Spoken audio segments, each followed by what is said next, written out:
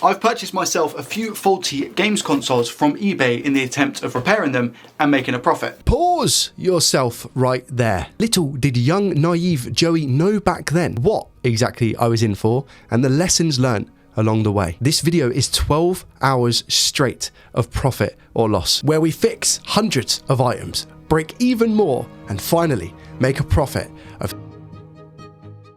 The first faulty item is in a rather big box and then another big box. To be honest, I'm really liking what the seller went through to protect this console. However, I do think this is way too much bubble wrap. First item on the agenda, Xbox One S console. The fault on this one in particular is it doesn't have any power. The total cost of this item was £45. Then we move on to item number 2. It's an absolute behemoth, and for this item I actually paid £200. It is in fact the newest Xbox console, an Xbox Series X. Very happy that it actually comes with the original box. The issue with this one specifically as well, that it just all of a sudden randomly stopped powering up one day. So loss of power. We have two items, two faulty consoles that don't have any power whatsoever. Our total spend for the consoles is £245. Let's see if we can make a profit and hopefully not a loss. Let's start with our first item, which is an Xbox One S. I think this is a 1TB version. You can't really see with the light, but there is a little bit of a yellow stain on the top of the console. And I also left my gloves at work. First things first, give it a test, see if it powers on. It definitely does not power on. This is good. The console has not yet been opened in its life, which is also another really, really good sign. My spidey sense is telling me either it's going to be a power supply issue or we have a 12-volt short. Let's take the console apart.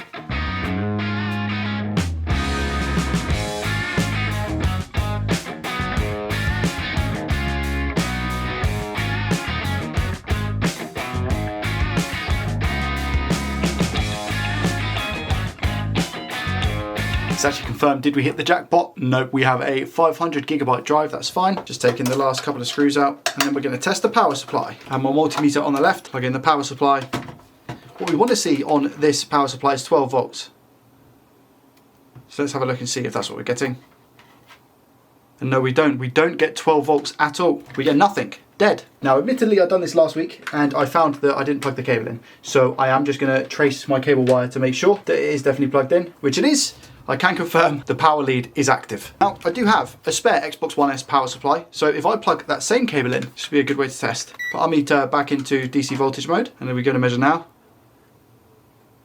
There we go, we get 12 volts, okay. I've not ever had this issue where it's been a faulty power supply for an Xbox One S, which is really, really good because I have the part available, I don't have to strip the board down any further, and I can just straight up replace it. Oh wow, it looks like this power supply actually went bang. Again, never seen something like this before on an Xbox One S that I've bought from eBay. That is crazy. I hope the actual board and circuit are okay, but the power supply looks like it was definitely faulty. Because of the mark that's left behind, I'm just going to check and see if there's a short on the 12-volt line or if we're okay.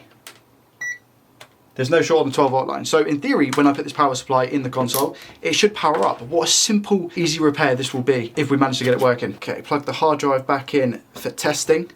Come on. I have to put a little power board in as well, so we can have an on button. I'm actually going to be very hopeful and even go as far to put the HDMI cable in. Hopefully this doesn't blow up. I saw a fan spin, so that's really good news. Let's go over to our Elgato game scene. How we get a light? This is amazing so far. Do we get an output on the screen? This is always the tense part.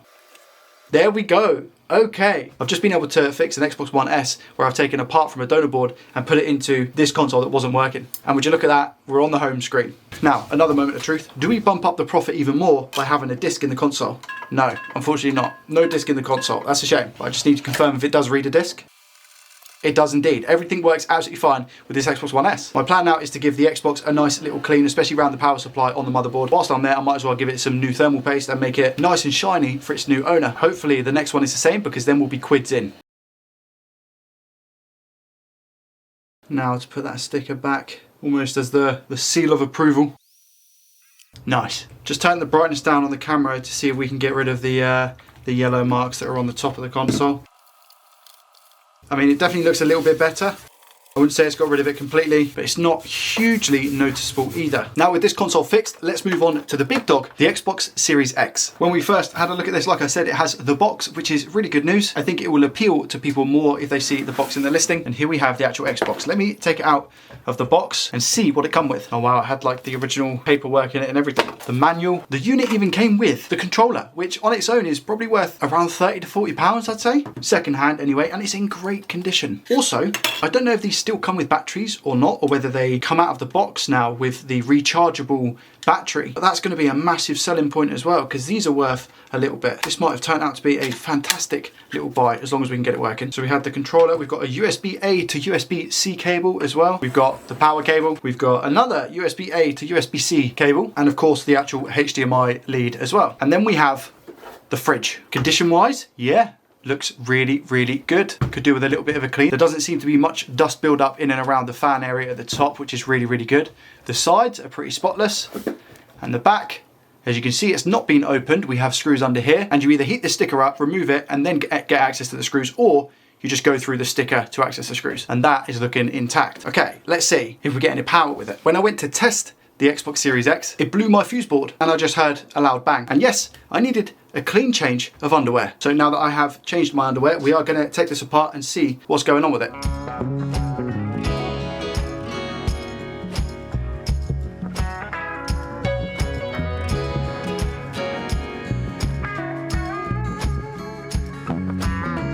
This is what a Xbox Series X power supply looks like. This one is the one that went bang, so we do need to be a little bit cautious when handling it. But what I'm going to do with this is take it straight outside and leave it there until I can safely dispose of it, which I'll be able to do at work come Monday. I think that's the first time something's ever tripped the electrics. So what I'm going to do is test another power supply that I have for an Xbox Series X, and hopefully I should just be able to put this in, give it a couple of tests, and maybe it'll work. I didn't know the issue was going to be a faulty power supply in this Xbox Series X. I was hoping for it, but I have actually fixed a few Xbox Series X's that had shorts on the 12 volt line, so I thought it might go down that road, but I think it's because of the power supply. Okay, I've plugged the known good power supply in. I'm just going to test and make sure that we get 12 volts, and this time nothing blew up. I've had it on situations before where we have 12 volts in one cable and not 12 volts in the other. Do we have 12 volts on this cable? Yes we do. Do we have 12 volts on this cable? Yes, we do. Look at that. Okay, so we have a good known working power supply here. I'm also going to test and make sure that we don't have a short on the 12 volt line, which will be here on the top board. We don't.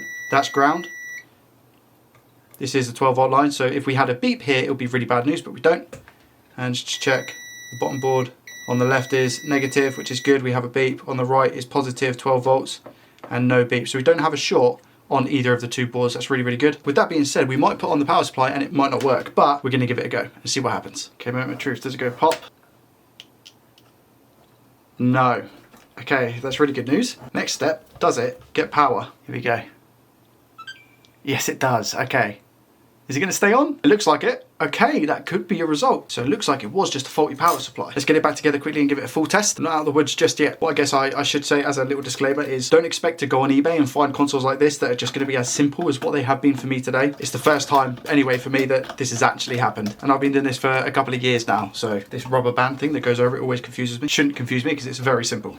That's a lot better than what it was. Now just finalise by putting the back cover on. Lovely jubbly. There it is. Just put the screws back. Okay. I think we're okay. I think we're good. It was very nerve-wracking. Okay, plug the HDMI cable in as well. First things first, do we have power? Very heavy console to lift up.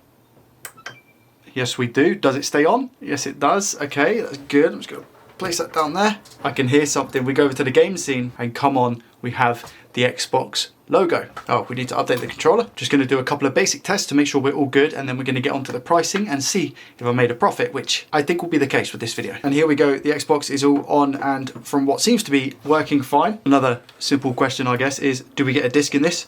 Ready to up our profit a little bit? No, we don't get a disc. That's okay though. I'm okay with that. Let's just take a game disc. We have Red Dead Redemption here, just to make sure that it does pick up and read discs. There we go. Yeah, Red Dead pops up. It's installed on the disc. That's perfect. Here we have the final products themselves in all their glory. Like I said, I have been extremely lucky with these purchases. This doesn't happen every single time, but let's work out the profit and see how much I'm going to make by buying these consoles, fixing them, and then selling them. We've got an Xbox Series X used. Buy it now with a controller to see how much the prices are. You're looking at around about what?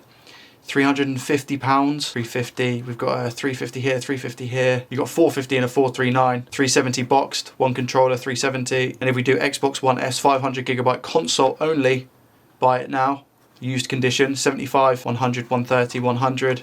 120, 95, that's boxed. Now when it comes to the parts side of things, I've used a power supply for an Xbox One S and I've used a power supply for an Xbox Series X. However, I haven't gone out and bought those. They are from consoles that I failed to fix. So therefore I don't think I should be including the cost of those on the profit margins. However, what that does mean, if I do buy something that's faulty from eBay and I'm unable to fix it, I need to declare the whole thing as a loss. Plus, in that instance of me not being able to fix something, pricing up all of the parts individually would take me such a long time. So I think it's best if we just do it that way. I am interested to hear your feedback though, so get at me in the comment section below and let me know what way you think I should do this. I'm very keen to start including the prices in these videos. If we say the sale for the Xbox Series X would be 340 just to be able to actually get it sold. Most of them were listed at 350 with a controller. I bought it for £200, so let's say £140 profit. Minus the eBay fees, I always list when there's 80% off, so maximum you're talking £10, so £130 profit for the Xbox Series X, and I bought the Xbox One S for £45. I'm going to say I'll be able to sell it for around about £70 just for the console itself. After the eBay fees, you're talking roughly £22 or so profit, bringing our total profit to £162 for this video. I managed to pick up both of these faulty items from eBay for a grand total of £95. The idea of the video is to take these faulty items, make them not faulty by fixing them, I really hope, and then making a profit. So let's open them and see what they are. Some nice, well packaged boxes is what we like to see. Not always an indication of what kind of quality the item is. Can you guess what they are like this? I bet you can. Today we have not one Nintendo Switch, but two Nintendo Switches. They have what looks like order number stickers on them. Let's take a closer look at each one and see what the quality is of these devices. This one looks like it has some sort of honeycomb effect on the screen. I'm hoping we can just wash that off and it's not something that's embedded into it. Is that better? There we go, look at that. We've already added £5 profit to this device. We haven't. Not bad condition at all. A little bit gutted that they've left this sticker on. Hopefully it will come off no problems at all and not leave any residue behind. It's got a kickstand, would you look at that? Any games? No game in the game cartridge slot. Just our standard checks. We seem to have all of the screws. So for item number one, I think we've done pretty well. Item number two, how you looking? Wow, yeah, this is clean, this one. No SD card, unfortunately. What about game? Come on. No game, unlucky. But this one, yeah, really good condition actually. Okay, is missing a screw here and a screw here, you see, two screws here in fact, typically meaning that somebody's been inside this console. The plot thickens. We also have an incorrect screw up here. So far, pretty happy with my spend on these devices. Both of them were in fact listed with no power at all. You push in the button, nothing happens. So let's give them a quick test and then we're going to take them apart and try and fix them. NS22, you have been chosen as prey. Toolkit is at the ready. I'm going to head on over to our microscope that I have here just to inspect the port and make sure that everything's okay before I go plug it in charging cables to potentially make things worse. Just as a side note, I guess, if you're looking to buy the microscope that I have here, there will be an affiliate link down below in the description. If you purchase an Andon Star microscope on their website, I get a little bit of a kickback, and if you use code JDT, you get $10 off your order. Okay, Mr. Charging Port, how are we looking? Yeah, the charging port itself on this one is looking absolutely fine. Looks good, okay. I'm hopeful. I guess I shouldn't really be hopeful because otherwise I'm never going to learn. The ones that are in good condition, I can never fix. Here I have my ammeter. Do we get a charge on this Nintendo Switch at all? And if so, what happens? We get 0.29 at 15 volts. It jumps up to 0.47. Being honest with you, that looks like really normal behavior. I'll unplug it and put it back in just to make sure. Starts at 0.31, jumps up to 0.47 with 15 volts. Let's turn it over to the other side and see what's going on. Do we get the same sort of story? We do indeed, 0.47 at 15 volts. And this is the one that has actually already been opened. So let's dive a bit deeper with this one, get it open and see exactly what's going on.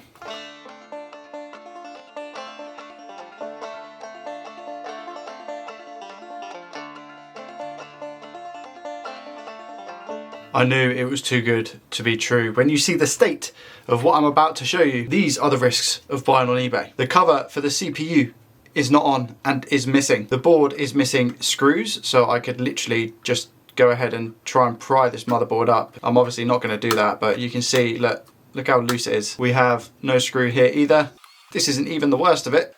And then we go up here, and here we have the LCD connector, which looks like to me that it's already been replaced, only because of the fact the solder joints here kind of slope down diagonally, and there are other bits that just haven't been plugged back in. So I'm going to take it apart some more, but one thing we're definitely going to have to change is the LCD connector. Maybe that's all that's wrong with this switch. I highly doubt it, but at least we kind of have a good idea of where to start. Just want to check the actual cable itself. Is the cable okay? If that cable isn't, then I can't use it. It looks okay.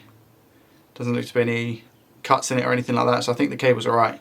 So we just need to change out this LCD ribbon connector. I've even been left a message on the board and it says video IC. There's two different sides of a story when you sell things on eBay as faulty or that don't work and have no power, for example. And I see both sides. One of them is if you're going to sell an item on eBay, you should know the status of that item, even if it is broken, faulty, and doesn't work. You should still know, you know, or have an inkling as to what's been done with it, what the history of the console is. The other side is you put on the listing, you know, I don't know, it's faulty, it doesn't work. I don't know why it doesn't work, I'm selling it. The description on eBay does state, this device may have further faults not listed as only a cosmetic and power on test have been done. You know, in the last video, I made a great profit from an Xbox Series X and an Xbox One S. If you want to see that video, I'll leave it in a card in the top right hand corner of your screen right now. But now you have this side of eBay where I could have completely thrown away some money here. I guess that's the risk that I take, and you should be aware of that risk if you do something like this. Now, this says video IC on this little label here. Video IC is P13 on the back of the board, which is usually located here. Somebody has taken it off the board. So someone has also stole components. So I now don't know if it's even worth repairing this switch, but I will give it a go because I'm a silly man and it's good content. I'm also going to put a P13 USB chip on. Then we're going to sort out this connector up here and give it a test and see what happens.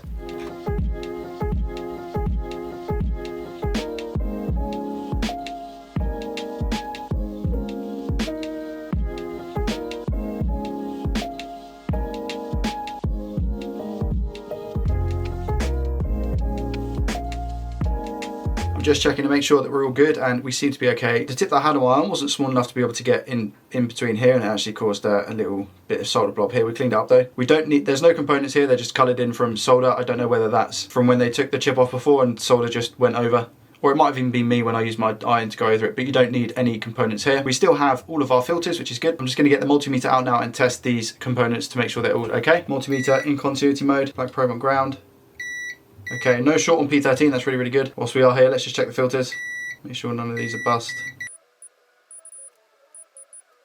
Filters are all okay as well. Turn it on its back, let's check out M92T36. This is our power management IC. It doesn't look straight. I don't know if this has been changed before. Let's measure, see if we've got any shorts. Nothing, no shorts on M92, but it might be a bit wonky, so we might need to sort it. And then finally, we've just got the BQ chip, might as well just measure around here as well. Also okay. So theoretically, all we need to do is change out this connector, the FPC connector, and we can give it a test.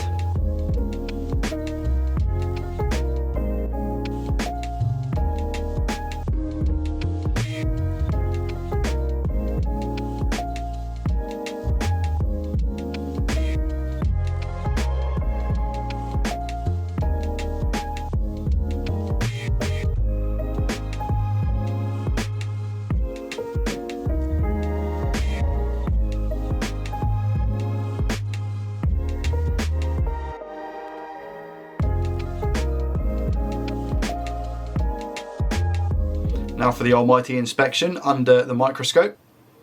As you can see, all of the pins underneath there are soldered. That looks all good in my opinion. Other side, again, all good, everything's soldered. Ready for testing. Okay, this is the nerve-wracking part. I'm just putting the battery in now. So battery's attached, we've done the P13 USB, the new connector is attached, and also the backlight is attached. So what happens now when we go to put power in the device? Do we get a little battery symbol, which is going to be our friend, hopefully. 0.3 amps, 0.47. Still no display. Usually a working tablet would have a battery light symbol here, like a charging symbol to show that it's taken in a charge. Okay, that kind of sucks. Let's try a known good case, just in case. See what I did there? The screen isn't working in this one. Cool, my jokes are getting really bad. Here we go. Next moment of truth, everything's plugged in, it's different housing. Was it the screen that was bad? 0.07, 0.14.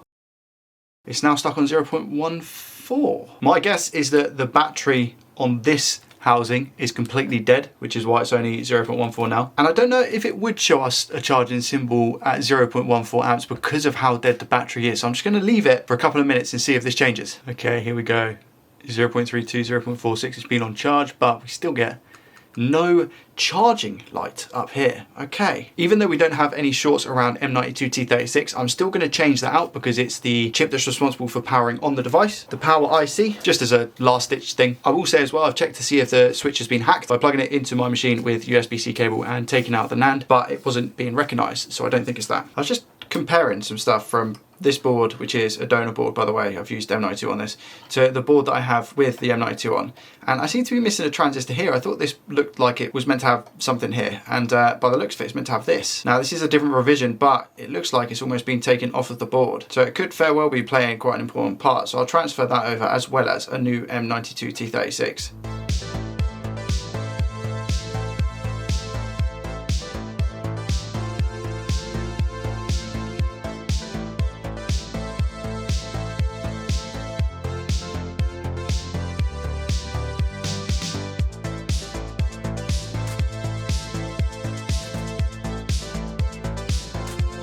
I took these little components off because they're a pain and you don't necessarily need them. So now we're gonna test. Okay, test time again. What happens now? 0.31, 0.47, anything on the screen? Nothing, nothing at all, nothing at all. Nothing at all. Devastating. Okay, so M92 P13 USB. Do we get a glimpse of the backlight? No, the backlight doesn't come on at all, does it? So I definitely think it's a power thing. Unfortunately, I think we're gonna have to call it quits on this one, which means we are currently negative around about £50. I'm gonna take my chips back off of this because I know that they're good. Okay, moving on to Nintendo Switch number 2. I'm praying that I have a little bit more luck with this one. However, that has just fallen off completely. The charging port itself for this one looks okay. So let's come straight in with the ammeter and see what we get. We get something, 0.06, 0.07. Ah, wait a minute. We get a charging symbol. We've got 100 milliamps, aka 0.10 amps. Maybe it just doesn't power on. Maybe that's what the issue is. I'm gonna leave it in charge and see what happens. Can you imagine if we've just got lucky with this one? I thought I used up all my luck in last week's video, but maybe not. All right, I'm back for my dinner. I'm now gonna check the status of this switch. Gone up to 0.62 amps, which is a change from the 0.10 and the battery icon here. If I push this button, do we get anything? Yes, okay. So it powers on. If I take it out of charge, does it stay on? It does. Let's grab us some JoyCons and see what's going on, shall we? That one registers, which is good. That one registered, which is also good. I'll just quickly run through the setup. All right, so I've managed to get to the home page. I've connected to the internet and that seems fine. What's really strange about this is how it's been factory reset. So you'd expect if somebody had sold it faulty and didn't power on, that it would resume from where it died, which usually somebody has an account on it. I'm just gonna see if it takes an SD card. Yeah, that's fine. It recognizes, that's good. And does it work with the game? Yes, it does. What's going on? Maybe it doesn't work in a docking station. I've just loaded up the game scene as well, so you should be able to see same time as me. I get a green light and there we go. It shows up on the dock. Joy-Cons work wirelessly. I'm just having a look on the listing to confirm. An NS20 is the one that we're looking at, as you can see from here. And it says the device does not power on. It shows no signs of life when on charge. A great suggestion from somebody from last week's video actually stated it would be best to look at the prices of items that have sold rather than how much they're going for to give us a better understanding and a better estimate of how much it's gonna go for, which I think makes perfect sense. How much they're going for, 98. 130, comes with a dock though. That's unpatched for 140, unpatched 150, 170, 110, 99.99, 98.99, 99. So I think based off this, we're saying £100 for one Nintendo Switch currently, just as a tablet only. So if I paid £95 for both of them and I sell one of them for £100, I've made £5 profit. However, most of those listings were free postage. So if you take 100 minus 5 for postage, minus 5 again for eBay fees and any promotion that I use with the 80% off eBay selling fees. Today we look at a loss of £5. I was incredibly lucky again this week to get a Nintendo Switch that was working. I also don't include my labor costs in this video. Thank God I don't, even though I guess that's probably worth about £2.50 an hour. But hey, we got lucky in the end, managed to pull through. I'll take a £5 loss. These are two quite heavy, big boxes. Here we have two Xbox One S consoles. One of them seems to be a digital version. For both of these consoles, I paid a grand total of £60. So you're talking £30 each. The top one here, even if this is a 500GB console, it will go for around about £65, I believe. The all digital 1TB, I should be able to get roughly around about the same, probably around £70 or so. So if I manage to fix both of them, it could be nice. If I manage to fix one, I should be able to make my money back. So really, in today's video, I need to be fixing both of them. We'll look at them individually, one at a time. And we're gonna start with the digital version. Condition wise for this one, the plastic at the back is popping out of the shell, which would highly suggest to me that somebody maybe has been in the console or it has been dropped. If I turn down the brightness on the camera, you can see we've got a various amount of scuff marks and scratches. So the casing itself isn't in great condition, which will obviously affect the listing if we do fix it, meaning our profit margins will be lower. The listing on this one specifically states, unit power's on but have not been able to test further as HDMI is getting no signal. Unknown fault, don't know past this point. So we're dealing with a no image console. Let's give it some power and hopefully this doesn't blow the fuse. Okay, here we go. Power's in, that's good. Might as well plug the HDMI cable in as well. Does the console turn on? Yes, it does, that's good news. So we definitely have power. Switch over to our Elgato game scene. We don't seem to have any image at all. The console's been on for a good minute or so now and we have absolutely nothing. I'm just gonna see if we can boot it into safe mode. Perhaps it might be a hard drive issue. Usually to get the console into safe mode on a standard Xbox One S, you hold down the sync button, the eject button and the power button. And I'm sure on a digital Xbox, you just need to hold down the sync button and the power button, but it's not booting into safe mode. I'm not even getting the beeps to show that it's going into safe mode. So we're gonna have to go about this the old fashioned way, stripping the console down and testing the hard drive. Before I do that, I should just mention quickly that the HDMI port itself looks absolutely fine from what I can see at this weird bird's eye angle view anyway, in which case, let's go ahead and take it apart. Pause the recording a second. We have no green screws here, the long ones that keep the chassis held together. So Lord only knows what this console has actually been through.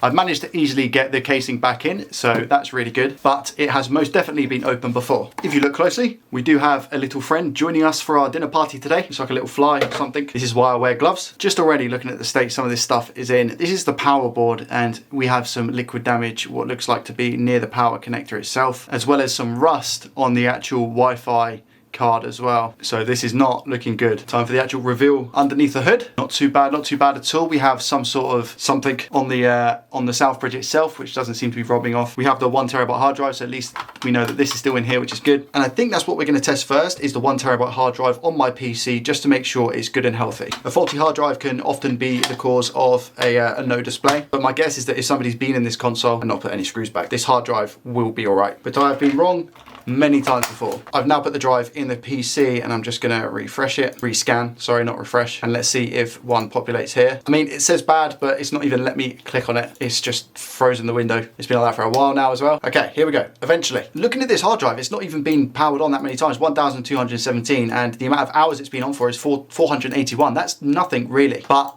as you can see, it's bad. Most probably the reason as to why it's not working. So let me replace the hard drive and we'll give it a test. Now I don't need to reassemble everything, as you can see here. I've just sat a test hard drive in this. So if we apply power and HDMI now and turn this on, what do we get on the game scene? Do we get an image? Pretty much straight away. So there's nothing wrong with the HDMI port on this console. There's nothing wrong with the HDMI retimer chip, which really eats into your profits, but instead it's a hard drive. I'm not gonna bore you with the ins and outs of putting in a new hard drive. What I will say though is I'll be replacing this little board because of the rust around it. I could just give it a clean, put it in, see if it works, but it just doesn't sit right with me as somebody who sells on eBay. I need to make sure that all the parts are gonna be good from a longevity standpoint. I want this to work for somebody for years to come, in which case I'll just replace it. So us replacing that, as well as a 1 TB hard drive, you'll find out about the pricing at the end. I'll give the console some new thermal paste, make sure it's all nice and clean, and also give it the screws that it needs. Well, I can confidently say that we have fixed the issue with Xbox number 1. Let's move on to Xbox number 2. Somehow, the second Xbox that I bought from eBay is actually in worse condition than the first. You can see that we have sticker residue here. It doesn't look like it's been opened, which is kind of nice, but the sticker from here is gone. I don't know why someone would go out of their way to take this off. It makes no sense to me. We've got a load of stickers here, which are also blocking some ventilation, which isn't great. And we've got a crack here and a crack in the chassis right here. This is not looking good for me. The listing on this console states that there is no power at all. So of course we're going to plug it in and see if we get any power. Do we get anything on the console? No, we don't. However, it does feel really squishy. Both of those buttons, in fact, feel very, very squishy. So I don't know if it's making a connection to turn it on. That could be extremely interesting. So let's take this one apart and see what's going on. We're gonna have to hit that pause button again. We have the only screws that we had in this one were the green long ones that I didn't have in the other console. You can't write it. I'm also missing the black screws that hold the board to the chassis. All the little small ones that are labeled either C or B are missing. No wonder it wasn't powering on. It has no power board. Man, what? And we have no Wi-Fi card. Again, we have the same conversation as last week. This was listed as faulty. Not I have taken this apart before, stolen all of the components, put it back together, and I'm listing it for a cheaper price. They took the other components off, but they left the motherboard, the disk drive, the power supply. At least it's a 1 terabyte hard drive. I wonder if it actually works or not. Okay, I'm gonna take a known good working board and just place that in the front. Let's plug the power in in the weirdest way possible. I'm kind of hoping that it isn't just as simple as this. Does it power on with a power on board? Yes, it does. Funny that. We get a white light. Do we get a fan spin? I just stopped it with my fat thumb. I do think the fan did try to spin. There we go. We get a fan spin as well. It really smells. Do we get an image on the screen? Okay, it's been on this screen for a while now. We don't get anything. Let's try and put it into safe mode to see if we've got a faulty hard drive or whether it's an actual display issue.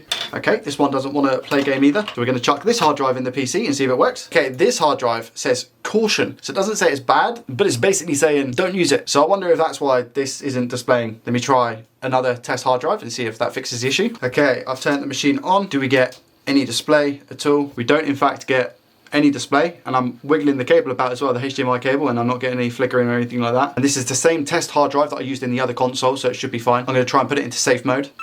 That's the beep that we want for safe mode. One more. Okay, good. And we still don't get a display on the screen. This is good because it means that we might actually do some soldering work in today's video. I'll take the board apart. I'll actually inspect the state of the port itself. It could be the Retimer IC. It could be the HDMI port. The HDMI port feels a little bit loose, so I might as well just go ahead and replace that anyway. So let's see if that fixes our issue. Here we have the TDP149 Retimer chip. I've got some sticky stubs.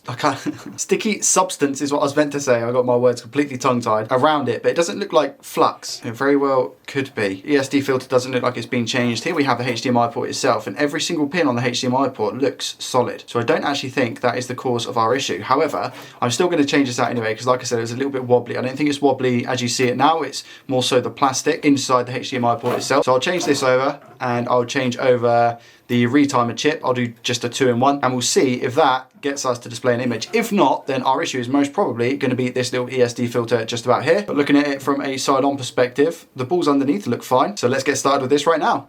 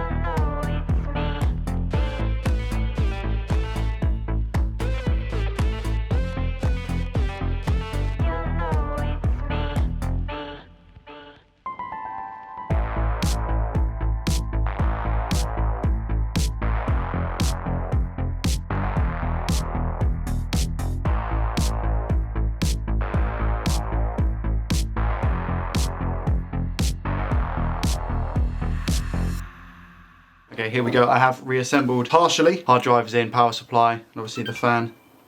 Let's turn it on, make sure that it powers on. We get a white light, that's good. We get a spinning fan, that's also good. Do we get anything on the game scene, is the question. Doesn't seem like it. Let's turn it off and take some measurements. Okay, so I have my multimeter in diode mode, and we're just gonna have a look and see what the diode readings are on each pin of this HDMI port. There's definitely no bridges from what I can tell. Do you know what I didn't do though? I didn't inspect the port to see if we had any loose pins. I just assumed that they were good, which you should never do. Let's just poke these very quickly.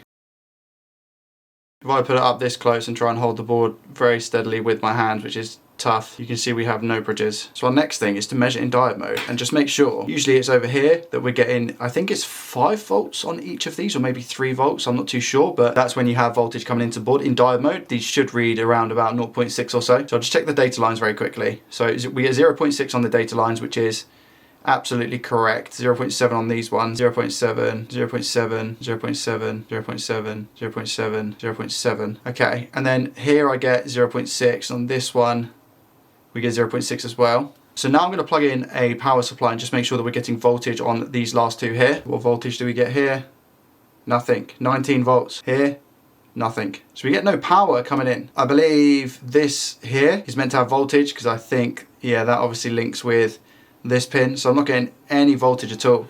So I think it is this little ESD filter that's faulty. Okay, let's swap this over quickly.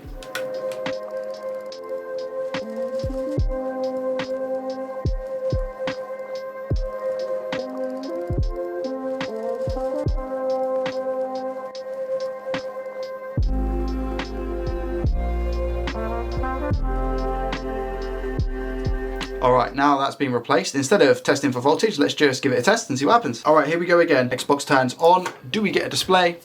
I'm hopeful this time. We've changed out the ESD filter, the HDMI port, and the retimer. Already, if I'm being honest, the repair is not worth the money in the slightest, and it doesn't look like we get a display. I should have measured to see if we had voltage on the line. Let's go and check that now. And what do we get?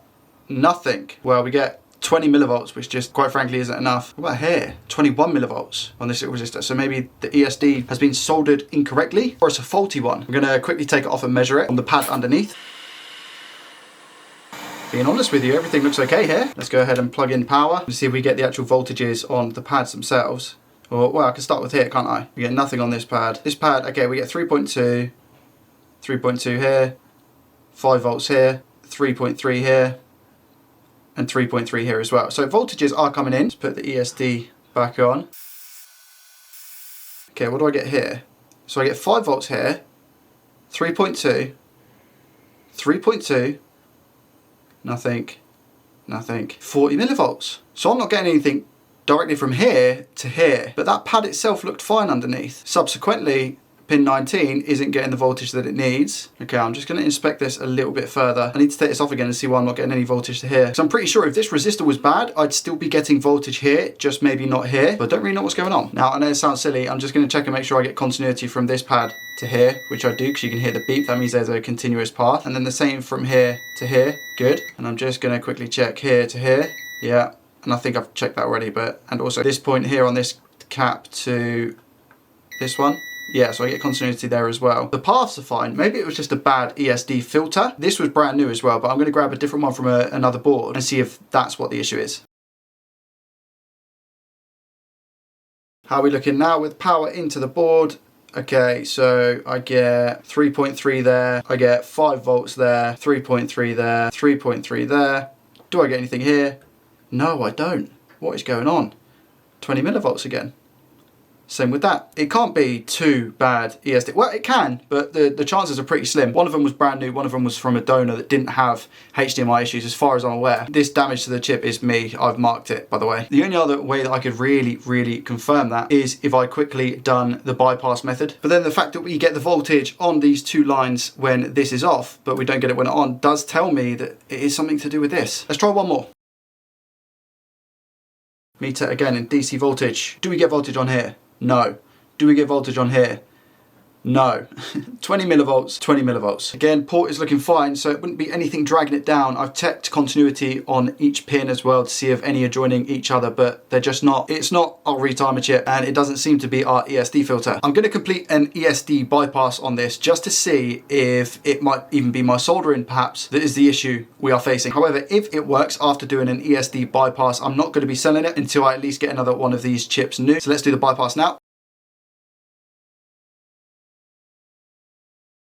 Okay, here we are. Next, moment of truth. Do we now get the voltages we are wanting to see? No, we're not. We're still not getting the voltage here. We're getting voltage everywhere else.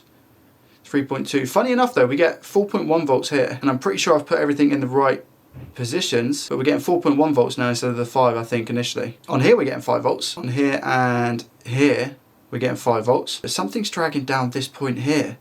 Maybe it's this component, you know. And now, as silly as this sounds, I'm going to take all of this off and I'm going to replace this component here, put an ESD filter back on and see if this little guy is the cause. I have nothing else to go by at the moment. And then I'm probably going to call it quits if that doesn't work.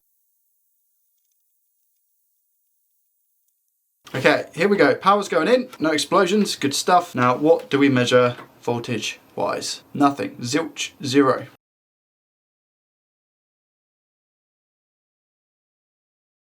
Testing time, nothing, 20 millivolts, exactly the same. What is going on? 3.2 down here, 3.3 down here, and 3.3 here. What is happening? Unfortunately, with that one, I'm gonna have to call it there. I've spent a long time on this now. Remember at the beginning of the video, I spent £60 on both of the consoles. The profit or loss from today's video is a grand total of negative £30. Can only go up from here, I hope. I really hope. We have two faulty Nintendo Switches, and would you look at that, one of them even came with a right JoyCon. This right here is Sally's spectacular spreadsheet. I've even used a formula, get me, to calculate 80% off our listing fees for eBay, because that's the only time that I will sell on eBay. I paid £105 for both of these Nintendo Switches. Later on in the video, we'll calculate up the parts used, how much we're then able to sell for, which will then give us a profit. The profit box is the sell price minus the eBay fee, minus the parts cost, and finally minus the cost that we actually paid for the console or consoles. So let's see how this turns out later on in the video. Let's inspect both of our Switches and see what condition they're in, shall we? I think it's fairly obvious to state that they both have no power. I'm really hoping that the stickers aren't gonna mark the screen when I take them off, but we're gonna start with 18081. On close inspection, it looks like we have majority of the screws. This is always a great sign, especially these little ones on the bottom here and this one at the top. That's really, really good. Unfortunately, we don't have a kickstand. We have the screw here though. That's again, really good. Do we have a game in the console? No, we don't. Both of these Switches were bought from the same seller. Sometimes that can be really good, or sometimes that can be really bad. Let's head over to Blue Mat Pat and see if there's anything wrong with the charging port. Can we see any issues here? No, I can't, if I'm being 100% honest with you. We look pretty clean. The pins themselves are all flush with the plastic, so we don't have any issues there. A few scratch marks in and around the port, but nothing too serious. In which case, we're going to go ahead and use our ammeter. Any tools that I use in these videos will be linked through Amazon affiliate links down below in the description. I do get a little bit of a kickback if you purchase anything using my affiliate links. So if we plug this into the Nintendo Switch, what do we read? We read something, which is good, but we get 5 volts at 0 amps. Do we get the same on the other side as well? Let's check. 5 volts, 0 amps. To me, this could be a simple M92 T36 chip replacement. I hope that's the case. It means we get to do some soldering in this video. Let's take this switch apart and see what lies on the inside.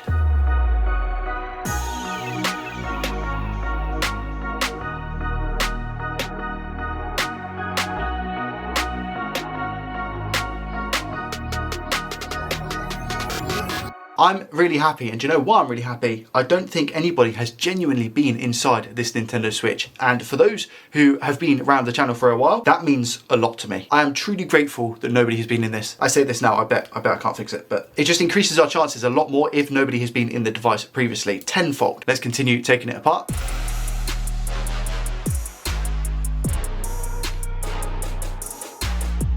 Okay, we have pretty much everything disconnected now. What we're going to do is zoom in on this little chip here. This is the M92 T36 power IC. We're going to see if we got any shorts around this component underneath the microscope. Hello, M92 T36. Right, we have the meter in continuity mode, which is the mode that beeps when we touch the probes together and have a full circuit. Do we have any shorts around M92 T36? So far, looking really good actually. What about here? I didn't test here. No, we seem to be okay. Okay, alright. Could still be a bad chip, but we don't have any obvious shorts as of yet. The board revision is HAC CPU 20. Let's go over to the BQ chip, which is the charging IC. Is that a crack?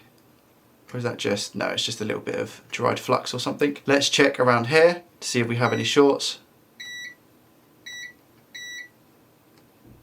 No, so we also seem really good around this chip as well. There's one more chip which is on the back. It's called P13 USB. That could be shorted, which is causing some charging issues. I've had it before where that is the case. Even though the P13 chip is responsible for the HDMI output to a docking station, it can cause issues with the charging circuit. Let's check the port itself as well, just the pins here, to see if we have any damage. Perhaps if it was pushed back, could have made a loose connection.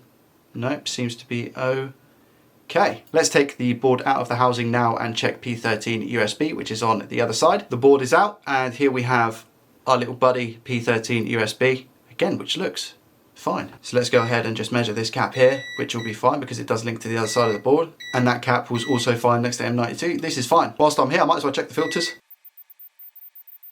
All good. I'm going to go for an M92 T36 chip change here. Chip change. And see if that is our issue. Just quickly, I'll measure around the caps around the max IC.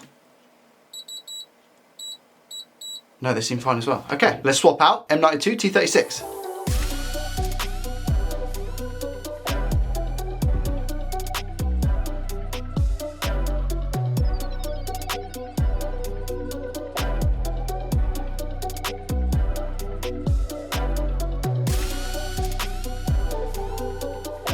What are the chances that M92 was the only issue wrong with this Nintendo Switch? If so, man, I'm maybe so happy. Clean off the thermal paste and apply some new. I'm going to test it in the chassis. I know essentially as well, it's not like, you know, a massively easy thing to do, replace a chip like M92 T36. But for me, usually when I'm repairing or trying to repair Nintendo Switches, because I'm buying that console off of eBay, it comes with several different issues, not just one simple one like that. So I guess I'll be flabbergasted is the word that I'm going to use if this works. I think it's going to work. My wife has just called me and asked if I want a McDonald's as well. McDonald's and a working Switch. What a great day this could be. LCD ribbon cable has been plugged in to the connector, and we also have the backlight connected. I just want to see if we get anything on the screen. And we're also looking for 15 voltations. Here we go.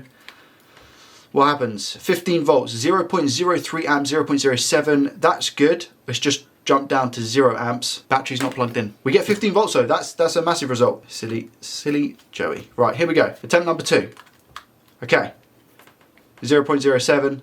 0.13 amps, and we get the little logo on the screen. Wicked. I said logo, it's a battery symbol to show charging. It's not a logo, Joey. This is a huge result. All I had to do was change out M92 T36, and remember, we didn't have any shorts around M92 T36. Goes to show that you can still have a bad component even if everything around it seems to be fine. I'll reassemble the Switch now. I'll put everything back together, brand new thermal paste, make sure it's all nice and tidy, and give it a really quick test. That could be our first win of the day. Come on. I think it's important to note as well that some people might be wondering, how does M92 T36 end up not working? Sometimes it can just blow. Other times I believe some people put in wrong chargers, which supplies the incorrect amount of current. The chip can't handle it and it just goes, see you later. And this is why it's super important not to put stickers on screens, because you can mark them, and sometimes, I mean, I'm just working very, very slowly here, but you can easily damage them by leaving this stuff on. Most importantly, it's just a pain to deal with. However, I don't know about you guys, but this Switch is looking in great condition now that we've given it a clean. Just need to sort out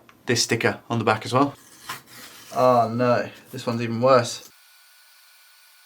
It's too late, I'm too far gone. Should have applied heat to that before I started trying to rip it off. I guess what did turn out to be a nice, simple, easy job has now become a little bit more time wasting and challenging.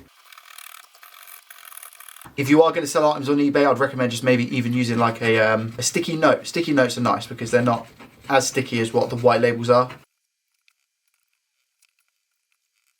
Okay, here we go. I'll go ahead and put this one on charge, and we'll come back to it later just to give it some tests and make sure it turns on, doesn't have parental lock, etc, etc. Just quickly clean up the old mat as well. Okay, shall we take a look at Nintendo Switch number 2 and see if we can go 2 for 2 in this video, which I think is almost unheard of. Same situation, no power. We'll have a look at the USB-C port in a second.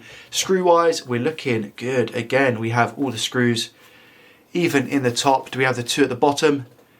Yes, we do as well. This is looking good. We've even got a kickstand. We don't have a micro SD card. Do we have a game? No, unfortunately not. Let's take a look at the port. Okay, how we... Oh, yes. Okay, so we can evidently see what's going on with this one. It is a bad charging port. And when I say bad, the bottom side looks like it's had a wolf in, and the wolf has had some lunch. Whereas we look at the top side, and that seems to be okay. I'm guessing somebody has plugged an incorrect charger in here, maybe a micro USB or something along those lines, or even something like a lightning port. People have done that in the past, and it's completely bent back the pins. This means I'm not going to be a moron and use my ammeter here, because if I use this and try and give this Nintendo Switch power, I could make things 10 times worse. I could put power to the wrong parts of the board because all of those pins are touching, and it could go bang. Let's go ahead and take this Nintendo Switch apart and remove the port from it. Dare I say it, it doesn't look like anyone's been in this Nintendo Switch either. This seller is getting a huge thumbs up from me. Let's take this board out of the case. And here's the port again in all of its glory. There we go. Just overall inspection of the board. M92 looks fine, no holes or anything in it. That's good. BQ also looks dandy. And P13 USB on the back also looks good. Out of curiosity, let's check first if we have any shorts on M92 T36 whilst the port is still on the board. Need to in continuity mode again, just like we did with the other Switch. Okay, so we don't have any shorts here. and no shorts anywhere else around M92 T36, which frankly is an absolute miracle considering how damaged this port is. It could just be a port swap. Again, check around BQ. Everything around BQ seems absolutely fine also, and you know it, that's fine. Quick inspection of the filters. See this? This shouldn't be how it is. We should have a vertical line, which we do here. We shouldn't have continuity diagonally. So good job I checked the filters, because this probably wouldn't have outputted a signal to the docking station, or it would have been quite a fuzzy signal. I think that's kind of a guess. I don't know maybe if that is because of the situation with the port. So let's get the port out first, then I'll come back and measure this again.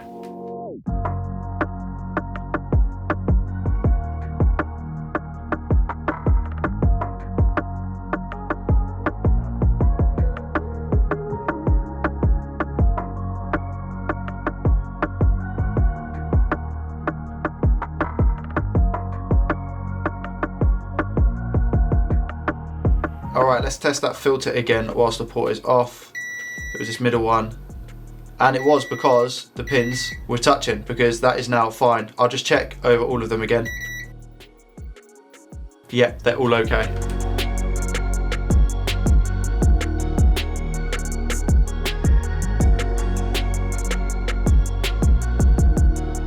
Now let's just come in with our tweezers and check that every single one is solid, which is why I tinned the port, by the way, just to make sure that we have a solid connection on every single one, which we do. So that port's been replaced. We don't need to replace M92 T36 because we don't have any shorts that we know of just yet. And this filter here on the back of the board is fine. Before we go ahead and check switch number 2 to see if it works, I'm gonna have a look at switch number 1 to see after a charge if it turns on and if it works properly. We also need to take a look at this JoyCon, which came in the listing as well. So if we can fix this as well, technically that's a 3 out of 3, but I don't know what the issue is with this JoyCon. Here we have the first Nintendo Switch. It's now charged. It is on, which is amazing. What I need to check is a few things. Touchscreen works, I can hear the speaker, and it has a few games as well. They're not digital games, we need the game cartridge for them. Mario Party, put that in. It says a system update is required to use this game card, but it recognises it. I'll do that in a bit and confirm. And then SD card reader, is that all good? Yes it is, that's perfect. These are my own JoyCons, these two here. I just want to see if they work. That one certainly does, wicked. And does this one? Yes, it does. Okay, so the JoyCons are also absolutely fine. And finally, just to confirm that this is fully working, we need to put it in a docking station. The dock is all plugged in. If I put the switch in, do we get a green light is the first question. I can see a green light. Do we get anything on the Elgato game scene? Yes, we do. There we go. It works in a dock as well. Now we're going to check and see if switch number 2 is fixed with that charging port that's been replaced. So we've got the no power sticker. This all needs to be cleaned by me. Do we get anything on the ammeter? We do. That is good news, 0.08, and we get something on the screen. Let's go. This could be 2 out of 2 for Nintendo Switches. Let's just check it on the back as well. What do we get? 0.08, 0.11, and we get the icon on the screen, or should I say logo. I'll leave this in charge like I did the other one for a little bit, and we'll just make sure that it fully works. Then we'll see what's going on with this little JoyCon here, and then we'll see if we made a profit or a loss.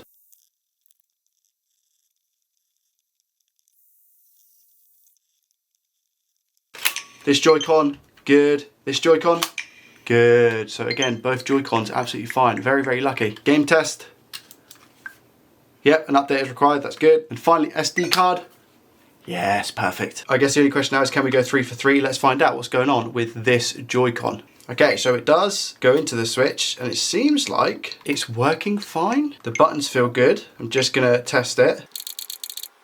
Yeah, everything's working. Let's check the actual analog stick, make sure there's no drift or anything like that, which there isn't. That all seems to be absolutely fine. And it does work wirelessly. I don't know if you're gonna be able to see it. It does, it's just out of battery. So the wireless side of it works as well. So I think it just needs a good clean. There we go, just with a little spruce, looking 10 times better. Wipe down of the back of it as well. And just like that, it's as good as new. Lovely jubbly. So today we have officially gone 3 out of 3, 2 Nintendo Switches and a JoyCon. So if we now go over to Sally, you're talking £105 is what we spent on both of the consoles. As for parts, an M92 T36 charging IC for me is £5, plus the charging port itself, which I think around £3. So we're talking £8 in cost today. So in the parts, we put £8. And for our sale price, 2 switches at £100 each, plus the JoyCon for 25. You're looking at 225. Did we make a profit? I think everyone knows the answer to this. £105.25 is the profit for today's video. I paid £150 for both of these faulty items. So let's get them open and see what we've got today. It says Xbox Series S, however, it's actually an Xbox One S. Condition wise, not fantastic, but we will inspect it a little bit more in a second. This one is interesting. And after all of that, here we have an Xbox Series S, which is one of the newer generation consoles for an Xbox. Before I get too excited, the first Xbox came with a power lead and a HDMI cable, which is really, really cool. Let's take a look at the condition of this one. It doesn't look to be that great, if I'm honest. Turn down the ISO on the camera to make sure you guys get a good look. You can see that we've got quite a lot of dirt around the fan area itself. I don't know if it has been opened or not. Potentially. We'll have a look at that in a second, but you can see as well that we've got some marks on this side of the console. Also, I've seen a lot worse, like it's not in horrendous condition. I paid £50 for this, and the listing states on this one specifically that we have a bad image to the TV. They said it might be a HDMI port, but they're not too sure. So that's the fault with the Xbox One S. The fault with the Xbox Series S is exactly the same. There is no output display to a TV. However, if we look at the HDMI port on this one as well, it also looks damaged. So what we could potentially have here is two Xboxes that don't have an image to the TV that just require a HDMI port. But as we know with this channel, that is not always the case. It's not always as easy as that. Let's go ahead and start with the Xbox One S and give it a quick test. I've plugged in power. I'm not going to plug in HDMI to this, again, because you can clearly see here that there is an issue. But I do just want to make sure that the console turns on. Okay, so we do get the light, and you can see the dirt around this area here. So this console will actually need quite a decent clean. I guess, moment of truth, did we get a game? No, they didn't give us a game. There's a lot of dust floating around, I can tell you that though. So as we can see, because this clearly actually turns on, let's take it apart and see if we can resolve the issue with the HDMI port. The listing also states that this console is a 1 terabyte, so it'll be interesting to check over that and make sure they weren't telling any fibs.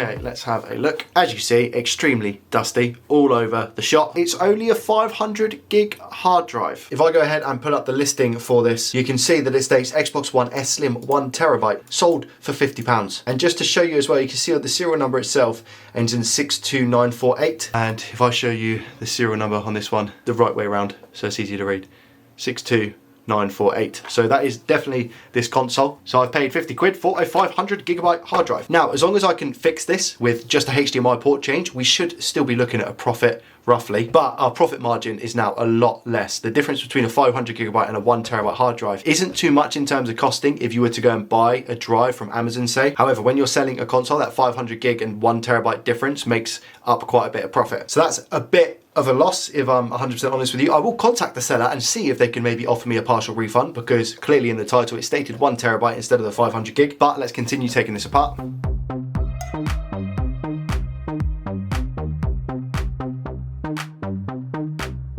I'm not too sure how long this board would have lasted if it wasn't for the HDMI port kicking out, because look at all that dust down the 12 volt line as well. And I'm assuming the APU, which is here, was really struggling to breathe. There's not much thermal paste on that. We'll give everything a nice clean though and make sure it's spanking new. Let's go ahead and inspect the HDMI port. You can see that the pins at the bottom are a little bit exposed, and the clasp in the middle here has definitely gone. Top side, I think, is where we're having our issue, where there's not going to be a great connection on the pins, and therefore would probably work if you give it a little bit of a wiggle. But again, it's just not worth me putting a cable in to potentially damage the cable further as well. So let's go ahead and replace the HDMI port on this and give this board a decent clean. Hopefully we're going to have a working Xbox One S. That will get us off to a really good start.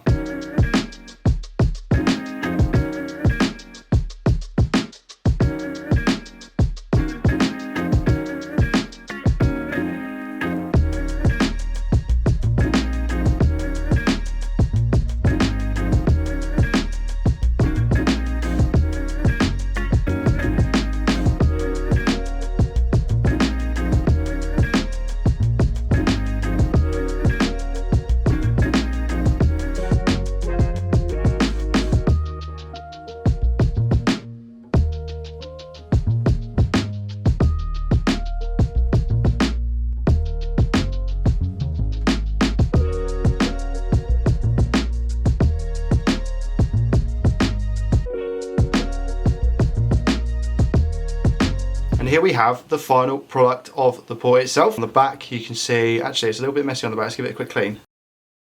This is why I like using the drop method. As long as you heat it for long enough, the solder will go through to the other side as well. You can see here, look, on both the ground legs, it's gone through. Same story at the front as well. And look at the finish that we get on the pins. I will check them. Every single one looks to be in great condition. Oh, except for me scratching away at the pads. Yep. Every single one absolutely solid and a very clean job as well. Let's see if it works first, then I'll go ahead with the clean and reassemble. Alright, so I'm just putting the power in. We've got a fan spin, which is always good news. Plug the HDMI cable in as well. We get power, which is always a result. Do we get a display on the monitor? Here we go. Elgato, show me some love, please. Okay, there we go. All right, it looks to be in, I believe, like 480p at the moment, but we can get that changed. It turns on. That's wicked. That's a result. Good stuff. Okay, let's just go to TV and display options and we have the option for 4K Ultra HD. My monitor doesn't support it. Let's change it to 1080p and just make sure that we get, yeah, there we go. Okay. Oh, I've pressed keep and it's disappeared. Okay, good. Yeah, there we go. 60 Hertz. We have the option for 120 as well. Let's give it a quick clean, reassemble, and then we'll move on to Xbox number 2.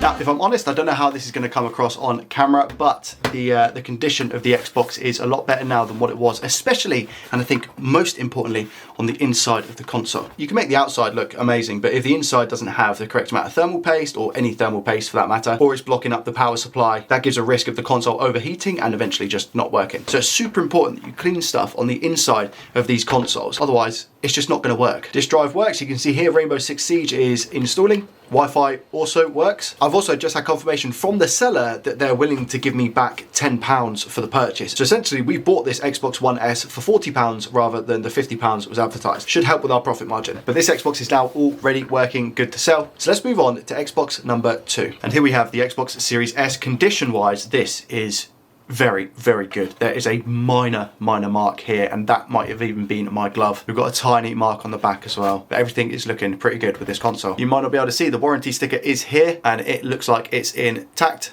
as well as this one over here, sorry. But let's go over to the microscope and just check out this HDMI. All right, here we are. You can see that it's over this end, that the port is absolutely messed up. The clasp as well is broken, so I'm not, again, gonna put a HDMI lead in this because it's just not gonna work. So let's start taking this console apart. The Xbox Series S is in fact my favorite console to take apart. It's just very easy. And here it is. Honestly, I just love the console itself. It's amazing. I know it's only digital, so it doesn't have a disk drive, but I mean, for what you want, it's incredible. Like, it's so small, convenient. All in all, I think I honestly prefer the Xbox Series S to the Xbox Series X. Just for size, it's just so easy. I've just realized as well that I didn't actually test to see if it works, which I should have, in terms of power on, like I did with the first Xbox, but it is what it is. With the Xbox Series X, you've got a shroud that covers this bit as well, which is a bit of a pain to get off this. You just take off the X clamp and you're in. I like to remove the SSD because we're going to be applying quite a bit of heat to get the HDMI port off. It always makes sense to remove the SSD. Now, the only thing I will say is that these HDMI ports are a little bit trickier to get off and to install. It would be quite hard to get a soldering iron on those pins where the port is, and that's because of the fact the metal shroud is quite close to the actual pin, so it would make it really difficult to get an iron up under there. But as you guys know, I like to use the method which is called the drop method, and exactly what you have just seen me do on the Xbox One S, which is where we turn the board over. I'm going to try and apply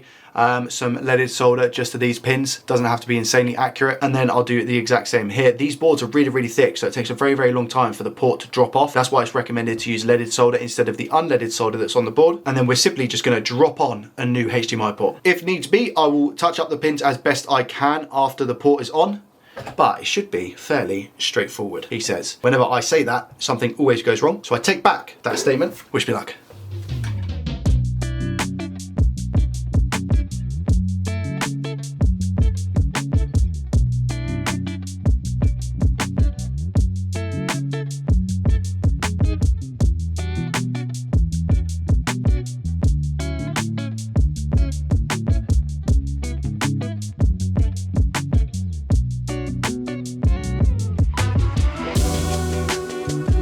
Okay, here we have the actual port on, and it's looking all good. I'm just going to test to make sure that we do have solid pins. Let's just check. Yep, so good so far, which is always good news.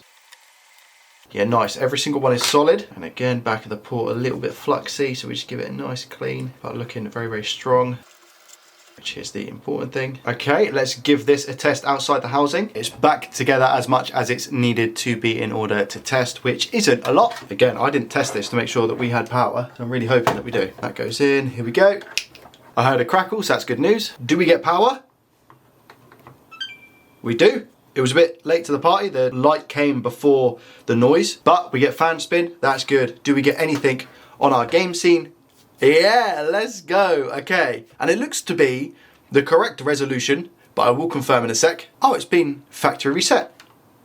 Okay, I wasn't expecting that. Usually when you have like a display issue with a console, they leave the profile on because they're unable to reset the console because it doesn't display. It's very possible that they were able to temporarily get an image and wanted to reset it before they sold it. That's a possibility. Let's go to the settings and just check the display. We have 4K as an option, 1080p and 120Hz refresh rate. Wicked. That is good. Okay, there's not much tidying to do with this one, and I've already put thermal paste on it because I've put it semi back together. I'll reassemble this and then we can hopefully look at our profits today. I can't believe I'm saying profits today twice in a row. Okay, both consoles are now back together and working exactly as they should. So Xbox Series S, I've put console only, but I mean, most of them have come up with a controller. I can't believe it. £130, £135 with a controller, £140 with a controller, £150 with a controller. I thought it would be worth more. You've got an Xbox One S here that's gone for £130 with a controller. That's an Xbox One S, not an Xbox Series S. 165 controller, 150 on its own, 140 on its own. Prices are a bit all over the place, so I'm going to go £140 for the Xbox Series S on its own. 500GB Xbox One S, £60, 77, 70,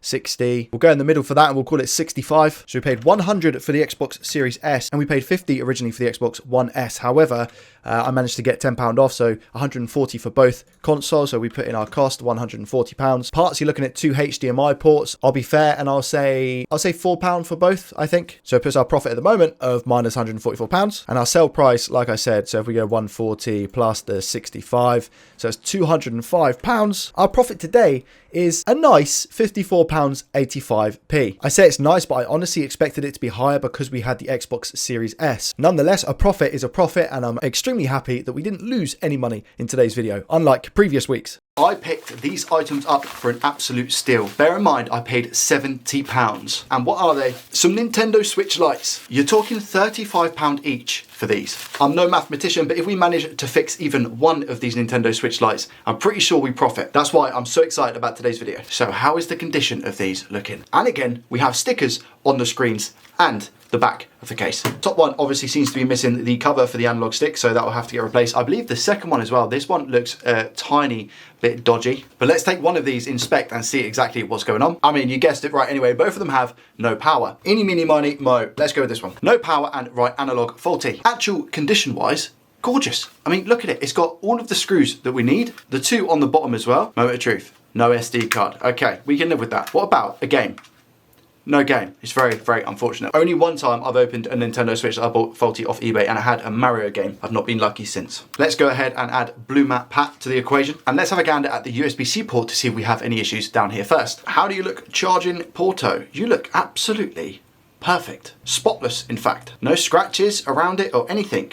State of the screws, this definitely hasn't been opened before. Is it weird that I get very excited about this sort of stuff? Yes, but it's good to be weird. Let's plug in our Let's plug in our ammeter to see exactly what the issue is with this switch. Hopefully it will give us a better understanding of the error. Before we do that, let me know in the comment section down below whether you'd actually be interested in seeing me fixing different electronics, not just games consoles. I don't know, electronic slippers, and see if we can make a profit out of them. If you would like to see somebody struggle fixing electronics and making an absolute moron out of themselves, then the answer will be yes. Here we go, Mr. No Power Right Analog. Do we get anything on the ammeter? The answer is yes. We have a light 0.0 amps. That's good. good. 0.07, 0.09, okay. We have 15 voltations as well. I'm just gonna leave it for a while and see what happens, because this amount of current to me suggests that the battery is completely flat. And if a battery is completely flat, it limits the amount of current it can take. Maybe we have something wrong with the charging circuit, so the BQ chip is not allowing the battery to take the full amount of current that it needs. And there we go, 0.46, it just jumped up. 460 milliamps is exactly what I would expect when a battery is charging that isn't going into fast charge on a Nintendo Switch. So this is good. We don't have anything on the screen. It could also be a faulty display. Let me leave it for 5 minutes. I'll see if it's gone up to fast charging. And we do have some weird behavior here. It's gone up to 0.59. Now, like I said, if it's fast charging, it should go up to around about that 700-800 milliamps. It's on 600, there we go. But we don't seem to get anything on the screen. What happens if I go ahead and press the power button? Do we get any change in the current? 0.65. So that could be fast charging. Do we hear anything if I turn up the speakers? I don't know if you can hear, listen. Can you guys hear that?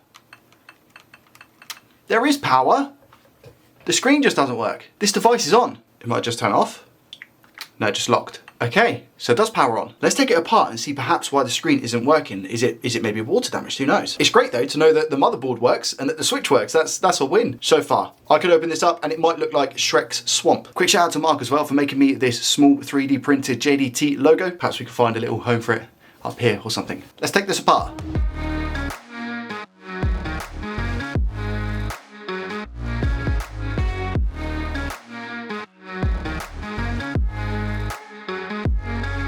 Now I guess at this point we don't know if it's going to be the backlight or whether it's the actual screen, but I mean there is a little bit of a kink in the cable.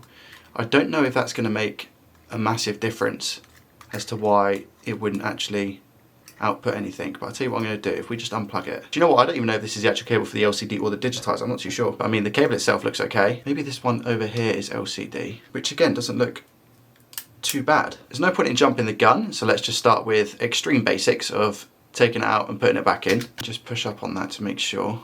Same with over here. We know that the digitizer's fine because we could obviously hear the clicks. We just didn't have any display on the actual screen itself.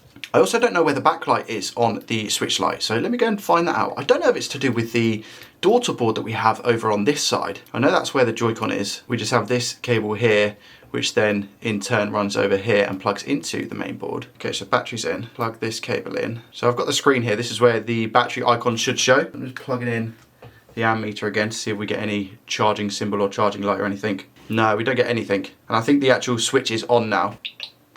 Yeah, I can hear it. I think what I'm going to do is I'm going to disassemble the Switch even further, and I'm going to put the main motherboard here into another chassis with a different screen, and that should be able to tell me whether it's a screen or a backlight. But again, I don't know if the backlight is on this daughter board just here. Let me confirm that real quick. So after watching a video from the myth, the legend, my mate Vince, he had a very similar issue with the backlight on a Nintendo Switch Lite. So let's go over to the scope now and I'll show you in a bit more detail. As I stated just a second ago, this is in fact the backlight for the Switch Lite, which is on a separate little daughter board on the right hand side of the console. Well, left hand side if you have it the normal facing way. And this daughter board here connects with this ribbon cable, like I said, to the main board. I'm pretty sure that this is the little backlight BGA IC we have here. And we have a few capacitors in and around that area. We have a diode, a coil, a couple more diodes, resistors, etc. Now, from what I saw in Vince's video, I think he had a blown cap here as well as some faulty readings on the diode. I could be wrong. So I am in fact quickly going to check to see if we do have a blown cap here with my multimeter in continuity mode, which is mode that beeps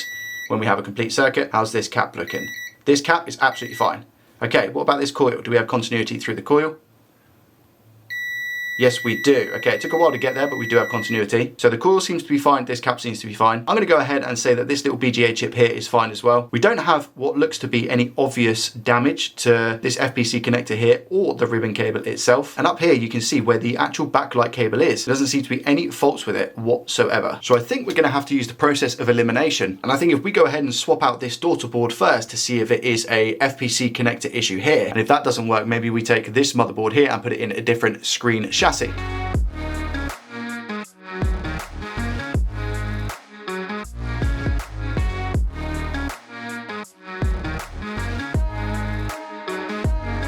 the doesn't look to be any signs of water damage or anything along those lines at all. So this board looks, again, ridiculously clean. And this is the daughter board that I'm going to be using. Issue is, this is a donor board, so I don't actually know if this works or not. I do have another one to test as well, so let's start with this one. I'm only going to put 2 screws in this because we don't need to go and put everything back. Okay, so now we have the donor daughter board in here. Let's see what happens when we go to plug a charger in. Hopefully, as always, nothing blows up.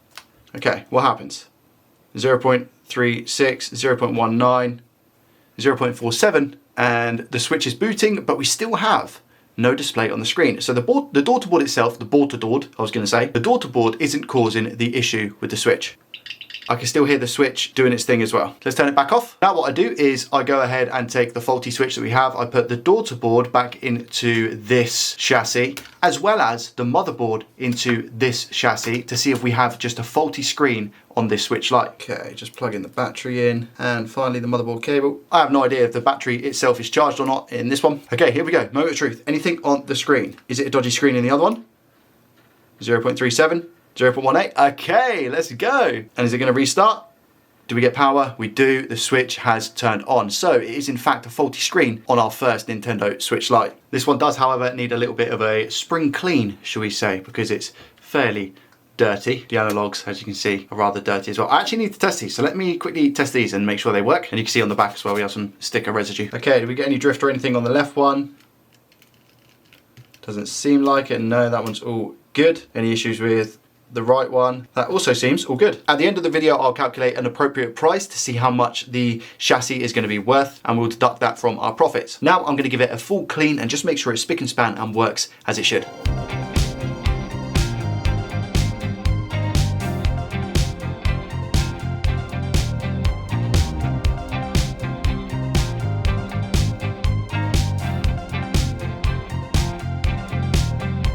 If I'm being honest, it would have been easier to sell if I had it in the turquoise shell. Ultimately, anything that looks nicer is going to sell better, but this isn't in horrendous condition. It's not great. It definitely has signs of wear and tear, plus the fact you've got screws missing at the top and one on the bottom as well. But we will still make a profit because it works. All back together, parental controls have been removed. Shout out to Roy. Thank you, mate. Does the game work?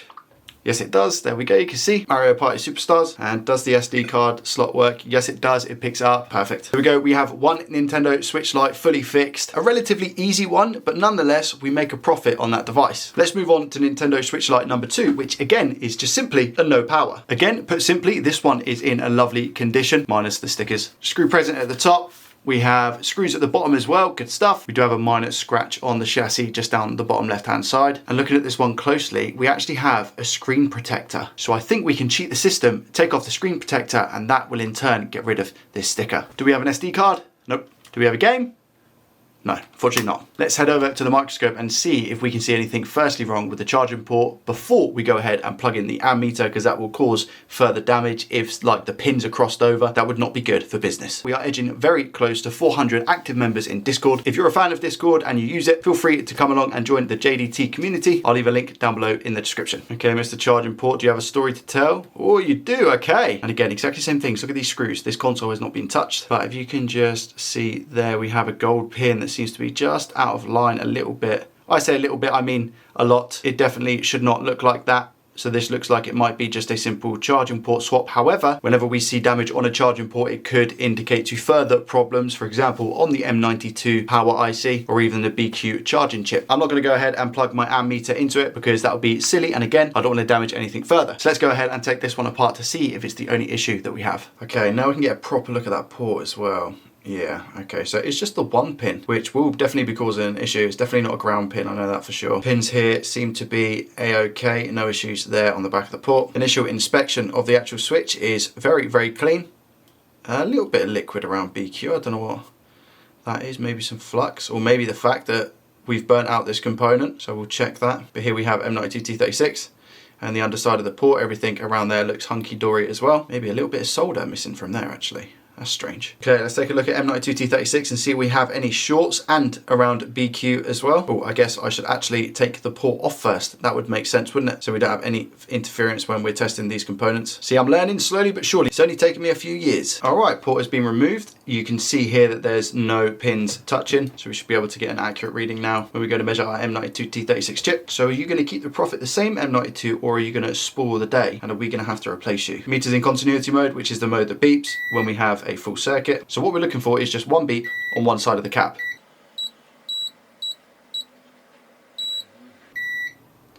Good, okay, so we don't have any shorts around M92 T36. Exactly the same story for BQ. We're looking for a beep on one side, but not both. Perfect. Okay, so that's good as well. It should just be a simple port change then. I did have a Nintendo Switch that had a short on this cap before. Don't know if that's flux that's come out of it, but this cap seems to be absolutely fine as well. We do have a fuse here. Should we check our fuse just to make sure? Hold on a second. Our fuse. Oh, okay, fine. I think just some flux. It always happens. I think just some flux was clouding our judgment there and was stopping us from getting a good connection. But yeah, our fuse is fine. So now we're replacing the charging port. I need to clean out the ground holes and everything. We'll put some fresh leaded solder on, and then we're simply going to drop the port into place. Let's do it and wish me luck.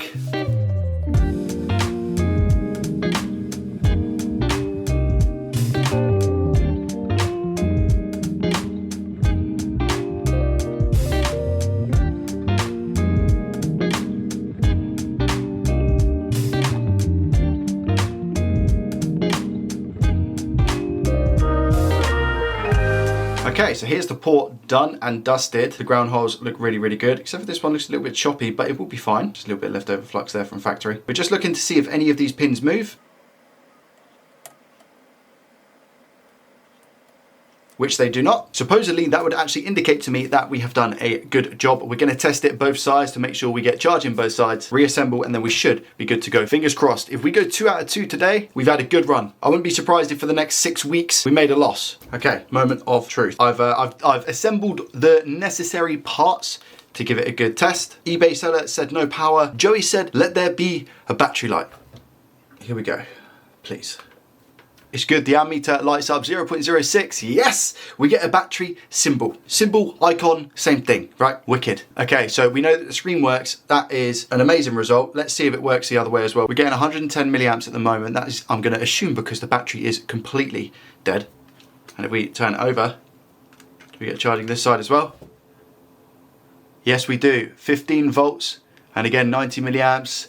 110 milliamps, perfect. Now, there is a step that I need to do before I go ahead and reassemble this. The charging ports that I purchased are just simply Nintendo Switch charging ports. If I were to go ahead and just put the chassis back on, it wouldn't fit. The port is way too big and I need to use a Dremel to shave the edge of the port. You see where the lip of the port comes out? That is how much I get rid of exactly. So it's probably, I don't even know what that is, probably like 0.5 mil. So I'm gonna quickly do that, I'll be back in a second. I'll show you what it looks like under the scope after I've done the Dremel. So you see we've got rid of that lip, turn it around as well, you see they will fit in the chassis now. However, if we go ahead and look inside, you'll see a ton of little metal shards. We need to clear those out. But the best way to do that is isopropyl alcohol and a toothbrush. So very simply, again, isopropyl alcohol in the port, just a little toothbrush. How does it look now? Yeah, a lot better. There we go, nice clean port.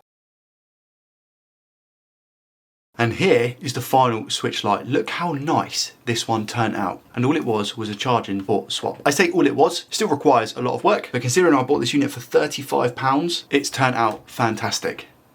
Look at it, gorgeous. And obviously I just had the screen protector that I peeled off and it's come out amazing. I didn't want to go through the hassle of scraping that sticker off on a screen protector, it just seems pointless. And would you look at that, here we have it. This console is on, we don't have any parental lock. Does it read a game? Yes, it does. It just says that there's an update to the console. That's good. Does it read an SD card? Yes, it does as well. Also a result. I just as well want to check the JoyCons. That one doesn't seem to be drifting. What about this one?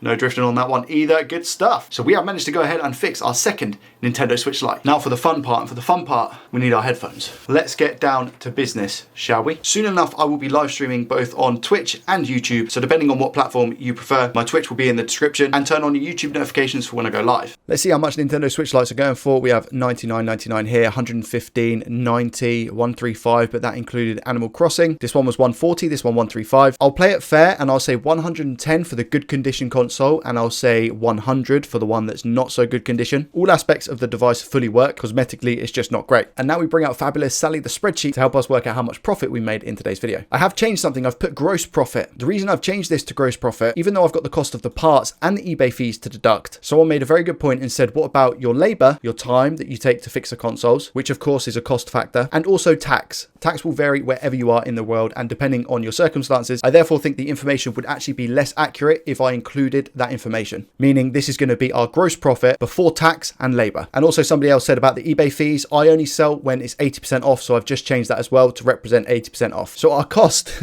was only £70. I still can't believe I got two Nintendo Switch Lites that were faulty for £70, both of which had never been opened before. Now I'm going to say charging port is around about £2.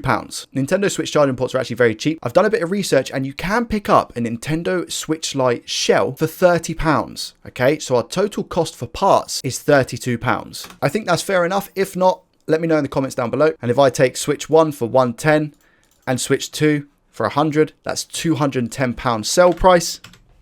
In which case, in today's video, we make another profit of £101.70. But if we go ahead and take a look at Sally's spectacular spreadsheet, over the course of the last 6 videos that we've had go live, we have a profit of £388. And as you can see, the last 3 of them, we've been on an absolute roll. Unfortunately, by the rules of luck, that means that I may be quite upset in today's video and next week's. So Joey, what does that mean you've gone and bought? Well, my friends, I have paid £200 for 4 faulty Nintendo Switch consoles. £50 per console, which I don't think is too bad. Best case scenario, we literally double our money. Worst case, I lose £200. Today, I'm just gonna take these 2. I have no idea what kind of condition they're in. Literally just gonna grab the first 2 that I can, and here we go. Let's make some moolah. Interestingly as well, I obviously bought them from the same seller, so 4 of them, and apparently they all don't power on, and it does state consoles have not been opened up and no attempt to repair them has been made. We'll see how true that is right now. And of course, where would we be without Blue Mat Pat? Let's have a look at condition of Nintendo Switch number 1. We have a couple of scuff marks on the screen. It doesn't look horrendous though, no severe scratches, which is nice. We seem to have a screw up here. Do we have both of the screws on the bottom as well? We do. All 4 screws in the corner. We also have a little kickstand. Unfortunately, no SD card, that's fine. All the screws on the sides, and the rails themselves actually look very, very clean. So somebody hasn't been that aggressive in putting the Switch Joy-Cons in and out. Tell you what about our luck today? Game card, nothing, unfortunately.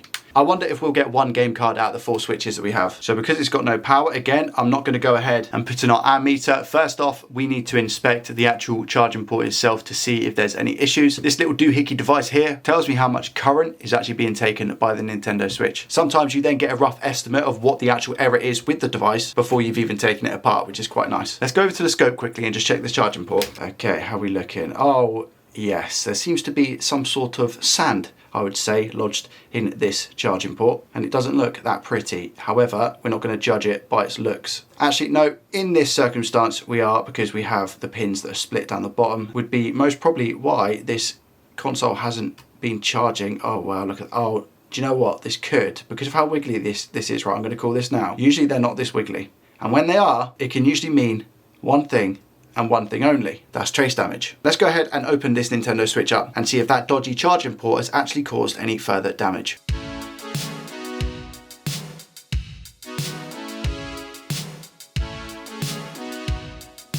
Okay, interesting. That's the first time that that's actually happened to me, that the speaker bit has come off when I pulled it out. I should just be able to trim back the wire and then solder it back on to the speaker. Things happen.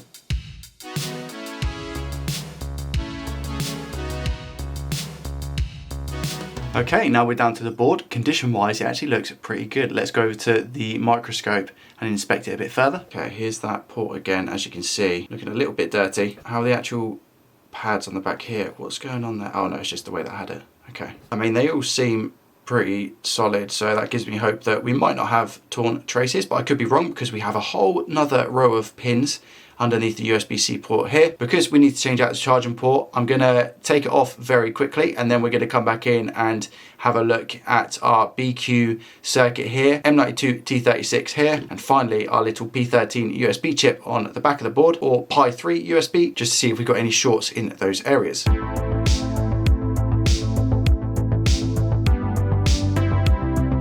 Okay, a pretty clean port removal, if I do say so myself. It doesn't actually look like that any of the pads have come off the motherboard, which I'm actually really happy about, obviously, but also very shocked because of the way that the port was wiggling. I have the multimeter here in continuity mode, which is the mode that when we have a complete circuit makes a beep. So we check our little fuse here, which never blows. Yep, that's absolutely fine. So we get continuity, a beep through the fuse. That's good. Essentially allowing power from the port to go through the fuse and out the other end. Then we have M92 T36, the power IC. How are we going to look here? Okay, so we're looking for a beep on one side, but not two. So that's good so far. Do we have any beeps on these capacitors here? No, we don't. At the top we do, because this is ground. This is really good so far. How are we looking over here? One beep, perfect. And this cap, perfect. Okay, so M92, from what we can see visibly using our multimeter, doesn't have any shorts. Not always the case with M92. Sometimes all the checks that I've just done can be fine, but the chip can still be blown. Let's hope that's not the case today, because that will just end up eating into our profits by replacing this chip. Let's go ahead and check BQ. Same sort of story. One beep on one side to indicate ground. Okay, perfect. Yep, everything around here absolutely fine. And P13, this looks like this isn't like a hole in the chip. This just looks like thermal paste from my mat. Yeah, I think it is. Okay, let's go ahead and check. Perfect, that seems to be fine as well. This is a little bit of flux. I don't know whether that's coming from underneath the chip when I was taking the port off, because it's got very hot, but let's hope that I also don't have to change this chip as well. Okay, we'll go ahead and put a USB-C port on this board, and hopefully that's all we need to do for this Nintendo Switch.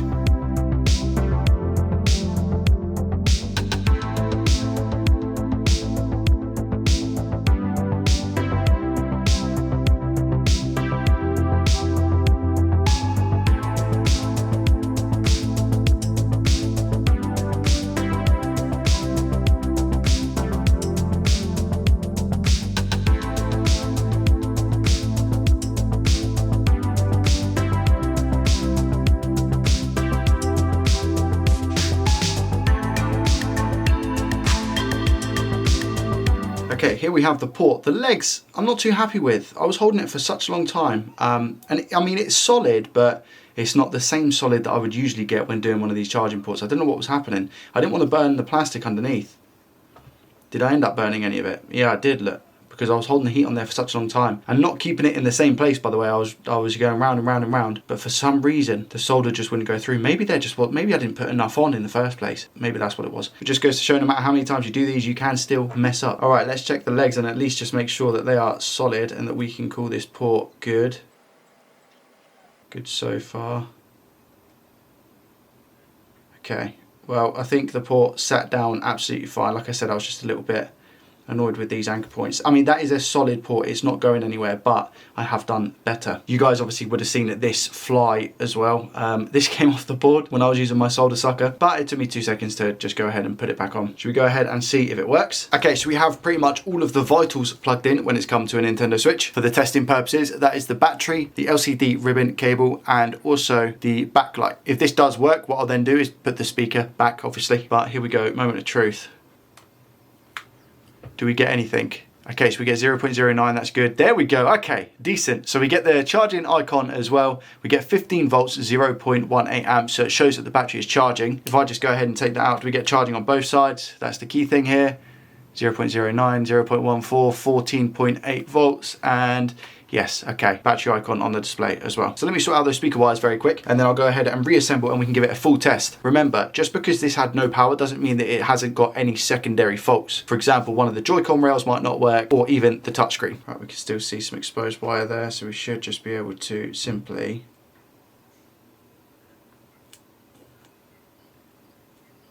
go ahead and just put that on the speaker like so. Tell you what, we'll add a little bit of flux, because why not?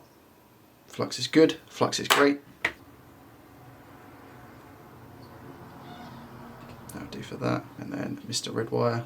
Come on, can't get the angle right.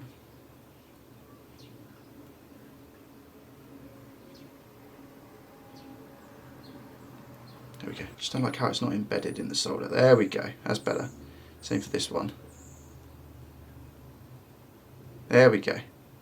Nice, okay, let's continue putting it back together. Okay, Nintendo Switch number 1, how did you turn out? Pretty well. There does seem to be some light, moderate scratches here, but overall it is in great condition. I just need to give the back a wipe as well. Leaving my grubby finger marks on it now. And here is the first Nintendo Switch in all of its glory. Now the speakers sound good from both of them. We don't have any parental lock, which is good. Do the JoyCon rails work? That one does, that's good news. Does this one?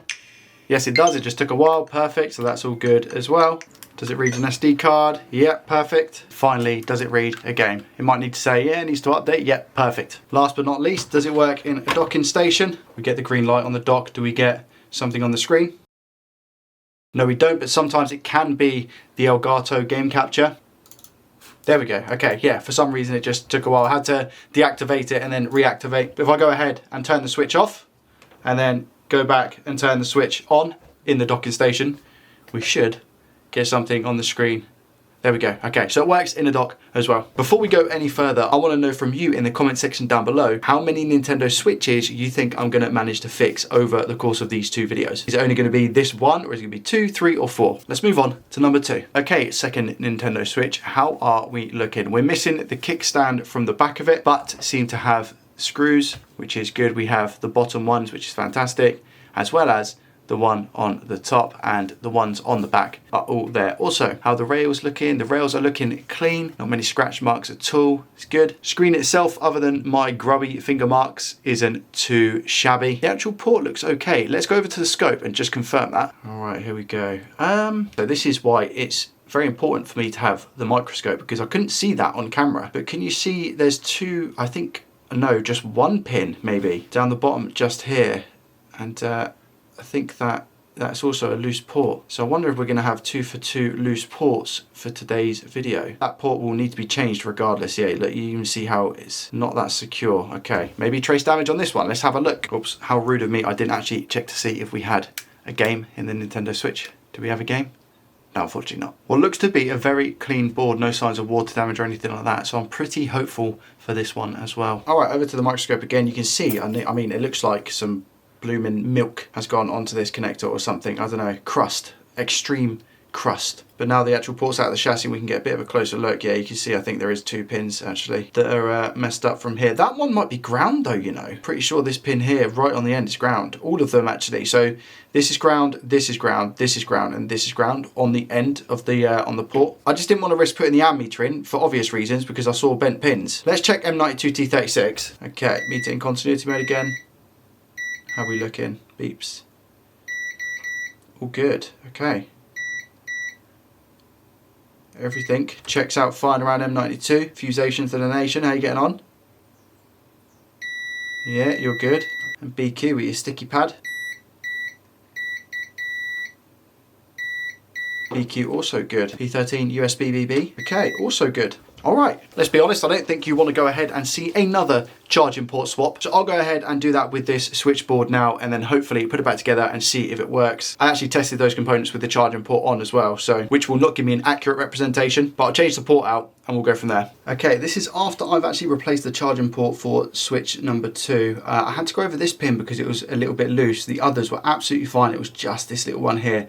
So I went over it with the soldering iron and it seems to be okay. I've actually screwed it back into the chassis as well, so I do want to see if this just works or not. I had a quick check for shorts again around M92 T36 and the BQ area, and there was nothing. So I'm hoping that this just works. Okay, Nintendo Switch 2 is all back together. However, I haven't cleaned it. Do we get something on the ammeter? Yes, we do. 0.07. Does that mean we get something on the screen? Yes. Okay, sweet. So we are 2 for 2 so far. We haven't tested everything yet, but that looks all good. Do we get something the other side?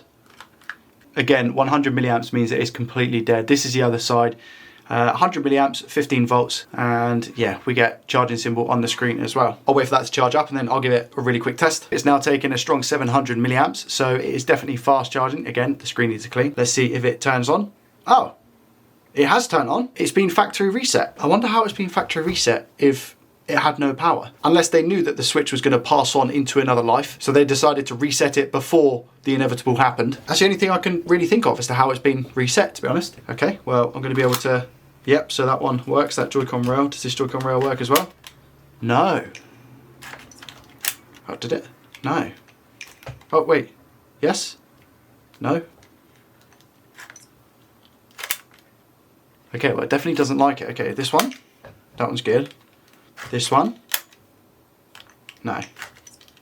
very temperamental. I managed to get onto the home screen and yeah, it's definitely very, very temperamental, whereas the other switch, it just works first time. So I'm gonna have to change out this rail, I think. I'll have a look first to see if there's anything going on with the actual connection. So let me just quickly take it apart and inspect that. So it's this side rail here, which is this one. So I'm just gonna unplug the battery really quick, just like so. It doesn't actually look like anything's wrong with the ribbon connector or the bit down here, so I'm going to go ahead and assume it's actually the connections on this here. Sometimes you're actually able to just give the connection down here a decent clean with some isopropyl alcohol and a toothbrush. However, I'd rather be safe than sorry and actually replace this little bit here. And I think I have a good candidate in this Nintendo Switch here. Perfect, there we go. So now that's attached. Go ahead and put the battery back in. I'm just going to stand it up like this. Right, is it any better? Let's have a look. No, it's not. At all. It doesn't do anything now. Let's turn this back off. That makes me wonder, is it actually the FPC connector which is on the motherboard that's having the issue? But I will try one more switch because there is a chance that that donor board, the rail doesn't work. Okay, I've replaced the rail with another one. So hopefully it's gonna work now. What do we think? Right, does it recognize? Come on. There we go. Okay, straight away as well. No wiggle.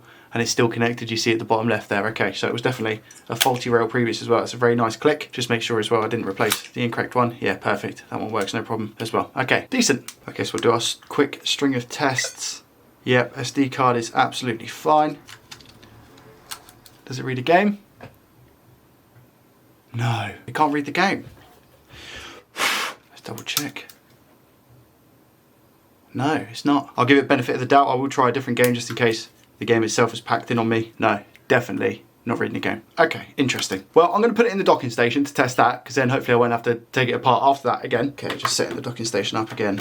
We're going to be eating into our profits, by the way, because if we have to change out that right-hand Joy-Con rail, as well as the back stand, it doesn't have a back stand, and the fact we need to change the card reader, these are all things that ultimately will add up at the end. Let's see if we actually get anything on a docking station, because that could be perhaps another issue. Okay, so it works in a docking station. That's really, really good news. Hopefully we are able to literally just swap over a game card reader. Let me try that now. We have a row of pins at the top and I think a row of pins at the bottom as well. Ultimately, the one on the left is screwed. So I don't know what's happened there. Somebody must have jammed something in it, the previous owner. I might be able to get a pair of tweezers down there and sort that out. But in my head, I'm thinking, I don't want it to stop working for somebody else when I go ahead and sell it. My intrusive thoughts, however, want to see if I can at least sort of bend that back.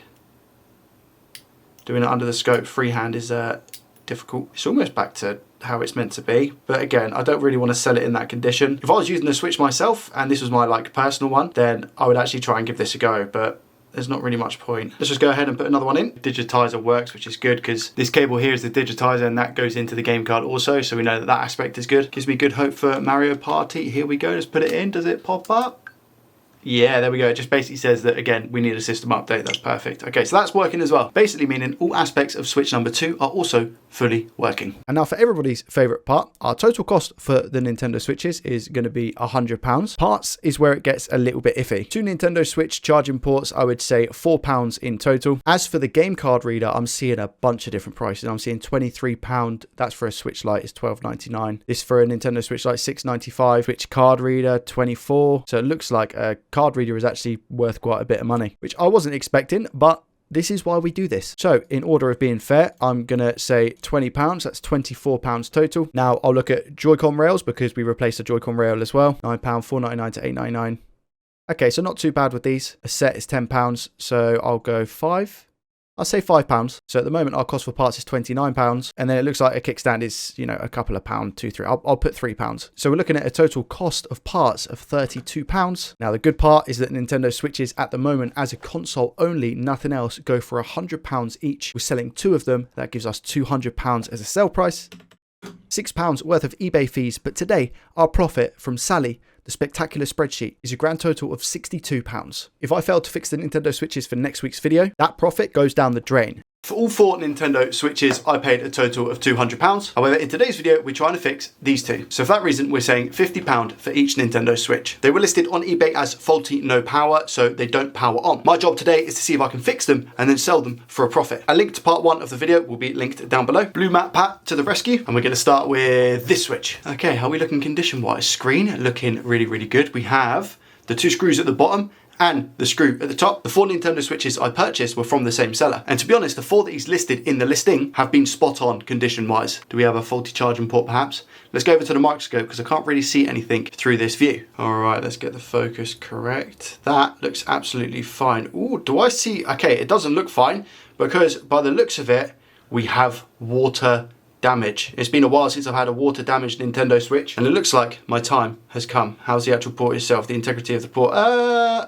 A little bit loose, and you can see that the clasp here at the top is broken, so it will need to be changed because of this liquid damage we have here. I'm not going to go ahead and plug in my ammeter. You're probably thinking, Joe, why are you throwing all of these like silly words at me? This is my ammeter. I plug the official Nintendo charger into the ammeter via USB-C, and then this USB-C goes into the Nintendo Switch. It basically gives me a heads up as to what the issue might be. However, I'm not going to do that. I'm not going to put any power into this Nintendo Switch because it's quite clearly water damaged. In which case, we'll go ahead and disassemble the Switch and see how bad this really is. Before we do that, I do want to check. Let's check.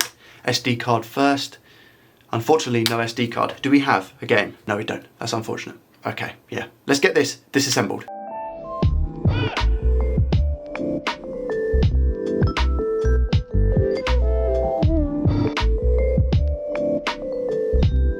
Okay, first impressions, you can see here, this little pink/purple bit of paper is a water indicator. So when water goes onto the actual main motherboard of a Nintendo Switch, this will turn pink. Usually it's a solid white. First things first, we definitely disconnect this battery, and it doesn't look like any water damage has gone onto the battery, which is really, really good. We might have just got lucky. I'm thinking it's gone into the port down here, and maybe it's blown the M92 T36 charging IC. I can't see as good as you guys at the moment because I'm looking through a viewfinder on my DSLR camera. So I'm going to carry on taking this apart and get the board out of the chassis.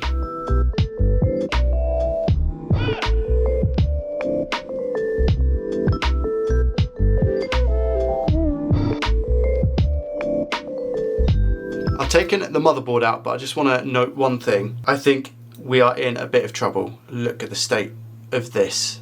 That is not looking great. This is the ribbon cable for the right Joy-Con. The backlight connector itself seems to be fine. Doesn't look like we have any liquid damage on that. The LCD connector is also fine. No liquid damage on that. I think we have a small bit on the power and volume up buttons. You can see here on this ribbon cable. And what about this ribbon cable here for the left Joy-Con rail? That also looks absolutely fine. Okay, I'm trying to find evidence of where the liquids come in. This is at the top of the chassis. So I don't know if maybe it's happened here. You can see a little bit of liquid damage on the left there. Where the actual port is, it doesn't look that bad. I mean, maybe a little bit down the bottom as well. Okay, so let's go over to the board and inspect that. All right, tell me a story. What do we have? Okay, so we have quite a bit of corrosion around, not around the BQ chip as such, but just below it you see on these caps here. Zoom in a bit more, it might make it easier. There we go, yeah, you can see the corrosion around the capacitors. Around this chip here. Okay, interesting. The actual port itself, yeah, you can see that we have the corrosion in between the pins as well.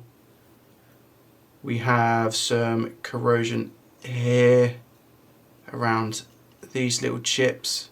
What about M92? How are we looking? Oof! Okay, we've been hit. M92 has seen better days. The good thing is, I know corrosion is never good, right? But the good thing is, this still looks like early signs of water damage. I don't know if I'm going to be able to fix this, but I am going to try. That right there looks like thermal paste rather than liquid. This is the FPC connector linking to the ribbon cable I just showed you on screen for the right Joy-Con, I believe. You can see there's a little bit of corrosion there. Move up to the board to where the LCD connector is. Maybe a little bit just on the left. Move over. Oof. Okay, we have quite bad damage here as well. We have the FPC fan connector, and this again is where the power and volume up and down is. Turn it around to the back of the board. This is what I'm scared of.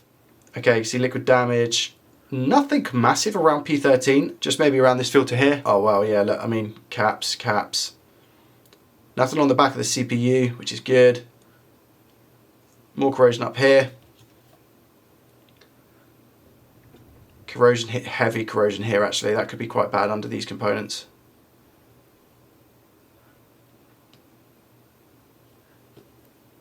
A little bit here.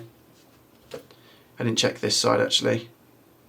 These components all seem to be okay. As always, let's get this USB-C charging port off, and then I can come in and do some tests around some of the components to see, for example, if we have blown M92 T36 or if the BQ charging chip is also blown. And to be honest, we might get away with just giving it a nice clean and obviously replacing the charging port.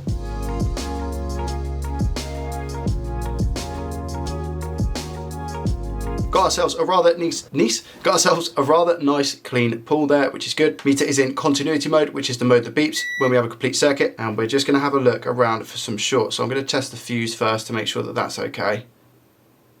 Okay, is it playing me about like it usually does, or does it genuinely just not work? Okay, maybe, okay, the fuse. I think, seriously, the fuse is gone. Let me just scrape away any like dry flux we have.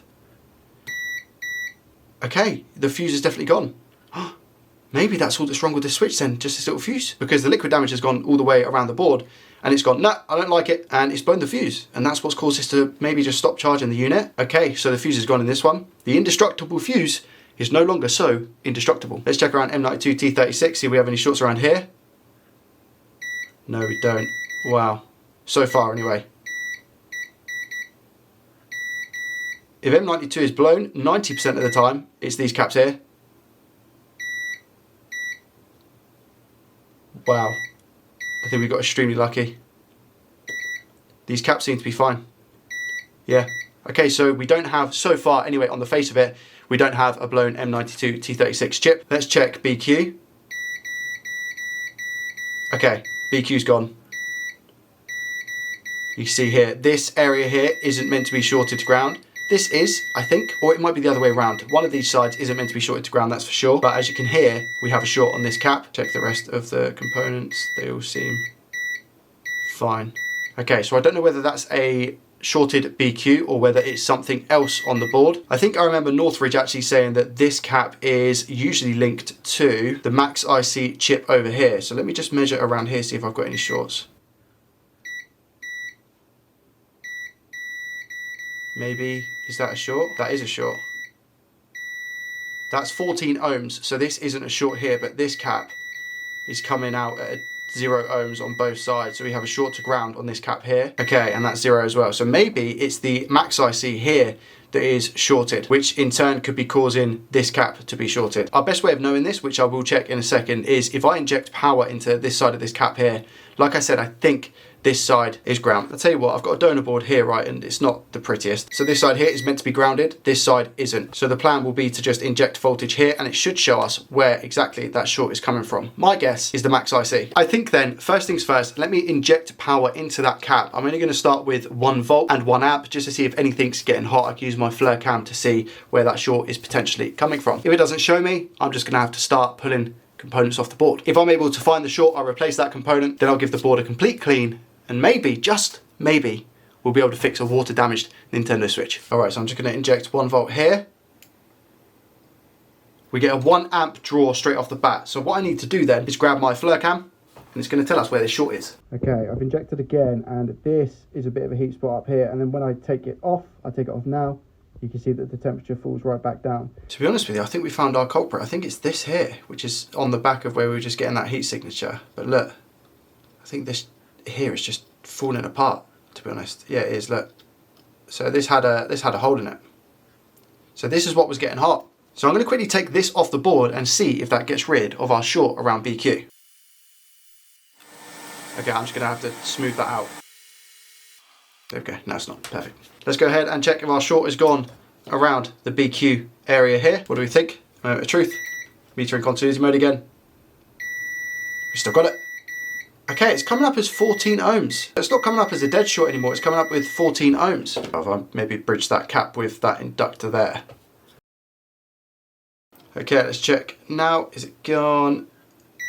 No, still a 14 ohm short. Okay, I'm going to inject again and see if I'm still getting a high amp draw. So I'm now getting 80 milliamps. What I'm thinking is that maybe because we've removed the component down here, we're now only getting 80 milliamps. So I think it was the shorted component because the short has gone. Now I'm getting 14 ohms as a reading here instead of 0. So I'll replace this component here. Then I'll clean up any other corrosion / liquid damage that we have on the board. And then I'll give it another test. So basically, cue the montage.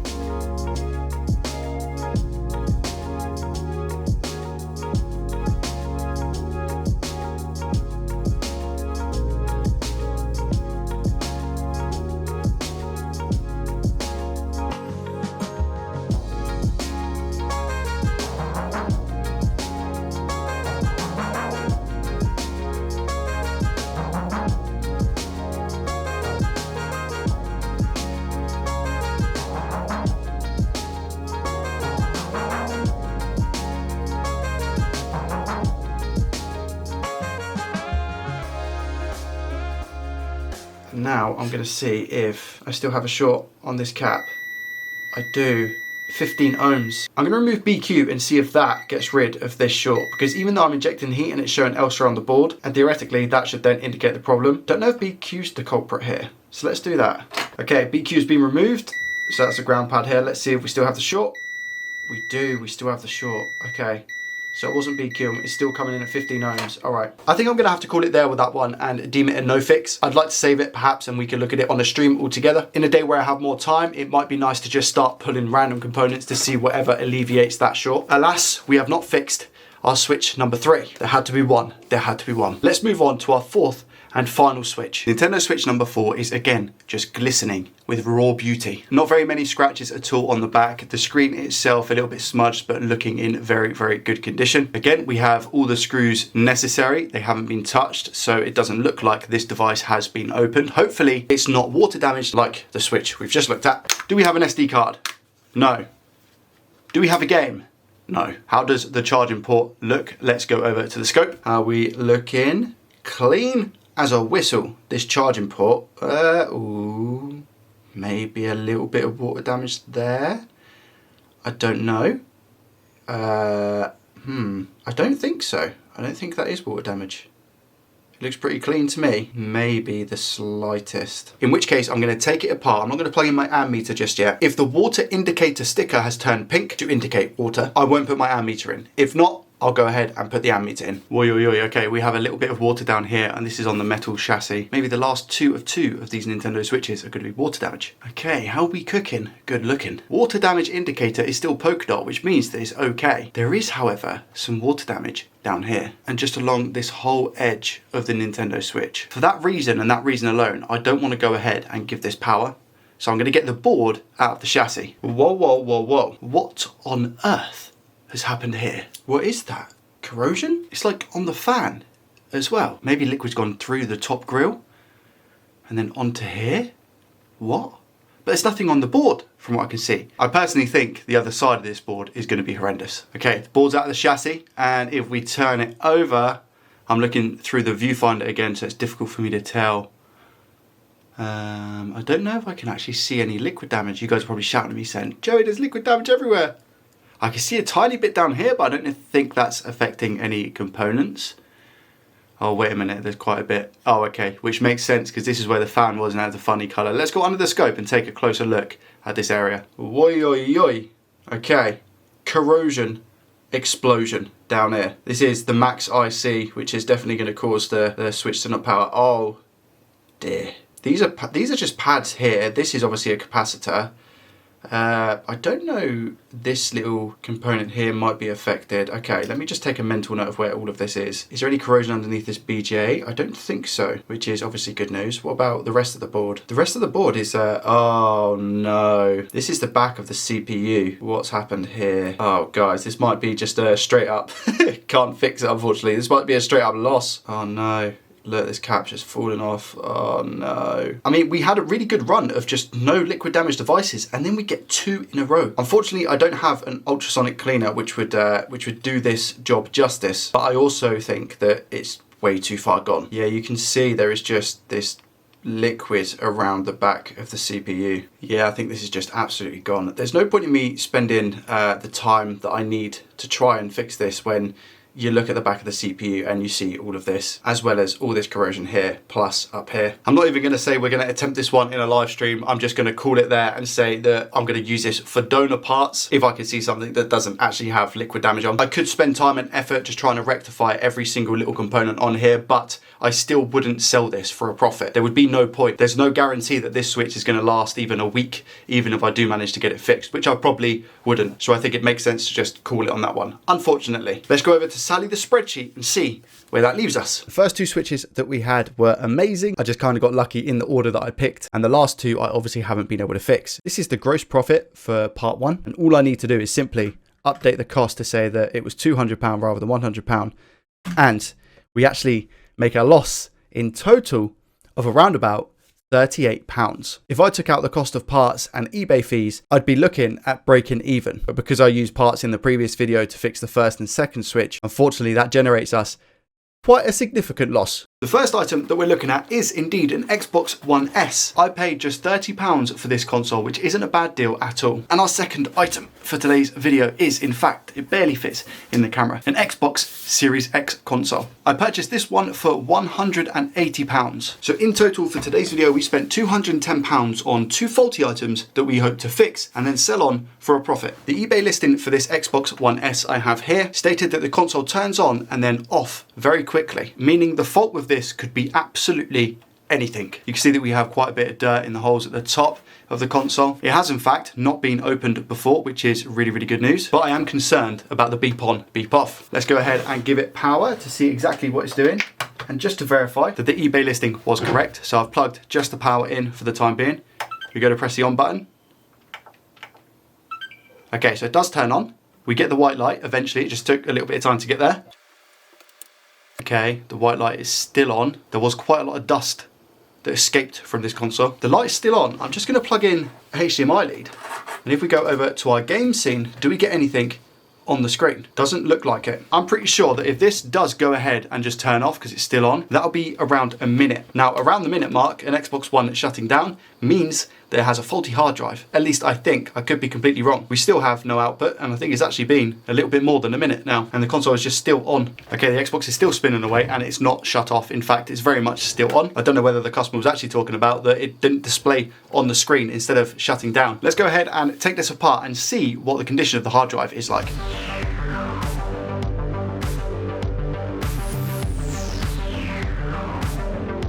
If the hard drive has failed, I think I know exactly what the issue is. This machine is so dusty. So I'm going to sort that out. Already looking 10 times better. Still extremely dusty, but so much better than what it previously was. So what I am going to do actually is quickly put the hard drive back in and just see if the machine starts up in safe mode. What happens on the game scene? Does it boot into safe mode? If it does, it just goes to prove that again we have a faulty hard drive.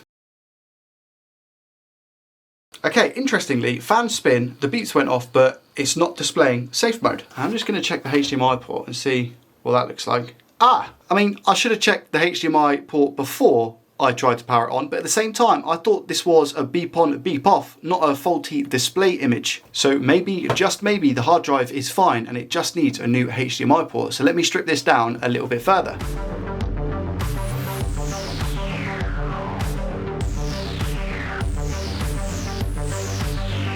Now that we've got the board out, let's go over to the scope and see what the damage is on this port, because it looks like it's been shunted back. All right, yeah, it definitely has been shunted back. If you look at a normal HDMI port, this is what it's meant to look like on an Xbox One S. You see all of the pins. On this one, if we lift it up, I wonder if we have any torn traces. It doesn't look like it, but first things first, we're going to take this port off of the board.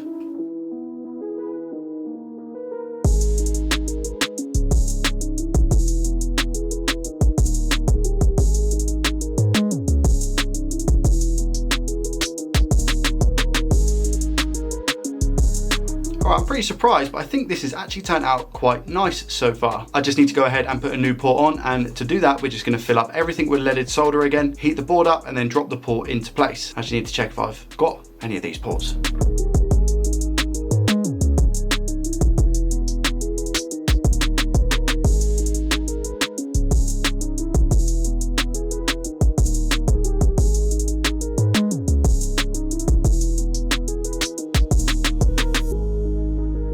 Alright, let's get all close up and personal, and that is a lovely port. The strength on those legs is incredible. Let's go ahead and check the pins. Don't mind if I do.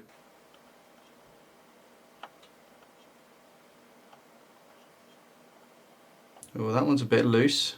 That one's a bit loose. Loosey goosey. Okay, well, we're just going to go over them with some solder then. It may look beautiful, but it's clearly not as solid as what I thought it would be. So let's go over it. My method here is pretty straightforward, or should I say side to side. I constantly just continue going over the pins from left to right, applying flux, cleaning my iron tip, rinse and repeat. Okay, clearly this looks a lot better now. The solder goes over the pins rather than just underneath them, if that makes any sense. And that is again why I check my work a good couple of times to make sure, when I can remember to check anyway. How are these ones looking? They look a lot stronger. Yeah, they look a lot better than the previous, and there was no bridges from what I could see after I had sorted out those other bridges. That looks like a decent port to me. Okay, let's give it a test. Obviously, whilst we're en route to give it a test, we get rid of the old crusty thermal paste that we have, and we go ahead and give it the best stuff possible. Just like that. Okay, everything back together enough to test before I go ahead and reassemble the whole console and then realise that it doesn't work. Let's push the on button. We get power, that's good. Do we get anything on the screen? Here we go, please. Yes, okay, good. It was taking a little bit longer than anticipated. However, that's a result. Probably in this resolution because it's had a port change. I can't show you the stuff like the disk drive, etc. at the moment, but you can see that it goes all the way up to 4K Ultra HD. That's good. My monitor doesn't allow 4K, so we're just going to put it in 1080p for the time being. And there we go. I'm going to clean this console. I don't know what this bit of hair is doing up here, but I'm going to keep it there. I'm going to clean this console, do some quick tests, and then we'll call this one good as gold. I've just fully reset the Xbox. All is good. Disk drive works, Wi-Fi works, so that one is good to sell. Nice that we were able to repair that after our recent losses. Now, this is where the bulk of our profit is going to be. Can we fix the Xbox Series X? It does look like it is only the console, but also very nice that I have the original box. Right, condition of this at the top is looking really, really nice, and it doesn't seem to be, there doesn't seem to be many scratch marks or anything like that. Has it been opened before? No, it hasn't. It stated that on the job as well. The issue specifically with this one on the eBay listing was that it didn't have any power. Now, last time I put a cable into an Xbox Series X to test the no power, it blew the fuse board. So, is that going to happen right now? Let's try it. Here we go. No, is the answer to that. Okay, do we get power? No, no power. Okay. Interesting. In my limited experience with working with Xbox Series X's, that's either going to be the power supply or we might have a short on the 12 volt line. So let's get this Xbox Series X apart down to the motherboard, or at least the power supply so we can test.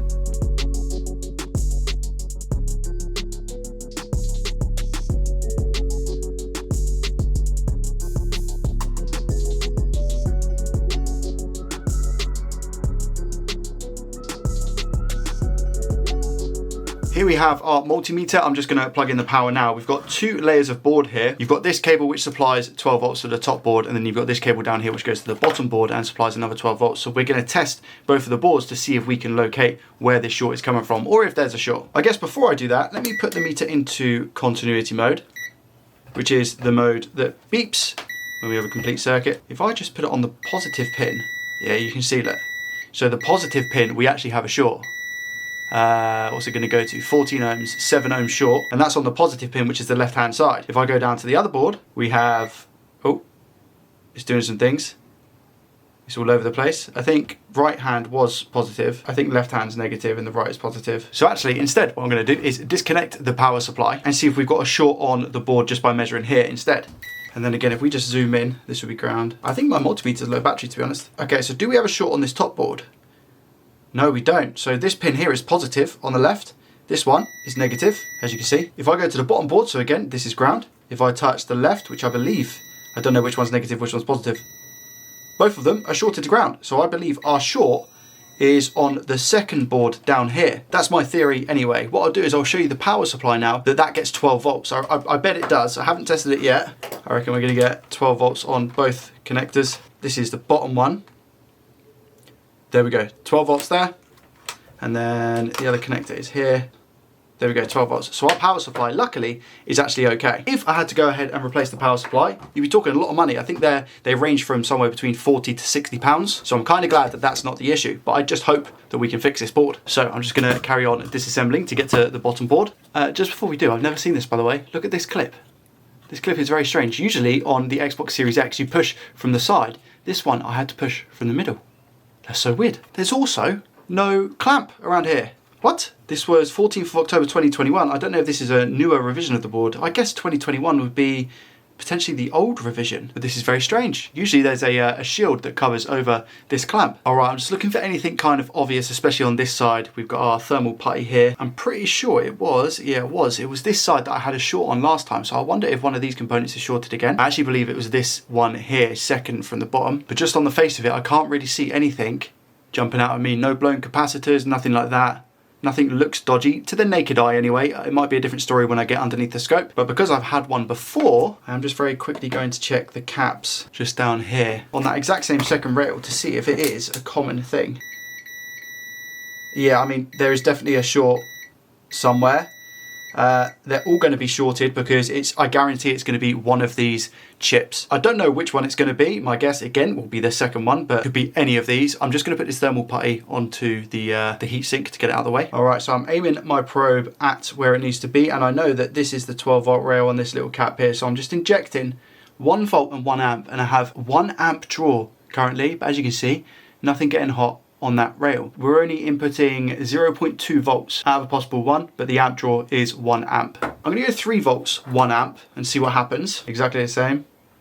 So we need to up our amperage a little bit, so I'm gonna put it to 2 amps, and I'm actually gonna put the voltage down to 2 volts. Again, nothing showing hot on the board just yet, from what I can see. I'm gonna put it up to 3 amps of current, which should be more than enough to see what's getting hot. No, it's not showing anything getting hot. Interesting, nothing getting hot at all. And that was now with 12 volts at 3 amps. So we're injecting 12 volts, 3 amps onto the 12 volt line where we have a short to ground and nothing's getting hot. I've removed all the thermal putty as well, just to make sure that something's not getting hot and being covered up by the putty. But yes, absolutely crazy. Do you know what's funny, right? I've just gone to look at the schematics for the board. And if you notice, this board doesn't have any markings on. So I think it was like a ridiculously early revision or like a test revision. It's got the chip numbers, but it doesn't have the actual board markings. So for example, if I need to go and see component U9, I don't know where that is. Luckily, I think I've actually got another board that I can check that right now. Yeah, this is the other board I have, and look at all the details on this one. Whereas this one is absolutely nada. You might be thinking, Joey, why are you putting your hot air gun on? And it's because I'm going to remove this component here, U3. Supposedly on that top row, we get 12 volts in and then 3.3 volts coming out. And I don't know why I'm removing it. If I'm honest, I'm just going to take it off and see if our short's gone. Has our short gone? No, it hasn't. So we've still got a short. That component's going straight back on. Like I never touched it, right? I've been trying to look into this and I cannot for the life of me work out why something is taking half a volt but 3 amps and not getting hot. And I'm thinking, is that the APU? Perhaps it's only taking like such a small amount of voltage but running at 3 amps? I don't know. I've checked through some of the schematics as well. But truth be told, I'm not that good at reading schematics. Other voltage rails are there. We've got the 1.8, the 1.1, the 3.3 and the 5 volt. Everything is present except for the 12 volt, and everything is fine supposedly on the top board as well. And that's why I'll leave it over to you guys. If you have any experience with a Series X, feel free to just leave a comment about it down below, and hopefully we'll be able to try and get it sorted in a live stream, or at least just investigate a little bit further. We're going to move over to Sally's spectacular spreadsheet, and unfortunately I think Sally's going to deliver us some very bad news in today's video. Okay, so our total cost for today's video was £210. Parts wise, we were only able to fix the Xbox One S. The part for that HDMI port, I'm going to say £1, and that's being generous. The sell price, I'm going to be able to get £60 for the Xbox One S. I wasn't able to fix the Xbox Series X, as you are fully aware. Therefore, if I type in £60 for a sell price, my gross profit today is minus £152.80. I purchased a PlayStation 4, which I don't know if you heard, but has something rattling around in it. And I purchased a faulty PlayStation 5 disc edition. For the PlayStation 4 itself, I paid a grand total of £60, and for the PS5, I paid £215, giving us a grand total of £275. Let's see if today we can make some money. Starting with the PlayStation 4, how are we looking? If I'm being honest, not great. At the front of the console, as you can see here, we have 2 bits of broken plastic. There are scuff marks all over the PlayStation 4, and there is a severe amount of dust down in the vents. Paying £60 for this, even though it's in quite a bad state, is still a relatively good price for a faulty PlayStation 4. The bottom, again, we just have some dirt. Some of this will just clean off with a good scrub. The bad news is that it has been opened before. Every single screw that we have has been taken out, and I think I've only managed to successfully repair one PlayStation 4 on the Joey Does Tech channel. So this is going to be very interesting. I think we maybe have a 3.7% success chance here. The listing says they think it has a faulty HDMI port, but they can't confirm. First things first, we are going to plug in some power and hopefully not burn off our eyebrows. Okay, I heard a good crackle, which is always good news. Now, does it turn on and do we get a white light? Okay, so it turns on, we have power, that's really, really good. I can hear it doing some stuff. We have a blue light, success, okay. I'm happy with that. It at least means that it's functional in some way. What we're wanting to see is this blue light go to a white light. If it successfully goes to a white light, it means that the PlayStation has completed all of the relative checks, and it's the console basically saying, I'm ready to boot up. Something doesn't sound too healthy. I don't know if it's going to pick it up on camera. is very, very rattly. It's definitely not booting to a white light. So what I'm actually going to try and do now is put the device into safe mode. Like I said, my knowledge with PS4s is very, very limited. And for some reason, I can't get it to turn off. And it's not the glove, because even if I go to use my finger, just bare skin, it's not working. So it looks like we're gonna have to pull the plug on this, put the cable back in, and then I believe to get the console into safe mode, we just need to hold down the on button until we hear the second beep. So we've just heard the first beep and we don't get a second beep. Let's try that again.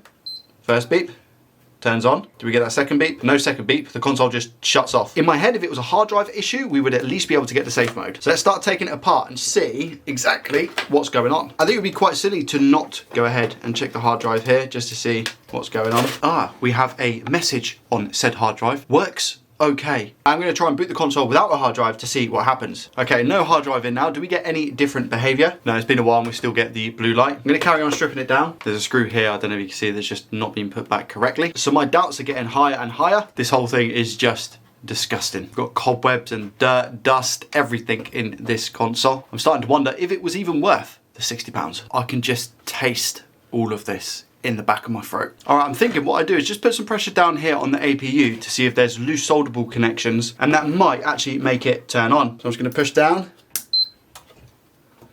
push on the power button. What happens? Does it go from a blue to a white light, or does it just stay as a blue light? I don't know if this is gonna come through on your screen, but it's definitely still a blue light for me, and I'm putting quite a bit of pressure down on the APU. And still just no response from the power button once we get to this blue light, unfortunately. Take it down a little bit further. I've taken the PlayStation 4 out of the chassis now, and on first glances, it doesn't really look like there is anything wrong, other than just obvious bits of dirt. And the issue with this as well is I can't inject voltage because I don't have any shorts. So I don't think anything is gonna specifically get hot on this board, because the console turns on and just doesn't turn off. So I don't think a heat signature is going to be the issue. From my understanding, it could be anything from Southbridge to RAM to APU, plus the other 700 factors on the board. Let's go over to the microscope now and see if we can see anything obvious. Here we have the APU itself, which again has an okay amount of thermal paste. I don't think it would be an issue that the console was overheating and therefore then not posting to a white light. I don't think that happens anyway. Here we have just lots of, again, dirt and dust, debris, all of that good stuff. None of which I don't imagine would cause the console to fail booting up. The clock battery here, never underestimate the power of visual inspection. Sometimes things can just jump out at you. I don't think that's going to be the case here. This is where we have the 12 volt input. Again, other than things just being dirty, it doesn't look like there's any broken or failed components from the looks of it. The HDMI circuit, just quickly give these legs a poke. I don't think, again, that's going to cause the blue light of death. And the reason why I purchased this console is because I thought that it would be a HDMI fault. And that's me only going by what the seller put in the description, saying they thought it would be a HDMI problem. I can see why they thought that, because of the fact it just wasn't displaying anything on the TV. But I think a blue light of death is completely different to, I guess technically it is no display, right? So I've kind of been caught a little bit off guard here. What do we have here? Is that corrosion or just light? I think that's just light, isn't it? Yeah, maybe. I'm just going to check the fuses. I don't know if it causes blue light, but it's worth a shot in the dark. Check this fuse here in continuity mode. Do we get something? We do. Yeah, that's fine. I checked some fuses, I checked some capacitors, but again, if I'm being completely honest and transparent with you guys, I don't know much about the PlayStation 4s. I think this one will be short-lived, and it might be best to look at this together as a community on perhaps a live stream. Not only does that give me the opportunity to learn about these, it also gets you involved to troubleshoot and see if we can find out what is potentially going wrong with this PlayStation 4. Other than the basic holding and pressing down on the APU and swapping out the hard drive, that's as far as my knowledge really goes when it comes to the blue light of death. Worst case scenario, I have this as a donor board, but I am going to have to treat this at this moment in time as a loss. Let's just see if by some miracle I've managed to fix it by taking it apart and putting it back together. I mean, stranger things have happened. Doesn't look like it, and I can confirm with the Elgato game scene that we get nothing on the TV. Not to worry, we'll take an L on this one. L for learning, eventually, at some point. Let's hope that the PlayStation 5 is a little bit kinder. Now again, this was purchased for £215, and the issue is that it has no power. It does state on the listing that it has in fact been opened before, but I fancied my chances. Let's just first of all confirm that that's the issue we have. Okay, so I hear a crackle from the power supply, which is good news. Hopefully that means that the power supply is all right. Doesn't seem to be anything in the USB ports or anything of that nature. What happens when we go to try and power it on? Nada. Nothing at all. So we get no blue light at the top of the console, which indicates that it's not powering on. No beep from what I can hear, nothing like that. It's completely gone. Seems to be something rattling inside the PS5. most probably a screw if the warranty sticker has been opened already. Let's get this top cover off and see what we're dealing with. Okay, so immediately I can see that we're missing a screw here. We don't have the black tape cover that goes over here. We're also missing the warranty sticker, which was expected because it does say on the listing it's been opened before. Are we missing any screws? Other screws look to be in the right places. Whether or not they're the right screws for those places, we'll find out. So let's go ahead and strip this down. A quick thank you to the list of people on screen who have become a Joey Does Tech channel member. By becoming a channel member, you've gained access to behind the scenes videos, as well as different badges and emotes. As always, I thoroughly appreciate your support.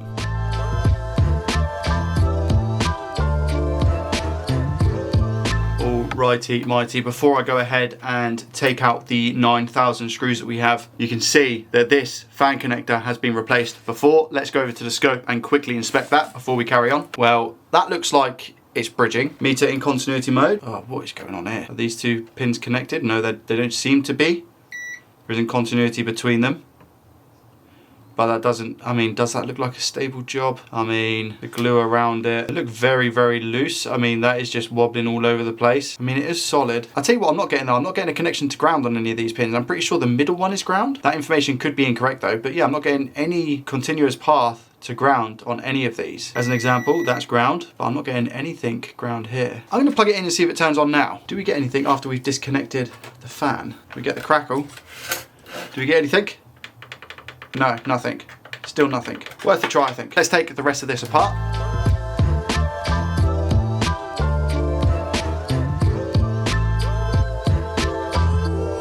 All right, let's pull off the hood and hopefully it's not going to be too bad. Okay, I see some burn marks around the APU just here. And if I just flip that back over for 2 seconds, where is that? I think it's got to be somewhere around this rail here. So it's very possible that something's getting very hot, but we also have that everywhere. First things first, clear up the liquid metal that we have. So the way I like to clean up the liquid metal is literally just put a drop of IPA on a cotton bud and then use that to get all of the liquid metal into one area as a ball, group it up, just like that. Come in with our liquid metal tube, just suck it up and then use one little earbud just to get the remainder off. And now I don't have to worry as much about where I put this board. Let's check to make sure that we're actually receiving 12 volts in the power supply. Put our multimeter on. Do we get 12 volts?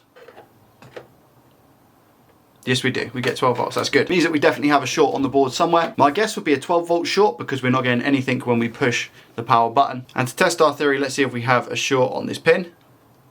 We don't. So the 12 volt line might actually be okay. It's a negative pin. This is positive. Seems to be all right. Let's head over to the microscope. So the revision of this board is a 010. Just going to start off by checking the fuses. We have continuity in F7002, 502. Do we have continuity? Yes, we do. 003 continuity. Yep. These two up here. Yep. Yep. 001. Yep. 501. Yeah, continuity there as well. And based off past experience working with PS5s, I'm just gonna test a couple of caps before I go ahead and inject voltage to see what's going on. I think my multimeter is running out of batteries because I'm not getting anything. But if I turn it off and on, I still get nothing. I've had issues over here in the past. Multimeter's gone again. For some reason, continuity mode now isn't working on my multimeter, so I'm just gonna have to read out the diode readings to you because for some reason that's working. So you get 0.2 here. So that's ground.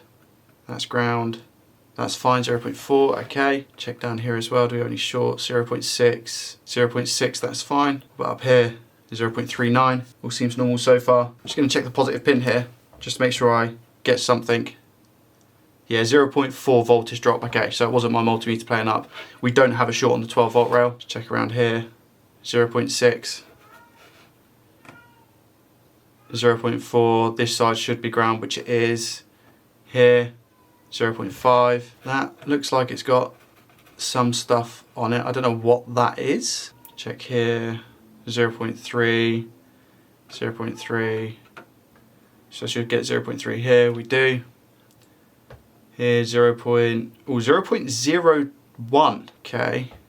Here, 0.5. Okay, so after this inductor, 0.01. What about this cap? 0.02.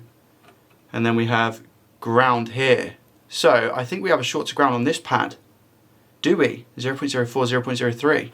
Okay, could be interesting. And the fact that here we get, oh, okay, now I get 0.01.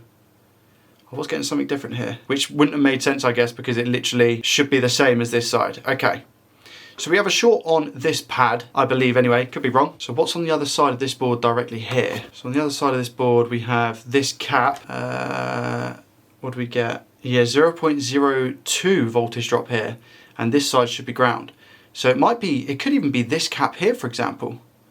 0.4 there, 0.6 there. So it looks like the caps in and around the area around this one seem to be fine.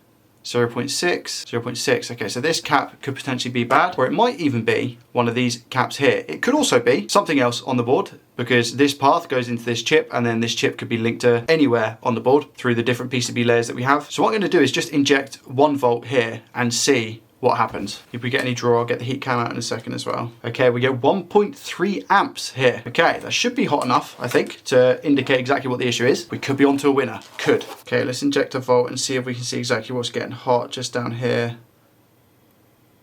Oh, okay, fine. That's on the Southbridge. So the Southbridge is down here, which is where my finger is now. So when I inject 1 volt here, we seem to be getting a heat spot on the Southbridge, which is just about here. You see that? 33, 34, 34 degrees. I'm just going to pan out a little bit and see if we get any heat spots anywhere else other than the Southbridge. So I'm injecting voltage now. It doesn't look like we have any other heat spots other than, again, if I just lift up the probe, the Southbridge just here. I'm just flipping the board over and I'm injecting on the cap that was on the back of the board. Just going to see if, yeah, it's definitely the Southbridge IC itself, because as you can see here, I mean, I don't think it's one of the caps on the back because the temperature is lower than the other side. I think it's the actual chip itself. But again, I'm just panning out and just seeing if anything else gets hot on the board. Doesn't look like it. They're all reflections that you'll be able to see on the flare cam. And again, if I just move my probe, you can see that this is the back of the Southbridge here. So I think we have a faulty Southbridge. The way to confirm that it's the Southbridge is for me to go ahead and remove the chip. So I'll do that now. And I don't personally have any Southbridges in stock, so I'll most probably be purchasing one from the coder. He sells these parts on his online store, which I'll leave a link to in the description. And hopefully this is going to be the cause of our issue. Because I need to buy the chip, it is obviously going to eat into our profits. Let's go ahead and take it off and just confirm that the short goes. Here we have our Southbridge IC just about here. This is the most I can zoom in with the camera. But I wanted to show you me just taking it off. Now, because this is quite a big IC, it's going to be a lot of heat and a lot of fumes because I'm going to be using flux. So you have to be extremely careful that you don't rip the little pads underneath the IC. Voiceover Joey here to run you through exactly what I'm doing. I start by heating the board with my hot air gun. I had to heat up my flux because it was a little bit cold, and slowly but surely after circulating the heat, the Southbridge comes off the board. I then apply a generous amount of flux before adding leaded solder to the pads under the Southbridge. This process lowers the melting temperature of the solder, meaning that there is less of a risk of ripping the pads. I then start wicking away the solder that's on the board. It becomes a little bit tedious with a rinse and repeat technique, but cleaning up the flux using IPA to ensure that our work area is completely tidy, and by using this method we can get rid of most of the solder on the board. Here we can see this is the old Southbridge that we had. And I've just cleaned up the area from what you would have seen in the little montage, and everything looks okay enough for me to just go ahead and put another chip on. Let's just go ahead and inject 1 volt just to make sure that our short is gone. All right, recording now. The whole board at the moment is about 30 degrees, but if I go ahead and inject, yeah, our short is gone. So you can see my probe here. I'm injecting and we don't have any amp draw at all and no additional heat spots. This is where the heat spot was previous. That is now gone. That is good news. All I need to do now is wait for the Southbridge to come and then I'll put it on the board. For me, that's going to be a good couple of days. For you, it's going to be now. Why, hello there. How you doing? This is our Southbridge IC. Thank you to Phil for sending this over. I'm going to start the process by applying a tiny bit of flux on the motherboard itself and then using a cotton swab to spread that around. If you use too much flux in this situation, the chip is going to wobble around and you risk misaligning it. Next, we take the new Southbridge IC and place it onto the board, and you can see in the bottom right corner I have a small circle on the chip and an arrow on the board. This indicates pin 1. Once I'm happy the chip is in place, I then come in with the hot air gun. I believe I had my temperature set on my Aten 862D to 450 degrees Celsius with an airflow speed of 50%. What we're looking for is the flux to bubble underneath the chip. That would indicate at that point the board is hot enough to accept the solder from the IC.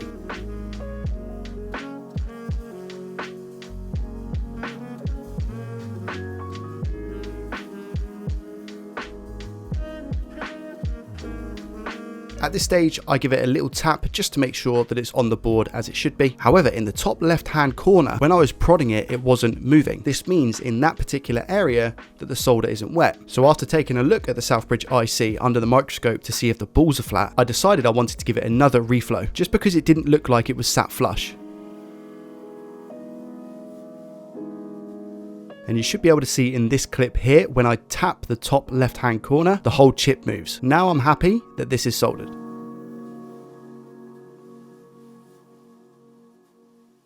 Now before we go and give this a test, I do just want to quickly hone in on this fan connector up here, because there's no point in hooking this up if it's just going to overheat. So let's go over to the scope again and just double check it. All right, here is that connector, and like I said, I don't know if it, I mean that does look like a bridge. I'm sure I measured it though, and it wasn't. Yeah, I don't get any continuity beep at all from here to here. And like I said, there is definitely no ground connections. I mean, even on the side here, which is supposedly meant to be ground, I get nothing. What diode reading do I get on these pins? So I get 0.4 voltage drop there. I get nothing there, open line. And here I get 0.516. So maybe this pin just isn't connected at all. I'm just gonna use my iron to go over the solder here, just to give us a little bit of a better image. Okay, so I'm just gonna put some flux down there. Just tap my iron to see exactly what's going on. Could be that it was just really badly soldered, because look at those joints now compared to what they just were. IPN, quick clean. All right, is this going to work now, or are we going to have to resolder the whole thing? All right, let's just clean it out a second. Is that a wire there? That is. That's just flux. I'm sure we're meant to get ground here. And I don't know if the fan will work without being connected to ground. I am going to just take this off because I'm pretty sure middle pin should be ground. And because I'm not getting continuity on it, it's not connected to ground. I'm worried that it's connected to one of the other rails, even though I'm not getting a diode reading, or it might just be not connected. So I'm going to use my hot air to hopefully melt the glue around it.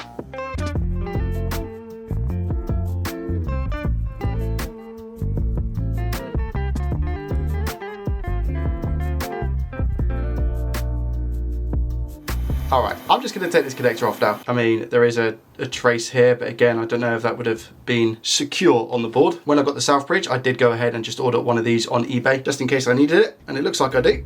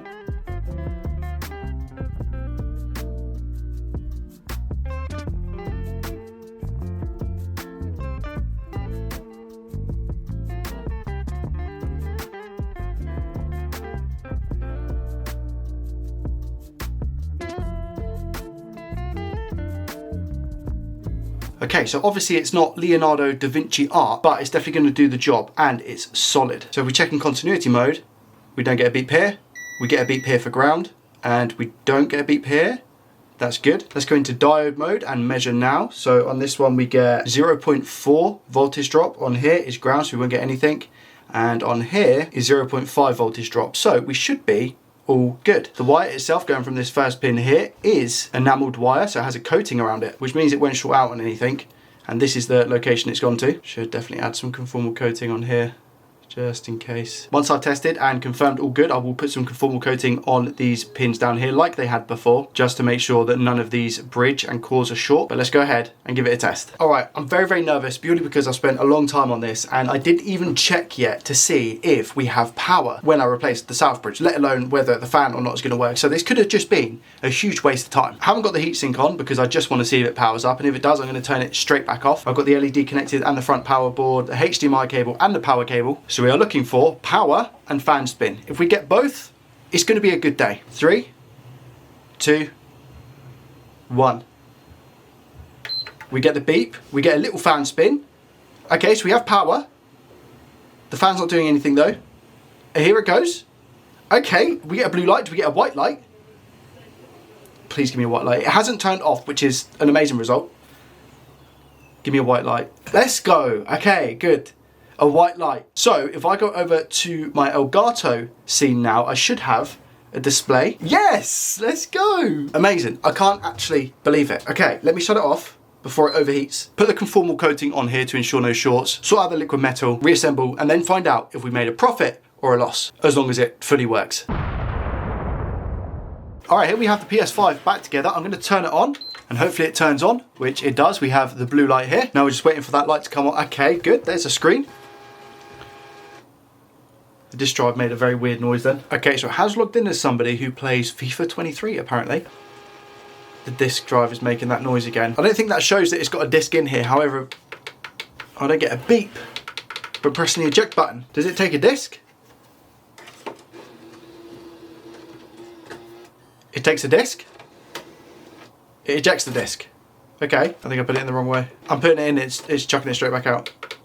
And I still get no noise on the front. There can't be another thing wrong with this PS5, can there? I'm just gonna make sure that I seated the cable correctly that goes from the disk drive to the motherboard. So this is the disk drive for the PlayStation 5, and then you've got a ribbon cable which goes from here to here. This cable I've swapped round just to double check and see if, I don't know, for whatever reason, and I still get the same issue. You also get this cable here. I'm gonna guess that this is data and this is more so the power. Again, could be completely wrong. I've tested continuity from here to here on these individual wires and I get it. And it would make sense that the disk drive is getting power if it's making random noises. For me, it's more so the data that I'm not getting from the board to the disk drive. Could be a faulty wire, but it also could be a faulty disk drive. The cable itself looks fine, like no scratches or anything, no markings, which would indicate a faulty or bad cable. So I'm just gonna take the disk drive apart real quick to see if there's anything obvious that's wrong with it. This is the motherboard for the disk drive, and I'm gonna go ahead and assume that it's one of these chips which causes it to pair with the motherboard. So I can't, for example, just put a new disk drive in this without swapping this board over. Mechanically, the disk drive also looks absolutely fine, like no issues whatsoever. And like I said, I think it's more of a data thing. And again, all of the ribbon cables are intact.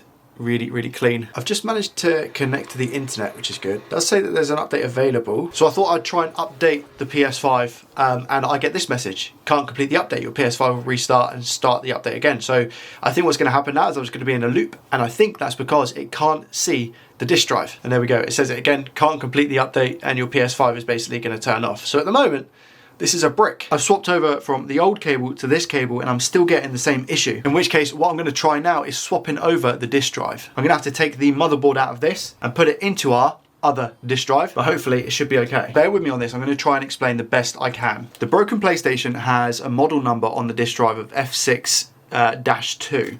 The one that I have, because of course this is gonna happen, is F4-2. You might be thinking, Joey, that's not a big deal. What are you talking about? Well, my friends, this is the broken board and we have this little connector here. This is a replacement one, which is bigger. So when I go to plug in the motor from the good disk drive, on the motherboard, the connector is too small. This is specifically for the motor, I believe. I followed the cable for the motor and you have to disassemble the whole thing. It kind of routes through and into here. And I don't know if you can see as well, but the motor is jammed in with the plastic. I've tried wiggling it out and I can't get it out. I've got a really tough decision to make because it's currently 2 days before this video goes live and usually I'm always a week in advance. That's how long I've spent on this PlayStation. It works, it turns on, it's just a brick because I can't do anything with it. I can't even have it as a digital only console because I can't update it without the disk drive. Southbridge, disk drive, and fan connector is what I've tried to sort with this PlayStation. I think I'm going to have to call it there. Let's go over to Sally's spectacular spreadsheet, which today is not going to be so spectacular. Just quickly as well, the last video I done with the Xbox Series X, I managed to clear the 12 volt short. I'll put a link to that video over here, and I managed to get a beep, but it then went beep off. So I've still lost money with the Xbox Series X from last video. I'm going to work backwards, right?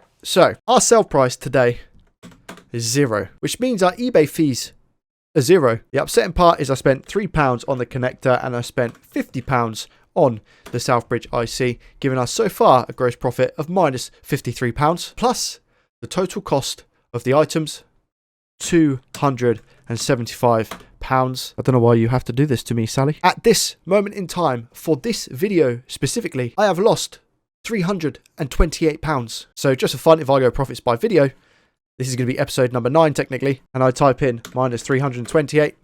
Our total profit for the series is minus £130. Needs weights when you have 3 broken Xbox One X consoles. I paid a grand total of £120. As I said, they're currently broken, and the aim of the video is to try and fix them and then sell them for a profit or a loss. I have also made a change to our eBay selling fees. They're now at 6.9% rather than the 3% they were previously. So today might be rather tough to try and claw a profit, because if it's another loss, I should rename the channel Joey Loses Money. Let's get into our first console. For the first console, the listing states that it does turn on, however, just presents an error message. So let's see if that's true. There's quite a few scuff marks on top of the console, and the back of the console itself looks okay. Doesn't seem to be any signs of anyone going in it because the warranty sticker is still here. That's good news. And overall, I actually think it's in good condition. In that case, let's go ahead and power it up. HDMI is plugged in, so is the power.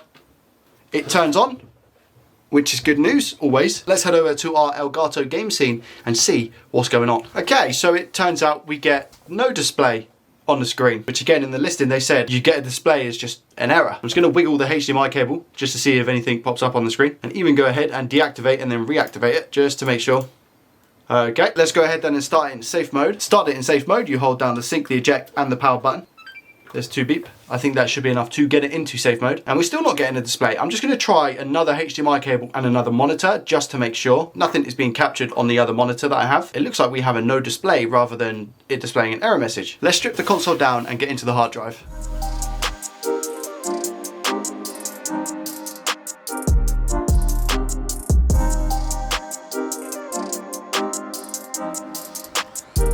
Here's the 1TB hard drive. I'm going to plug this into the PC and just make sure that it reads. All right, so I've plugged it in. I've got my FD and C drive. I'm going to go to rescan. Does it pick up the drive? Yes, it does. Yeah, it says it's good. Disk 3. You can see the amount of times it's been powered on is 25,805, and it has a total of 4,261 hours of being on. So in this scenario, the hard drive looks fine. It's just a case that we have no display, which could be anything from the HDMI port itself, or most likely the Retimer chip that we have on the board. I'm just checking the HDMI out port, which goes to the TV here, just to see if we have any issues, and it looks absolutely fine. This is the HDMI in port. That's not going to cause us any issues, but this one seems all right. If we zoom in that little bit closer, do we have any issues with the pins on the port? Oh yeah, look at that. Oh, is that a torn trace?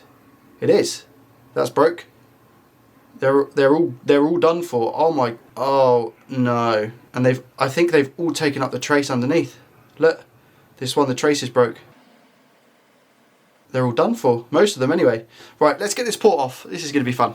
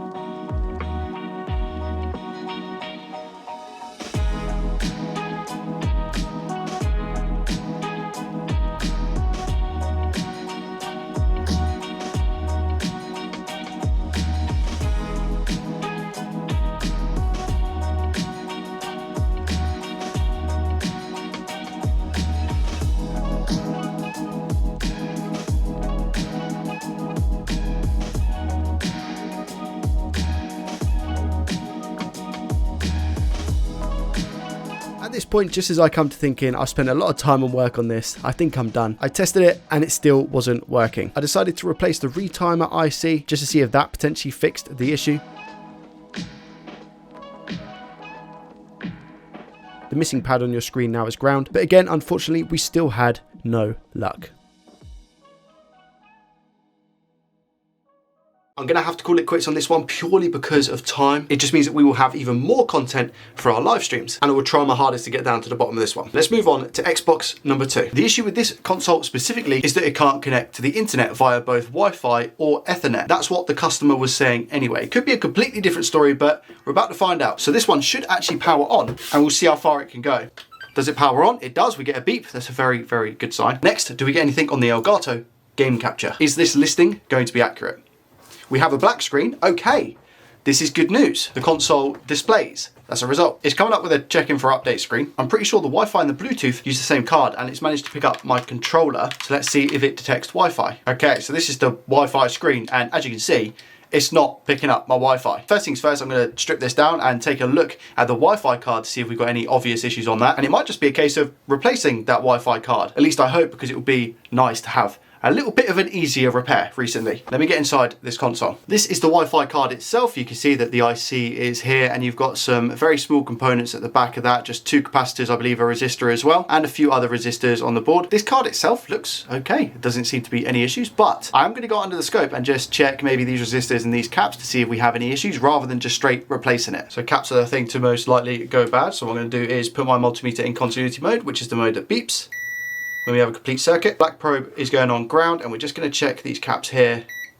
So I'm assuming this is ground because the pad is underneath, and that's ground as well. Okay, so we have a short on one of maybe these capacitors. It also could be on the actual Wi-Fi IC itself, which, taking this off, looks like it's going to be a pain, purely because of the fact we've got foam right next to it, plastic and everything. So at that point, I'd replace it. However, I'll probably end up removing these caps to see if that gets rid of the short. Whilst I'm here, I'll check the resistance on this little resistor, make sure that is okay. That's currently reading 14/15 ohms, which isn't right, but I wonder if that's because of the short. So let's go ahead and take one of these caps off. Wouldn't recommend doing it this way, by the way, but it's for science. Okay, so that's one cap gone. Is our short still there? No. Oh, yeah, it is. Okay. So we still have our short. Okay, let's take this cap off.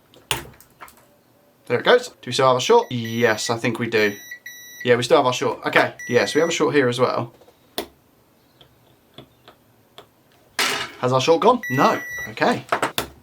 Take off that one. And we still have our short. Okay, all right. Then it goes through here onto the actual connector, pin connector we have down here, and it doesn't look like we have any other caps on the board other than just resistors. I think this is a 0 ohm resistor, and I think this, where is it? I think this might be a fuse, you know. Maybe this, okay, so yeah, maybe that explains it. Maybe this is the bad component, or a 0 ohm resistor. This must be a 0 ohm resistor. Let's eat you off the board. All right, do we have a short now? Yes, we still have a short.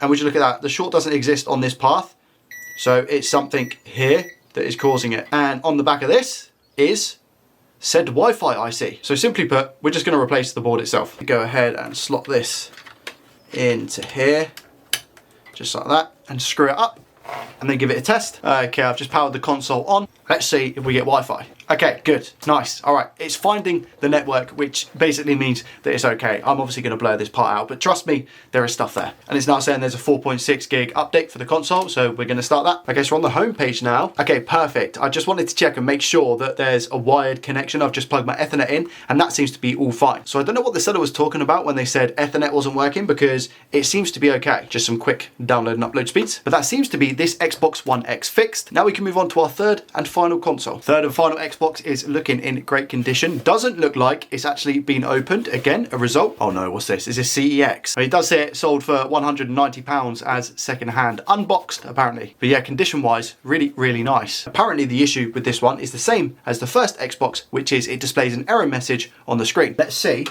right now if that's true, and go over to our game scene. Yes, okay, good. E102. I say good. That should just mean a bad hard drive. I'll take the hard drive out, test it in the PC, and hopefully I'll be able to show you what a bad hard drive looks like. So here we have disk 3 which is the Xbox One, as you can see here, and it's reporting as good. Doesn't seem to be any errors from what I can see. It doesn't give me a percentage to indicate that it's starting to fail. And to be fair, it's only been on for 2,770 hours. Now that I have that information, I think we will be okay to use the same hard drive. I would personally only replace it if I was to get some sort of error message or warning message stating that it was starting to fail. It could be that the previous owner of the Xbox started an update, maybe the Xbox crashed or didn't like the update, and therefore it produces the E102 error. So what I'll do is I'll put the hard drive back into the Xbox and try a completely fresh software installation. I believe I have the latest OSU 1 version on here, which is the software needed for the Xbox. I've had it on multiple occasions where if the software isn't the latest one from the Microsoft website, it won't work and the update will just go straight back to the start. Okay, so we're presented with the screen, we go troubleshoot, we go offline system update. Is it going to do the update?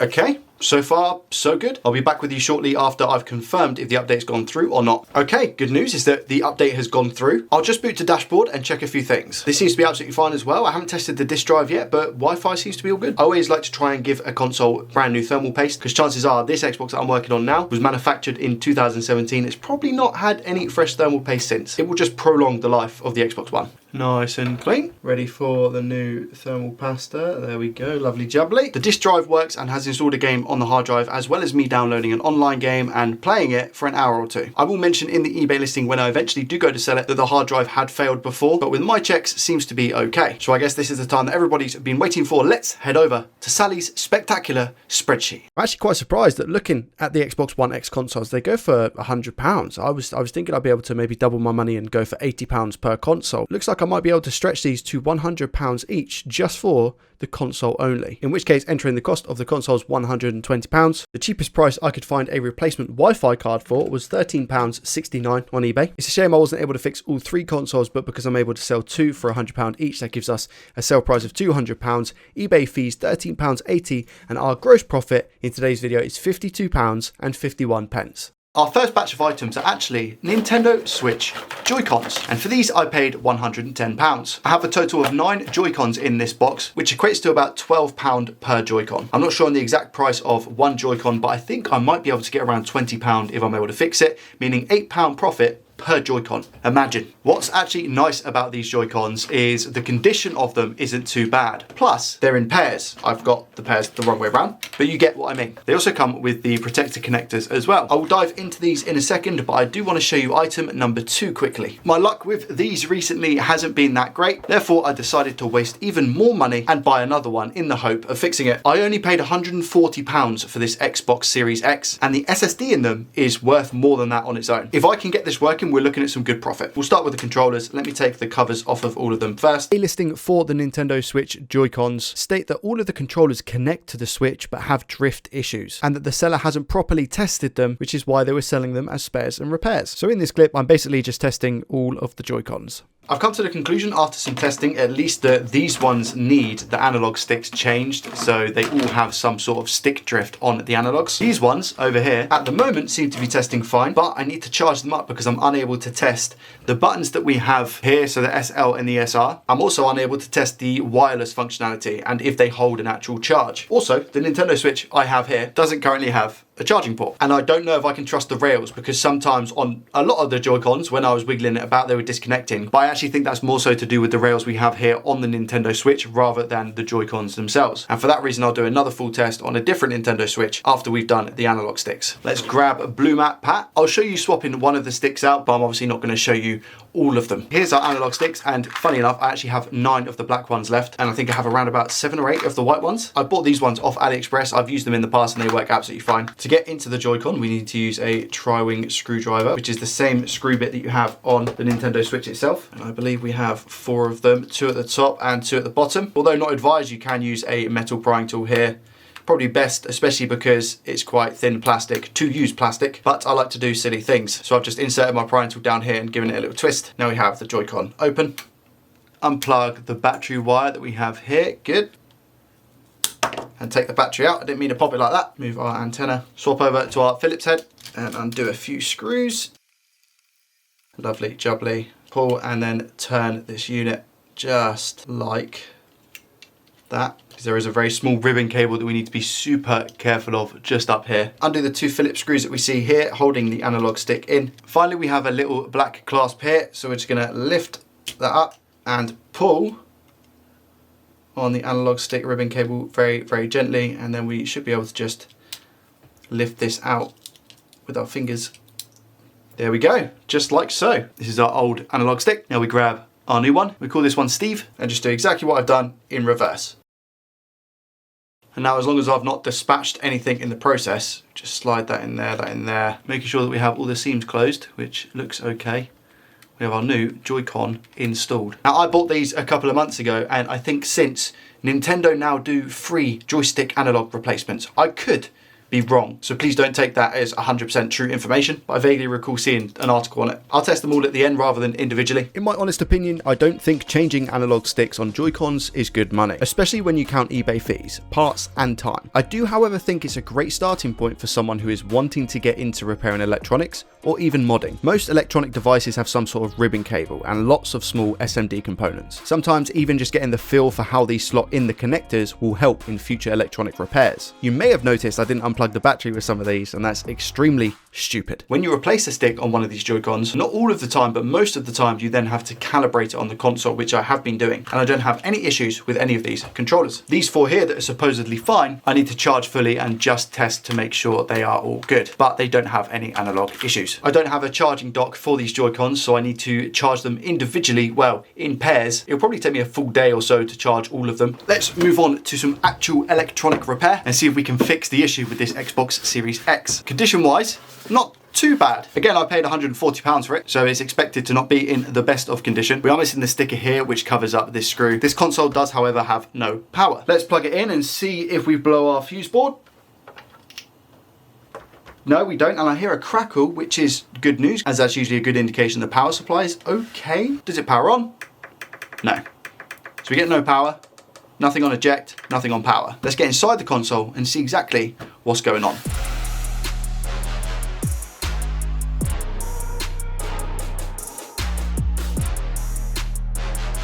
Okay, let's get to testing, shall we? I'm first off going to test the power supply just to ensure that we're definitely getting 12 volts coming out of it. Power in, again I can hear a crackle. Here's my multimeter. Now let's just make sure, shall we? Do we have 12 volts? 12 volts on that one, good. Do we have 12 volts on this connector as well? I'm going to go ahead and say yes. Yes, we do. So power supply is good. Now we're going to have a short somewhere on this board that is stopping the 12 volts from turning on the console. In which case we're going to take our multimeter again, and it's in continuity mode, which is the mode that beeps. We have a complete circuit, and we're going to see if we have a short on the top board or the bottom board, because there are two separate boards on the Xbox Series X. So black probe on ground, and let's test for a 12 volt short here. No, okay, so we have the negative pin and the positive pin. The positive pin, we do not get a short. If we put our probes on the bottom board, so we have 22 ohms there, and we also have 22 ohms here. So we have a short on the bottom board, which is always the case on these. I've had one at work where it was the top board, and luckily that was just a little capacitor that was causing the issue. I removed it and it was working. But of course on the Joey Does Tech channel, they all seem to be a little bit more frustrating. So we're going to separate the two boards. Oh, first I need to pull this cable. Squeeze in both ends and just pull it up slowly. Use the tab. There we go. Unfortunately, this is one of the older generation ones, and the reason I say that is because to get this board off now, I need to take off this metal clamp heatsink thing here. And the good news is that the SSD supposedly has been untouched. I'll get that sorted now, and then we'll head over to the microscope. All right, we're under the scope. I've got the heatsink clamp off, which covers the APU that you see here. What I'm looking for is any immediate visible damage. For those who have seen recent videos, these MOSFETs here seem to go bad. It's either the MOSFETs or the caps next to these MOSFETs. Now, if you ask me, there seems to be quite a bit more liquid around here, here, and here than the rest of these MOSFETs. I've had issues on this MOSFET before and this MOSFET, as well as very recently, I think it was this cap here or this cap. If I measure continuity here, I will get a short to ground, okay?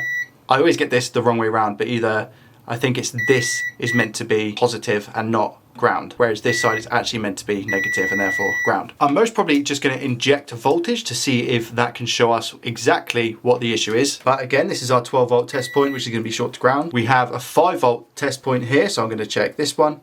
So we don't have a short on the 5 volt line, that's good. I believe our 3.3 is around here somewhere, if I'm not mistaken. Here, 3.3 standby is this test pad, and we don't seem to have a short on the 3.3 rail, which is good. And this is, I think, 12 volts Yes, this is a 12 volt rail as well, again, which is showing as bad. I'm going to inject voltage now, starting with 0.5 volts, just to see. I'm pretty sure this is the positive side. So we get a 2 amp draw with 0.5 volt. That should be enough if I go over to the heat cam now to at least see something getting hot. If not, we will slowly increase that to see if we get a heat signature. Here we have our flare cam. I'm going to inject voltage again at the connector, and it doesn't look like anything on this side at least is getting hot.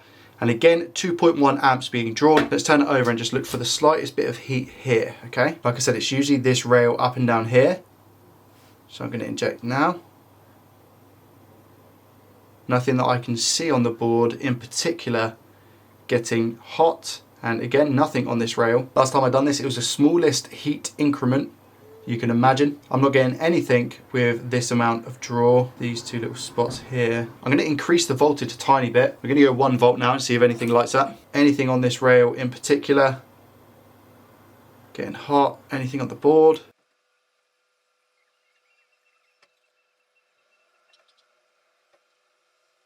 Nothing out of the ordinary getting hot. Let's turn it back round to the main side now and see if I get anything on this side. So again, we're injecting 4.6 amp draw. Do we get anything? Oh, wait a minute. We get something here lighting up like a Christmas tree.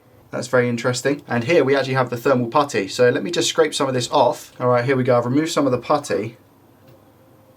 What is it? Oh, you are lighting up. Shine bright like a diamond. Let's go under the scope. I want to say it's either this little component here, this cap, or this cap here, which is causing our short. Let's put some isopropyl alcohol on and see which one dissolves the alcohol, because that will pinpoint it. Is it any of these? It might be that one. Look at that. This one right here. Or maybe not. Maybe it's the one above. Maybe it's this cap here. Which one is it? Reveal yourself. Maybe it's not any of those. Let's go up one more. Is it any of these? I don't think it is. It could be either of them, to be fair, the way that it's dissolving the alcohol. Or it might be that. Is it that cap on the left? I think it's this cap. Yeah, look at that. You see the isopropyl alcohol just dissolving from it really quickly? Just here on the left. This one where I'm literally touching it. And then if I remove it and then put it back on. Yeah, I think it's that one. I think we found it. I think we found the culprit. There is, however, only one way to find out, and that's to mark it with our gold Sharp A, which I don't think is wise, to be honest. Try that again, shall we? No. Okay. All right. Let's just get it off. As always, this might not even be our issue. I feel like the juiciest way to find out if it's a short is to put the probes on either side of the cap, because if we have a continuous path through the capacitor, it's a bad cap. Here we go. Do we have our culprit? No. Oh, yes. Yes, we do have our culprit. Okay, it messed me around there for a little bit. I think anyway, let's test the line now. No short, our short seems to be gone. And if we test on this side, which is the side I originally thought the issue was, as I said previously, I'm pretty sure this is negative. So I should get a beep here. I do get a beep here, and the top shouldn't be. And it's not, there we go. So we have a beep on the bottom, no beep on the top. Our 12 volt short is gone. It wouldn't be right for me to just leave that cap not there, so I will transfer a capacitor from my donor board over to this Series X. I think it would work fine because there was 2 big caps on that same line, but it's better to be safe than sorry. In which case, the only thing left to do now is to give it a quick test and just make sure that that short is gone. Now, I got rid of a 12 volt short on another Series X in a video a few weeks back. I'll leave a link to it, this side, not that side. But it then became a beep on, beep off. I hope that is not the scenario with this one. And obviously it would be criminal not to sort out the thermal paste.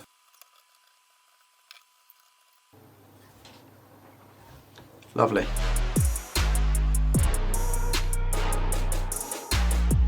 Console has been put back together in all of its glory, and again, it's looking in okay condition. I just hope it doesn't power on and then power off, because that would destroy me. Plug it in, the power. Again, nice healthy crackle is what we love to hear. HDMI cable has also now been put in, and it feels really stable actually. I'm over on the Elgato game scene. However, what happens when we push the power button? It powers on, no beep, but it powers on. Do we get anything on the screen? Please, please. And don't power off, please. It's still on. It's still on. We get a black screen.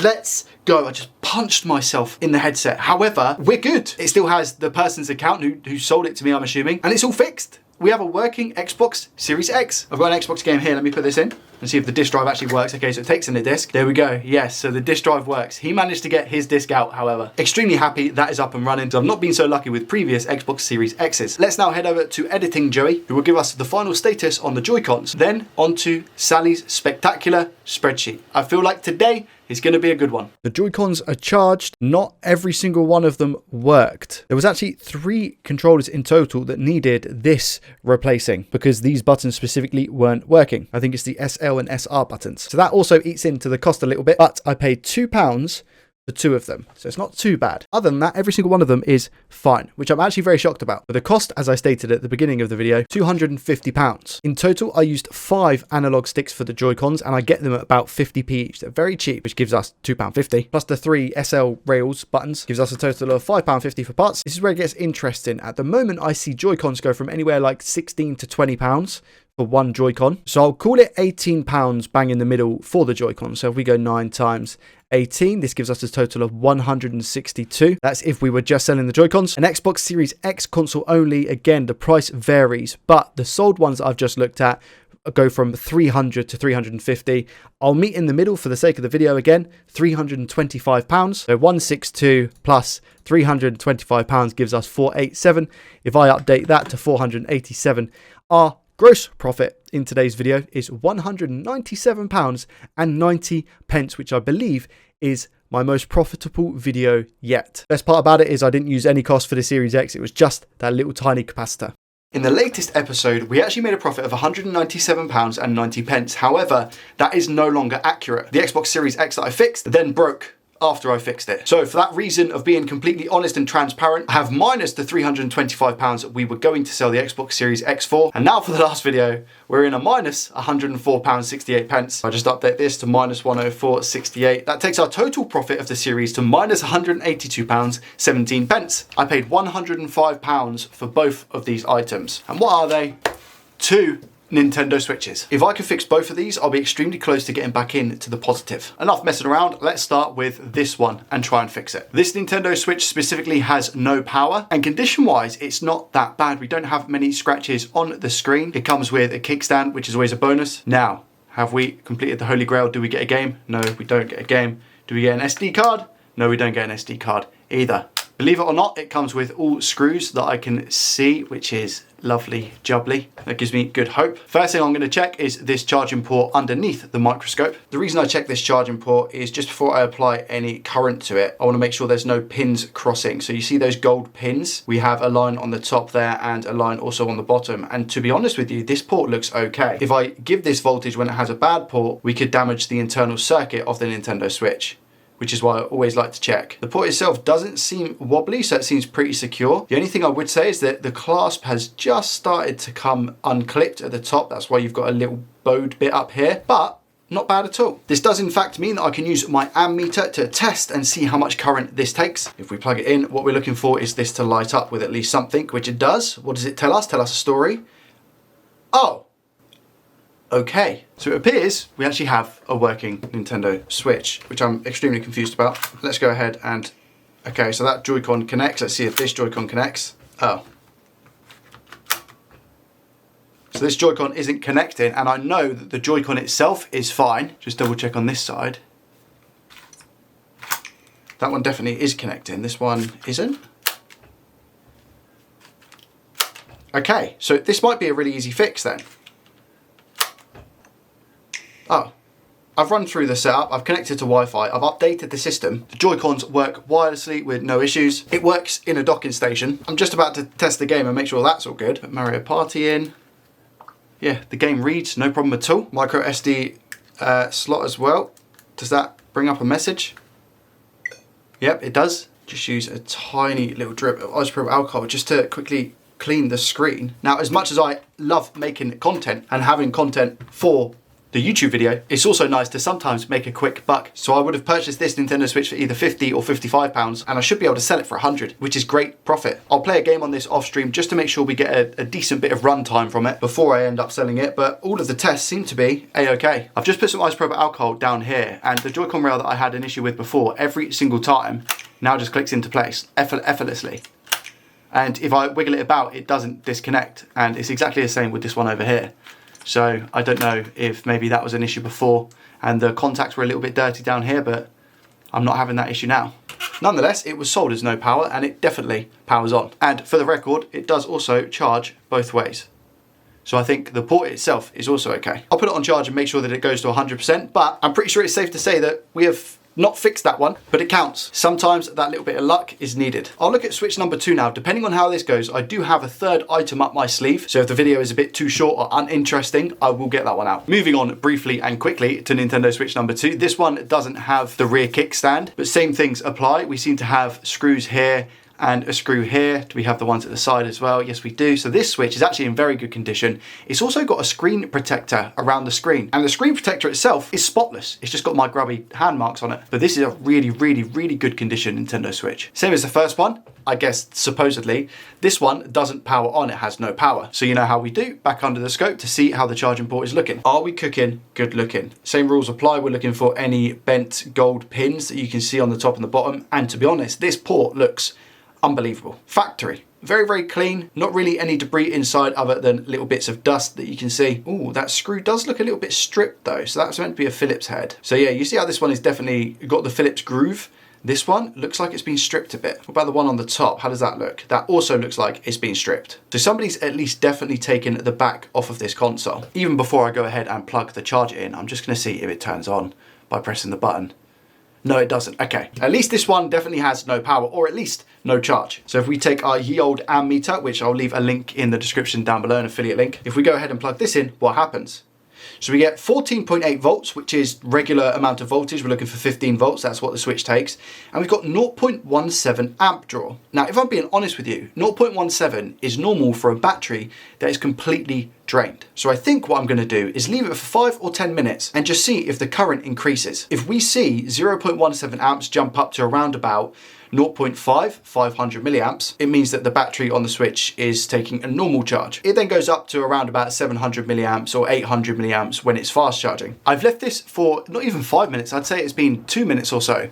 It's jumped up to 470 milliamps. Remember I said around about 500 was the sweet spot. So that is taking a normal charge. If I try and turn it on, I get no change here, but what's more interesting is that we don't get the battery icon on the screen to indicate that it's charging. For example, this is the Nintendo Switch that we just looked at. If I go ahead and put this on charge, you should see in a second, yeah, so you see how we have the battery symbol, it's gonna turn on now, but that's the battery symbol that we should have. This to me would indicate that we have an issue with the screen, or it could be a backlight issue, it could be anything, which is actually a real shame because the screen on this Nintendo Switch and the housing itself is in really good condition. The best thing to do in this scenario with a Switch like this is test it in a docking station just to make sure that the Nintendo Switch actually works. I've just gone to plug it in, it felt a little bit weird. If I look here, the micro SD card isn't there. And this bit is actually bulged out a little bit. I don't know if you can see. So it didn't fit snugly into the case. Instead of putting it into a docking station, I'm just gonna take the top part off and see what kind of damage we're dealing with here. There seems to be a screw on the rail as well that's sticking out. It looks like it's sort of threaded and I now can't get a JoyCon down the side of the rail, it gets stuck. I just managed to get it out. There's also a strip screw here which I can't get out, which usually means that you have to break the plastic, but gonna try one more time. No, it's not coming out, which is a shame because like I said, the case itself is in really good condition. Just as I thought, what they've done is put the connector on underneath this metal shield, which Lord only knows what impact that has had on the circuit because they've screwed it down as well, as you can see, and they've bent all of the metal. All right, this is coming off now. What damage can we find? Not looking too bad, except for obviously the card being down here. So let's just go ahead and take that out. I'm gonna head over to the scope real quick just to inspect here. How is this area? Connector seems to be fine. We've got the backlight cable here. That seems to be all good. It was on the speaker, but the speaker again looks to be okay. There's no broken solder connections or anything.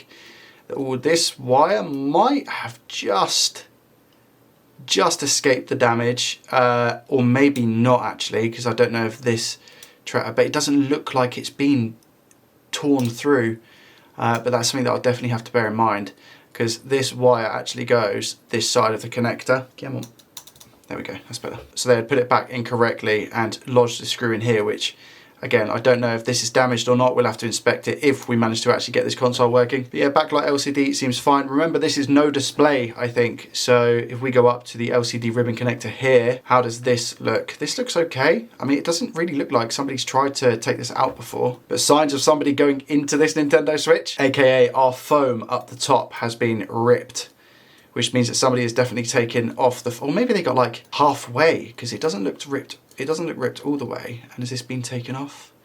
Maybe. It's really difficult to say. If we just do general inspection down here, this all looks okay. We don't have any water damage. This is the water indicator down here, and it doesn't look like any water has gone through onto the circuit itself, which is really good. M92 looks hunky-dory. I just want to note that it's now coming up as 0 amp draw. So I thought if I went ahead and tested the battery to see what kind of charge it's got 3.6 volts, which is enough. It's plenty. It's almost full. Well, I think they go up to around about 4 volts because it's a 3.7 volt battery. I think it can go up to like 4.2 at full charge. But that's now coming back as 0 amps. So it's not taking any current. In my opinion, that's going to be something with BQ or M92T36. I'm going to disconnect the battery. Maybe that's our issue. Maybe the actual screen itself is okay. Let's go over to the scope and have a quick poke around. So here we have M92T36. We'll check around here first of all. So I've got the meter in continuity mode, which is the mode that beeps when we have a complete circuit. So if we just have a quick look, do we have any shorts around here? So this is, okay, so this component here is shorted to ground, which is the capacitor that links to P13 on the back of the board, or Pi 3.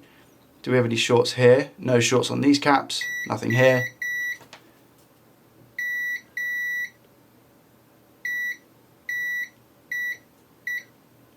Okay, and dreaded, supposedly, CPU cap, which is linked to a number of things on the board, is also okay. But this one isn't, so it could be Pi. This is our BQIC, so we'll check around here. See if we got any. So we've got a short on this cap as well.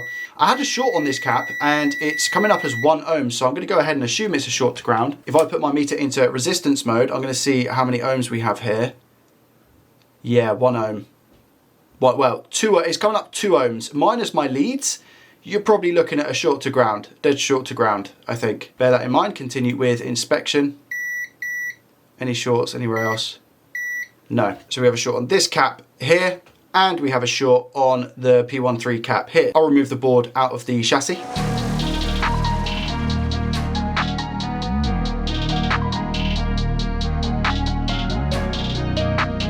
Now that everything is detached, do we have a short on this cap? Yes, we do. All right, so now we have an issue because I don't know if it's going to be the P or Pi 3 chip, or whether it's going to be M92T36. Bearing in mind that we also have a short on this cap here, I don't know if this one links to P13 or whether it links to M92. It could also link down here to the max IC, and maybe this could be the cause of all of our issues. What do we have? Do we have a short down here? We have a short to ground here as well. So to be honest with you, it could be our max IC that's the issue, and this is a short to ground. That's about 240 ohms, which is fine. These inductors are fine. It's just these caps here, look. So that's a 1 ohm short. That's a 1 ohm short. So this is short to ground on both sides of this cap. Also short to ground on both sides of that cap. And this is short to ground on both sides of this cap. I think there is just one thing that is causing this short to ground. And to be honest with you, I think our best bet is to just inject on this cap here to see what lights up, because they all could be connected. But I'm also tempted just to go ahead and remove P13, because that will most probably alleviate this short, and I'm assuming this short, but it might not as well. I think the smart thing to do would be to inject voltage to see if that will show us the culprit. I don't know, this is a tough one. Could be this max chip. Let's inject. I'm gonna start at 0.5 volts and see if anything gets hot. I was injecting 0.5 volts and nothing was getting hot. I was specifically injecting on this cap here. However, when I put it up to 1 volt, which is the max that I was kind of happy to go with, if I show you, look at the isopropyl alcohol that I've just put on. Whoopa. Ready? Look at that. BQ. You see this corner?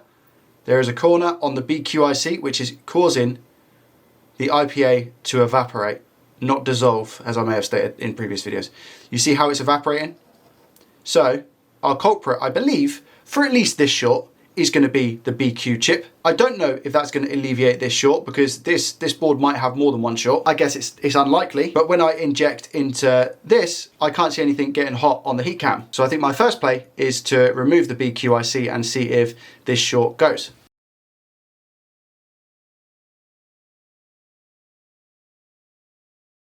BQ removed. Do we still have a short on this cap here? Meter is in continuity mode again.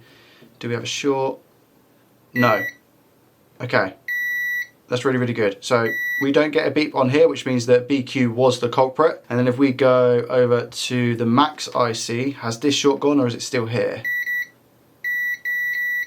Okay, good. So the short around the max IC has now disappeared as well. I think in one of Northridge Fix's videos, try saying that 1,000 times, he states on many occasions that the BQ IC is linked up to the max chip as well. Just need to finally check and make sure that this short has gone. No, okay, so we still have a short around M92 T36 and I'm assuming Pi 3. Yeah, we still have a short here. Okay, all right. I'll firstly take off M92 T36 because in my experience I've had with Nintendo Switches, this seems to be the more common issue rather than the Pi 3 USB chip. But worst case, we just take them both off. Has that got rid of our short? No, it hasn't. So maybe that M92 T36 IC was absolutely fine. Yes, we still have our short here, so I need to take off P13. Has our short disappeared? No, we've still got a short. Okay, so I've injected on this cap as well, and nothing else seems to get hot. Let's just check around here.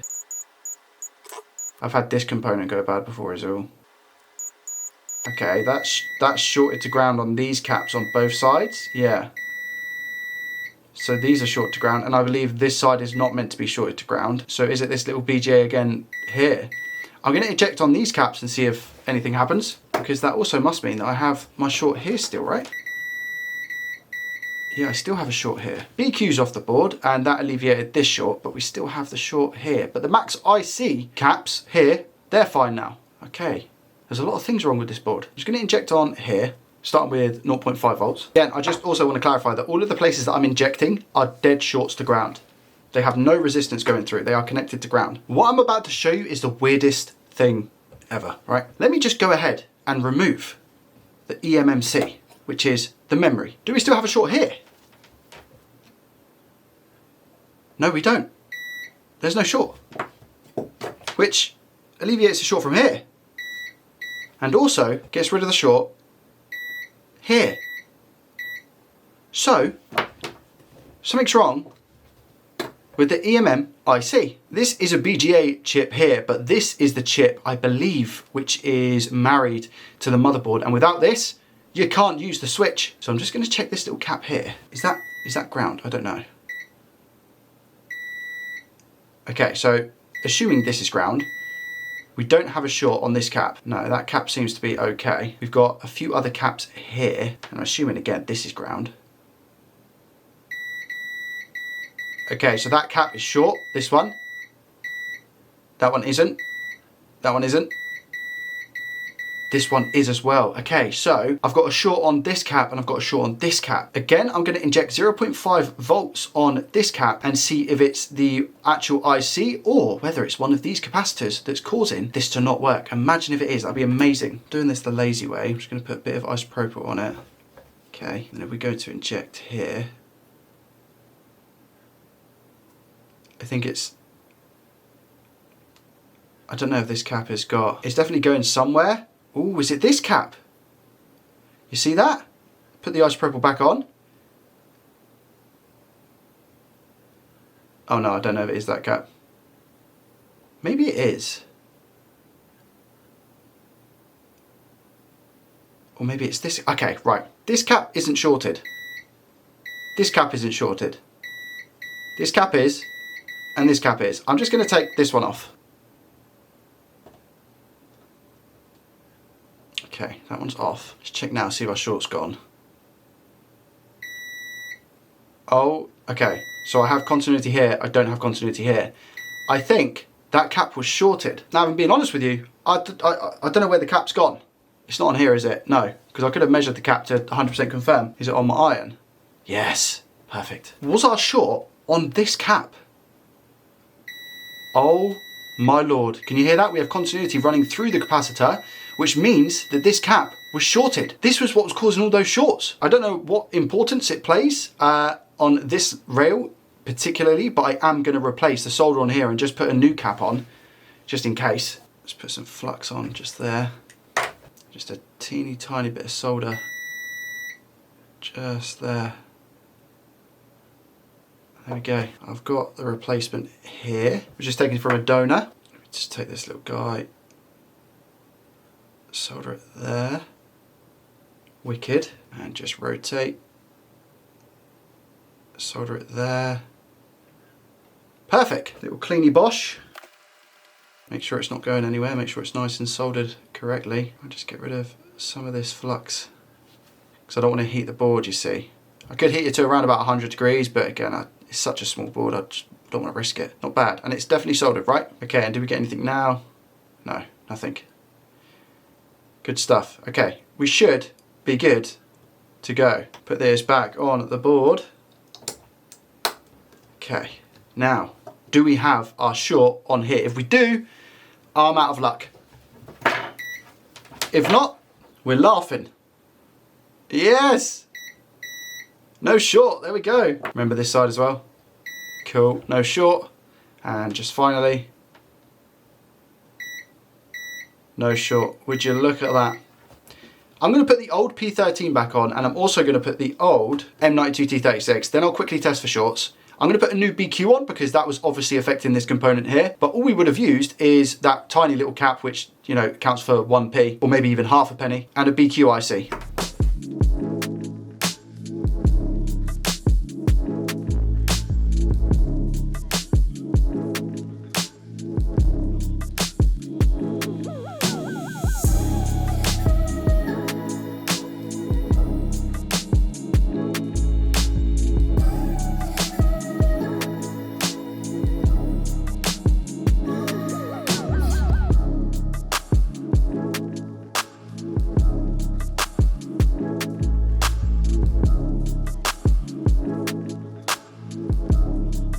Everything put back where it should be. Do we have any shorts on any of the places we did previously?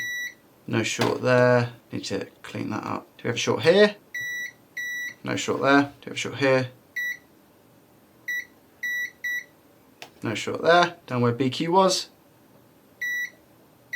No short on this cap, which is where it was before. And finally, no shorts around the max IC as well. Nice! So the only thing we've really changed is the BQIC, like I said, and the cap that was on the EMMC. Now, let's put this back into the chassis and see if it works. If it does, I'll be flabbergasted. Just as I was going to put this back together, I thought, I'm just going to check in the LCD connector as well. And can you see that there is the tiniest pin just over here, which is loose from here.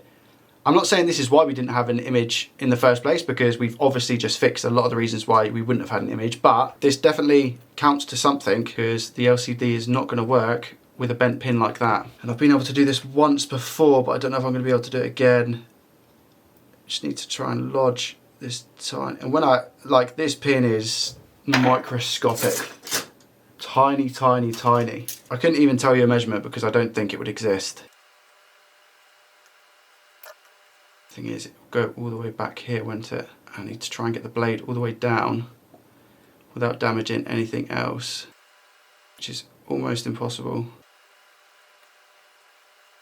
No, I think this one's too far gone, to be honest, which is annoying because I was nearly there. Bit of extra force on it that time. I don't even know where the pin's gone now. No, I think it's too far gone. Okay, and I've just bent that gold one down there. I'm gonna have to take this off and replace the LCD connector. Like I said, I think someone was in this before, so it must have been when they tried taking it apart and putting it back together.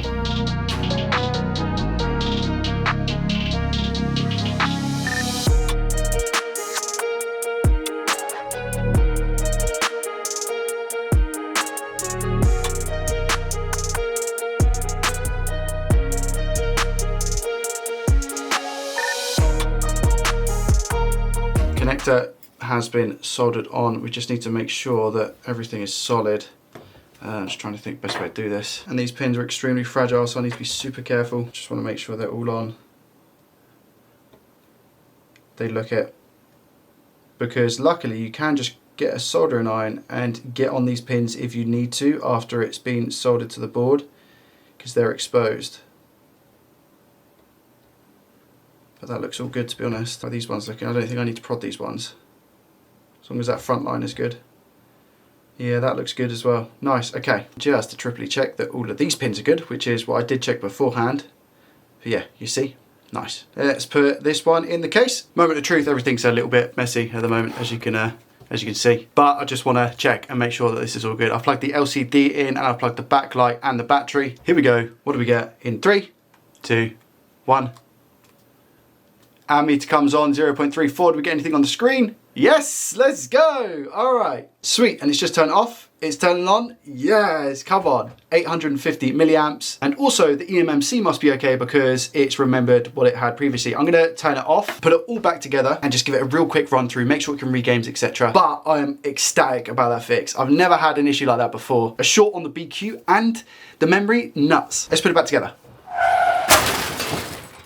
I've reassembled to the point where I've put the back cover on because I also want to make sure that the fan spins. Nearly dropped it then, that would have been amazing. Turn it on, 0.04, 0.06. That's not right, I bet I didn't connect the battery. I did connect the battery. Ooh. I disconnected the battery and reconnected. Oh, we're on now. Oh my God, I had a heart attack. Wow. Oh, it's just turned off. Wait, what happened? Now we're getting nothing, 0 amps. Again, take out the battery, plug my ammeter in. I'm gonna get 0 current. Okay, so I get 0.07, 0.09. Take that out, plug the battery in, turn it around. Now I get 0 amps. Not like this, please, not like this. Fuse is still good. Is the battery dodgy, maybe? Could be the battery. 3.6 volts, I mean, that's not bad, but now we're pulling a full flat 0 amp draw. Let's see if we've got any shorts again. After checking, I'm not getting any shorts on this side of the board. The only thing I think it might be is that perhaps when everything blew, the M92 chip that I've obviously just put back on is maybe faulty as well. Even though I'm not getting any shorts around that area, the chip could be shorted internally. And very commonly when you get a 0 amp draw, it's usually the M92 T36. Bearing in mind I've just put a brand new BQ chip on, I think I'm going to replace that M92 chip. I'm telling you now, I did not come this far with this Nintendo Switch for it to now not work. That is not an option, I'm afraid.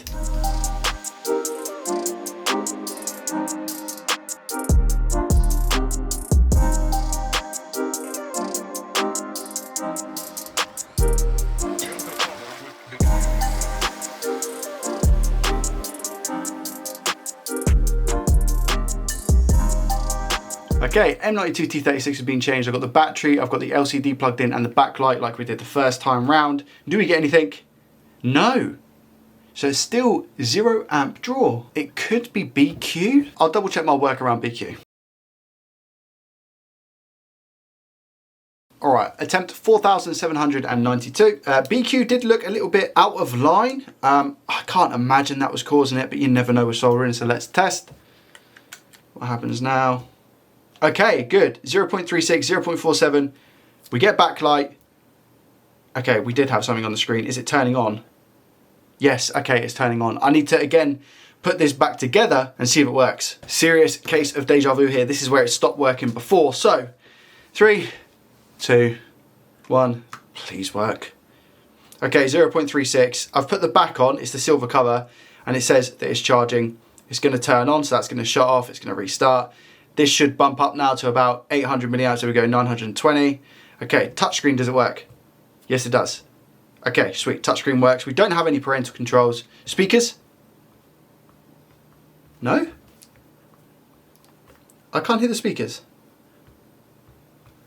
And they're up fully. And I've definitely plugged both of them in. I'm just doing an update and I'm gonna reset the system to see if it's some sort of software issue. I mean, I guess the good news is that it's on. A step further than what I was previously. After doing a little bit of research, it looks like the Pi 3 USB IC, which is the one on the back, the rectangular one we replaced, is responsible for the audio. I have hooked the Nintendo Switch up to a docking station and I can see the switch on the dock and it works perfectly fine. And I think there's audio, so I don't know if it is going to be the Pi 3 IC. I don't know if there is another audio IC somewhere on the board that is specific for the speakers perhaps, but either way I'm going to have to get it fixed if I want to sell it. I can't really sell it without sound. Just for the record as well, I have tried putting in other speakers and testing it, but that's not worked. After speaking to the man, the myth, the legend that is Phil the Coder on YouTube, he's pointed out that this Realtek IC is what's responsible for the sound on the board. I can't find anything obvious around it that seems to be shorted or that would cause it to not work. So I'm just going to go ahead and replace this chip, then test and see if it's resolved. If not, I'll probably go ahead and just change out P13 as well.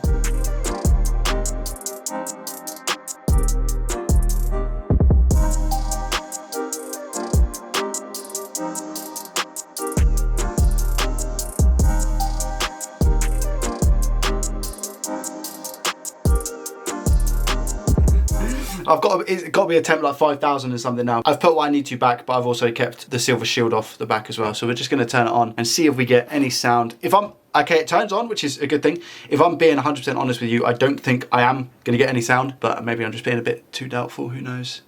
Okay, so on the home screen, I'm turning the volume up. The speakers have been plugged in. Ready? Here we go. Yes! Okay! We have sound.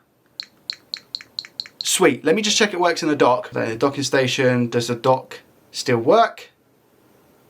Yes. Okay, good. I'm going to put it all back together real quick and just give it a final test. Please pray for me. Final moment of truth. It's now back together as it should be. We're going to check for a few things. And look how beautiful it's turned out, by the way. Plug in this way. Do we get charging and fast charge this way? Yes, we do. 860 milliamps at 15 volts. Turn it over. Do we get fast charging this side as well? 15 volts. Yep, 800 milliamps, perfect. So it charges both ways, that's really, really good. Just to confirm we have sound. Yes, we do, it sounds glorious. We know that the game cartridge slot works because we tested that before. Real quickly with the JoyCons. Perfect. This one. Perfect. Do they work wirelessly?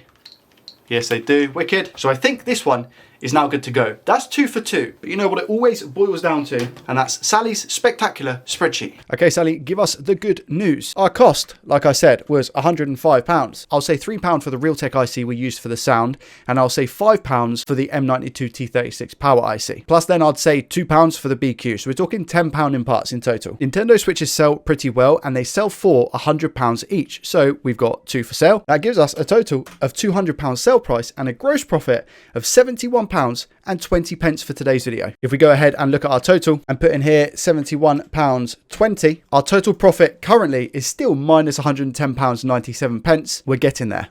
I purchased this faulty PlayStation 5 for £215. Originally the PS5 had no power. We actually fixed that issue by replacing the Southbridge chip on the main board and also repairing the fan connector. At that point everything was looking amazing until the disk drive wasn't working. And you might be thinking, that's not too bad, Joey, if the disk drive doesn't work. Well, if the disk drive doesn't work, you can't update the console. If you can't update the console, you can't use the console. So essentially, this is now a brick until today. Another YouTuber who goes by the name of The Coder, aka Phil, is an absolute amazing repair technician. He's figured out that if you take the BIOS chip and do a little bit of configuration, you can actually change the console from a disk version to a digital version, which completely makes the disk drive obsolete. In this circumstance, that is the best thing that I'm able to do with this PlayStation 5 to hopefully be able to claw some money back. I'm not going to go into detail personally as to how exactly this works. However, I will leave a link down below to Phil's YouTube video where he explains exactly what it is that I'm waffling on about right now. In my desperate attempt of trying to repair this PlayStation 5, I headed over to Phil's website, which is consolefix.shop, and picked myself up one of those BIOS chips, which I should hopefully just be able to install, update my console, and use it. Currently, when I boot the console, it goes straight into safe mode and displays 2 options: update system software and reset the PS5. No matter what option I choose, it does some of the update and then fails. I believe this is because it can't read the serial number of the married disk drive that is supposed to be in this PS5. It fails whether I do the update via USB or the internet.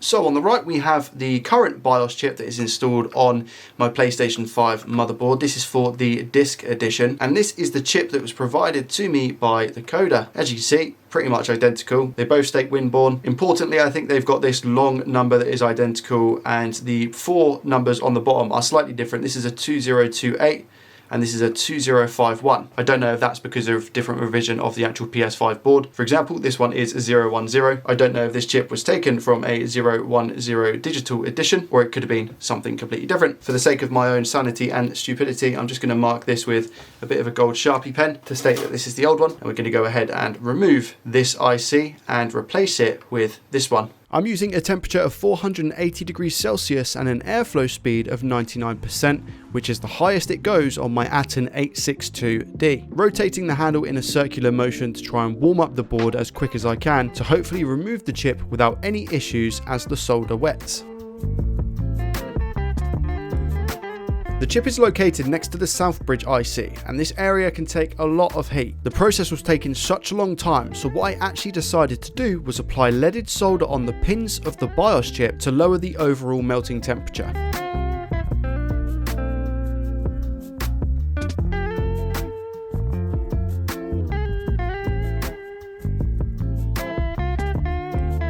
After a grueling 5 minutes, I managed to get the chip off. Now it's time to replace it with the new one. And to do this, I think it's best to prepare the area with more leaded solder. Then after the chip is on, go over the pins to ensure that it's secure.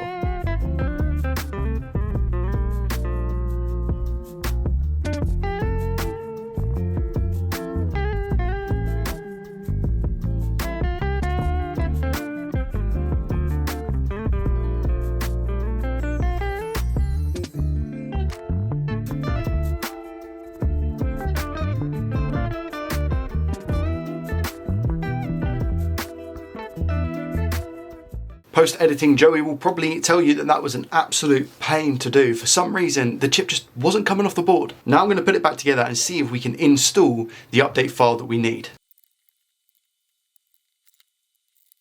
God, I'm an absolute nightmare. I forgot to put the clamp back on, luckily, before I started testing, because that would have overheated real quick. I think with this PlayStation, if I do actually manage to get it working, I'm going to test it thoroughly myself, but I may also end up just keeping it myself to see what the longevity is like on it. But from my perspective, it was broken, and now maybe, potentially, we're going to be able to get it working again. So it saves another console from the bin, because this would have just been trash. All right, moment of truth. It's all back together, not including the disk drive. I actually can't remember in Phil's video if you need to include the disk drive, both the power connector and the data cable. But I'm going to try it without and just see what happens, because why not? For testing purposes. Two things. I don't think I'm going to need my update file that I have on here, the PS update one. And I have plugged in my Ethernet because, again, I think I can just update from online. I'm simply using an update file from Sony themselves. I can't use my game capture scene because I can't change the settings, but I'll use my phone to record the screen. We have the all-important fan spin and the console turns on, which is the main thing. Now, what happens when we put our HDMI on? Because I've still got a blue light here on the actual console. It's not actually booted to a white light just yet. Still, okay, so it's just gone to a white light now, but nothing on screen. But it's also not gone back to my PC screen to show that there's no display. So I don't know what's happening here. Oh, I turned the monitor off. Let's try that again. HDMI 1. We get something? No, we don't. I'm trying HDMI 2. I think it's HDMI 2.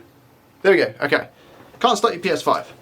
So push the button. There we go. It says connect to USB drive that contains update file for installation. So I have that file on this stick. So it is saying that I do need to update it. Put the USB stick in the back. The coder has most probably stated this on his video. Sometimes I just don't listen. We're now going for the update and let's see what happens. Fingers crossed. If I get this working, it'll be amazing. Okay, it's gone to a preparing to update system software screen. That's a result. Let's see what happens next. Okay, it's now installed. Wow, that was very quick. It went from 4% to 80% in about 2 seconds. So we like that. It's now turned off. All right, please give us some good news. I think it's restarting. Back on to HDMI 2. It's restarted, but I still have a blue light on the console. It hasn't gone to a white light just yet. It's been on a blue light for about 20 seconds, I'd say, 20, 30 seconds. I don't know if okay, now we've got a white light. So that was probably about, I'd say 40 seconds to a minute.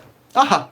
Yes, okay, 2 seconds, I'll go over to game capture. Perfect, so I've just disabled HDCP, which is what stops me from recording on my Elgato game capture scene. But would you look at that? We have access to the PS5. It's got FIFA 23 on, that's on the actual console storage itself. I wonder if it works. It's because I'm not signed in, I can't actually use it. I currently have my Ethernet cable plugged in, so I'm just going to check and make sure that I can search for Wi-Fi networks, make sure that's okay. Okay, yeah, I've got a good 3 that have showed up, which means that the Wi-Fi seems to be absolutely fine. For those who want to know this information, system software is version 23.01, so this is the latest version. I'm literally going to reset the PS5, so we're going to click on reset. If you reset, all data is going to be gone. Yeah, fine. So I'm going to reset it completely. That's then going to allow me to sign into PSN myself and just make sure that I can connect online to the PSN network and just verify that everything seems to be okay. But I can't believe that worked. I bought the chip from Phil for £25, and to say it's worth it is a complete understatement. I paid £25 and I do a little bit of soldering for that chip, or I waste £215 and put this console in the bin. It's literally a no-brainer. I think I don't speak on just behalf of myself, but pretty much the whole repair tech community when I say thank you, Phil, for sharing this information. And just like that, I'm installing Call of Duty Modern Warfare. Everything seems to be hunky-dory, no issues whatsoever. I now just actually need to put the PlayStation back together.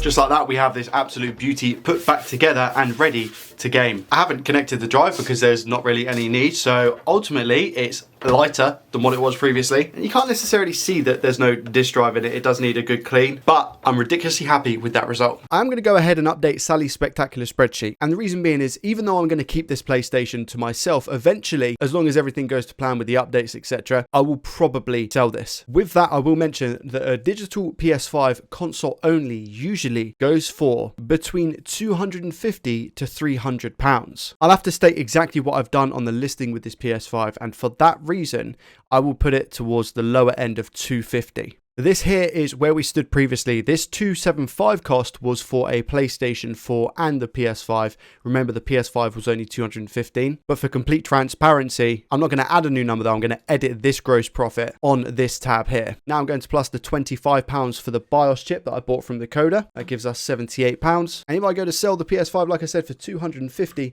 it gives us still a loss, but it's now minus £120 and 25 pence, which if I go in here and update it, that actually brings us into a profit for the first time in a very long time of £96 and 78 pence. Today I've spent an absolute whopping £25 on 2 different items to see if we can fix them and sell them for a profit. I've been asked to mix it up, and that is what I'm going to do in today's video and make myself look like an absolute fool. I'm trying to fix a robot, yep, a legit little Mechamon robot, whatever that is, as well as a faulty Bluetooth speaker. The Bluetooth speaker was, I think, £10 and the actual mini robot thingy was £15. I'll save the robot till our last item because I have no faith with that. Let's get right into it and have a look at this speaker. This is a Mini Blast 360 Bluetooth speaker by a company called Acoustic Solutions. This is said speaker and it goes for about £35 on Argos. So I imagine on eBay, maybe you get £20, £25, so I might be able to double my money with this. Again, I bought it for 10. And the fault that we have is it has no power. Okay, not too bad, taken out of the box. It looks like quite a nice speaker in my opinion.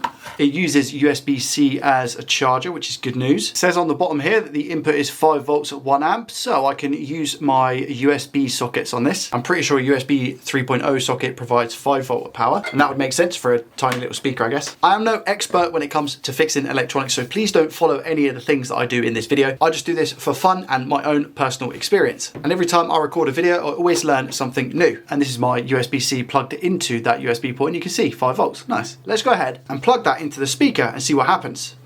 Please no sparks or anything of that nature would be appreciated. It doesn't fit. The USB-C ammeter doesn't fit. It doesn't go in there properly. You see, it's just too big. Okay, without the ammeter then, plug it in. It's like, we get like a bit of a red light just here. Okay.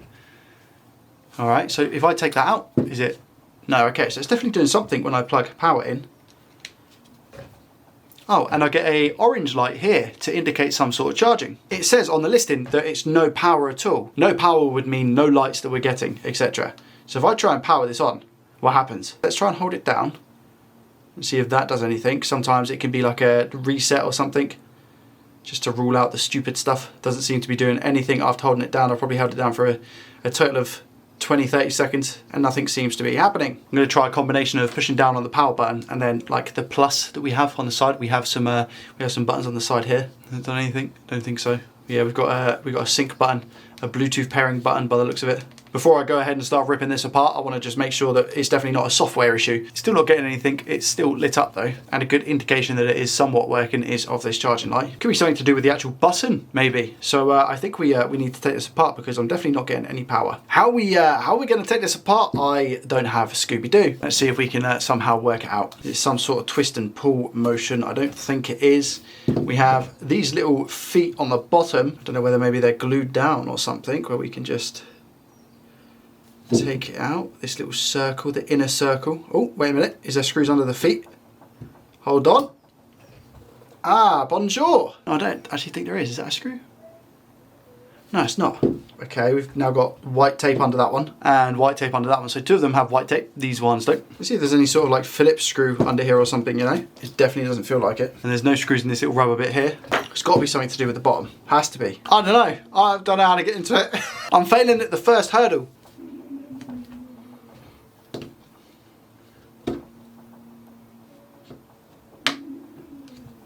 No way does this bit come off, does it? That can't be right, surely. Is that a thing? I'm probably going to break it even further. I mean, I'm just going in here. Oh, okay. We're in. So we got this microphone looking thing off. A couple of screws on the side here. Okay, so does this one come off as well? Yes, we're in. Making headway. So I'll do these little screws to start with on these sides and see how far we get. I guess nothing. Does this bit come out now that I've unscrewed that part? No. What about, so whereabouts does this, what do these screws hold in? What are you holding in, screws? Okay, so that's not doing anything. Maybe I'll just do let's undo one of these speakers. They are different screws, so I shall try and remember where they go. All right, does that just pop out? Now, come on. Yeah, okay, all right. No, don't want to. Some sort of movement. Assuming all the wiring is going to be pretty tight in here. Yeah, it is. The battery's at the bottom, the rechargeable battery. And I can now see the circuitry inside. I can see the motherboard. It looks like we have some sort of seal around the top. So what I'm thinking is that the top pops off and then we can somehow get this board out. So let me try that. Yes, we're moving along nicely. I didn't actually have to take the speaker out. So I'm actually going to, yeah, no, I'm going to put that back in. Now we just have to figure out a way to get the board out somehow. God, just a little bit of wiggling I've had to do it. And I think if I just keep pulling it either side, I can take it out. Come on. A little bit more. There we go. That's the battery cable. So let's just take that out. And I should be able to, yes, okay. We've taken it apart. That's the result. The battery itself could be the issue here. So the battery just might be relatively old. So I'm actually going to grab my multimeter and see if this is taking a charge. Here we have our multimeter set in voltage mode. DC voltage for the battery. Black probe there. And what do we get? What do we read? Nada. Look at that. 0 dead. Like gone. Gonzo. We'll just make sure we're trying to put it on the probes. Yeah, absolutely gone. So I don't know what battery it is, but I think that is going to be our issue. I'll just run a quick visual inspection over the board just to see if there's any burnt components or anything that jumped out at us. But I'm pretty sure it's just going to be the battery. How are we looking? Boarderino. Just looking over at some of the ICs, see if we got any holes or anything like that in them. How are the aluminium caps there? Okay, it looks a little bit bulged, but nothing drastic, I imagine, to stop it from working. Capacitors all look good in this area. You got the LED up there. Suffered maybe a bit of burn, or is that flux? I think that's just flux. Just here, yeah, it's just flux. Flip it around to the other side of the board, and we have an IC here, which again looks hunky-dory, no marks in it or anything like that. Transistors, resistors, capacitors, coil, diodes. Again, I think this is just, yeah, it's just flux, dried flux. Or maybe even glue, is that glue? Yeah, it might be glue to hold down this connector here, which in turn I think has some LEDs in it. Yeah, so those are LEDs. This must just be like a plastic chassis that just covers it. So it's not soldered, it's just glued down. But can't see anything obvious as to why this wouldn't be working. So this is good. Here we have the USB-C port. So actually, let's just check that because we're getting a light, but it doesn't mean that the port itself might not be damaged. That's fine. What about the components around the USB-C charging port? They all look okay. Yeah, can't see, again, any burn marks, anything obvious on those. So it looks good so far. Now what's interesting, right, so I've got my ammeter here and the board is no longer connected to the battery. If I go ahead and plug my ammeter in to see what it's drawing, so we get 0.08, it jumps up to 210 milliamps. We get the LED light at the top, which is red, and I believe this was exactly the same as what we had before. However, the orange light is now blinking. So I'm going to assume that's blinking and saying there's no battery connected, so I can't charge anything. And I'm going to go ahead and assume that we can't just power on this device without having the battery connected. The charging circuit might be wired up in a way where you need the battery present to actually turn on the board. Let me get the battery out of here to see what one it is. Okay, I'll try my best to explain. So I've tried searching up this battery and I can get them in pairs or packs of 2 for around about £20–25. Plus they won't have this little circuit board on, and I would need to dig under here and desolder this part from the battery and then solder it onto a new battery. Whilst I could do that, I also don't really want to. If this was a battery I could just simply replace, I'd be more than happy to do it. But I personally don't think it's worth it for the type of device I've got to repair. Also, on that note, I can't get this board out now. I put it back in to see if I could maybe just power the device using the USB-C charger, hook up the speakers, and see if we could actually get something on it. But it's now completely and utterly stuck, no matter how hard I actually try. To get this out, it's fully wedged in. Just before I hang this one up, instead of actually measuring on the battery connector, which is here, and like I said before, we get nothing, I'm going to measure on the actual battery itself on the board to see. Oh, so we do actually get 2.5 volts.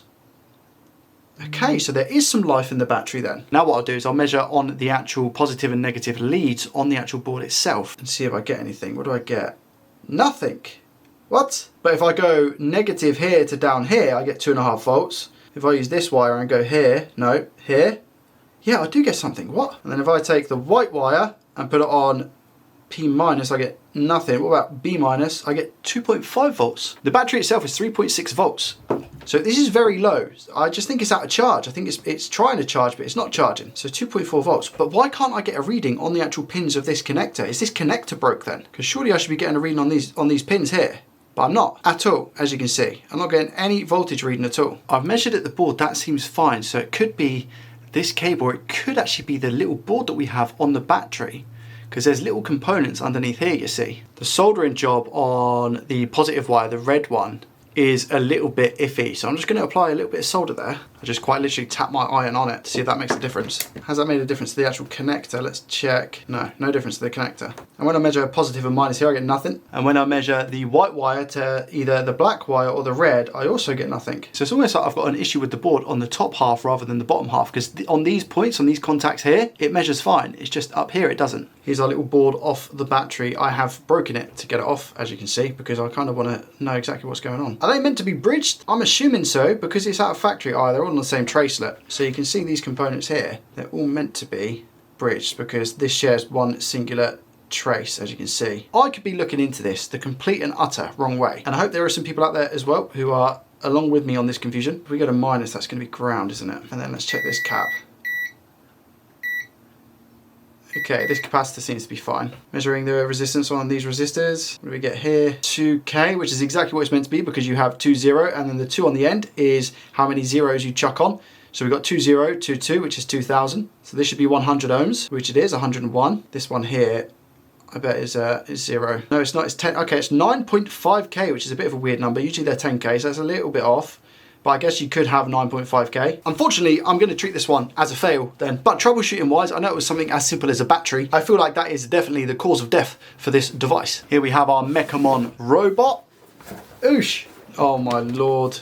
If I can't fix a Bluetooth speaker, how on earth am I going to fix a robot? Oh, lovely. These legs actually come off to make life a lot less confusing. That's really good. Ooh, I might have found something already. Looks to be like a pin here. Oh, I've just torn it out, but it's down there now. Even something as simple as that might have been causing like a little short. Did that pin come out of any of the legs? I don't think so. All right, so these are, wow. Wow. Listen to that. It sounds like a proper robot. What kind of mechanics they have in this? I'm assuming, oh, that clips on there like that, like an armoured leg. Nice. Whilst that's really interesting, how do you charge this thing? Because this is the main unit, so I'm assuming the charging comes here. Ah.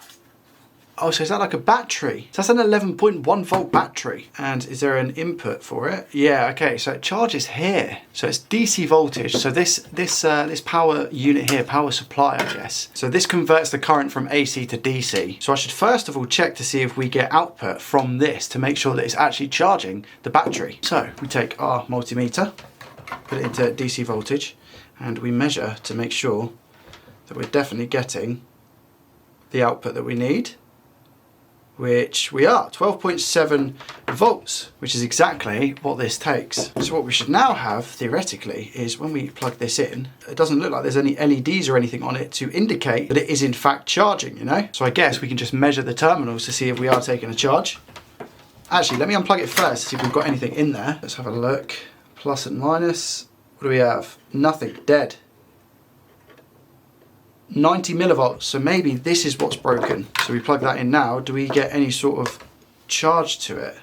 I'm going to say I doubt it. No, see, that's like, it's climbing a bit, then it's going down. Okay, maybe that is taking a charge. It's taking a slow charge, but maybe it just needs to sit for a bit. I'll be back in a second. The device has been charging now for about an hour and it's only just about hit 1 volt. And remember, we need to charge it to 11.1 volts. I don't know at what stage the machine will actually turn on, but 11.1 volts will be our safe bet. I'm gonna have to leave it overnight and I'll report back to you in the morning. Good, merry morning. I am back with the battery that has been on charge all last night. So I'm really hoping that we at least get something here. Meter is in voltage mode. Let's have a look and see. So I'm hoping for around about 11 volts. Ah. 1.3, and it's only now just starting to go up. Why? So this is completely dead then? Does it do anything when it gets plugged in now? I'm gonna go ahead and assume not. We have a button here on the front.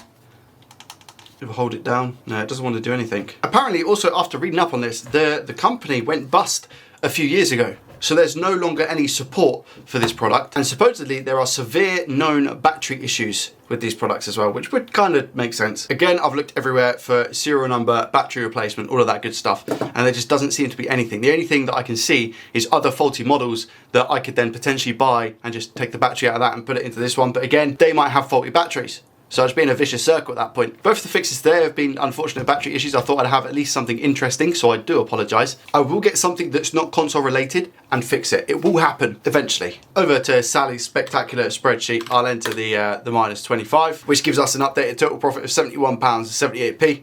I managed to pick up a faulty PlayStation 5 for a total of £160. I have to show you this. This item actually came with some other stuff in a big box. And within this big box, they sent the PlayStation 5. They sent in a suitcase in the box. So I've managed to bag myself a free suitcase that I don't think I'll be using. Let's get this opened up and see exactly what's wrong with it. Although it's a little bit grubby and dusty, it doesn't look like it's in horrendous condition. It is indeed a disc edition console as well, which is really, really good. The last one I had of these, I actually had to convert into a digital version. Hopefully that's not the case today. Our current profit from this series currently stands at £71.78. And if I can get this fixed today, it's going to bump that up massively. Apparently the console is no power, and specifically we get a 1 beep and then it turns off. Let's double check that. Okay, I heard a crackle from the power supply, which is always good news. Do we get a beep? So I'm just going to keep pressing the power button. Okay, we get a beep. I think the fan is spinning as well. And the disk drive button is working. And the reason I say I think the fan's working is because I can feel it when I'm turning it on. I can feel air coming from the back vents here. Okay, so it's a bit of a strange one. Now we've confirmed what the actual issue is, let's take it apart. Okay, all right. It's been opened before, unfortunately. And not only do we have the warranty sticker missing, which is up here, so clearly it has been opened. We're also missing the shroud for where the SSD, or if you want to add an additional SSD, this would go here. So we're missing the bit that covers this bit up. I can already see as well, we're missing some screws. So for example, up here, I can see there's a screw missing. So already I can tell it's going to be an interesting one. Tell you what, before I go any further, I'm just going to see if I was right in thinking that the fan was spinning. So let's apply power. Yeah, the fan is spinning. So we get fan spin. Okay. I'd go as far to say relatively clean inside by the looks of it. So that was just plugged in, I've just unplugged it, but I seem to be missing the front antenna. So where's that gone? I see, all right. It's been absolutely ravaged down here. It's split off completely. So you're meant to have a white and a black cable going to the back here. And I have the black one, but the white one has been snapped. To be honest, it's actually quite easy to do if you've not done many of these before. Kawitz actually sent me, I don't know if that's how you pronounce the name, but they sent me an electric screwdriver. And I'm not going to give a full review or anything like that in this video, but I thought it'd be best to use it on the monstrosity that is the PS5, where we have about 1,000 screws just to get down to the actual motherboard. And if it does work well, I shall let you know.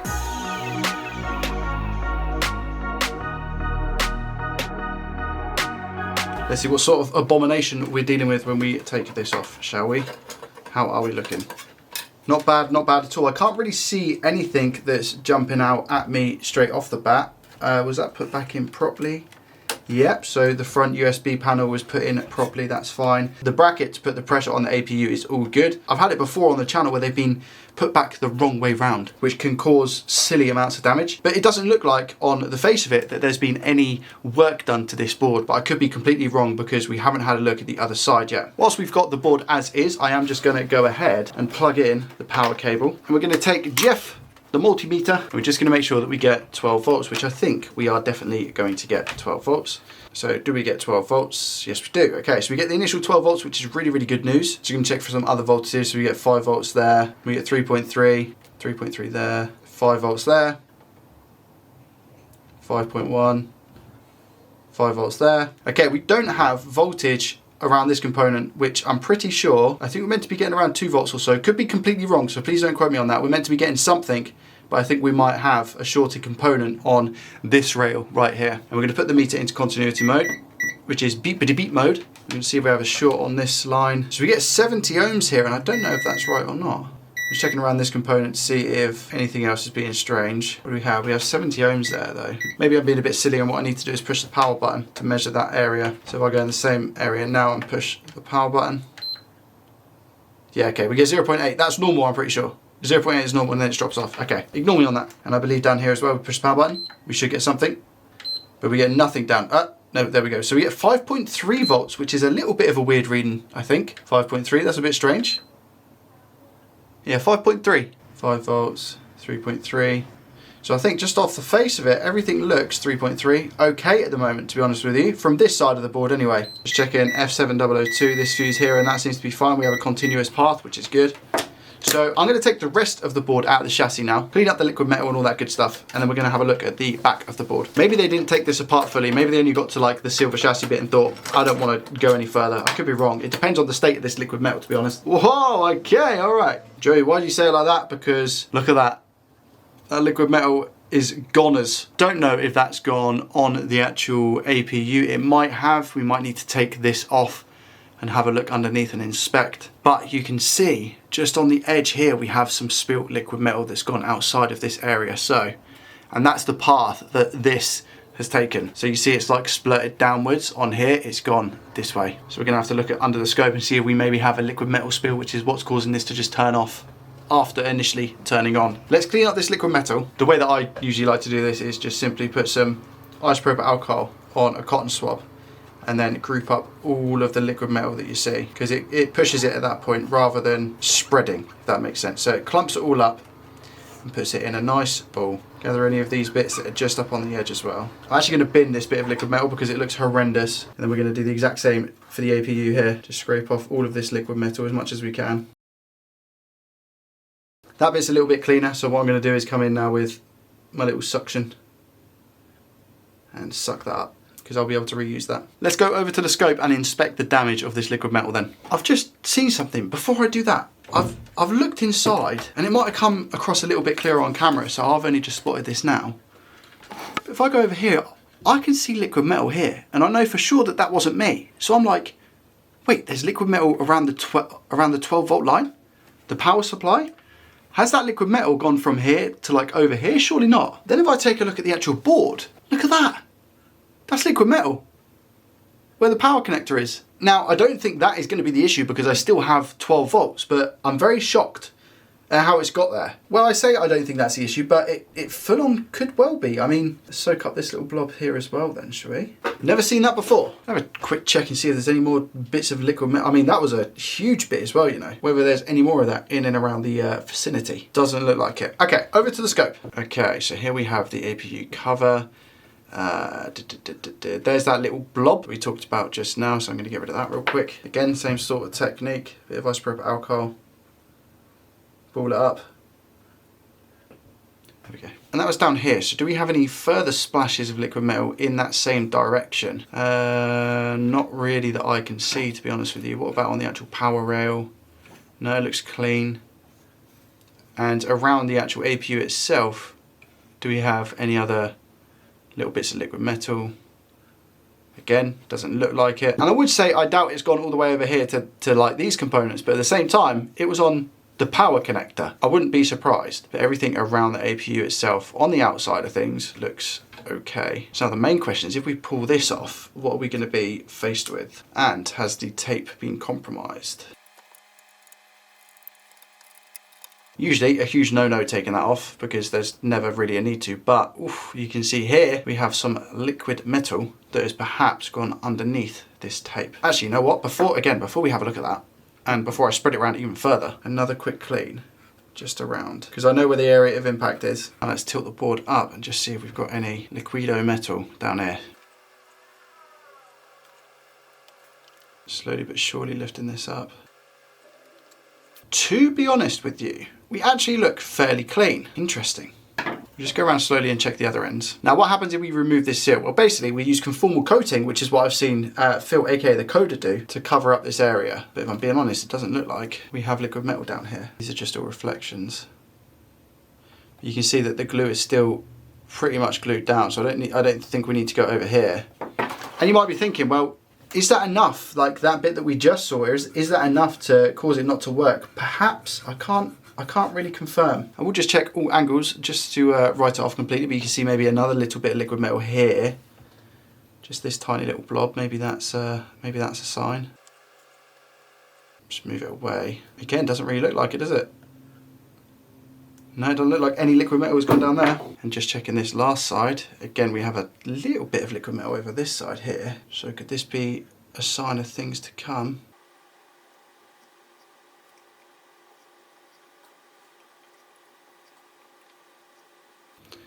This is just glue, isn't it? I mean, it all looks good. So I'd say we're pretty clean. Again, this might have to just come off anyway because of the fact we've taken some of the glue off, but there's still bits of liquid metal. I'm just going to take this tape off. In worst case, we just have to conformal coat it anyway. Now taking off the cover, I should be able to see exactly if we have any damage. I should have done this at the start, to be fair, but I think I was just being a little bit lazy to see if any had seeped through. But I mean, it all looks clear to me, which is really, really good. I'm gonna have to cover that up with conformal coating, which isn't too much hassle, to be honest. But at least I can rule this off now and say that we are in the all clear. After cleaning that up, I just wanted to basically see if we managed to get any LED lights or anything. So let's quickly test that now. I've plugged the power in. What happens? So I still get the single beep. No fan spin. Oh, okay, I get fan spin, but we still don't get any LEDs around the side here. But the fan still spins and it just shuts straight back down. Okay, I've done some basic diagnosing on the board to see if I can come across any shorts or anything that would be causing it not to work. But what's really strange is that you kind of get every aspect of a boot, but then right at the last second, right at the last hurdle, it just falls over. That's why I think that we get the fan spin for a good, 2 or 3 seconds. I'm gonna hook up my power supply, my bench power supply. I'm gonna set it to 12 volts, 5 amps, and just see what current gets drawn and what behavior we see. Maybe there might be something on the board that lights up red hot, and we'll go from there. So as I said, power supply is set to 12 volts, 5 amps, and I'm gonna inject on the positive power pin here. And this is the behavior. Looks like a pretty normal boot. And then all of a sudden, restarts, goes up to 1.5 amps. And it just rinse and repeats the same process over and over and over again. So like I said, at that initial point of going to turn on, it doesn't like it and just instead shuts right back off. Now I'm on thermal cam, I'm gonna inject now. Let's see what happens, any irregularities or anything like that. So this is the SSD controller IC, and that just kind of hovers around about 28. That's meant to get hot, as is the Southbridge, which is here. So how much heat do we get on that Southbridge? Probably 26 degrees, maybe? I don't know if that's enough. You can see the SSD controller IC is getting very, very hot. This is the back of the board as well, by the way. But the Southbridge doesn't really seem to be showing as much heat as what the SSD controller chip is. I flipped the board over, and where the camera is exactly now is the SSD controller chip. And you can see it's getting extremely hot, but I think it does on boot, honestly. And if we go to the Southbridge is also getting hot in a very specific area, actually. With the SSD controller we have here, it seems like the heat is spread, I guess, on the IC, but if we go down to the Southbridge, it's a very pinpoint specific area of heat. So I think it's one of two things, the Southbridge or the SSD controller chip. Which one I don't know. I know that one of them isn't behaving as it should, but I don't know which one. At this point, it's a 50-50 guess. I've just looked at the board for any discoloration or anything on the chips as well, and I can't see any burn marks or anything like that to insinuate that one of them is bad. And if I'm honest, it might be neither of them. Neither of them might be the issue. I'll measure around both those components to see if I get any weird readings. I've had a look at pretty much every aspect of this board now, and I've also had a look where the SSD controller is and where the Southbridge is on the back of them, where most of those little components are, and just done some measurements to see if there's anything that doesn't add up or doesn't make sense. But everything adds up and everything makes sense, so I'm a little bit confused. On the back of the Southbridge, there's a tiny little cap up here that when you go and press the power on button when the device is in standby, you should get 1.1 volts. And I get 1.1 volts. I get 1.4 to 1.5 volts when I go to power on around the RAM. So I know that also the RAM is good, supposedly anyway, and I have every single other bit of voltage needed in order for the device to work. There was liquid metal, like I said, just where the power supply is on the chassis of the PS5. However, I've kind of ruled that out being faulty because I use voltage from my power supply and I get exactly the same issue. I've had a look everywhere else on the board for liquid metal to see if there's any shorted components, and there is no more on the board from what I can see. I think this is going to be a two-step process. I think my heart and my gut is telling me that it's the SSD controller, but then on the other hand, my mind is like, why is the Southbridge not getting as hot on the other side of the board? I think I'm going to try and replace the SSD controller chip. Let's get started with whacking a bit of heat on and around the board where the SSD controller IC is. Then come in with a little bit of flux just to make the removal process that little bit easier. After we've got the chip off, apply some more flux, use our soldering iron with some leaded solder to mix with the unleaded solder that we have on the board. This will make it easier to wick away, which is exactly what I'm doing here.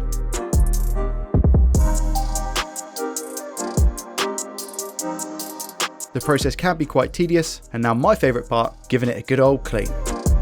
Now making sure that the area is nice and flat and we don't have any big mounds of solder, and grabbing our new SSD controller IC and lining it up on the board. Now, if you're used to soldering, you will notice here a huge mistake, and it doesn't get any better. For those who don't know, I have misaligned this chip. I'm putting it on incorrectly, and I'm shouting at myself, telling myself to stop this absolute nonsense. The little square that you see in the top left-hand corner of your screen now on the actual IC, I thought was the arrow. However, the arrow is in the top right. The arrow should be on the top left, and this is the moment of realization. But of course, it's too late. The solder at this point is liquefied and I've ruined everything.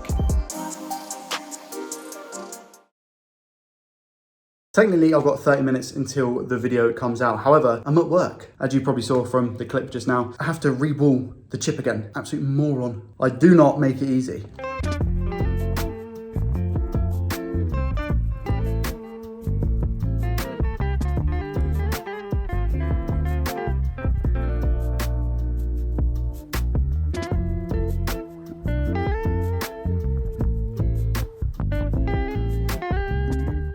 Right, chip's been reballed. Time to go home and find out it doesn't work.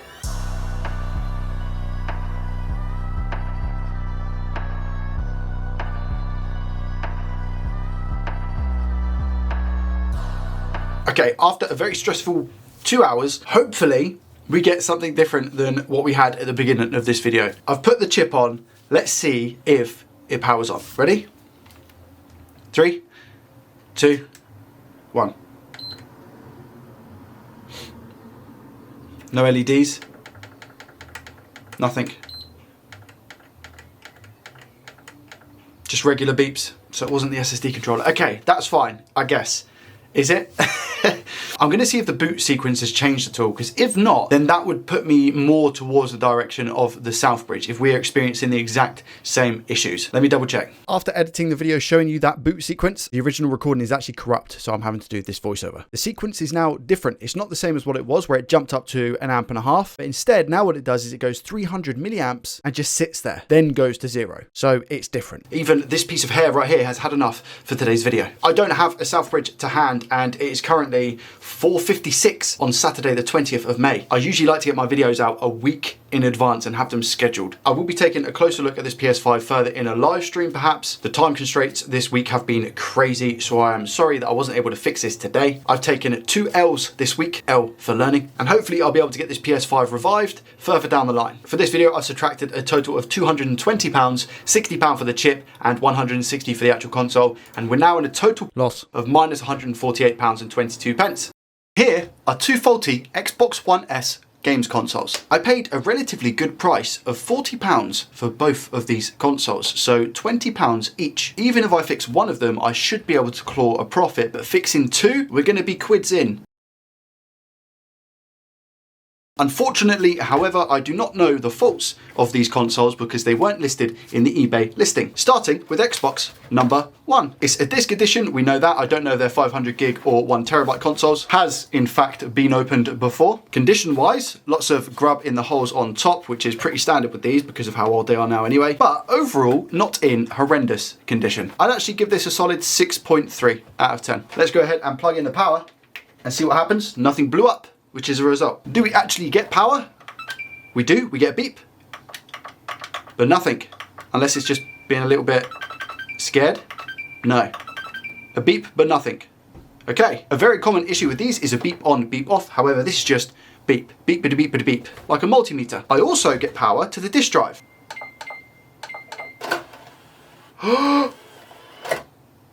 Oh, we are going to be so quids in. Come on, what was it? Because it took it back in, I was pressing it so many times. Sims 4, let's go. It's got to be worth at least 30p. Oh, it's on. I've just pressed it once more and it's on. And it's just turned off. Okay, so maybe it is a beep on, beep off. Like I said, a common issue. The unfortunate thing is that it could be absolutely anything. I've also just tried putting it into safe mode, but exactly the same thing. It just beeps on and then beeps off. Without any more hesitation, let's get this console apart.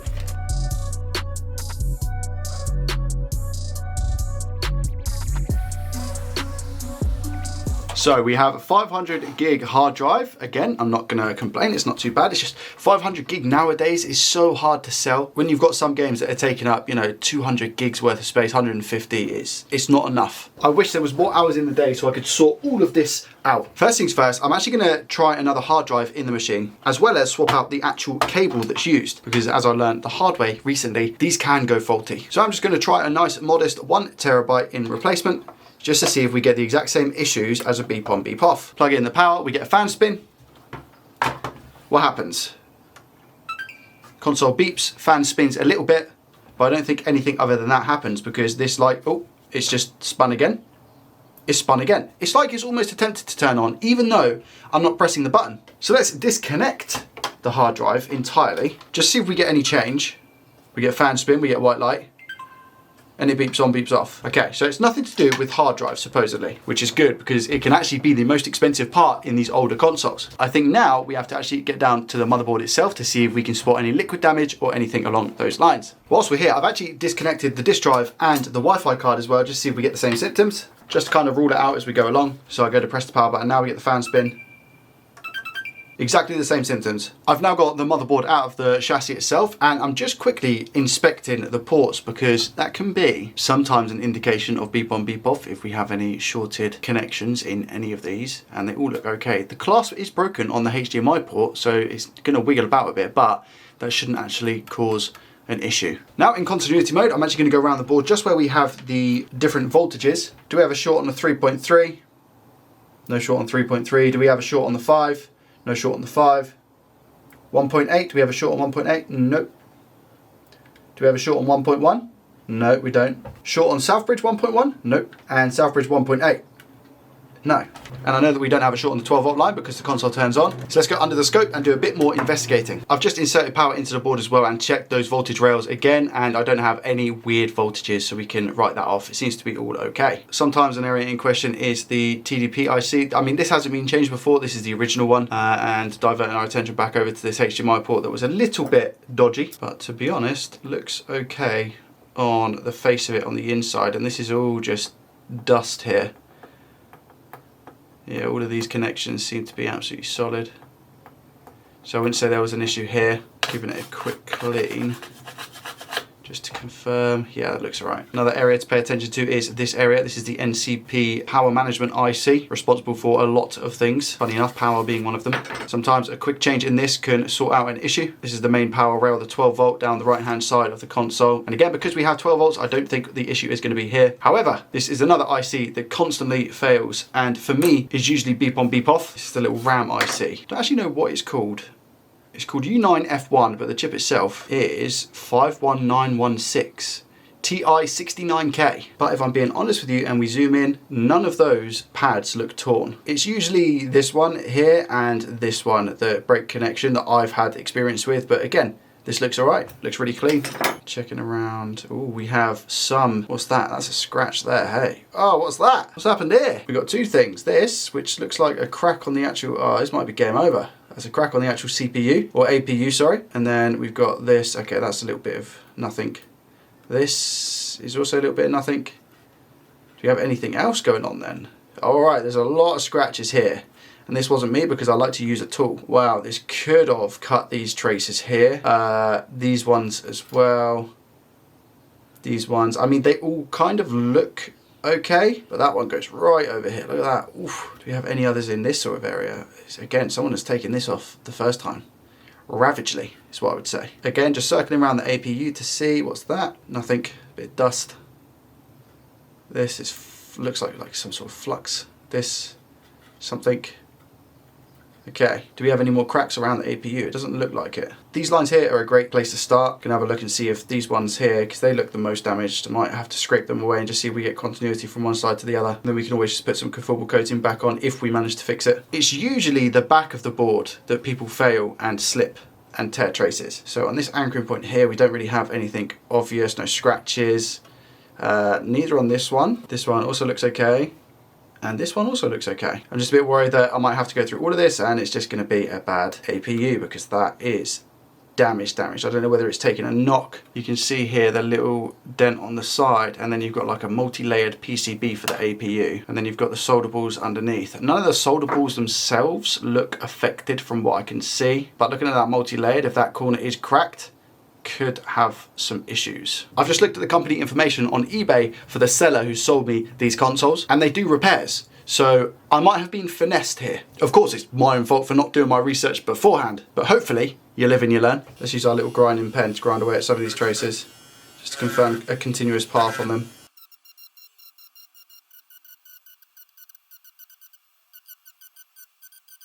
Meter is in continuity mode, which is the mode that beeps.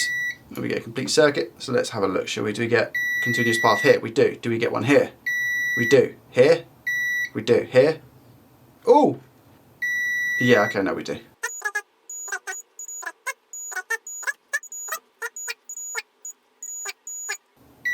Yeah, okay, so none of those have cut through any of the traces. Voltage rails are present. We have that slight damage on the APU, which could be causing our issue, no doubt. Nothing in the ports to show that there could be a connection bridging. Southbridge standby rails seem to be showing okay. I'm going to whiz around the board really quickly to see if I can see any shorts on any components, but I doubt that's going to be the case if we have all of our voltage rails present. If everything is all good, I'm just going to change out probably two chips. The NCP power management IC and the RAM IC that I showed you just a second ago. At this point, it's also important to mention that I have tested the board underneath a thermal camera to see if there were any specific heat spots that I was getting. Other than the APU and the Southbridge, which traditionally actually get hot, there wasn't anything obvious. Looking at this a little bit closer, I seem to have found a little MOSFET that's behaving weirdly, just after doing a bit of a general inspection. So if I put the meter into diode mode, and red probe goes on to ground, and we have a little MOSFET under here, which is linked to a bigger MOSFET.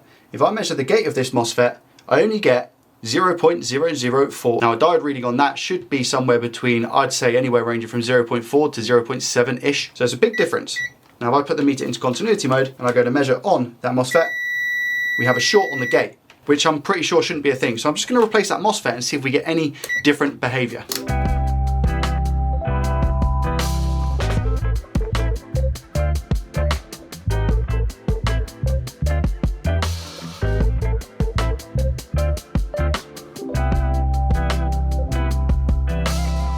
Not the best soldering job in the world, however, let's check and see if we at least now get a reading of some sort. Diode mode, red probe on ground, black probe on that exact same place.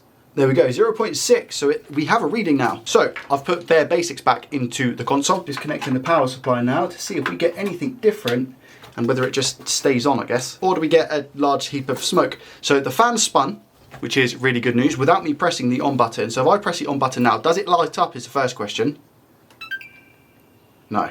So we still get the exact same symptoms. The button doesn't light up and the fan just continuously tries to spin, and it beeps on, and eventually then it just beeps off. Now, interestingly, okay, so that's gone again, that MOSFET. So something has blown that MOSFET again. But I think what I need to do now is inject voltage into the gate of the MOSFET very, very low. And hopefully that will indicate what component might be causing the MOSFET itself to blow every single time. If I'm not mistaken, so I've just had a little bit more of a think about this. So to every MOSFET, there should be like a MOSFET driver. And I think it's going to be linked to this IC here. I don't know what this IC is, maybe some like voltage regulator IC. But if that is linked to this MOSFET and this MOSFET, I have suspicions that this is causing this to blow. Again, I could be completely and utterly incorrect in my findings, but I'm going to change out this IC and the MOSFET again to see if that fixes our issue.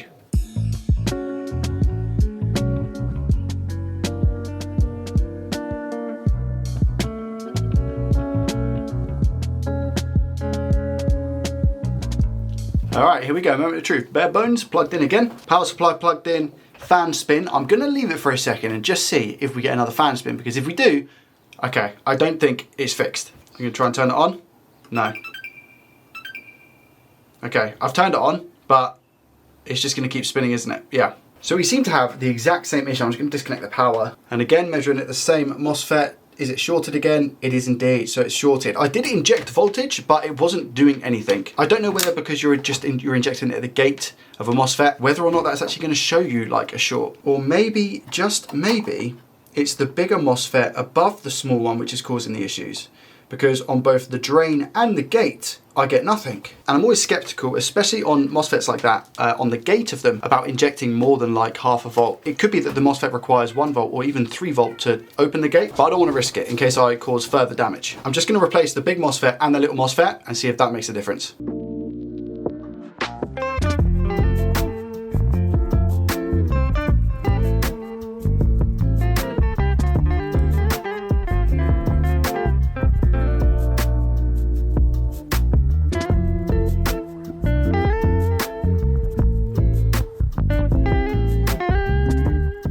Just to show now for the video, we'll have a look at the diode readings on both of the gates of those MOSFETs because it was 0 before. So now on the big one, I'm getting 0.4 and on the little one, I'm getting 0.5. So again, we've made a change because the big one before was 0. Okay, here we go. Plug our power in, fan spin. I'm gonna guess once. Okay, do we get it again? If we get it again, I don't think it's gonna work. Ah, okay. So it's still doing it all the time.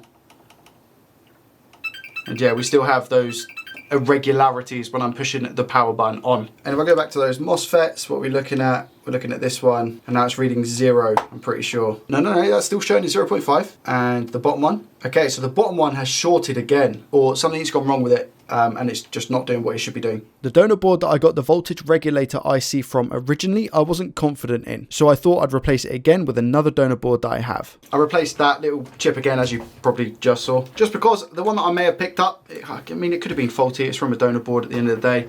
We have one fan spin. Do we have another? If we do, it's not good. It's not good. It's not good. Exactly the same thing. I'm going to try one more thing before laying it to rest, and that's going to be to swap out the NCP power management IC. So I'm going to do that now.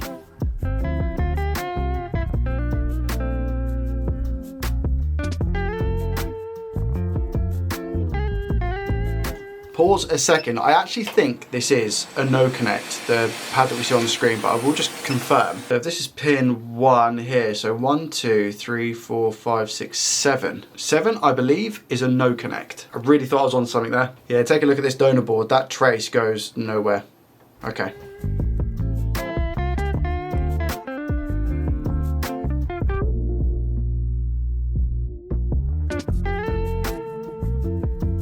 Okay, back together for, I'm gonna say hopefully the last time, but who knows anymore. If it doesn't work here, I think I'm gonna call it quits. Power in, what happens to the fan when we plug the actual power into the PSU? Here we go. Does it spin once, twice, 3 times? There's 1. Any more? No. really. As soon as I was about to say no more, it then spins again. So it's still spinning, yeah? It's just a lot slower now. Now this may sound really stupid, but I am gonna try a different fan. Ask me why, and I wouldn't be able to tell you. Do we still get the same symptoms? Power's in. Do we get fan spin? We do. Does it spin again? If it does, we're calling it there. Does it spin? Yes, it does. Okay. It took a while, but it did spin. I don't know whether to just put it down to maybe a potential RAM issue. Obviously, I know that we had the issue with the 2 MOSFETs and that voltage regulator IC, but after changing all of those components and it's still not working, I think it's safe to say we can can this one off and move on to Xbox One S number 2. Okay, Xbox One S number 2, give me some better luck than the previous one. So this is a digital version, so we don't have a disk drive, as you can see here. And this one, it doesn't look like it's been opened. So the chance of fixing has quadrupled. See exactly what it does. Plugging it into power, we get a crackle, which would indicate good power supply. We've got a few little bumps on it. What happens when we go to turn it on? Okay, so we get a beep. Oh no. It's exactly the same issue. Exactly the same issue down to a T. Okay, I've got a feeling that the seller that I actually bought from knows exactly what to do with these ones as soon as they hear the type of beep they get, and that is to sell them on. Let's take it apart and see what's going on under the hood. Same story with this one. I've tried a different hard drive and also a different power supply just to see if that was the issue, but it's not. I'm still getting the exact same issue. Interestingly enough though, if we go to power it on, what doesn't happen is the constant fan spin. So we get the 1 fan spin and that's it. So remember the other one kept spinning, this one doesn't. Oh, it does. These are 2 Xboxes with the exact same issue. I'm just again scanning using my thermal camera to see if, wow, the Southbridge is lighting up. But I think it is supposed to. And then you get all the other chips that light up as well. You get all of the RAM, everything along those lines. But the Southbridge is 30, 32, which I don't think is anything abnormal, to be fair. I think the Southbridge does get hot on initial boot. Doesn't mean that it's not failing though. I might have a case of 2 failing Southbridges on these Xboxes. Let me continue taking it apart and get it down to board level. I've just taken this apart and look at the thermal paste. What on earth are they using as thermal? Is that copper? Let's be honest, it's most probably not copper, but it's definitely not factory. Let's put it that way. I don't know what stuff this is. I've never seen it in my life. It's incredibly thin. That also means that somebody's definitely been inside this console and they are a magician and managed to put the sticker back on without looking like they've been inside it. So again, I will repeat, I think I've been finessed. This thermal paste comes off way too easy and spreads around easily as well. Oh, it's disgusting. The console just turned on for a long time as well. Look, white light, and it's not shutting off. It doesn't have a heatsink, so it's probably overheating and turning off. What's going on? So you apply a little bit of thermal paste. Fan's now back on. Let's press the button. Nothing. Yeah, so I get 1.8 from Southbridge, and I get the 1.1. Do I get standby 1.1? 1.8, yes I do. Do I get 1.1? Yes I do. 3.3, yeah, and 5. Yeah, again, it's one of those ones where everything is now present. I'm going to check that MOSFET again. These 2 down here and see if I get the same result. Because that would be interesting, wouldn't it? All right, let's check it. Ground at 0.015. And here we get 0.473. And measuring on the voltage regulator that's next to it, exactly the same. So either that's just normal behavior on a normal Xbox One S and I'm measuring it incorrectly, or both of those relate to exactly what's wrong with these Xbox One S consoles. Again, voltage rails are fine. I've scanned the board for any shorts in continuity mode. Can't find any shorts other than directly on that MOSFET. If I had the tools here to do it, I would just go ahead and replace the Southbridge, but unfortunately, I don't have a stencil. I've paid £40 for both of these boards. I've got a disk drive, I've got a 1 terabyte hard drive, I've got another 500 gig hard drive, plus the casing and the fans, etc. I'll need to obviously test the fans to make sure they actually work. But unfortunately, that is the name of this game. Buy faulty on eBay, sometimes you're gonna get real good luck, other times not so lucky. Unfortunately, a rather quick, spectacular Sally spreadsheet. If we minus the £40 off of here, it brings our total profit, or should I say loss, sorry, to minus £188.22. It's gonna have to get better soon, and hopefully we're going to make some actual profit fixing things. Let's have a look at what I've bought. I mean, that's just really bad angles, but no, it's not. Baby nappies. This actually came with a controller as well. Packaging wise, I'd say not too bad. So what do we have? Another PlayStation 5. To be fair, this is awesome. We've got the full shabazz. We've got a digital edition PlayStation 5. They've sent over this black controller, which I think looks absolutely awesome. We got a HDMI cable as well, a pretty decent one, as well as the power cable. Now I've done my due diligence and looking up the company information, it shows that they actually just sell second-hand goods. So I don't think this has been to a repair shop. The fault is that it just simply doesn't power on, and I paid a nice round figure of £200 for this console. If I can get this working, we should be looking at a nice profit. Let's go ahead and do our first test, plug it into my known good power lead, and see what happens. There was no explosion. Always a good result. Now, do we get any noises or beeps or anything? No. We get absolutely nothing. Now, in my experience, especially working at the repair shop, any PS5s that come in and have no power have a much higher success rate of fixing rather than those that make a beep or have a light turn on. The consoles that do absolutely nothing when you press the power button, usually it's a good sign. Is the warranty sticker taken off? Aha, no. Oh, what has happened here then? So someone has been inside this console. That takes our chances of repairing down by at least, I'd say, 20%. I would say the console really smells of smoke. And what they've done is they've clearly lost the black sticky bit that goes over here and they've replaced it with tape. Oh, no, actually, sorry, it's there. They've just taped over it to ensure it's sticky again. Okay. What does that tell me about the previous repair attempt? It actually tells me quite a lot because they care enough to put that back, but they didn't care enough to put the warranty sticker back. Okay, here we go. There's like some white stuff around the sticker. So I'm just gonna pull this off. Jeez, what's going on here? Okay, so they've even put double-sided sticky tape, I think. Take the fan connector out, nice. There's also tape around the fan. What an interesting start. Zooming into this, I don't know if you can see on camera. Does seem to be some like liquid here, wherever that is. First impressions, what are we dealing with? In 3, 2, 1, anything obvious? What? Whoever's worked on this loves tape. We've got tape around here, tape all the way down here to ensure that these wires aren't going anywhere. Oh! Please do not tell me this is why it's not powered on. I'll leave this here, and if you can see why it might not be powering on, I'll give you 10 JDT points. This might be my luckiest fix yet, potentially. I don't know if this is going to resolve it, but it's definitely not going to help the situation. This is the ribbon cable that when you press the button, it turns the console on. This is not connected to the board. If I connect it to the board, zoom the camera out, I am just gonna put that on. And the fan, please, please, please, please, I said I needed some luck this week. If this is the luck that I'm in for, then I'm gonna have a great weekend. In 3, 2, 1. Ah, fan spin, blue light.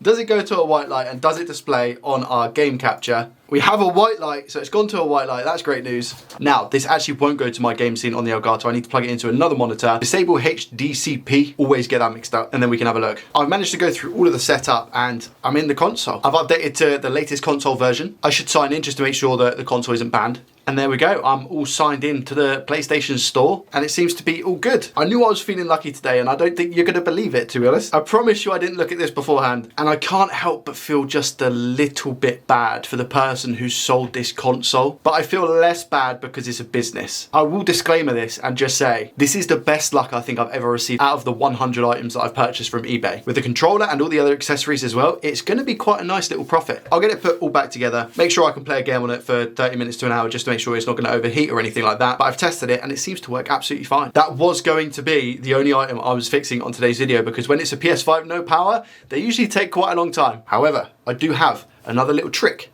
up my sleeve. My next item I actually paid a grand total of £40 for. I don't know if this is the original box, but we have a Nintendo Switch Lite. What kind of conditioner we did? Again, it smells of smoke. The console itself doesn't massively smell of smoke. It's more so the bubble wrap and the packaging. So already we are missing 2 of the thumbsticks. The buttons don't feel that squid. I mean, they feel okay, I guess. We seem to have a crack on the bottom as well. Good news is that it's got all of the screws and the screen isn't in horrendous condition. Can you see how it pokes out at the bottom though? So this lip here doesn't give me good hope. I imagine that we have something wrong with the charging port, but I'll inspect that further in a second. Supposedly the person I bought it from says that it came in a job lot and it doesn't have any power. But does it have a game?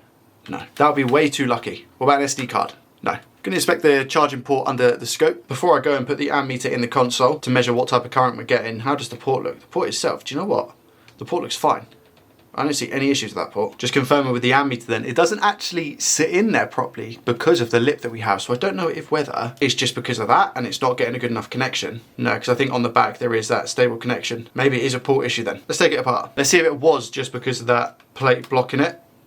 No, so we still get nothing sharp on the ammeter, so there's definitely something wrong. Initial inspection doesn't look like anybody's been in this, which is obviously a result. I think I'm going to have to take the board out though, because my suspicion isn't actually the charging port and it's more so M92. However, wait there. Oh, maybe it has been replaced. Let's go over to the scope and inspect quickly. On the face of it like this, it looks like they've done a great job, to be honest. Maybe could have done with a little bit more solder over here to support the ground legs, same with the back ones, but then when you start looking at the actual pins at the back, I don't know what's happening. I can now confirm someone's been in this, but it definitely didn't look like before. So again, they've done a good job to mask that up. Let's go ahead and disconnect this as well as the battery. Just want to see, yeah, it's definitely flux. Oh wow, that moved about 10,000 miles. Let's get a little bit closer, shall we? And push that. Yeah, none of these are connected. None of these are connected at all. And the flux they've used looks like it's gone mouldy. Okay, so yeah, we need to change out this port. Look at this. Oh, it's like earwax. Now we have the motherboard outside of the chassis. Let's take a look under the scope at the back of it. Here's the front of the port, as we've already seen. This is the back. Again, it's not a horrendous job at all. And I credit anyone who attempts to give this kind of stuff a go. It's very difficult. Just needs maybe a tiny bit more solder on the actual ground holes themselves. But nonetheless, looking at this from the back, nice. To be honest, am I going to be able to get away with keeping the same port? Now that I look at this, I think I know why that front bit cracked. And this looks like an actual Nintendo Switch port. So they've tried fitting this in the chassis and that's what's caused it to crack. Here is one of my stock USB-C ports. And yeah, you can see that's exactly what's happened. They've used an original Nintendo Switch charging port, but not shaved it down. So I guess that's a good example of what happens if you don't shave it down. You get the crack on the front of the chassis. And yeah, rather than just stick a new port on, what I'm gonna try and do is reflow it, put some flux on, and then go from there, because again, the port itself looks okay. I do need to quickly check for shorts around M92 and BQ, because otherwise the device ain't gonna work. Meet it in continuity mode. Do we have any shorts? So far so good. Yeah. Seems to be okay around M92. What about around the BQ IC? Again, all good. So it must just be a port issue. Let's give this a reflow.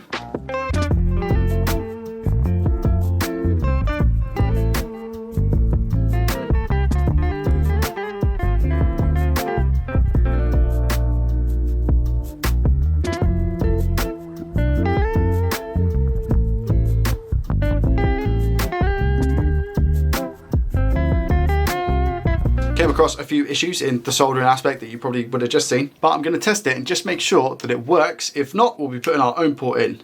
That's not good, this flash in here.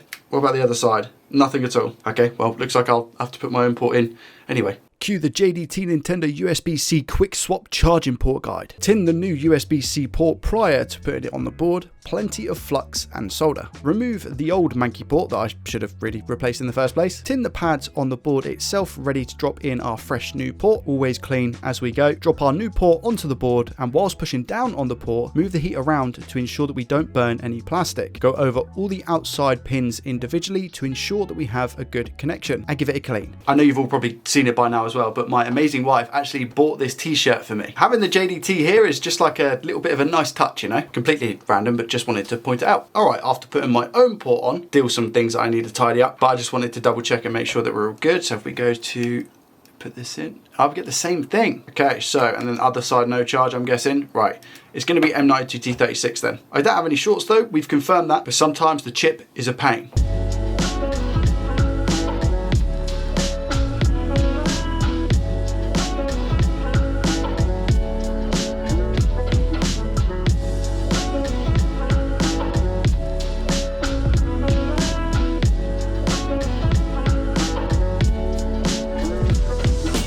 M92 T36 changed out. Give me some good news. What do we get? Let's go.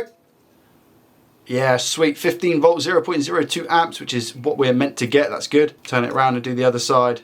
Exactly the same. 0.02 amps, 15 volts. Good stuff. All I need to do now is replace the joystick covers, but I'm not going to bore you with that. In which case, you should see the final product now. And just like that, we have our fixed Nintendo Switch Lite. I've just given it an overall clean, to be fair, and yeah, it's turned out really, really well. The 4 buttons on the back of the console are a little bit dirty, but again, I have cleaned them to the best that I can just by using some IPA. And this is what the back of the console looks like as well. The bottom, we still have that crack, but it's now a lot less visible because the port actually fits properly. I've dremeled the port down to make sure that it sits inside the chassis. As you can see, that lip is no longer there. So it's really, really good news. Console charges both ways as well, which again is a result. It jumps all the way up to around about 700 milliamps, so it's fast charging. It doesn't have parental controls and does have 2 online games on the dashboard. But just to show you it working the other way as well. There we go. So today has been rather lucky. I've managed to fix a PlayStation 5 and also resurrect a Nintendo Switch Lite. Let's head over to Sally's spectacular spreadsheet. Lordy, lordy, lordy, this is gonna feel good. So our total cost is £240. Parts, we spent nothing on the PlayStation 5. For the Nintendo Switch Lite, it's about £2 for the set of joysticks. The port itself, I'm gonna call £1. And M92 T36, we're gonna go with about £7 because I buy them in bulk, giving us a total of £10 for the parts. Prices are still pretty much the same for the PS5 and the Switch Lite as what I've done previously. The Nintendo Switch Lite will sell for around about £100. And for the bundle that we've got for the PS5 with all the cables and the controller, I honestly think we'll get somewhere around about £320. I will put on the listing as well, it smells like smoke, because I don't want somebody getting excited for it and then they open it up and they go, oh, it smells. For that factor, I'll say £300. So our sale price is £400, giving us a gross profit in today's video of £122 and 40p. Let's go. We take that 122, we put it in our profit column, and it gives us a total profit of still under, but a lot better, minus £66.22p. We're so close to getting back into that green margin. Hello, I'm almost bold. Last week I found a faulty PlayStation 5 for £200 on Facebook Marketplace. The only catch was it was collection only. And when I say that the person that I picked the console up from was a little bit strange, it's a huge understatement.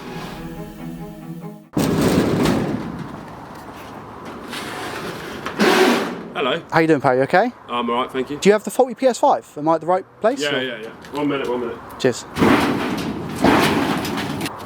There you go. That's it. What was the fault with it? So, something sort of happened with a banana and didn't work the same again. So I guess, I don't know, maybe turn it off and on again.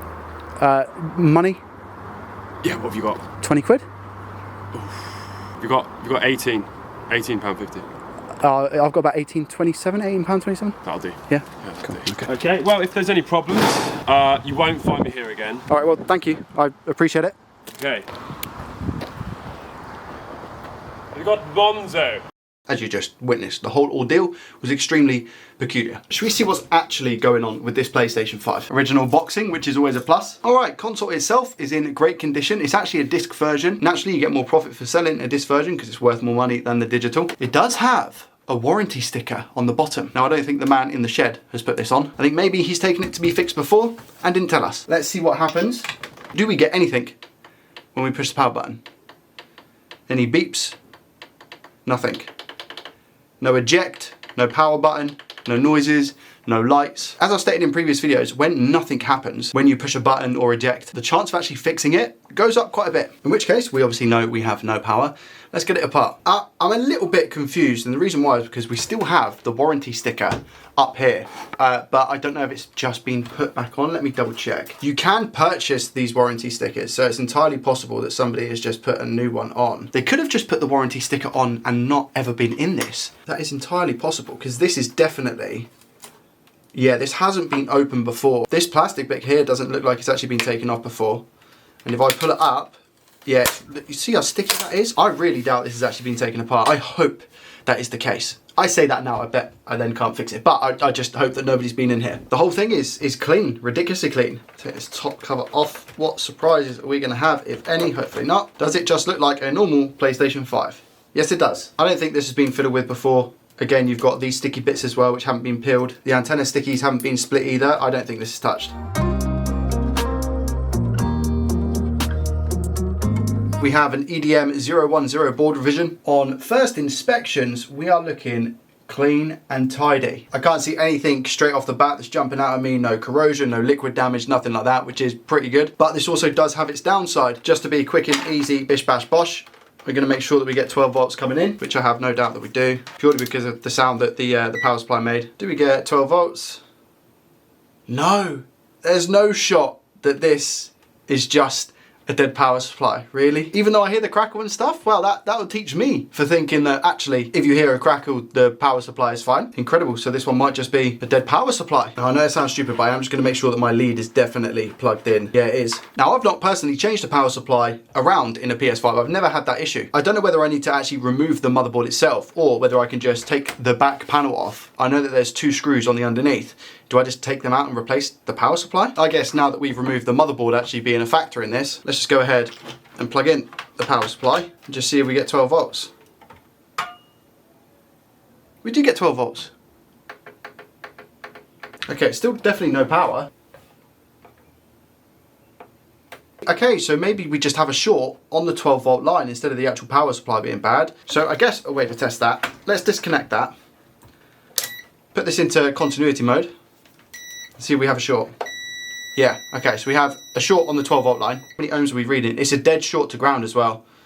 That's 1.5 ohms, and that's basically what my leads are. So it's a dead short to ground. Now that I've worked that out, we'll take the board out and begin investigating. First inspection is that the liquid metal itself, I've just literally separated the motherboard from the chassis. The liquid metal seems to be okay. Doesn't seem to be any spillages or anything like that from what we can see, which is obviously really good news. And again, first impressions, nothing on the board. No big indications as to where exactly we have our 12 volt short. The good news is that at least we found a short. We know there's an issue with the 12 volt line, so it should be now a little bit easier for us to diagnose. Not always the case. I'll caveat that. It's not always the case. First off, cleaning the liquid metal, we're just going to put some isopropyl alcohol on a cotton bud and just scoop it all up into the middle of the die and suck it up with our plunger.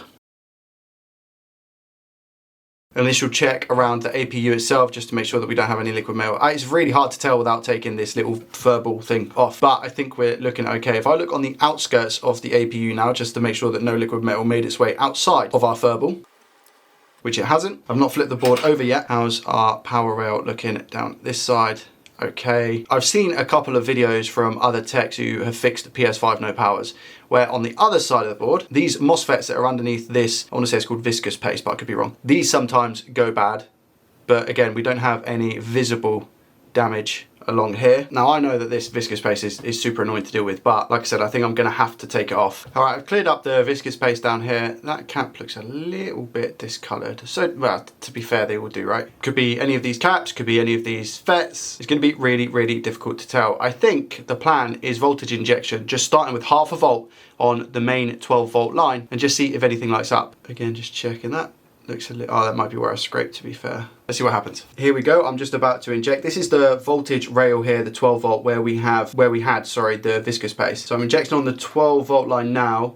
This is 0.5 volt and it's 800 milliamps. And I can't see anything getting even slightly or remotely warm in this specific area. In all honesty, I think the only thing that's getting warm is the APU, which is why I'm not really comfortable injecting any more voltage into this board, just in case it's sending it direct to the APU.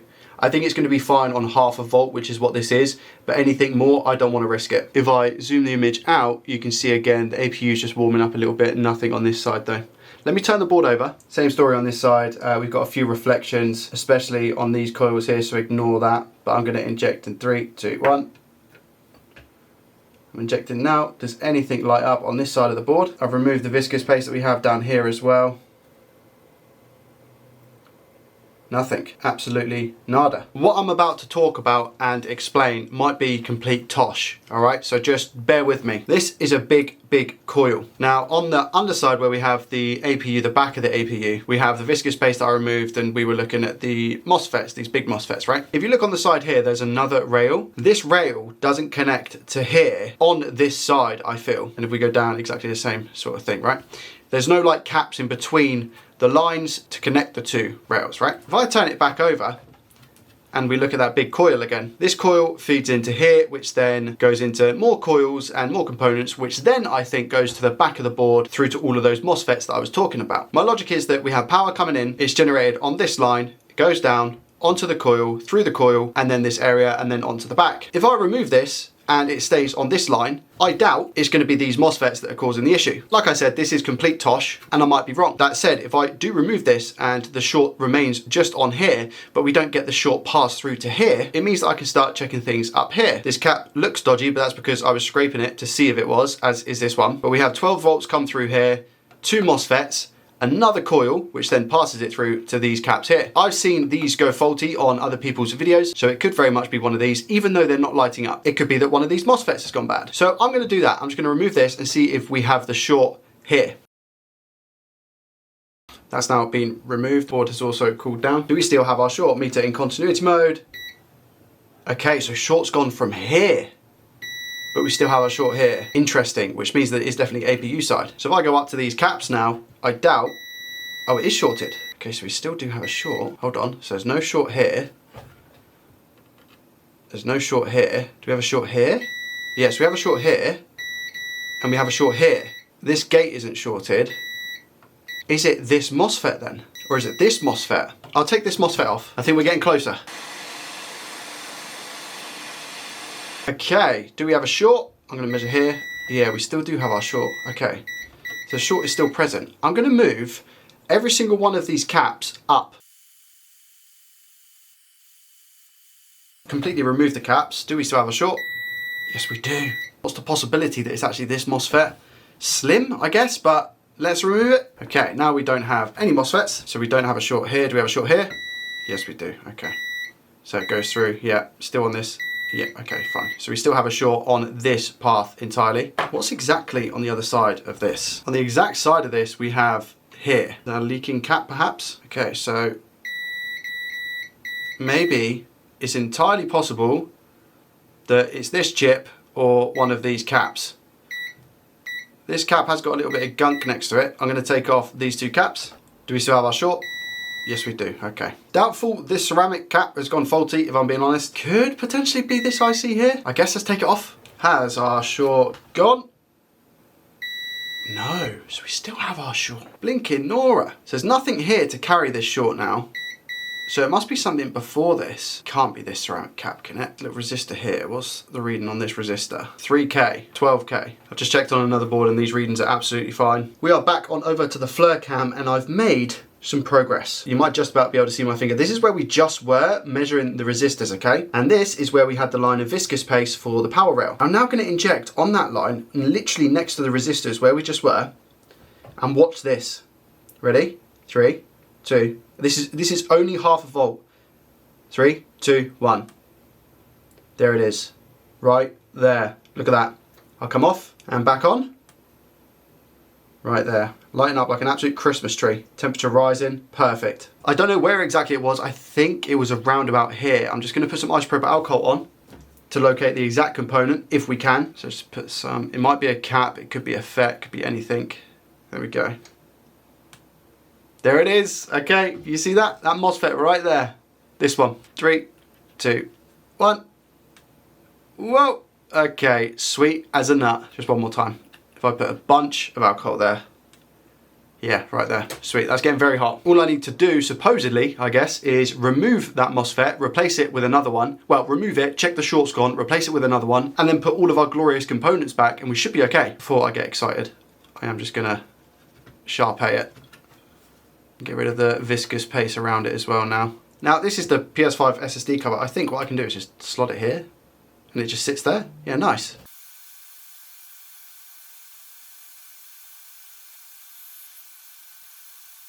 Right, let's see if our short's gone from here. Give me some good news, please. Continuity mode, do we have a short? No, the short's gone. Look at that. Amazing. Check this rail here. Obviously, it's the same rail, but yeah, nice. No short. Short no more. Now I just need to put a bunch of components back, and then we can give it a test and hopefully give this machine some life from that very weird man in a shed.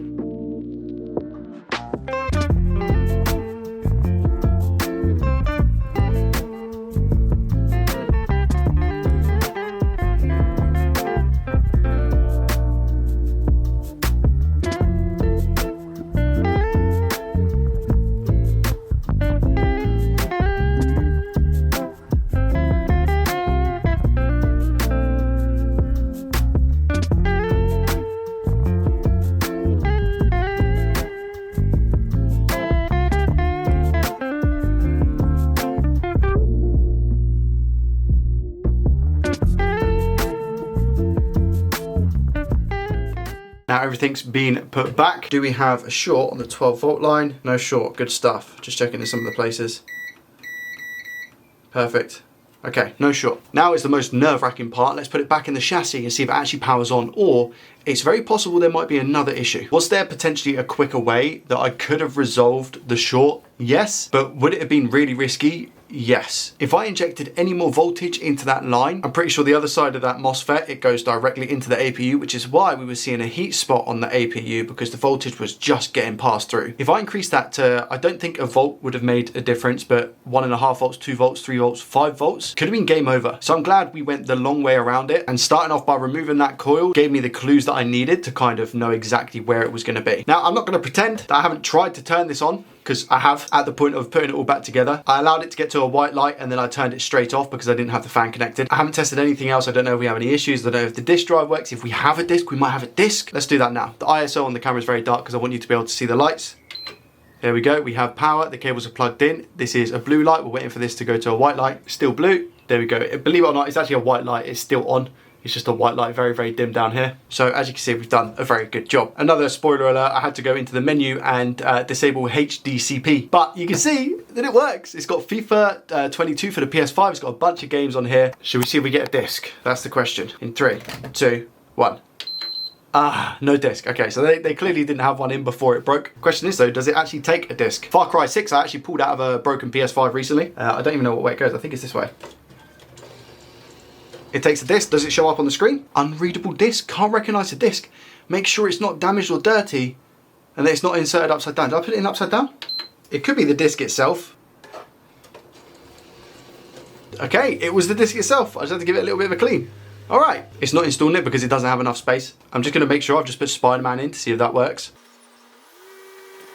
There we go. Yeah, it works fine. Okay, good. Can't install because, again, space. I've just tested Wi-Fi and it sees my network, which I'm assuming then it was going to be absolutely fine. So we've managed to fix it. What a result that is. And now we head over to Sally's spectacular, magnificent spreadsheet. All right, so we paid £200 for the console. The parts cost nothing. I used a donor board for a MOSFET, and a disc edition PlayStation 5 goes for around about £330 to £350. I'll go for the lower price and I'll go $330 just on its own. That means that today we have a gross profit of £107 and 23p. Now for the exciting part, if we type in £107 23p, our total profit, we're back in the green, goes to £41 and 1 pence in the positive. I don't think I'll be buying from Facebook Marketplace again based on what happened. But nevertheless, we managed to fix the console and that makes me extremely happy. Here I have a faulty PlayStation 5 that I paid £200 for. Looking at the PS5, initial condition is a digital one, by the way. It seems to be all right. My main focus, I believe, will be the HDMI port that we have on the back of the console, but it is entirely possible that this isn't the issue. If I give it a little bit of a poke, it doesn't seem loose. The plastic on the inside of the HDMI port itself as well doesn't seem to be wiggling around. So we'll plug it in, give it a quick spin up, make sure that it powers on and actually goes to a white light, and just double check that we actually get no display.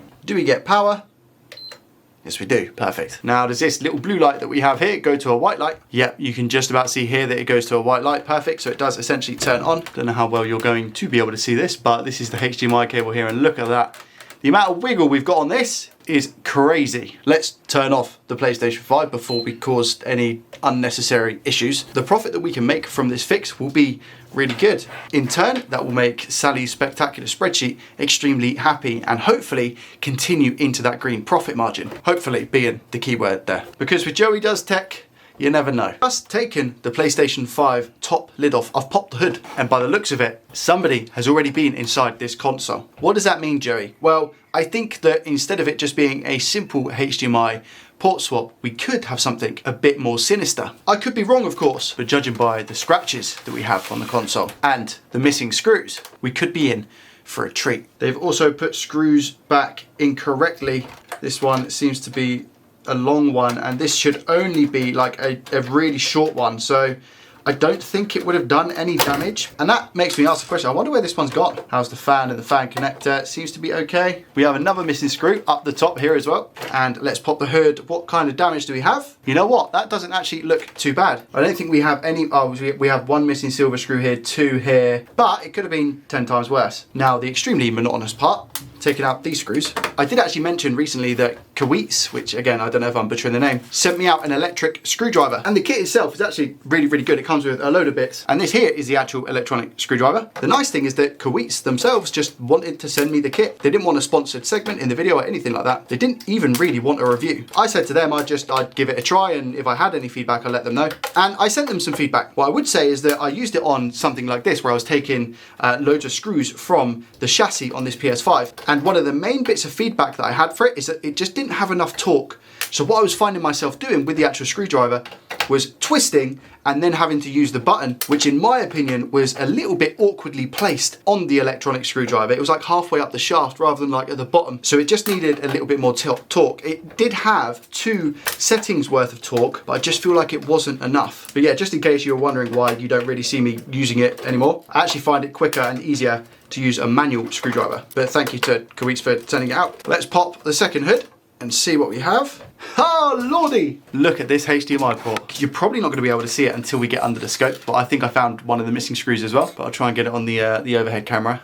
You can tell already just by the state of the solder joints that you can see there. It's probably going to need some work. Take off the APU clamp, which hopefully they've not stripped the screws for, which they haven't, to be fair. And when I immediately see that, I do kind of think to myself, I wonder what state the liquid metal is in. Okay, we're going to pop the third hood.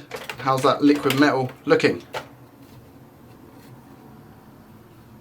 Yeah, do you know what? Not bad at all. Immediately, we're just going to put some isopropyl alcohol on our cotton bud and just soak up this liquid metal. I will be giving the die a very nice clean as well, just to ensure that we don't have any marks on it and that it's easy for the liquid metal to spread more evenly. Let's take this under the microscope to get a better look at it. Let's look at the money shot. This is the HDMI IC, and to be honest with you, this hasn't been changed, which is good. And then we can start to see a little bit of fluxation to the nation just here. If we go up, dun, dun, dun, dun, dun. I'm nervous. Dun, dun, dun, dun, dun. Okay, looking at it from this angle, it doesn't look horrendous. I mean, these pins just aren't connected from what I can see, especially if we tilt the board like this. Yeah, not connected in the slightest. And this cap looks like it's holding on for dear life. So we'll have to flow that back in place. This cap here is non-existent, and you can see that the solder in the ground hole supporting the port, like, just, it's not there. I mean, look at that. I'm just literally wiggling it off. I think I could take it off. Is it connected to any pads? No, so that's not connected to any of the pads. Let's check the back. Yup. So yeah, I think we know why this isn't going to work. Luckily, we still have the diode and the cap on the back, so it should be just a straight up replacement. I say straight up, we've obviously got some work to do, and I don't have the tools that I would have at work. So as an example, I would have a heater that I would heat the board up with to make it easier for the port to come off. Obviously, this is not going to be the case here. And the soldering iron that I've got at work is quite powerful. We'll start by removing this port from existence, and then we're just going to tidy everything up. Let's get started.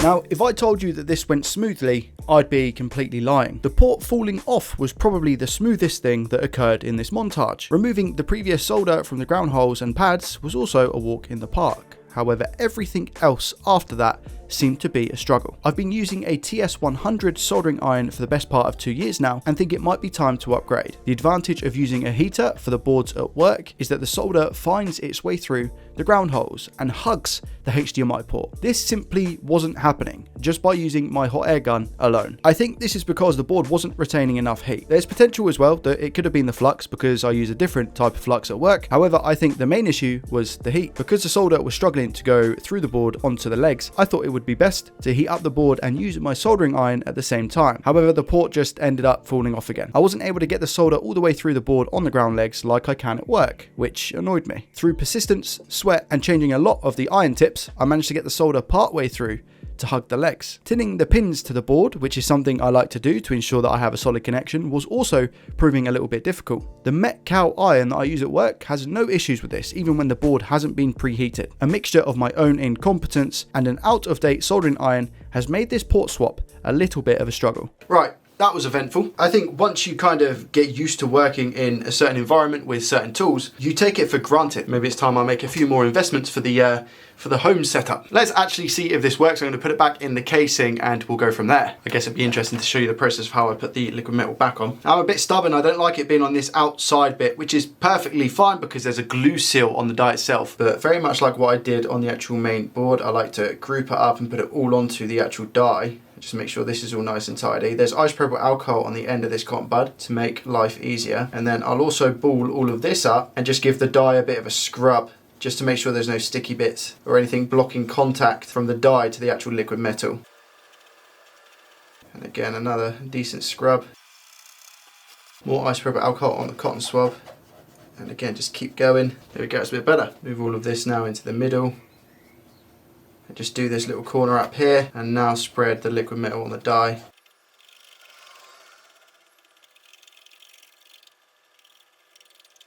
There we go. There's not a huge amount on here, but it's covering it. And I like to do a lot less on the actual board itself because I don't want to, when we squish the boards together, I don't want it to leak out because I have seen that before. So I put just the tiniest blob on the die that's on the motherboard and just give it like a small layer, just a small one. There we go. Now with this next bit, I have already tested the PS5 to make sure that it still turns on, and it does, and it displays an image. I just now need to go ahead and factory reset everything, but we seem to have a fully working PS5. But that should be a nice little profit. Heading over to Sally's spectacular spreadsheet, the cost of the PlayStation, like I said, was £200. The part, the HDMI port, I'm gonna put £3, and the sell price, again, should be around about £300. We are selling just a console only. After our eBay fees, this gives us a total profit, gross profit, of £76.30. As always, if we go ahead and just put it down in this box, this brings our total profit to £117.31. Let's hope we can stay in the green. I paid a total of £65 for 2 faulty Xbox One S consoles. If I can fix them up, we should be looking at a nice little profit for Sally's spectacular spreadsheet. It's a sad day when I have to change out my gloves. As you can see, lots of rips and dirt and dust compared to these lovely new ones. Being honest with you, I can't remember the actual faults of these Xbox One S consoles, so I'm just going to plug them in and we're going to see what happens. There might be no display, there might be no power, it could be beep on, beep off. Let's go with this one. It has definitely seen better days. It's very, very disgusting. We'll probably have to take into consideration replacing the chassis on this because of how badly damaged it is. I'll try and give it a clean to the best of my ability, but something tells me I'm not going to get these marks out. This might be something to do with the actual fault. It says green A4 lines.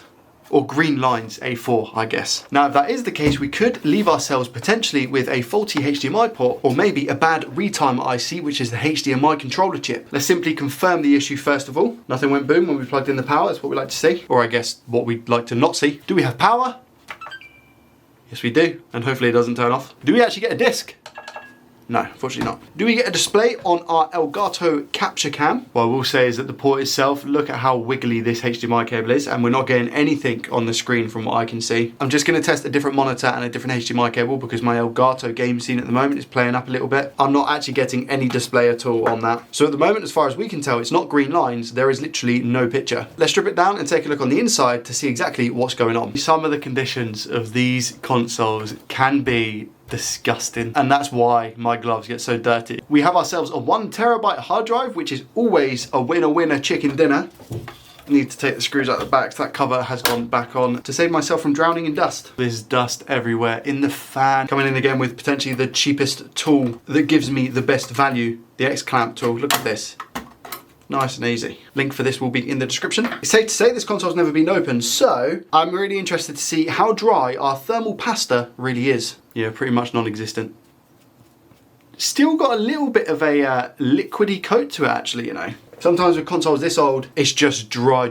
But this still has like a bit of an oily touch to it, so it's not too bad. Get rid of our thermal paste before we have a look at the fault. First off, we'll check the HDMI port, so we'll go under the scope and just see what that's looking like. Then we're also going to take a look at the HDMI retimer IC. Sometimes you can see if it's going to be faulty just by a low resistance reading on some of the resistors or caps. All right, talk to me HDMI port. How are you looking?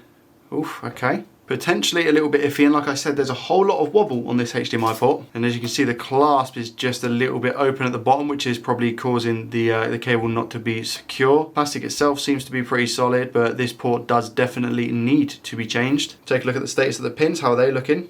To be honest, not too bad. It's a factory port, and with the Xbox One S consoles, I don't think I've ever seen the pins come away unless the plastic is completely broke from the outside of the port itself. But these pins seem to be solid, which gives me good hope for the pads underneath. Hopefully we don't have any ripped pads. Focus our attention over to the Retimer IC. As stated in last week's video, this is a TDP or 7DP 159, but we can use the 158 on this one and the newer gen Xbox One X consoles, not the Series X. So just for my own sake, to see if we can tell if this is faulty, I'm just going to measure this cap in resistance mode. So I get 0.7k there. This side is ground. And I remember when we looked at the Xbox One X from last week, we had a reading on one of the caps of, I think it was just a 1k reading, and it was meant to be 5k, which was causing our issues. What about this cap here? What do we have? 0.7k on this one. 0.7k, so maybe this is normal. Could still have a bad chip, by the way. This doesn't really mean anything. That's 33k, this resistor. This cap here is 0.7k as well, and that is 9.5k. This is a donor board with a retimer on. Just gonna see if we get something similar. Again, meter in resistance mode. So we get 1.1k here, whereas on the other one we got 0.7k. We measure here. 9.5, which I think is the same. What did we get on this resistor? 33k, right? And here we get 33k. And this cap, I believe, was 0.7k, and that's 1.1k. And is this 1.1k as well? And that's 1.1k as well. So we're missing a resistance of around about 400 ohms on the caps that we have here, here, and here. I'm thinking for the simplicity's sake, and obviously the error saying that it was green lines on the screen indicating a bad retimer IC, I'm gonna change out the port, and I'm just gonna change out the retimer all in one go. Yes, that affects the cost. The port is like £1, and the retimer IC I think is around about 5 or 6. I'll have to double check, but I'd rather be safe than sorry. Do it nice or do it twice. Let's get both the retimer IC and the HDMI port changed out, but before we do, I just have something to say very quickly. This soldering iron, which is the TS100, was actually gifted to me by a good friend of the channel, Wayne, who has a YouTube channel called Get Refurbed. This kit has done me so well, this TS100 kit. I've got all different iron shapes in here, from the knife tip to the chisel tip to the JDT tip as well. Whilst this iron has done me extremely well, I'm now looking for something with a bit more oomph, and I've upgraded to a Hakko 951 soldering station. I'd like to say that I've done quite a bit of research in deciding on what iron to go with, and I know that a lot of other creators in the space use the Hakko 951. I actually think Hakko are releasing a 971, which came out, I want to say like 3 months ago in the US, but I don't know if it's available in the UK. This is probably going to be my last video with the TS100, but considering this has been like my first proper iron, I'm probably going to keep it. Maybe use it as a backup. I also just wanted to say a big thank you to anybody who watches the videos, as well as the sponsors of the channel, because as you can see from Sally's spectacular spreadsheet, the profit on actually selling the consoles on eBay isn't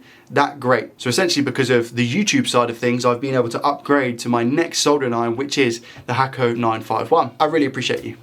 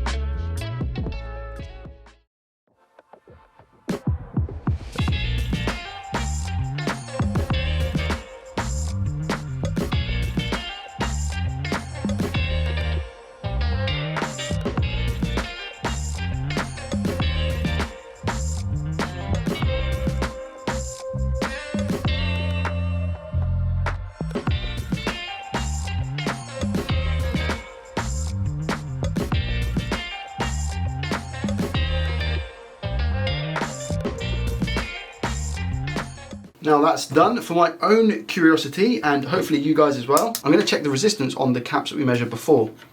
So remember we had 0.7k, what are we going to get now? Let's go from the exact same point that we were previously. Oh wow, now we get 5.4k. So this is almost exactly the same reading as what it is on the Xbox One X. 5.6k there. Yeah, 5.6, 5.7k. This one, 5.7K. All right, so if you read these in resistance mode, and they're extremely low being maybe anything below, you know, 2K or whatever, that will give you a good indication that a TDP chip is in fact not working. What about on this point here? I think we were reading 5K on here before. No, 9.7K on here, which I think is what we had, maybe 9.5K. And what was this resistor? This was 33K.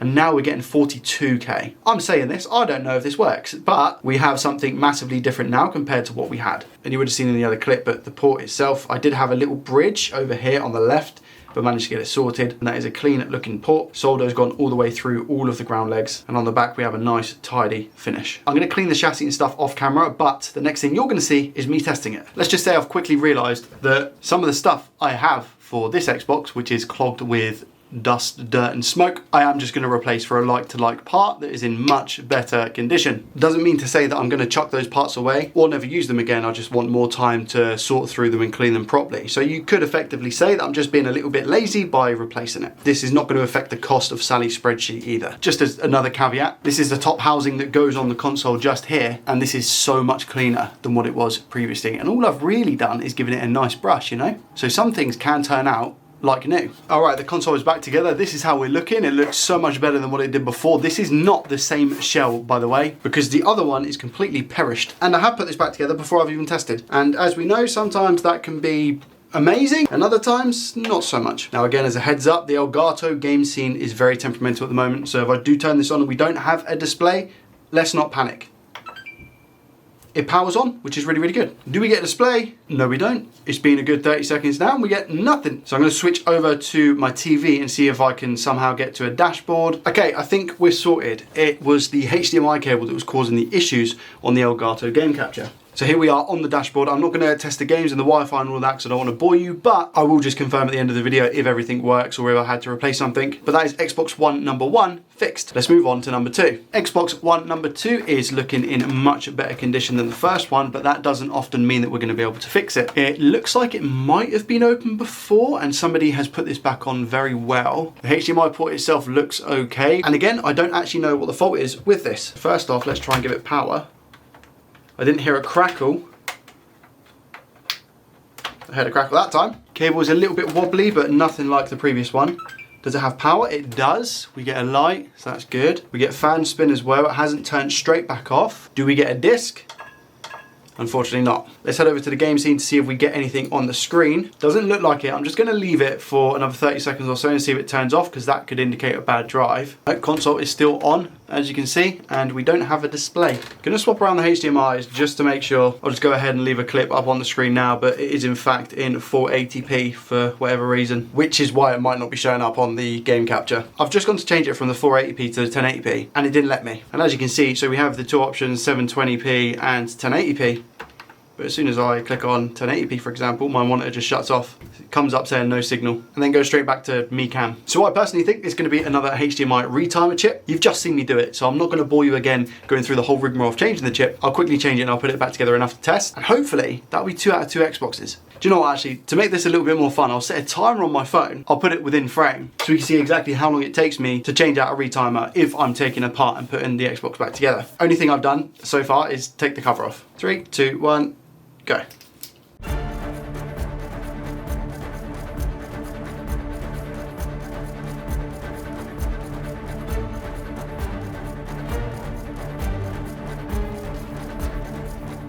Pause the time lapse a second. I just want to see if those readings are like what we had on the one just gone to indicate whether it is a faulty retimer. Because the difference with this one is that we are actually getting an image, but it's not in 1080p. Multimeter in resistance mode, what reading do we get here? 0.7K, so it's exactly the same.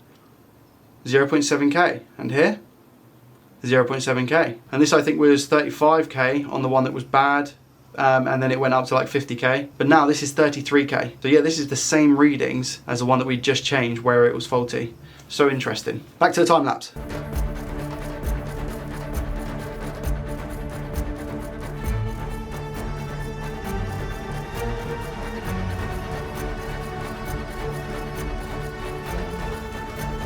Another pause just to show you that I'm not doing a speed run and just not taking care of the components that I solder. You can see that this is still a good quality job. and I'm gonna measure those components now. On ground again, what do we measure now? 3.5K rising to 4K. 41K on this one. These should be the same. Yeah, 3.5, 3.6K. Board is still quite hot. And back on the timer.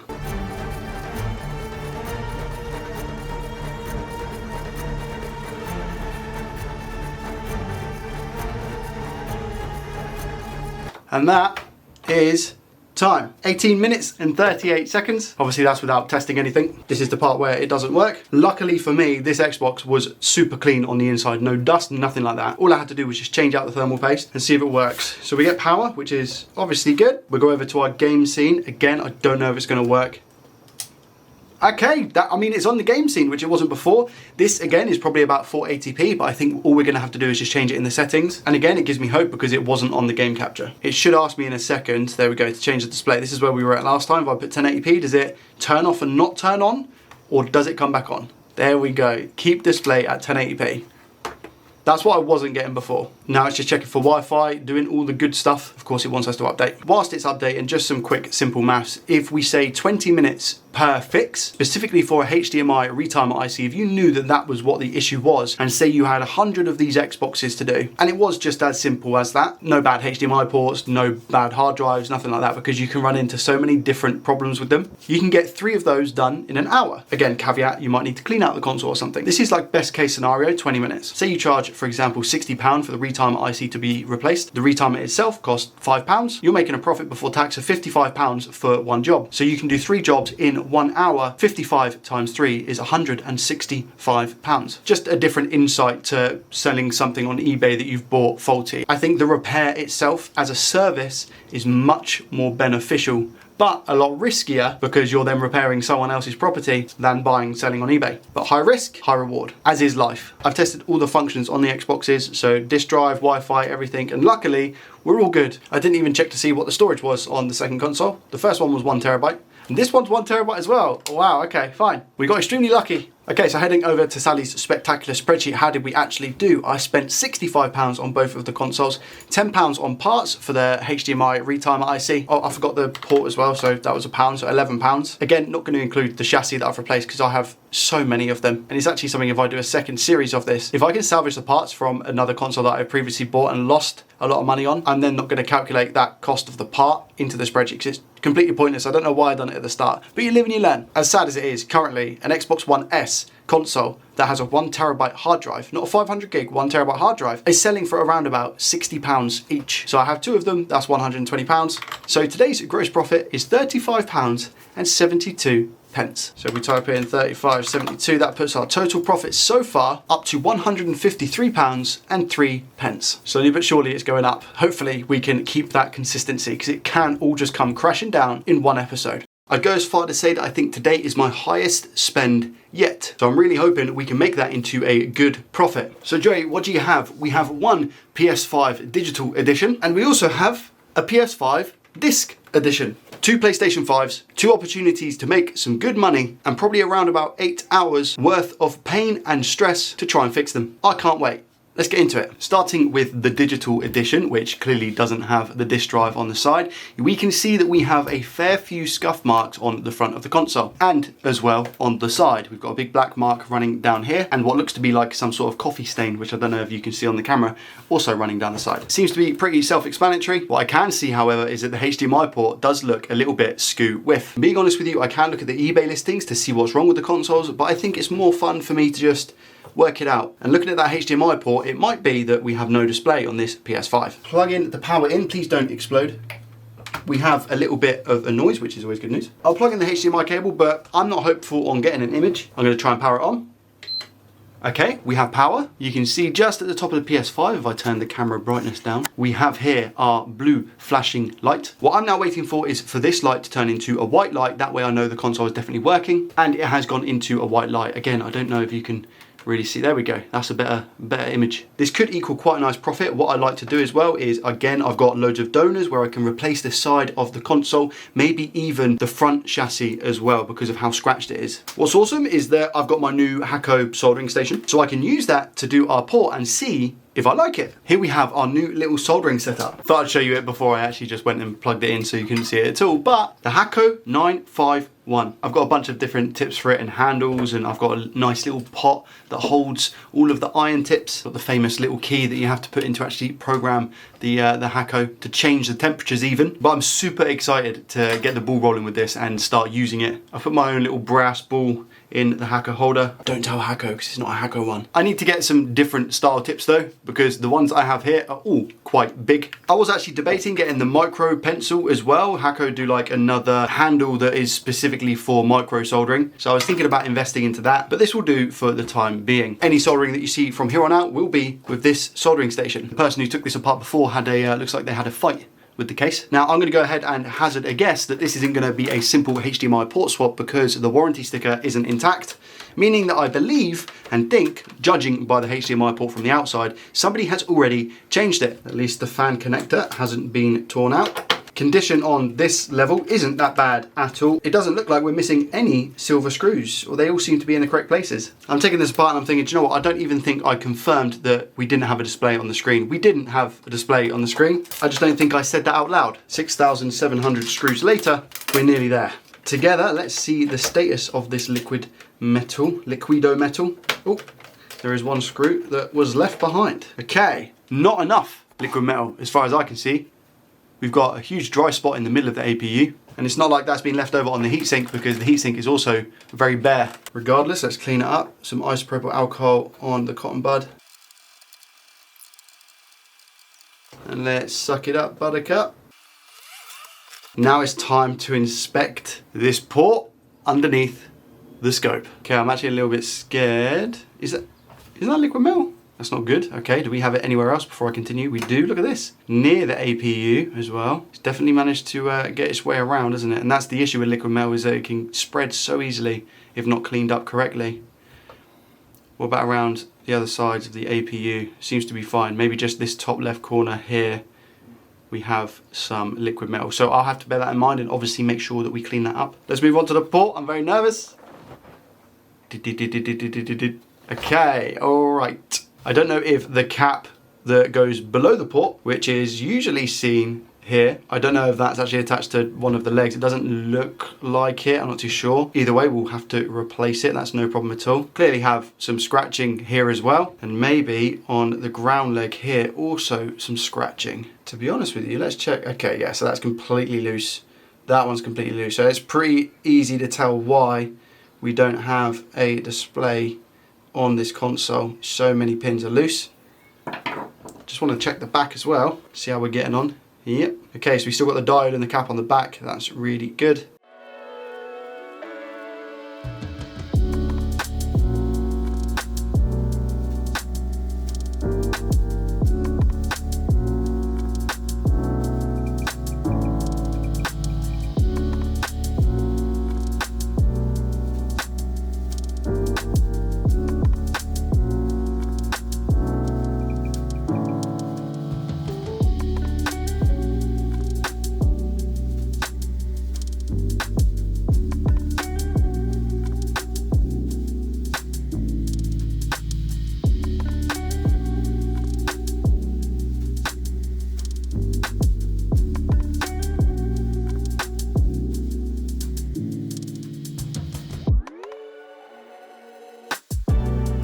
I'll intervene here and say that all of the soldering iron tips I have on the new Hakko FX951 were way too big for this job. The tip I'm using here is actually from my old soldering iron, but wasn't able to produce enough heat to do the job that I needed it to do. I then end up causing a few bridges and ultimately end up going back to the Hakko, putting a bigger tip on, and this process right here was buttery smooth. The only annoying thing is that you have the little capacitor, which is why you can't drag solder over the whole port, but we made it work.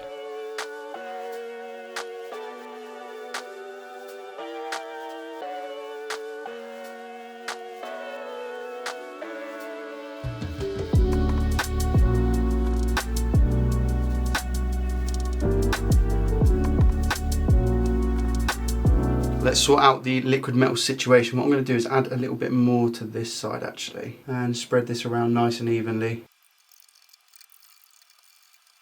Just make sure we've got a good coat on there, which we do. And then I always like to add the tiniest bit on the die on the actual motherboard, but not too much, just so we kind of get a real thin layer. And I probably added a little bit too much there, so what I've done is just went with the other side of the cotton swab and took up a little bit of the liquid metal. Now I'll put it back together to the point where we can give it a test. As always, when it comes to PlayStations, I can't show you the Elgato game scene, so I'm going to turn it on, see if it works, and then I'll come back and either cry or be extremely happy. Okay, this is actually on my screen where I don't have the Elgato screen, but as you can see, it's working. Doing the wiggle test as well, you can see that no disruptions. Lovely job. I actually almost forgot, but not quite, about the liquid metal that we have around the APU. So simple solution to that is plenty of isopropyl alcohol on a cotton swab and just gather up what you can and get it away from the APU. Actually need to go under the scope for this. Have we done a good job and got most of it?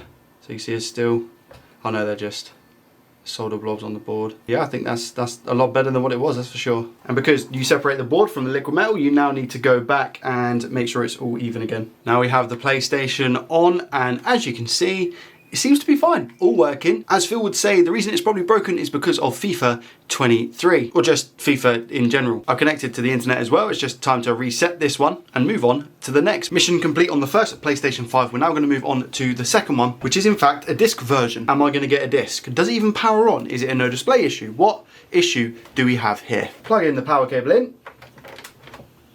Okay, no bang. Things we love to not hear. Do we get any power? We do get power.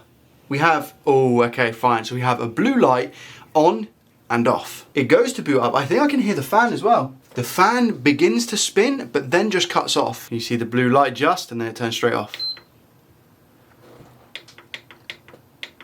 One more time, blue light and off. Very interesting. I don't think I've dealt with one of these on the JDT channel, so that's good. Let's get the casing off and inspect what's going on. Has it been opened before? Yes, it has. Okay. And again, I can tell that with the warranty sticker not being there and the screw exposed. Through the screen right now, I need you guys to send me your energy. We have a missing screw here on the fan as well. Missing screw there as well. So 3 missing screws, 4 including the one from the fan. Chance of fixing this has now probably gone down by about 20 to 30%. Looks like someone's actually been in the console as well because of the fact that these are ripped, so they would have had to pull these up. Oh no, these ones are always so bad. They've put the plastic clamp underneath the wrong way around. So this should go this way. And I can see a little spill of liquid metal just here, okay? I'm gonna take the board out of the chassis first. Usually sometimes I would check for voltages. I know that I'm gonna have the 12 volt purely because we get the beep on startup. So I feel like we're gonna have the 12. Something is then pulling it down after the fact. I'm actually gonna skip the checking for voltages just for now and take the board out. I see one hair, but I can't see any signs of flux or what looks to be any previous work, but that's just looking at it straight off the bat. I could be completely and utterly wrong. Let's take it under the scope for further inspection. Apologies in advance for the audio on the phone, but when I go ahead and inject 12 volts into the board, you can see it starts slow, goes up to 300 milliamps, which I'm pretty sure it should do, and then straight back down to 18 milliamps, which is obviously pretty much nothing. Now it's meant to go up and come back down, but it's getting to a certain stage and then just cutting off. I think the boot sequence is actually a little bit longer than that.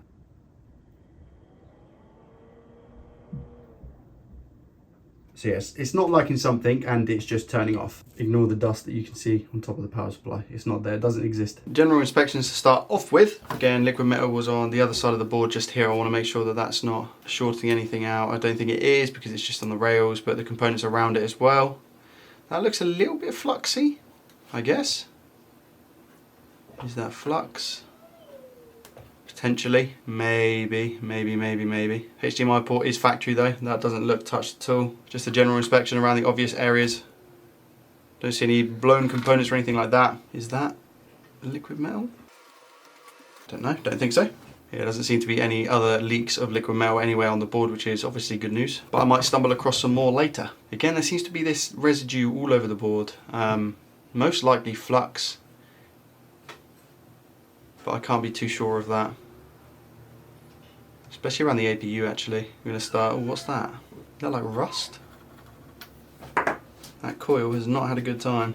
Yeah, I don't know if that's burnt out or something, but something to bear in mind, I guess. Okay, let's get inspecting. Now, I've pretty much done all testing that I can do with the board. I've tested the voltage rails, everything seems to be present and fine, and there doesn't seem to be any shorts around the Wi-Fi IC, for example, or on any of the caps around the whole board. Everything seems to be measuring fine, except this is a known good working PS5 board. If I go to measure this line, which goes through this chip into the SSD controller IC, if I measure here, just in resistance mode, we get a resistance reading of 69 ohms, sometimes 70, 71 ohms. If I go to the board that currently isn't working and I measure on the same path, we get a reading here of 37 ohms. So theoretically, it's around about half what it should be. There is a small chip here, but I don't think it's going to be that. I think it's going to be something to do with our SSD controller IC personally. And just to confirm, the working board is a 010, as is the board that we have, which is faulty, is a 010. Measuring around the Southbridge area, I get pretty much exactly the same readings on both of the boards. Another thing, I guess, which is definitely worth a mention. Down here, I believe you've got little vias for the RAM on the board. If I measure the good known working board, we have around about 30, 31 ohms. If I measure the faulty board in exactly the same place, the reading we get is a short to ground. Now, I don't actually know if there's an IC which controls the RAM. I'm going to go ahead and guess that there is, but I also don't know where that will be on the board. We have 8 RAM sticks around the board, and in my head, if one of them were to be bad, for example, I'm pretty sure the reading here would be what it would be normally, around about 30 to 40 ohms, which leads me to believe it's something that's controlling all of the RAM, hence like a controller IC or something. But I also need to bear in mind that the reading we have here for the SSD controller is also out of sync. I don't know if it is, but I'm going to take a wild guess and assume that this might be the RAM IC here. I'll go under the scope so we can have a look together. This is the working board. I'm just going to speed through the readings that we have here. So that's 6 mega ohms. Mega or million, one or the other. I'm going to stick with mega for the time being. That's 5k. This one here is 30 ohms, which is the same reading as what we get on where we were just measuring. So I wonder if that's where this goes. Okay, bear that in mind, Joey. What do we have on this component here? 90 ohms, and that is just not coming up with anything. This is, like I said, the working board, and I believe this to be the RAM IC, but again, I could be completely wrong. 32k, sorry, what was this one? That was 11k, 10k, 7k, 50k. Okay. Over now to the non-working board. Let's check. I'm going to check this one first, which is the line that I believe to maybe go to where it is I'm thinking. We have a short here. So on the good known working board, we have a reading of 30 ohms. Here we have nothing. 0.5 of an ohm. Here we have 23 ohms. So I wonder then if that is connected to this bit above. So I'm going to put the meter into continuity mode and see if we get a beep. Okay, here. And here. Okay, so we do get a beep. And a 0.5 ohm reading. Okay, now I'm trying to think, if it's shorted to ground, maybe I'll just try and inject 5 volts, I want to say, into, the best bet will probably be this cap here, and see if anything gets hot on the board. But yeah, I think that's going to be our best bet, to be honest. But I guess if this goes to the same place, which is here, I can just inject here. But again, this is going to be 0.5 volts that I'm injecting into here. I don't know if I said 5 volts down here. If I did, I'm sorry. I'm definitely not injecting 5 volts. It's 0.5 volts is what I'll be injecting into here. 0.5, what do we get? We get 2.5 amps being drawn. So something is getting hot. Over to the good old fur cam. Over to the good old flare cam. This is the other side of the board because I wasn't getting anything, and I'm just injecting on the same place but the other side. The only thing remotely getting hot is, in fact, the APU. It doesn't look like it there, but if I move it, can you see how there's that orange? It's not a reflection either at that point. That is in fact the APU getting a little bit spicy. Hardly spicy, but I'm going to go ahead and assume that this is more so looking like an APU issue. I'll continue having a poke around and see if I can find anything new. For science sake, I'm thinking of actually just removing the RAM ICs that we have on the board, just one by one, to see if that alleviates any kind of short. Going to be quite a long process, so I'm going to crack on with it. I've not actually messed around with RAM on a PS5 board before, so regardless, it'll be quite good to experiment and see what's going on. You know what, before I do that, I might just quickly take off this chip here and see if that alleviates our short to where these vias are. Do we have a different reading in that area now, or do we still have a short after removing that IC? We still have a short. Okay, I'm going to remove the cap that was on the same line as that. Do we have any difference now in terms of reading after taking that cap off? No, still only just under an ohm. Time to do like I said then and just start pulling the RAM.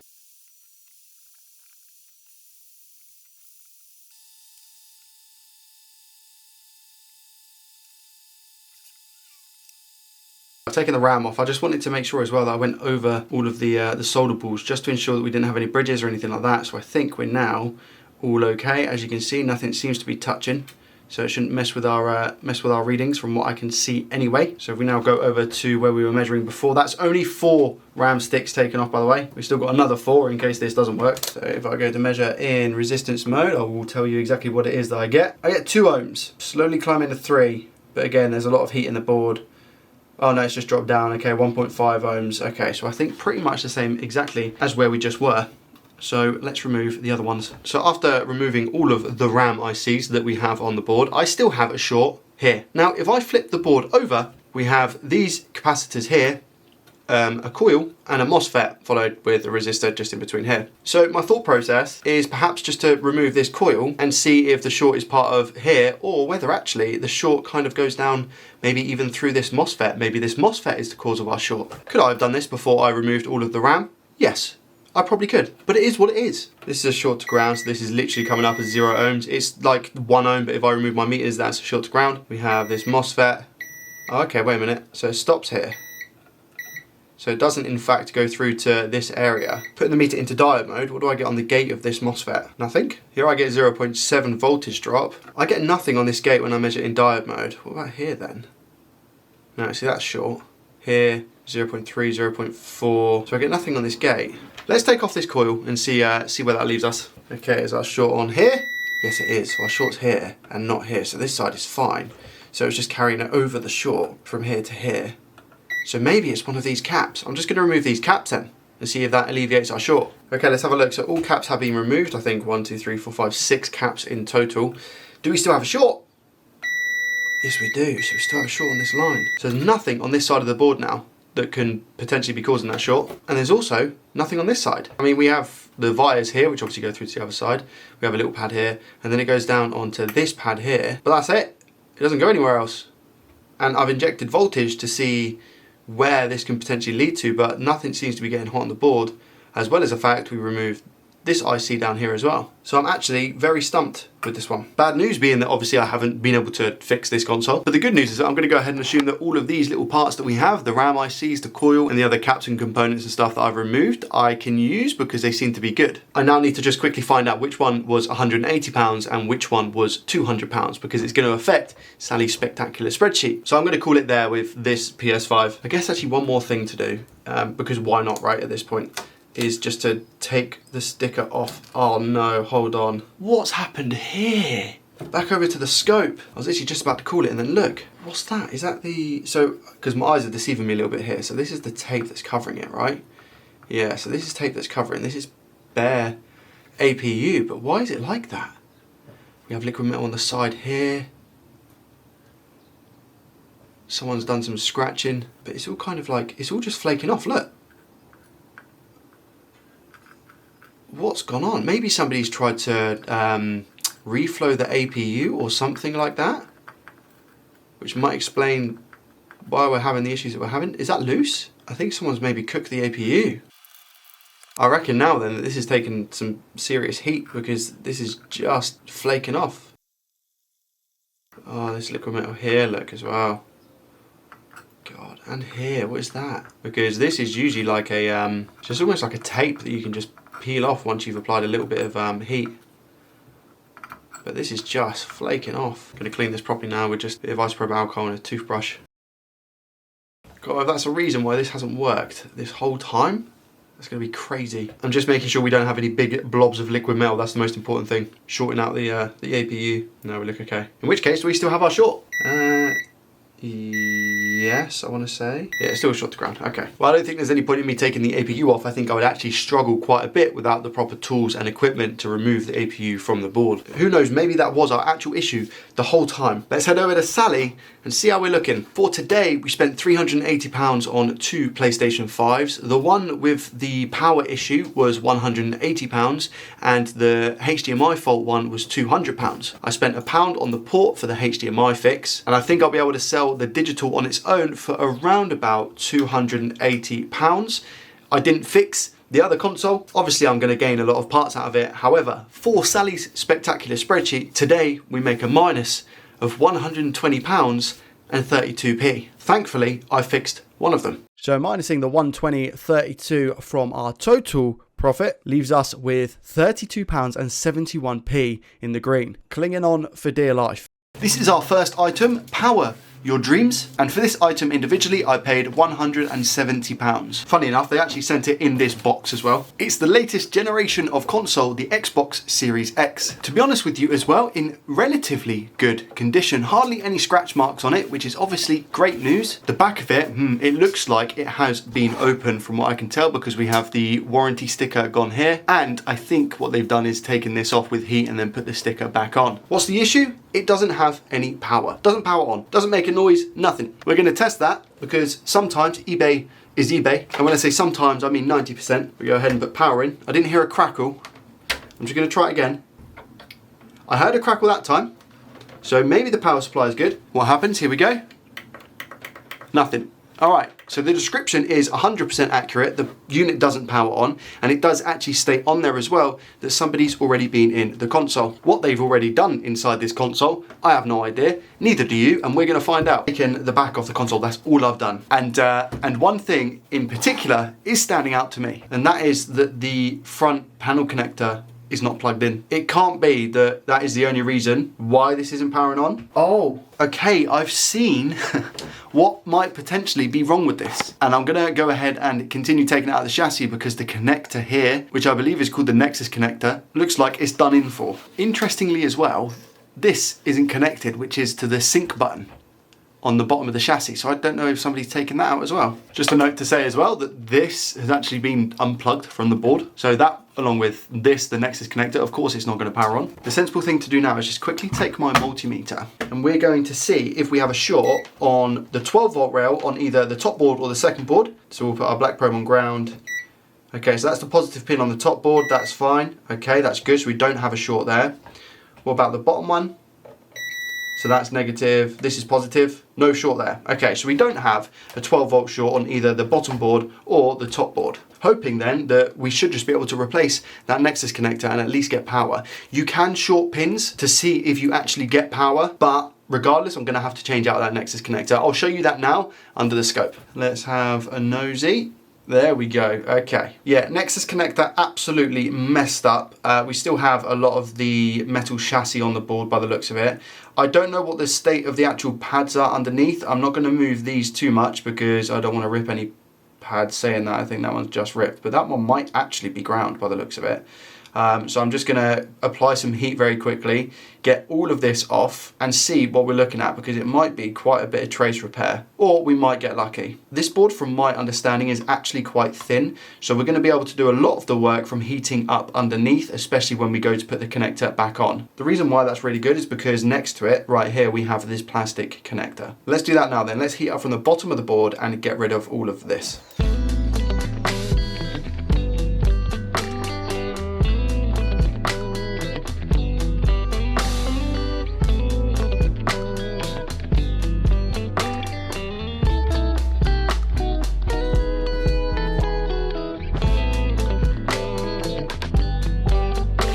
It wasn't a rip pad by the looks of it, it was maybe just a bit clouded over, but we're going to be able to put another Nexus connector here, and hopefully that's all that's wrong with this Xbox. If that is the case, we are on to a winner, but eBay is not that easy. Now, technique wise here for me, I like to just apply the tiniest bit of flux, just a small blob there. Then I come in with my cotton swab and I just put it on the areas which are going to bond with the solder, just like this. Not too much. Now the issue, if you put too much flux on these areas and I go ahead and put the new connector on, it's going to wobble about and it will go flying. It's just my experience with flux. We're just going to place the Nexus connector there or thereabouts, and now just adjust it quickly to make sure that everything's in line. Doesn't have to be spot on, because when the solder flows it will just take it.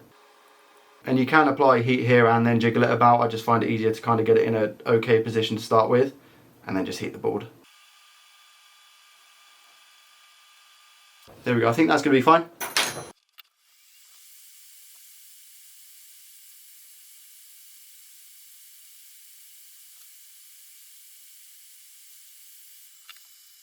All that needs to be done is a little clean up. I might just go over the pins to make sure that we're all okay. And the only reason I kind of want to do that is because of my new soldering iron.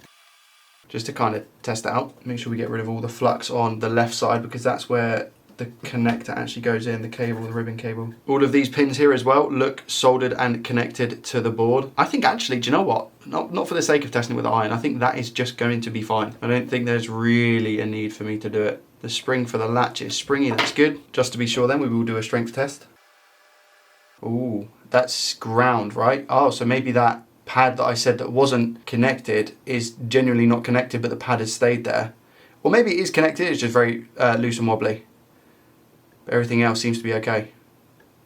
Yeah, it's just this one here, which I believe is ground. And a way to test this, multimeter in continuity mode, and I'm just gonna touch on this one, yeah, ground. So we get a beep, that's connected to ground. I'll put this back together as much as I need to for testing purposes, just to see if at least now we get power. Wish me luck. All I'm looking for is just to see if it powers on. This is bare bones how I've got it. I've not even got the fan connected. As long as it powers on, I'll turn it straight off, put it back together, and then we can fully test. It's all ready to go. I'm nervous, very nervous. Okay, 3, 2, 1.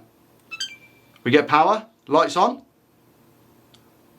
and it stays on. It's not turning off, and it's getting brighter. It's doing its thing. I think it's starting up. Okay, let's turn it off. That is an absolute result. I'll just quickly put it back together. Actually, put some new thermal paste on. Make sure we give this console the lease of life that it really deserves. Then we'll give it all a nice test. This could be a really good profit for Sally's spectacular spreadsheet. And looking at this, we were not really dry, but definitely needed a change.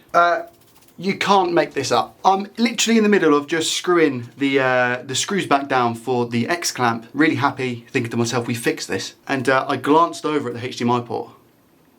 What on earth has happened here? The pins aren't touching. Oh, Lord above. I told you it was eBay. Back under the scope we go. What do we have here then? Lord above. This is bent, but I don't think that's a massive issue. I can still see the flux like just here pouring out if I move this. Not fantastic. We've still got the bit of glue as well.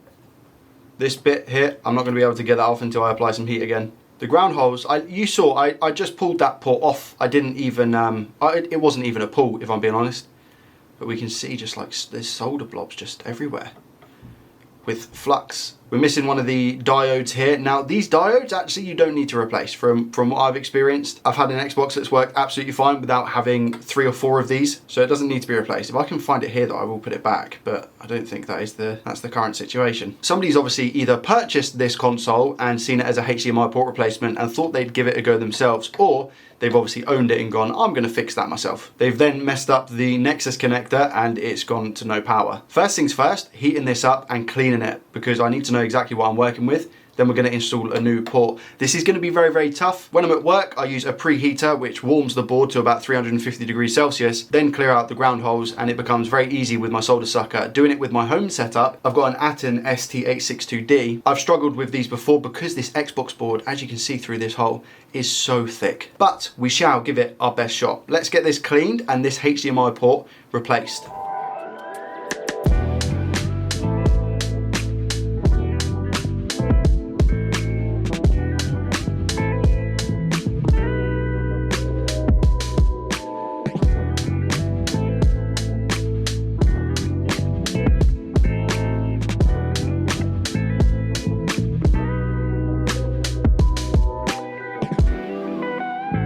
Quick pause, obviously this is not good, done by the previous person who's worked on this. Now, I've just measured all of the components around it in diode mode, and they all seem to be a-okay. So I think they're actually alright, however, I can't leave this like this. I'm gonna have to replace it because, you know, even if it does work, how long is it gonna work for?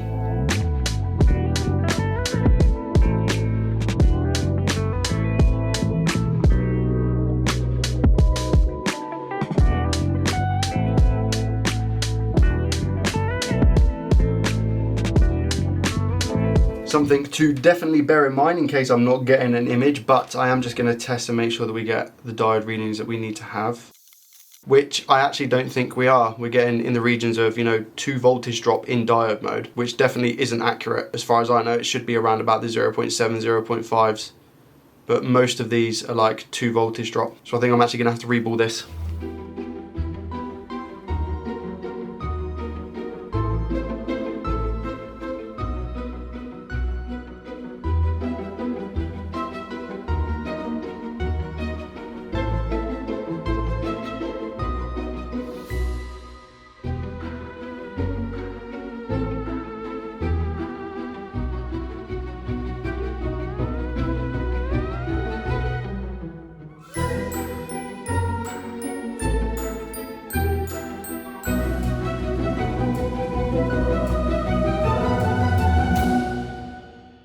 we have chip 1, chip 2. I've reballed 2. It took me a while on the first one, which I believe is this one because the balls are a little bit bigger. So I'm going to try my luck with this one first because the balls look a lot more even sized.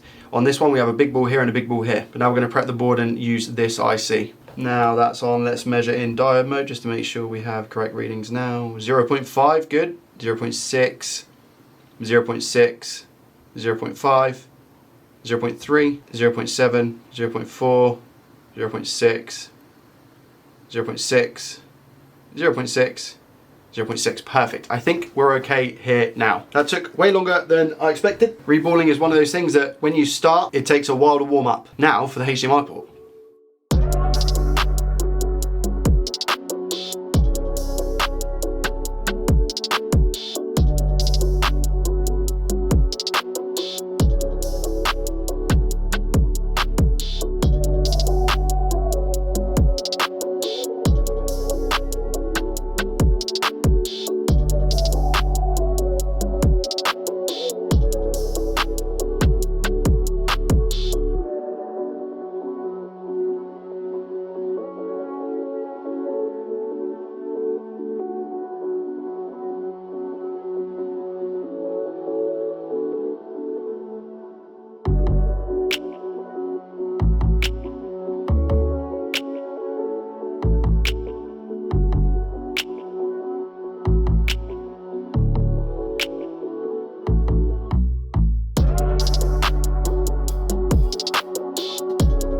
Alright, HDMI port is donezo, as well as the ESD filter. As I said, bit of a pain. Those chips are extremely small. I think I've got one for scale actually. Just have to make sure I don't lose it. Tweezer. The chip is at the end of the tweezer. I'm going to try and get it to focus. I don't think it's going to focus, but that is the size of the chip. Just for reference, it can't even focus on it. I'm not surprised, to be fair, but that is the size of that chip. If you compare it to my nose, I know I've got a big nose, but still, very, very small. I'm glad I've reballed 2 because now I've got that one spare. As you can see, my desk is messy. I'm gonna put this back together and pray that it works. Okay, the Xbox is finally back together. Let's give it a test and just make sure that we get output on the screen. Obviously, I'm quite nervous because we had to change the ESD filter as well as the HDMI port. And the Elgato game capture should work because it's an Xbox, not a PlayStation. Do we get power? Yes, we do, the light, and it stays on. If we go over to the game scene, yes, okay, my webcam is on. There we go. Okay, so the reason why it broke is because obviously they play Fortnite and FIFA. It's a very interesting background. If we connect it to the internet, I wonder if it's going to ask me to update straight away. There we go. We've just updated the console. I've signed in as a guest rather than the other person's account. On here I go up to 1440p because of the Elgato game capture, but you will see a video on screen of me going downstairs on my TV and it does show 4K. The only thing left to check is just to make sure it reads a disc. Sounds good, it's definitely reading and picking it up.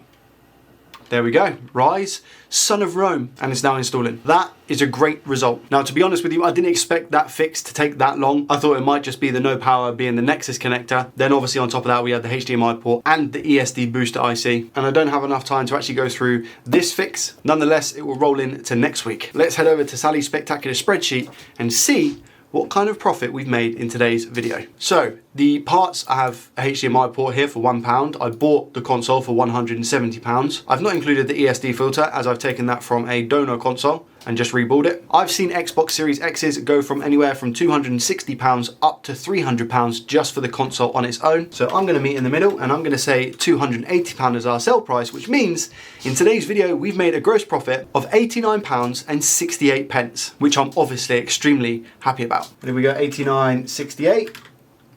That brings our total to £122.39 in the green. Starting with our first item of the day, I paid a grand total of £63 for this device. Let's get it open and see what we're dealing with. Dun, dun, dun, dun, dun, dun, dun. It's a Nintendo Switch. Condition wise, we are missing the analog stick from here. It comes with the JoyCons as well, which is going to really help if I go to sell this unit. It will just bump up the profit, as long as obviously I can actually fix it, because that would be an issue if I can't. We are missing the rear kickstand here, but I have plenty of those, so that's replaceable, no problem at all. What's the state of the screen? Not too bad, you know, there's not many scratches from what I can see. It just seems to be smudge marks, and some of that is going to be from my gloves as well, so not looking too shabby. take these off. The listing actually states that this Nintendo Switch just has no power. There's nothing more than that. We don't know the status of the Joy-Cons because the Switch doesn't work. So let's inspect it and see what's going on. At this point, whether this has been opened or not just yet. First signs are that we're actually looking pretty clean, to be honest with you. I'm going to check out the charging port because I've not looked at that yet. Let's head on over to the scope. My diagnostic theory today is all over the place. I don't know why I didn't check this to begin with. Oh, okay. Yeah, nice. All right. So it's definitely going to need a new charging port. All of those pins there crossed over. Look at that. They're all hugging each other. Wow, that has most probably caused some damage to M92T36, so we will check that with our multimeter, but maybe we got lucky and it might just be a port swap. Multimeter probes in hand. I've got the board out of the chassis now, so multimeter is in continuity mode, which is the mode that beeps when we have a complete circuit. I was a little bit far away there. So we have the M92T36 chip here. Do we have any issues with that? We do, look at that. So this cap here, which also links to the P13 IC on the back of the board, is shorted to ground. I'm just going to check the others. Okay, that's fine. That's okay as well. So this cap here, let's turn the board over, and what we should be able to see is that this cap is also shorted, which, as you can hear, it is. Now, I've had situations before where you remove P13 and you still have the short. Then you go ahead and remove M92T36 and you still have a short on this cap. So I don't know what to remove first. I don't know whether to remove M92T36 or P13 USB. I don't know which one to take. I'm going to hazard a guess and say M92T36. It's a 50-50, right? So let's get this off the board. Let's check and see if our short's gone. No, it's not. So we still have our short. So if we turn it round, again, we're still going to have it on this cap on the back. So let's take off P13. You know what? I've actually made a mistake. Before I go ahead and take off P13, I should have taken the port off first. I don't know why I haven't done that. I think my head's a little bit cloudy today. It happens to the best of us, but the pins on this port are crossed over. So maybe that's conflicting the information that we have on the short on this cap. Now I'll take off this port and see if our results vary. Has that changed anything? No, it hasn't. Okay, so we still have a short on that cap. So let's remove P13. Has our ye old short gone now? So I think this side is ground. This side isn't. There we go. Okay, so it was the P13 chip. Just then making sure that we don't have any shorts on any of these capacitors around the BQIC, which is the charging IC. We don't. That's all good. Let's check our little fuse as well. That's all good. I'm actually going to just put M92T36 back on then and see if that works. Obviously just to minimise our losses. I don't want to go ahead and fork out another £5 for a new chip if the old one does work. So we'll give it a go. And we'll also put a new P13 IC on.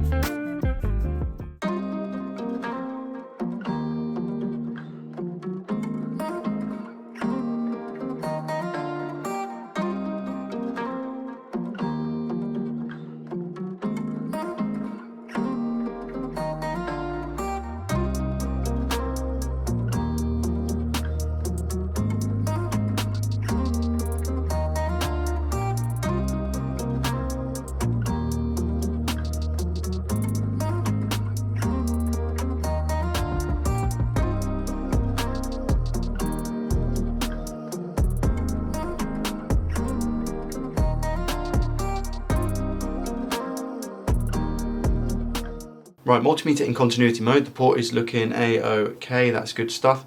We hopefully don't have a short on this cap. Nope, no short on this cap, fine. I wasn't happy with how P13 looked originally, so I went over it again just to double check and make sure. M92 T36 was put back on as well. So I'm just gonna test and make sure that we don't have any new shorts that we didn't have before. No, that's fine as well. And with the new port, as always, I soldered these back pins here, but you can see that we have a really good strong hold on all of the anchoring points. And I'm now hoping that this is gonna be enough to at least get this switch on and working. What I will do, because we had a bad P13 USB, I think it would be wise to check the filters before we go ahead and reassemble, because I don't want to have to put it all back together and then the final test for the docking station we put it in and it doesn't work. That wouldn't be ideal, would it? We are looking for a continuous path through the filters, but not diagonally. So that, for example, is fine. All filters are checking out okay. So I'll put this back together and hopefully we have ourselves our first fix. Wish me luck. The switch is back together and it's come out, not, I wouldn't say like new, you know, it still looks a little bit used, but I've given it a nice clean and it does have a really nice shiny finish, as well as the fact that even the back looks quite nice. Again, I've not put this back yet because I don't even know if it works. Let's go ahead and put it in the ammeter now in 3, 2, 1. We get something on the ammeter. What is that? Yeah, good. Oh, it had a full battery. So the ammeter's restarted, which means that the switch should be turned on, which it is. Get in, that's the result. Oh, it's got literally 99% full charge. So if I take this out now, it's charging at 340 milliamps. But I'm gonna go ahead and guess that, yeah, the battery's full. So that P13 chip that went bad ultimately stopped the device from turning on. So this actually had a full charge when the tragedy of the port happened. I don't know if you can hear, but I do have a 1-year-old and she is babbling currently in the background and I wouldn't change it for the world. And if we turn the switch around, do we get a charge on this side as well? Yes, we do. Perfect. All right, so all thumbs up from a charging standpoint. Does it work? Does it read games? Does it connect to Wi-Fi, etc., etc.? Does it also work on a docking station? I'd actually say that the docking station part is probably the one that I'm most scared about. So into the dock it goes. I do get a green light, which is good. Do we get anything on our game scene? The green light has turned off, so I'm just taking it out and putting it back in. All right, solid green light. Anything on the game scene? There we go. Okay, sweet. So it works on a docking station as well. The Switch doesn't have parental lock, which is really, really good. It did come with these JoyCons. Let's see if the JoyCons actually dock and work. Oh, that one doesn't. Does this one? That one does. Okay, so that says paired, but we get nothing with this JoyCon. Now actually, is that going to be the rail or is that the JoyCon itself, which is busted? Known good working pair of JoyCons going in, so that one's fine. And then the one on the right, was it the JoyCon? Ah, yeah, it was a JoyCon. Okay, so yeah, these JoyCons are absolutely fine. No loose rails or anything. I'm shaking it about, it's not disconnecting. And let's check and see that the JoyCons actually charge, which they do. Both of them are charging. Result, does the game work? Yes, it does. Perfect. Will it connect to the internet is the question? Yes, it will. Perfect. I'm actually now going to put this to one side and just quickly focus on why this JoyCon isn't connected. To be honest with you, I don't know if it's worth the time saving because this RB isn't working. We have clearly some screws missing because of the bit down here is opened, as well as the fact it's definitely going to need a JoyCon. But I am also intrigued as to why it's not working. I've quite literally only just taken out the screws and pulled this apart, and I think I know why it's not working, because these ribbon cables aren't attached to the board. And I've also found the R spring here, which is why it wasn't clicking. With all that in mind, I'm just going to put this back together, I guess, and quickly change out this and see if we can get it working. As I was getting a bit further down with the Switch controller, or should I say JoyCon, sorry, I found another ribbon cable that wasn't connected, as well as the fact that the button for RB is actually off. it's been pulled off somehow. And I don't think there's solder on those pads. No, there isn't. So these pads have been ripped off here. There's obviously solder on this one. So actually trace repair would be needed on these two. And I don't have these buttons in stock. So I don't think it's really worth my time doing this. I'll keep it as like a little project I can do on my own. But in terms of profit, there's literally no point in doing this right now. Unless I've got a faulty JoyCon. Let me double check and see if I've got a faulty one. No, I don't have a faulty one to take the connector off and put it onto this one. I'll get some of these buttons ordered and like I said, maybe I'll do it on a live stream at some point. So I can sell the Nintendo Switch on its own. We'll make a profit with that. But I won't include profit from the JoyCons because I'm not going to sell those JoyCons, obviously. Let's move on to our second item. Now this one wasn't actually included in the thumbnail. Being honest, I didn't think I'd have time to work on two things today, but good news is that we have a PlayStation 5 to work on. Now with this one, I'm going to go in blind, so I don't know what the reason is why it's not working. I know that I paid £200 for the console, and it does say on top of the console, power on with display. So surely this just works. Is that a thing? If that's what the fault is with this, There is no fault. It has got some sort of a SKU. So I don't know if this is part of a job lot or something. But condition-wise, honestly, this PS5 is in good condition. I mean, even the state of the faceplate at the front, there's no scratches or anything. It's really, really nice. So without me jabbering on any further, I'm going to balance this on my chin, on my fat neck, and I'm going to see if it powers on, if I can find the power lead. Found it. Right, so we get a crackle. Does it power on? Okay. Oh, okay. I mean, it's on. We have the blue light. Does it go to a white light? Do we get a display? If we do, I'm probably going to have to go to the listing and see what's wrong with this. It's a white light. We have a white light. Good. Now, being honest, the port feels okay. I can't show you on the Elgato game scene. So I've just put my HDMI cable in for a normal monitor, but I'm not getting a display. Oh, I am getting a display. I'll just turn off HDCP. Does it show on here? It does. Like, what? What's going on? It's been factory reset as well. There's no way I get a disc, right? No. Okay, fine. I thought it was going to be too good to be true. I do have Far Cry 6, so I'm going to load that up and just make sure that the disc drive actually works. Does it pick it up? I mean, it's got the little disc icon at the top of the screen. It's reading. Did I put the disc in the wrong way? Sounds like a Joey thing to do. So the disk drive isn't working. I've just put a PS4 game in and I want to see if that does anything. It sounds like it's doing the exact same thing, which is just like a beep and then nothing. It doesn't eject the disc or anything like that. Okay, I'm gonna turn this off. I'm gonna check the listing and see why I actually bought this one. I can't remember buying one that had a faulty drive. Right, so I found it. It says, starts to overheat after under operation for a period of time. Good, one corner has a tiny dent and a minor scratch. And this is definitely the same one. So I've bought it for overheating, but it looks like the disk drive doesn't work. Also, it does also say, due to the condition of the device, we have not fully tested or diagnosed the faults. We do not know how these faults have occurred. Therefore, the device is being listed for parts. So I'll try and resolve the issue that we have with the disk drive first. And then once I've confirmed that's all good, I'll take it apart and give it a nice clean. It could just be that there's a small bit of liquid metal missing from the die, which is causing the PlayStation to overheat, but we'll check and confirm. The good sign here is that it's never been opened before. We have the warranty sticker, that's a result. However, I'm going to try and put this at an angle that you can see. But there is in fact liquid down here. So that would make sense as to why the drive potentially isn't working. Let's use our T8 on the iFixit screwdriver set. How bad is this then? So if we disconnect this cable here, I'm also going to take it off of the disk drive side. We can see the damage. Well, this is rust now, so it must have been here for quite a while. Doesn't seem to be any other signs of liquid, not even on the actual board itself. I'm hoping this has damaged the mechanical side of the drive rather than the actual motherboard. Good thing is that it doesn't look like there's any damage to the main board either, which is nice. Let's get this taken apart. So here's the actual PCB, and other than, I mean, we've got a little bit there and there, but this side looks relatively clean, and this is the side where all the components are. If I turn the board over, we have corrosion right here, but there's no components. So it goes to some through holes just here, but on the other side directly to those through holes is this cap. So I don't know whether maybe these caps have been affected. So I'm just going to measure some bits with the multimeter and see what's going on, and also give it a little bit of a clean now that I know where the liquid damage is.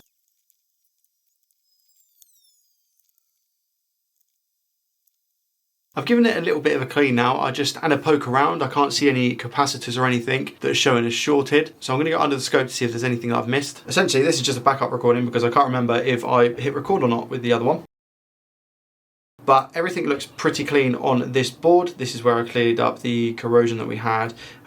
Where's that exact bit? Just about here. So you can see where it's corroded the writing and stuff, but it wouldn't have gone through these through holes. The only ones it could have potentially gone through are these ones.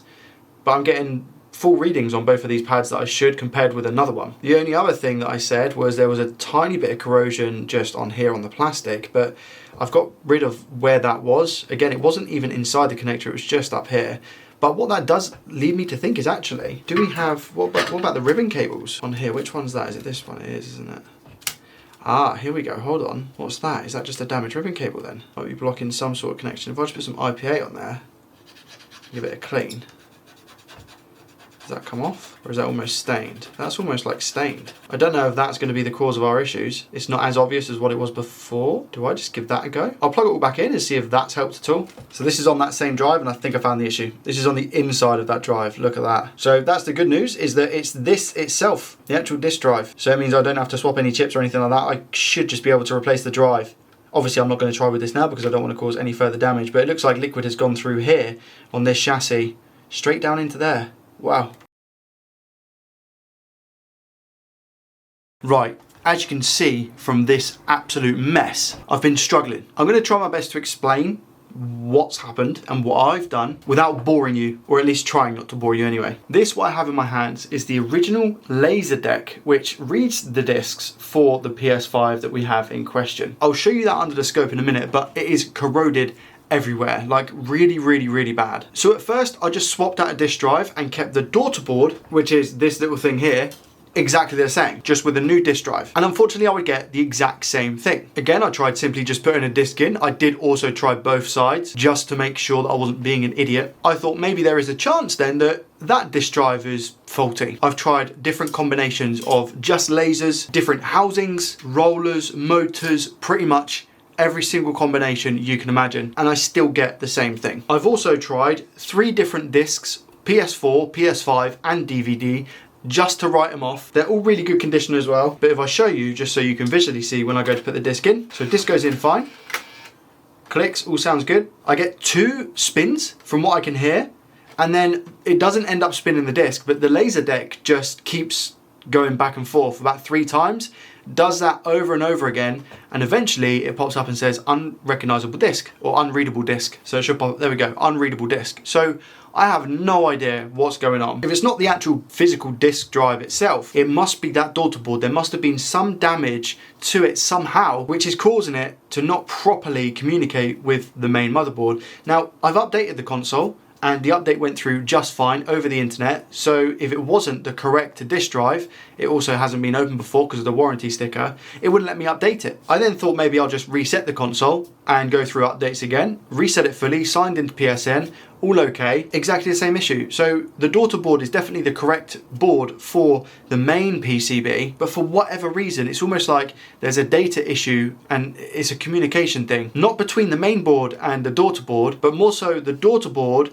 and the actual disk drive itself. And because I've changed out pretty much every single ribbon cable that you can imagine every single time, there's one common problem here, and that is the disk daughter board. I also think that that's probably what they meant by overheating. Let me show you the old disk drive, the original one that goes with this, and it might make a bit more sense as to why I think that the actual daughter board itself might have further issues. This is the laser deck for the original one, and you can see that there's plenty of rust all down here, and everywhere on the board is just corroded. This is the actual laser itself, and you can see, look down the side of the laser, look at all that rust and grime and liquid. So I do genuinely think this has caused bigger problems. All of the damage you can see here, all the water damage, the corrosion. If I turn it onto the other side, again, that's the back of that PCB. So as far as I'm aware, this is the only PCB on the laser deck, and it's not worth me trying to fix this laser deck. Like, there's just no hope in hell that I'll be able to fix this. It's way too far gone. This is the laser deck side of that ribbon cable, and what I'm assuming is that this has got so badly damaged, it's traveled through all the way to the other end, which, as you know, we did attempt to clean. We had the marks over here. And I think what it's done perhaps is messed up the connector on the daughter board, the PCB that goes with the disk drive. I think that's what's caused further damage here. As you can see, this is not a pretty sight. And just for reference, this is what the good laser deck that I was using looks like. Absolutely spotless. So yeah, that's a bummer, really. So I think that the unfortunate plan of action is to give this PS5 a clean internally. So I'll take off the metal IO shield and just make sure that the liquid metal has been spread correctly. I think the overheating issues is due to somebody was playing a PS5 game with the disc in, and maybe it just kept cutting out and the console kept turning off because of the state of the drive, almost like into a protection mode. I don't think it had anything to do with the heating. And because obviously the console can somewhat communicate with the drive to go through updates and stuff, it works fine as a digital edition console. So although we won't be making a bigger profit because it's a disc version, I'll still be able to make some profit and sell it as a digital version instead. Unless by the time people have actually seen this video, someone might have a solution for the problem that I'm facing. Let me give it a clean on the inside. Probably point out that the liquid metal situation is absolutely fine. I genuinely believe this PlayStation was overheating because of the status of the disc drive and somebody was actually playing a disc game rather than digital. I'll get this cleaned up though, always best to double check.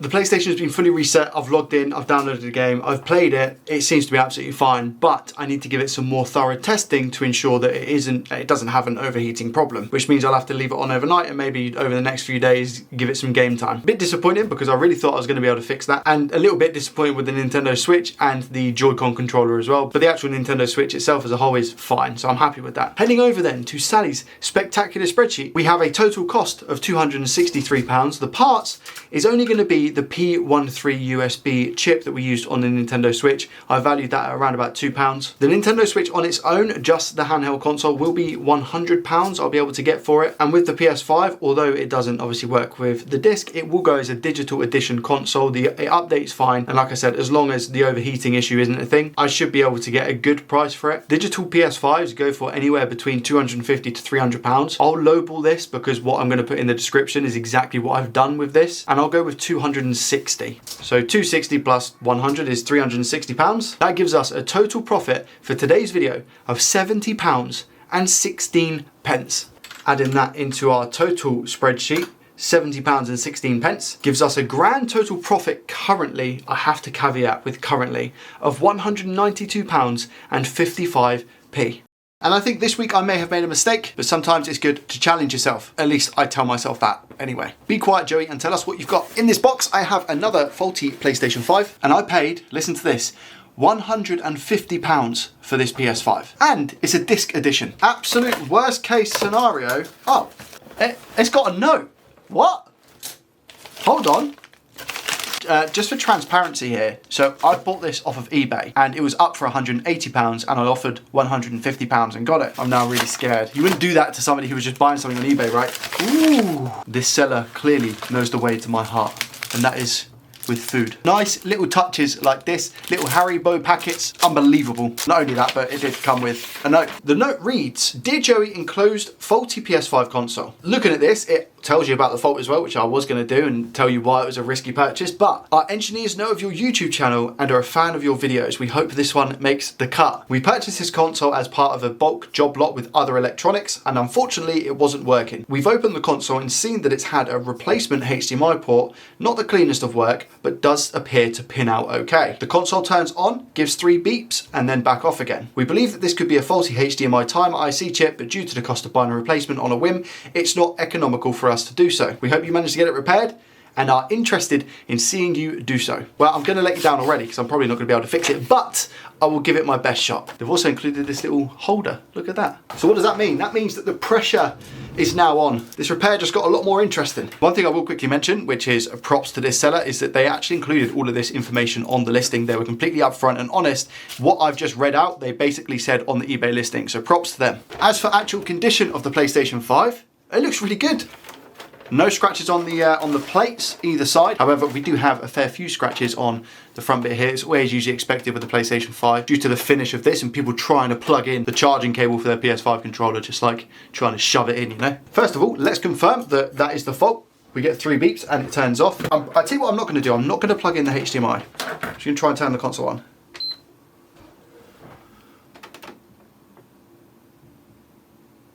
Nothing. I got 1 beep, but nothing after that.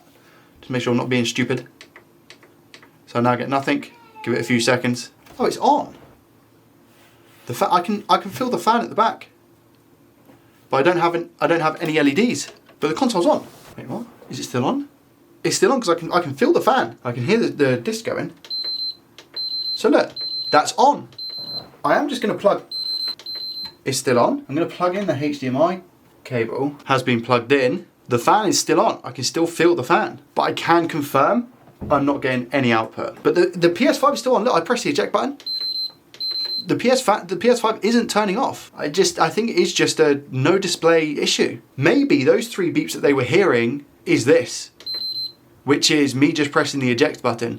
And they're not going to think it's on when they don't see the LEDs and they don't get a display, right? But just by putting my arm at the back of the console just here, I can feel that it's on because I can feel the fan instantly. So I'm now going to turn the console off by holding it down. Yeah, we get the 1 beep. We should get 2 beeps. Okay, so that's the 2nd beep, which means that the console is going to fully shut down. I can't see the lights, so I'm just going to wait. maybe like 30 seconds and then I'll pull the power, but we definitely have no display. It's going to be a really good profit if it is just a no display, considering I bought this for £150, but we don't know what damage has been caused on the inside with that HDMI job. Okay, so I'm going to unplug the power.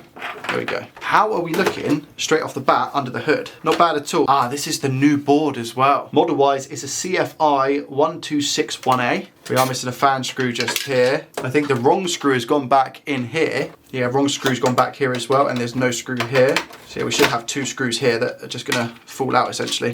There's 1 and there's 2. As I thought, there's actually no LED cable for this. So the lights, which indicate whether the console's on or not, there's a ribbon cable that goes from the front all the way around to the side of the board and plugs in just here. But that's nowhere to be seen. So Lord only knows where that is. I also know that with these boards, these screws go in a little bit differently to the other ones because obviously it's a smaller board.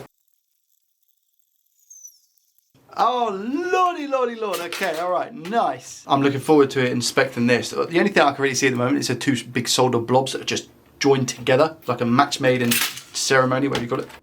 That's a match made in heaven, Joey, not ceremony, you absolute egg. It's like I was saying a couple minutes ago, this is actually the smaller revision board of the PS5, and I feel like they were doing this in preparation for the PS5 Slim, because look how much extra space we've got over here and just around here. How's the liquid metal situation as well? I'm always intrigued. Liquid metal situation is good. If I'm being honest with you, it's bare, so there's not much on it, but it could have been a lot worse. I mean, looking at it a bit more now, it needed to be spread out a little bit more. Boards out of the chassis, let's take a look at this HDMI circuit. I'm gonna look at the back, because that's what I saw first.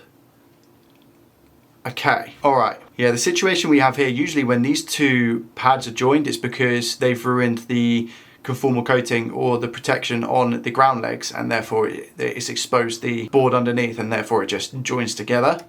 The diode is there, that diode's there, that resistor's there, and that cap's there. So the actual circuit on the back of the board, because that's where it is on this revision. Usually it's on the other side, on the older boards. Seems to be okay. We have a lot of flux in the area, so it needs cleaning up. Let's have a look at the front. So the board is, I don't know what kind of flux and stuff they've used here. What is that? Okay, so we have a cap here. Because this board is still relatively new, I'm not massively used to working on it. Is that layers of board or is that just plastic? I think that's just plastic. So traces and stuff look okay. So the listing stated that it might be a short on the actual HDMI retimer. To be honest with you, it looks like we have a few components missing, but I don't know if they're missing or whether it's meant to look like that. And the only reason I say that is because this cap here looks a little bit drunk and off center. So I've got a feeling that the tech who worked on this previously maybe has done something to this IC. Is there meant to be a cap here? Is there meant to be a cap here? Cap here? I'm not too sure. Let's delve a little deeper, shall we? So we're a bit closer to the board now. It doesn't look like we're missing any components from what I can tell. And the question is that a factory HDMI IC? I believe so. Yeah, I think that's factory. So I don't think that it's been... I don't think that's been changed, personally. I could be wrong completely, but I don't think it's been changed. Also, I promise I'm not being horrible when I say this. I'm just doing it from my observations. But if the HDMI IC had been changed, I think we'd be seeing a lot more flux left over in this area. If you look at their work on the HDMI port, yeah, I think we'd be seeing a lot more flux around here. The thing is, we don't have any shorts, obviously, because the PlayStation stays on. If the HDMI Retimer IC, which is this chip here, the Panasonic MN864739, if that was shorted, the PlayStation wouldn't be turning on. I generally think the issue we have is with the port. I'm just going to tilt it up. You can see that the ground legs are bare. Oh, we are missing a component here by the looks of it, right? Yeah, I think we are missing a component. Maybe that's the issue then. Is that a torn trace, or again, is that just plastic? I think that's just plastic covering the exposed trace there. So they said pinout was accurate for the port itself. I mean, that's loose there. That pin is loose. That pin is loose. That pin is loose. That pin is loose. That pin is loose. That pin is slightly loose. That one's soldered. That one's soldered. That one's soldered. Soldered. Soldered. Loose, I think. Soldered. So we've definitely got a few data lines that are loose. A mixture of data line and ground maybe. But this port needs to come off. So that's the first thing I'm going to do. I'm going to tidy up the area. Should probably say before I do any of that, I'm just going to clean up this liquid metal. I should have actually done this already when I was just having a look at the board. There we go, that'll do nicely. Let's quickly just blast this port off and give it all a nice clean. Remember what this looks like before.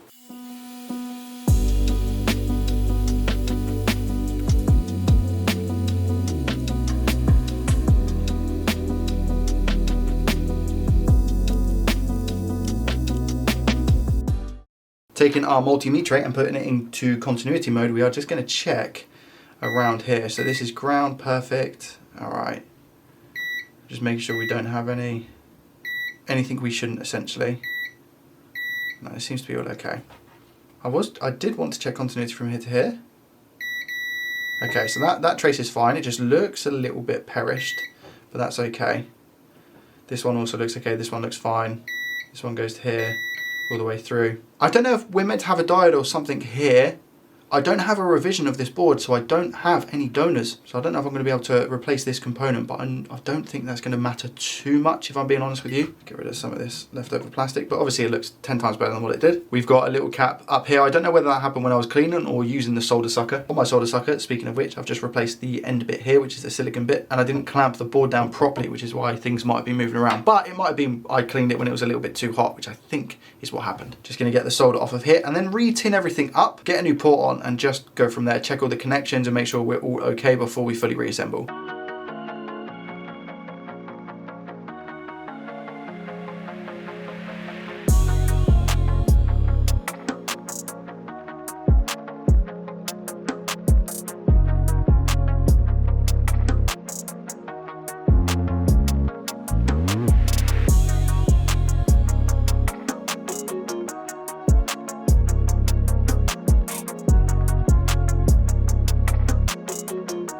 Voiceover Joey stepping in here. The process that I usually like to use with the HDMI port is to flow the port in place, which is clearly what I've done, then go over it with a very fine tip to ensure that I have a solid connection between the port and the board. With my new Hakko soldering station, I still feel like I'm searching for the correct tip to be able to do this that produces enough heat at the end of the tip. At work, I use a Metcal soldering iron with a conical tip, and this produces enough heat for me to be able to do the job relatively easy and quick. I am thinking about buying the micro pencil extension for the Hakko FX951 to see if that makes a difference. I'm going to just leave this in here. You can see me struggling, but as always, I think it's best to keep it honest and real with you.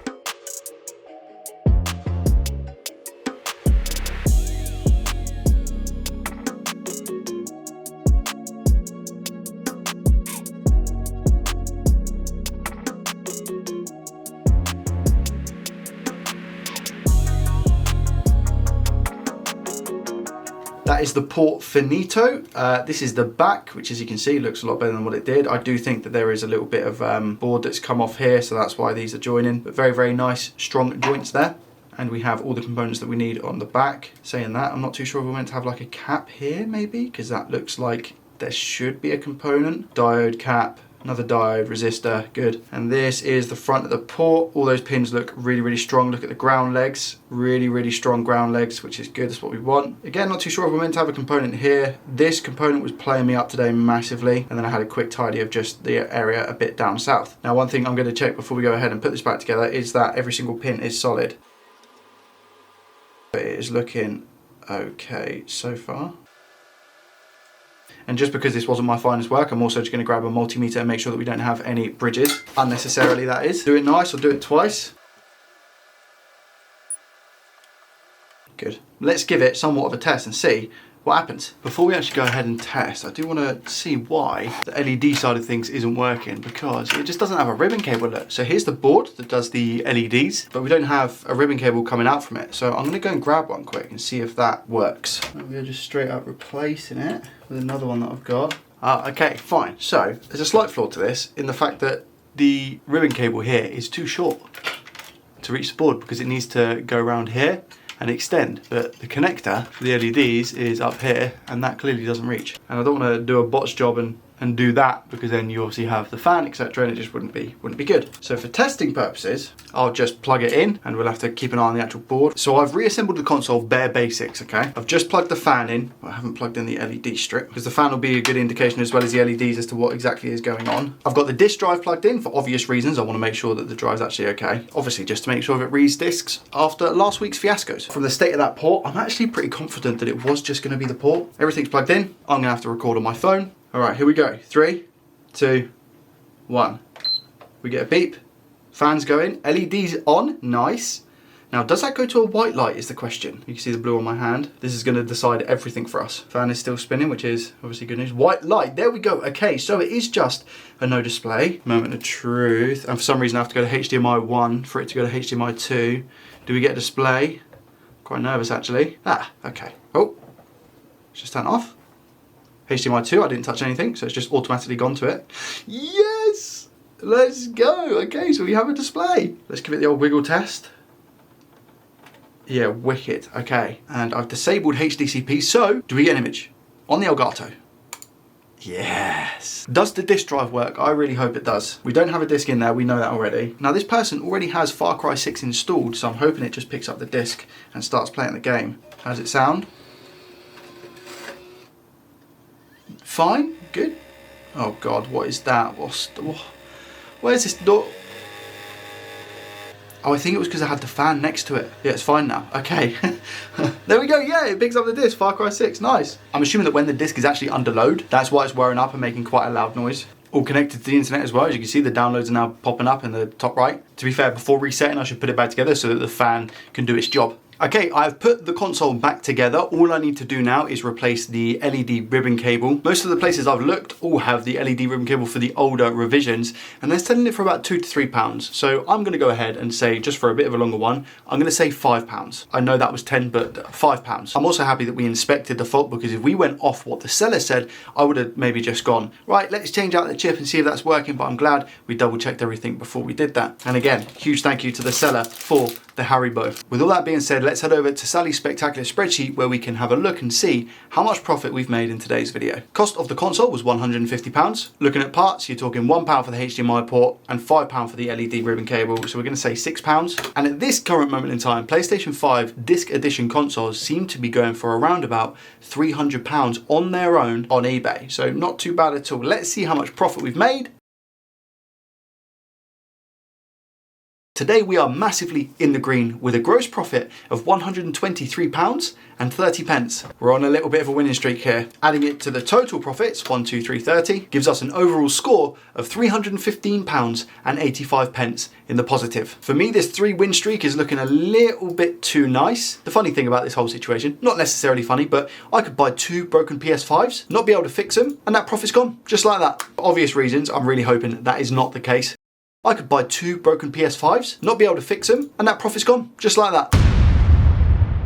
I've only gone and done exactly that. I've bought 2 faulty PlayStation 5 consoles from the same seller in an attempt to fix them and make a profit. I've spent a combined total of £350, aka I really need to fix them. If I can't fix either of them, I'm going to be in trouble. Now, both of these consoles on the listing are customer returns and apparently untested. Is there a world potentially that these work? Yes, absolutely. And whilst that would be amazing, I also want some good content. So here we look at our first PlayStation 5. I believe they are both disc edition consoles, relatively scratched on the faceplate here, where they've obviously gone to put in the charger for the controller. How's the back of the console looking? It seems to be okay. Slightly scared because again, I have no idea what the faults are with these, and this was definitely a risky purchase. Do we get power with this console? Let's test that out first. I think I heard some sort of crackle. I'm just going to see if it powers on. Do we get power? We do. We get a blue light and it's staying on, it's not shutting off. Does it stay on continuously? Do we get a disc? No, no disc unfortunately. It's gone to a white light. I'll plug in a HDMI cable. Okay, so it's gone back to a blue light. So maybe it wasn't shut down correctly. Okay, now we're at white light. Is that gonna go back to blue or is that gonna stay at white? Let's check my monitor. I have a display. I'm gonna just quickly set up the PlayStation 5 because it's asking me to set it up. So I've gone to set the PlayStation up and this is what I'm greeted with. Now this is the same USB-C cable that I use all the time for this controller on PlayStation 5s to sync it or whatever, or just go through the setup process. If I take it out and put it back in, the controller has the orange light to indicate that it's taking some sort of charge. Then I get nothing. If I go ahead and push the button on the controller, I get the blue light, but nothing happens on the setup screen at all. I've tried a couple of different things. I've tried a different USB-C cable. I've tried different ports on the console, different USB-A ports. The controller actually works in safe mode. So when it's plugged in safe mode, it works fine. The first thing I actually done was updated it via Ethernet, and it was like a gig download. So it was definitely something that needed to be updated. And I'm always finding myself back at that screen and not being able to proceed further. It's not frozen on the screen because you can see that the image is still moving, but it's just not letting me get through to the next part of the setup. setup. I'm going to take the console apart and have a look on the inside to see exactly what's going on, if there's anything obvious that might be jumping out at me, and maybe take a few measurements. First interesting sight is that this console has had a repair by the looks of it, because it has a voided warranty sticker that not only just went where it usually would, but further than where it should be. So we might have had a case of a repair that's just not lasted or gone wrong. Whilst I'm taking this apart, I'm kind of thinking in my head, I'm like, they've stated on the eBay listing that it was customer returns, but they've had repairs done to it. So how does that work? How do you return a console as a customer return, but it's had a repair, you know? Unless I'm being stupid. Okay, what I will say is that I've been on a journey trying to look at as to why the USB ports aren't working on this PS5. Shout out to my Discord, because I had a great conversation with both Roy and Lee Uber Micro Repairs about what might be happening and what's going on. I'm going to try and explain it to you the best I can without sounding like an absolute moron. Let's switch over to the Microscope cam. Just up here, you've got both of the USB-A ports, which are on the main motherboard, and if you follow the traces, by the looks of it, they just feed straight into the APU that we have. My first point of call was to check the filters, which are between the port and supposedly the APU, and I'm getting continuity at every single point I can, as well as the same on this one here. Then I also checked in diode mode, both this side of the cap and this side.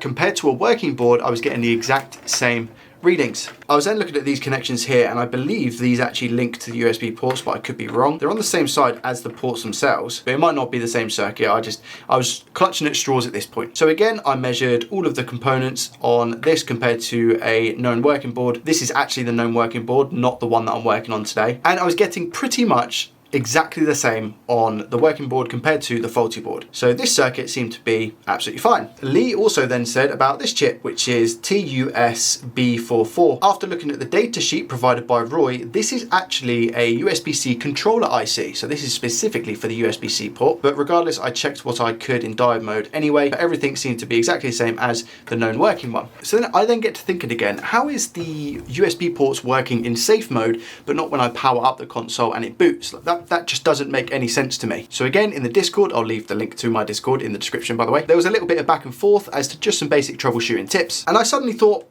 why don't I just disconnect the front panel board, this one here, which has the ribbon cable of the USB-A port at the front. Thinking that in a usual scenario, if one USB port fails, usually the rest of them go down. Then I came across this. This is the front USB ribbon connector, and we have some bent pins. I'm just flattening them out to see if I put it in, if it works. I mean, yeah, they've stayed down, so it might actually be okay. I'll put it in again, and I'm just taking it out. How are we looking?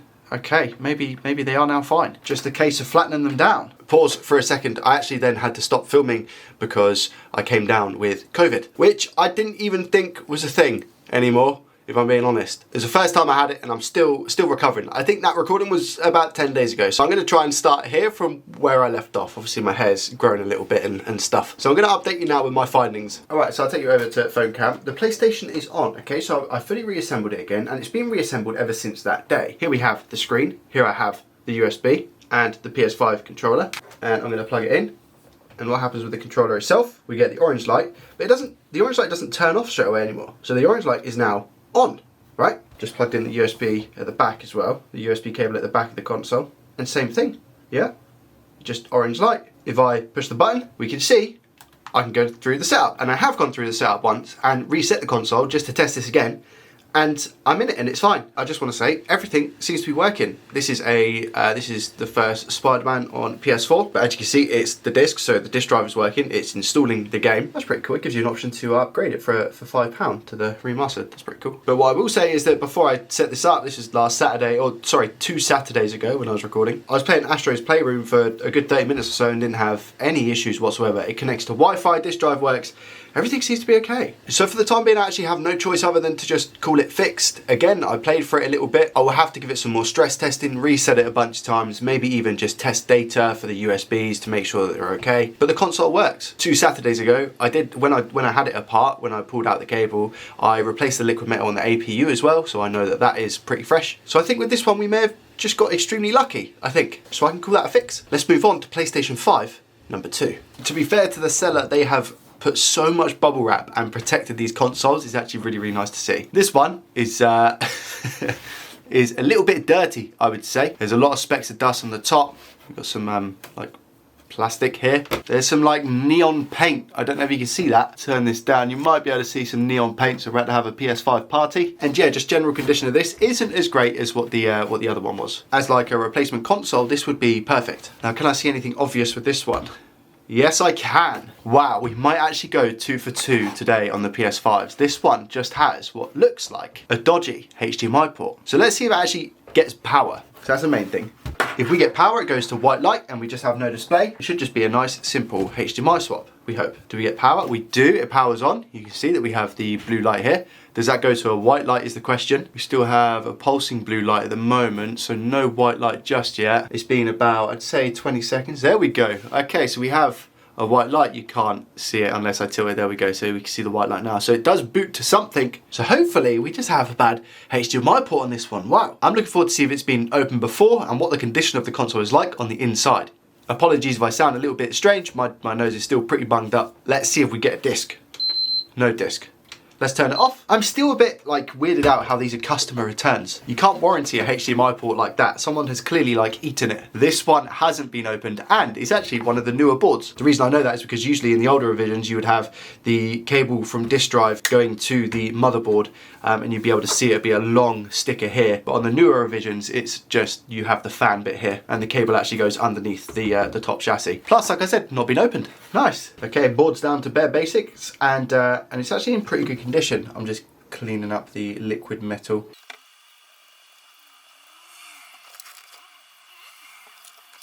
Alright, heading over to the scope. How bad is it? Yeah, look at that. That's how bad the HDMI port is. So clearly needs to be replaced. All these pins seem to be pretty strong though, to be fair. Getting the port off though, pretty self-explanatory. We're gonna hang it just here. Come in with our Atten at a temperature of 480 degrees Celsius and an airflow speed of 99%. Let's get this port swapped out.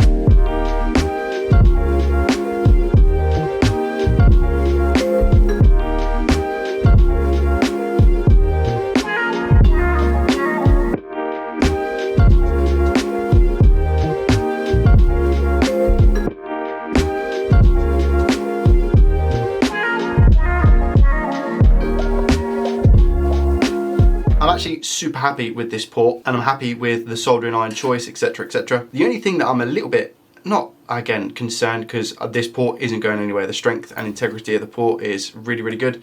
You can see that from the ground holes on this side. But this side, we've just got this back one here. The one at the front is also fine. It's just this back one I'm struggling to just get solder to push through. You can see that we have solder in the hole. It's not like the hole is empty. It's just struggling to get up on this leg. This one here is the specific joint for it, and I've applied both hot air and the soldering iron from this side, but I don't want to apply too much hot air that the port actually just falls out, because I've had that happen to me before. We've got 3 really, really good strong ones, and this one is semi-strong because it goes halfway up. I'm happy with how it is. But as for the actual pins, yeah, lovely job. I was going to leave it. I was just going to put hot air on the board, and when I tested the pins, every single one of them was solid, but I think it's more so for OCD purposes. I need to ensure, and just a good job overall, that there is solder overlapping the pins, just to make sure we have a solid connection. I'm going to put the board back together and give this a test. I've tried giving it a clean as best I can. This stuff at the top I can't get off. Like, I don't know what it is. I've tried IPA, I've tried stronger cleaning stuff, and it's just stained. But the rest of the console looks okay. All right, time to test. Got our cables plugged in. It beeps. Good, we get the blue light. We need that to turn to a white light. And we put it on HDMI 1, but that should auto-lock to HDMI 2 and give us a picture. Should do. It might not do it the first time round. Let's try again. Do we get anything this time? Does it say it does say HDMI 2. Do we get an image? Yes, okay, there we go. Wiggle test as well. It seems to be absolutely fine. Perfect. Why is it asking me to initialize? If this was broken and the HDMI port was as bad as what it was, then surely you wouldn't have been able to reset it. So how does that work? I don't understand. Unless somebody reset it and then messed up the HDMI port, I don't know. I'm gonna give it some tests. All right, well, I've just gone through setup and I've disabled HDCP, which then allows me to put it on the Elgato game capture, and it seems to be all good. I had to do a system update, so it took it to the latest version, I believe, and it says you have the latest version of the system software, which is good because the disk drive clearly then works. I also, again, have the PS4 version of Spider-Man, so the disk drive does definitely work, and I think that's another fixed PlayStation 5, which was just a HDMI port. Consequently, I don't think it's actually going to be a long video, but nonetheless, pretty profitable today. Again, I'll caveat and say I need to test the other PS5 a little bit more. I'm going to play Spider-Man, I'm going to upgrade the £5 for the PS5 version and just see what happens, make sure it's not cutting out in the game, etc. Let's head on over to Sally's Spectacular Spreadsheet to check out our profit for today's video. Our cost for today's video was again £350. The cost for the parts for the first console was nothing. For the second console, a HDMI port, I think they're valued at around about, I'm going to say like £2 now, to be honest. I've just checked on eBay and consoles at the moment, PS5 disc edition on their own are going from anywhere between around about £325 to £375. We'll say £350 each, in which case we have a sale price of £700, leaving us with a total profit in today's video of £299.70. Pretty much 300 quid. Like, that is just unbelievable. That's the best profit I think I've had in an episode by far. High risk, high reward. If we take £299.70, put it in our box down here, we're now on a total profit of £615.55. You don't always get that lucky on eBay. And what's quote unquote easy for me as a HDMI port replacement might be ridiculously tough for somebody else. It's big and it's clunky. It also may not be the only item that I end up working on today. I'm just going to see how it goes though. I've been on a bit of a fixing spree at the moment, so I'm not going to get my hopes up. Wow, packaging wise, it actually feels very, very loose in here, which doesn't give me the best of hope. Do you know what? The condition isn't that bad. I paid a total of £170 for this console, so if we can fix it, we're looking at quite a nice profit. If not, then it's GG. Looks like it had some sort of a sticker on the front here. I think, oh wow, okay, fine. So we have no label at all. I don't know what the serial number is or anything. It might not even be a real Xbox. Ports all look okay. HDMI port, USBs, etc. But our chance of fixing, because of the fact that it's already been opened, have probably been reduced by about 50%. Another 10% because it doesn't have a sticker. Fault with this is no power. So we're gonna plug it in and see if it does have power. Hence the reason this might be the only thing I fix, or tried to fix, should I say, because it could take me down an absolute spiral. Does it power on? I heard a crackle, which might indicate the power supply itself is good. Okay, do we get anything? No, completely dead. Nothing at all. Sometimes the ribbon connector for this, the Nexus connector, can be ripped off the board. That can cause no power because the button's not connected. Let's get it open and see if we can fix it. Even though I dread it when somebody else has been inside of a console before me, I think it kind of makes for a more entertaining and better repair content-wise for you watching. More often than not, you have to kind of, you know, think about the reason as to why somebody would actually be inside this console and then list it on eBay as faulty. Usually it's one of two things. They've tried to clean it and something's gone wrong, or they've just really quickly checked the power supply to see if that's working. And if it is working, they then don't know what to do with it and list it on eBay. Initial inspection, I don't have the rubber gasket that goes around to secure it in the actual Xbox. This stuff is filthy. Like, look at how grubby all of the stuff is. And those are handprints. So when somebody's been inside here, they've had a big bag of Doritos beforehand, by the looks of it. We have a bunch of missing screws, as well as screws put in back incorrectly. So again, not feeling too confident. I'm gonna take it down to the first board to have a look at the Nexus connector and just make sure that we definitely have power on the power supply itself, or in the power supply, I guess. Just to make sure we definitely have power, I've just plugged the power in. I'm just gonna measure to make sure we have 12 volts. Okay, do we have 12 volts on the top connector? Yes, we do. We have 12 volts there. Do we have 12 volts on the bottom one? Yes, we do. Okay, so the power supply, I think, is okay. Secondly, do we have a 12 volt short? I don't think we do because we've just measured it and we had 12 volts on the power supply. No short on the top board, good. And no short on the bottom board either. So we don't have a 12 volt, no power short. So I'm gonna take a closer look at this Nexus connector and see what's going on. Okay, Nexus connector, how are we looking? Oh, Yeah, you're not looking too good. Oh, this bit is completely smashed up. Oh. Maybe we do just have a bad Nexus yeah, definitely not how it should be. Could just be a bad Nexus connector then, which again would be amazing. How is the other connections? Yeah, that one looks okay. And the fan also looks okay. We're not missing any components from the Nexus connector itself, but maybe it just wasn't going in correctly, the actual ribbon cable itself. And one of those pins definitely looks bent. This one. So I don't think that's making a very good connection. So I'm going to get this Nexus connector off the board. I'm going to have to salvage one from a donor board because I don't have them new. And maybe we might just get this Xbox Series X fixed. Let the soldering commence.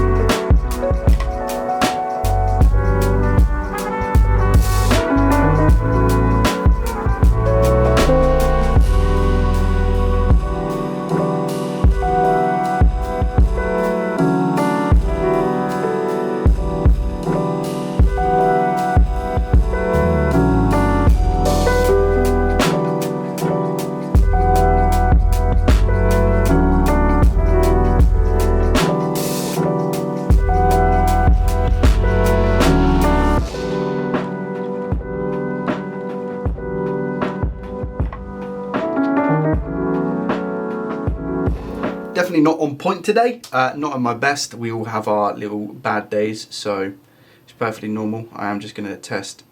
Oh, okay, so that one isn't connected to the pad, so I need to go over that. Neither's this one by the looks of it, or this one. What?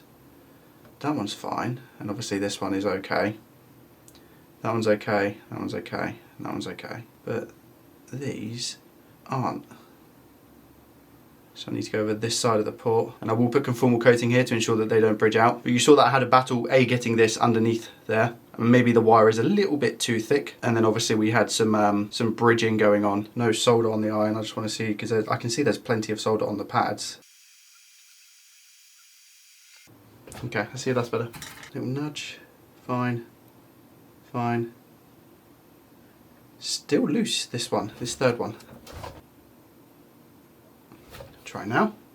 Still loose. What? I wonder if the pad underneath is actually ripped. That one's loose as well. And that one's loose. Still these three here. Are the pads underneath loose? Or are they just straight up not connected to the board? Oh, maybe that's moving with the pad. See that? As is that one, but that's ground, so it's not too bad anyway. And this one, I think the pad is moving with it as well. Okay. A good way to confirm and double check this is with a multimeter and just make sure that we have a connection from point A to point B. So I'm pretty sure this one's ground, which it is. This one also ground. This one goes to here, which it does, as you can hear. This one ground. This one going here, which it does. And subsequently here. Nice.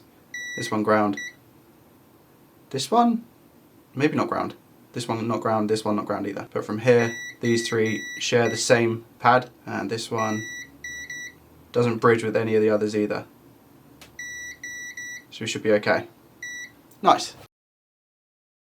What I'm going to do now is just put a tiny bit of conformal coating just here, just to make sure that they don't bridge. There we go. See if I can maybe just push it back a little bit. Nice. So this is a non-conductive conformal coating. Not exactly the same as the silk screen that we have on the board, but pretty similar. What that's going to do for me is just ensure that these two don't touch. It's not going to provide any strength or anything like that. Now let's put the ribbon cable in and test. This is back far together as it needs to be. I've put a new gasket around it as well, so when it's in the case, it's going to be solid. Let's apply power and give this a test. Yes, okay, so we have a light and a beep. Does it stay on? Let's go over to our game scene and see if we get a display. Yes, let's go. Okay, sweet. Enable enhanced video features. I've just had to skip the sign in, but as you can see, the Xbox is on. Are we going to get prompted with an update because I've just connected to the internet? Yes, but first let me actually turn the console off and put it back together. Xbox has been put back together, the fan works, etc. nicely. Do we get a disc? No, unfortunately not. There's a sad, sad beep. Importantly, does it read a disc? The disk drive works. Is it the right disk drive for the console? It sounds good. I'm looking for Sims 4. There we go, Sims 4 being installed. Okay, so this Xbox Series X looks like we have fixed it. It was just the Nexus connector. Didn't take me as long as I thought it was going to take, so let's move on to item number 2. Our next item comes in this wicked little package. I say package, is an actual Nintendo official case. I paid a total of £40 for this, and it is a Nintendo Switch Lite. Now, I'm not actually too sure what the issue is with this. I actually bought it from a viewer, but as you can see, it's in pretty good condition. I have just seen that we are missing the 2 bottom screws here, and we don't have a single tri-wing screw just over here as well. We have a screw at the top and a screw over here as well. But like I said, other than that, pretty good condition. How does the actual charging port look? From the face of it, it actually looks okay. It doesn't have a sticker for the serial number either, so I'll need to check that if I can get this working. Let's plug it in to our ammeter. This device is actually going to tell me, or try and tell me, a story about exactly what's wrong with this switch. So we go ahead and plug it in. What do we get? We get something, so it lights up. Okay, so we get 15 volts, but no amp draw. We'll have a wiggle it around. It does feel a little bit loose. What about this side? Exactly the same. So we get the same draw both sides. So we get 15 volts, 0 amp draw.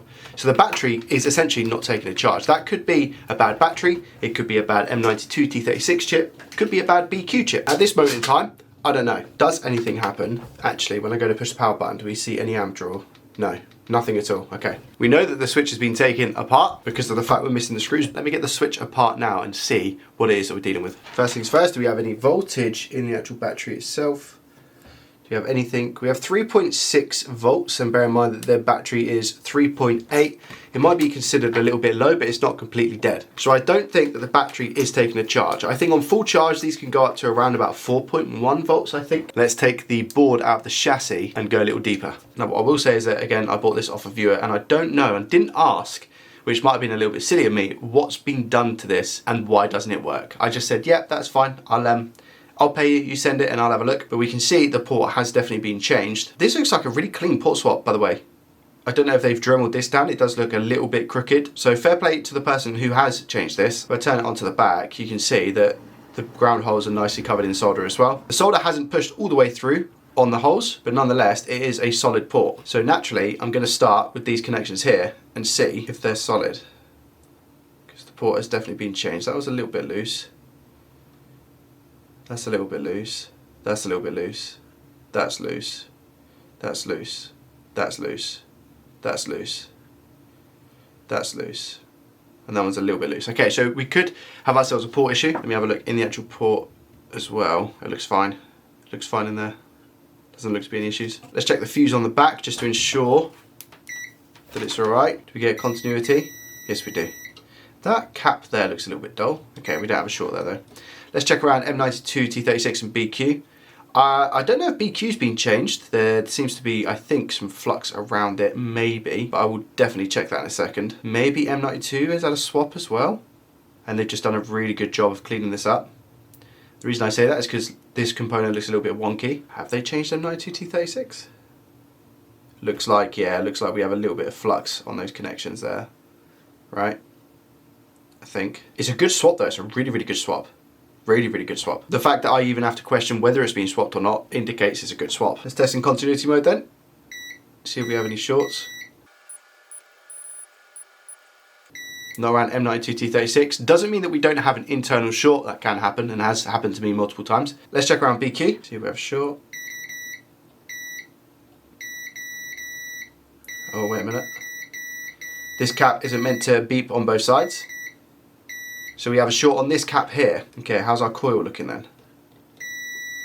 Coil's fine, has continuity. Don't know which side is meant to be short and which side isn't because I don't really work on switch lights too much. So let me grab a donor board and see which side is meant to be ground.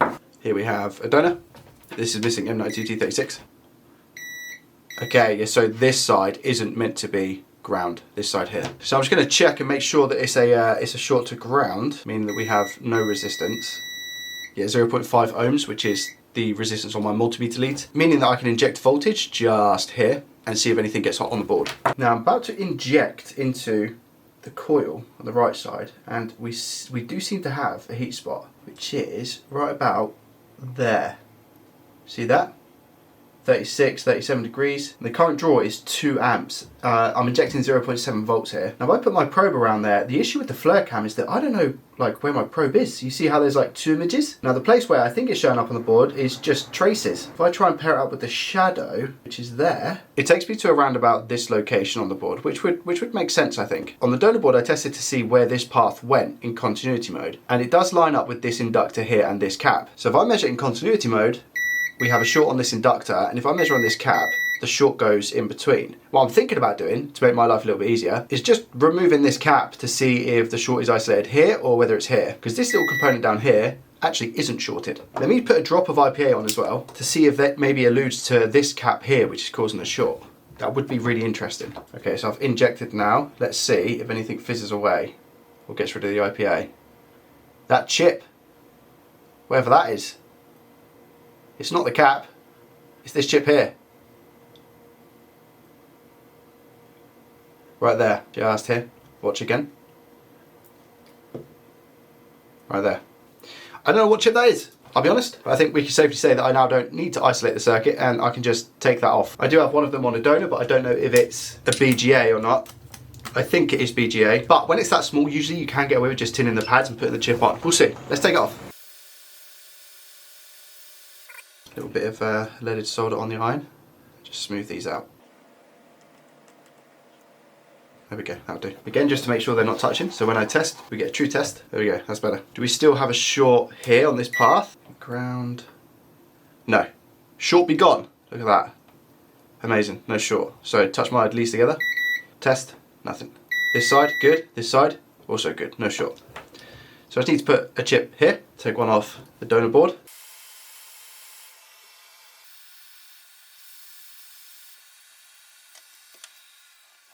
More flux, and hopefully it jiggles into place.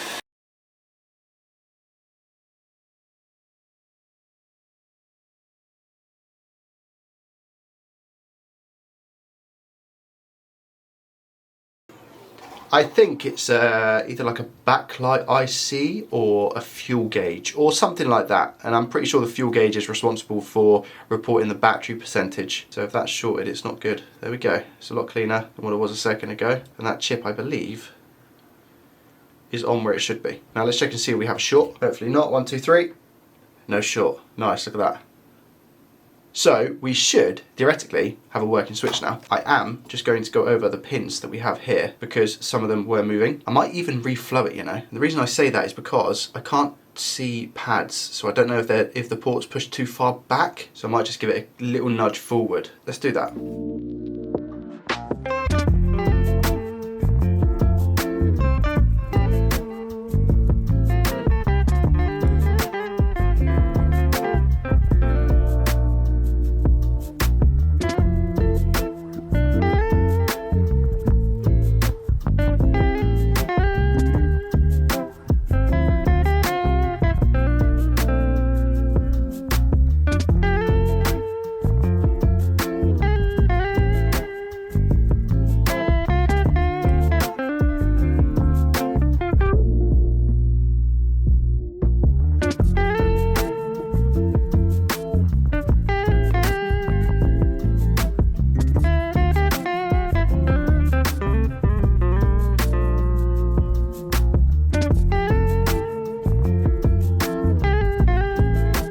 I don't believe that all of these are connected, but again, I find myself struggling with the tips and stuff that I have. I think I tried like 4 different tips there to just try and get a decent bit of solder bondage, you know? And it worked on some of them, but for these like next 4, I really struggled. I mean, every pin does seem solid, so clearly it's made it stronger, but it was just, I don't know, it's just not satisfying. I want to see proper bridges over the pads and the pins on the port, you know? The anchoring points I've made a lot stronger. As you can see, 1, 2, and at the front as well, 3, 4. So the port shouldn't be going anywhere. As for the back, again, exactly the same story, stronger joints. Maybe a little bit of flux down there in the port, which I don't want to be there, so I am going to clean. Should be able to get down there with a toothbrush at least. Yeah, you can see it all bubbling. Look, we don't want that flux in the port. So that's going to skew our results. Just take our toothbrush and get down there. Right, nothing more to do than give this a test. All right, I've nearly got the switch back together. I just need to literally plug in the battery and the daughterboard ribbon cable. To be honest, I think that cable's been rerouted incorrectly. I think it's meant to go above the speaker. So I don't think it's meant to be like that. So I'm just going to actually sort that out. They put it in, so it was this way. They put it in the wrong way. It's meant to go back to this way. Okay, now that's sorted. Looks a lot better. The other one was really bent up and knackered. Look at that. All right, let's leave the shield off because I need to put a cooling solution on it. But does it work? If not, then I'll probably have to end up changing the port. Do we get anything? We get something. Do we get a draw? Yes, 340 milliamps, bump up, 470. We get a charging icon. Does it turn on? Ammeter resets. It's really good news. There we go. Look at that. And we have a display on the screen. What's it charging at? 680 milliamps. We have touch, etc. Really, really good. 10% battery currently. No parental lock, what you love to see. Does it take a charge the other side? Is obviously another important question. Yes, it does. Look at that. Let's quickly turn it off and then we can give it a full range of tests. All right, I've put it all back together and this is how we're looking. I've given it a nice little clean as well, so it's in pretty good condition. We have a few marks on it that I can't really help, but other than that, really nice. I've tested every aspect, Joy-Cons, buttons, everything, except for the game cartridge. There we go, look at that. And it picks up straight away, Mario. All right, so everything was okay, except for touch in the middle is very, very hit or miss. So everywhere else on the screen, no problems whatsoever. You'll see that it cuts out when I go across. And that same, oh, it's not the same going, yeah, it is a little bit, look.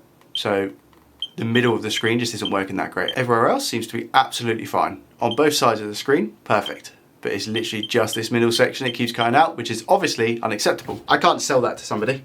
So I'm now just weighing up whether it's going to be worth putting it into a new chassis because that costs money to then sell. I think it's going to have to be, because otherwise the other option is just lose the £40 completely. So I'll put it into another chassis and see how we get on. Just my luck, I've put it into another chassis. The only other chassis I have, by the way, I have no other Nintendo Switch Lite screens.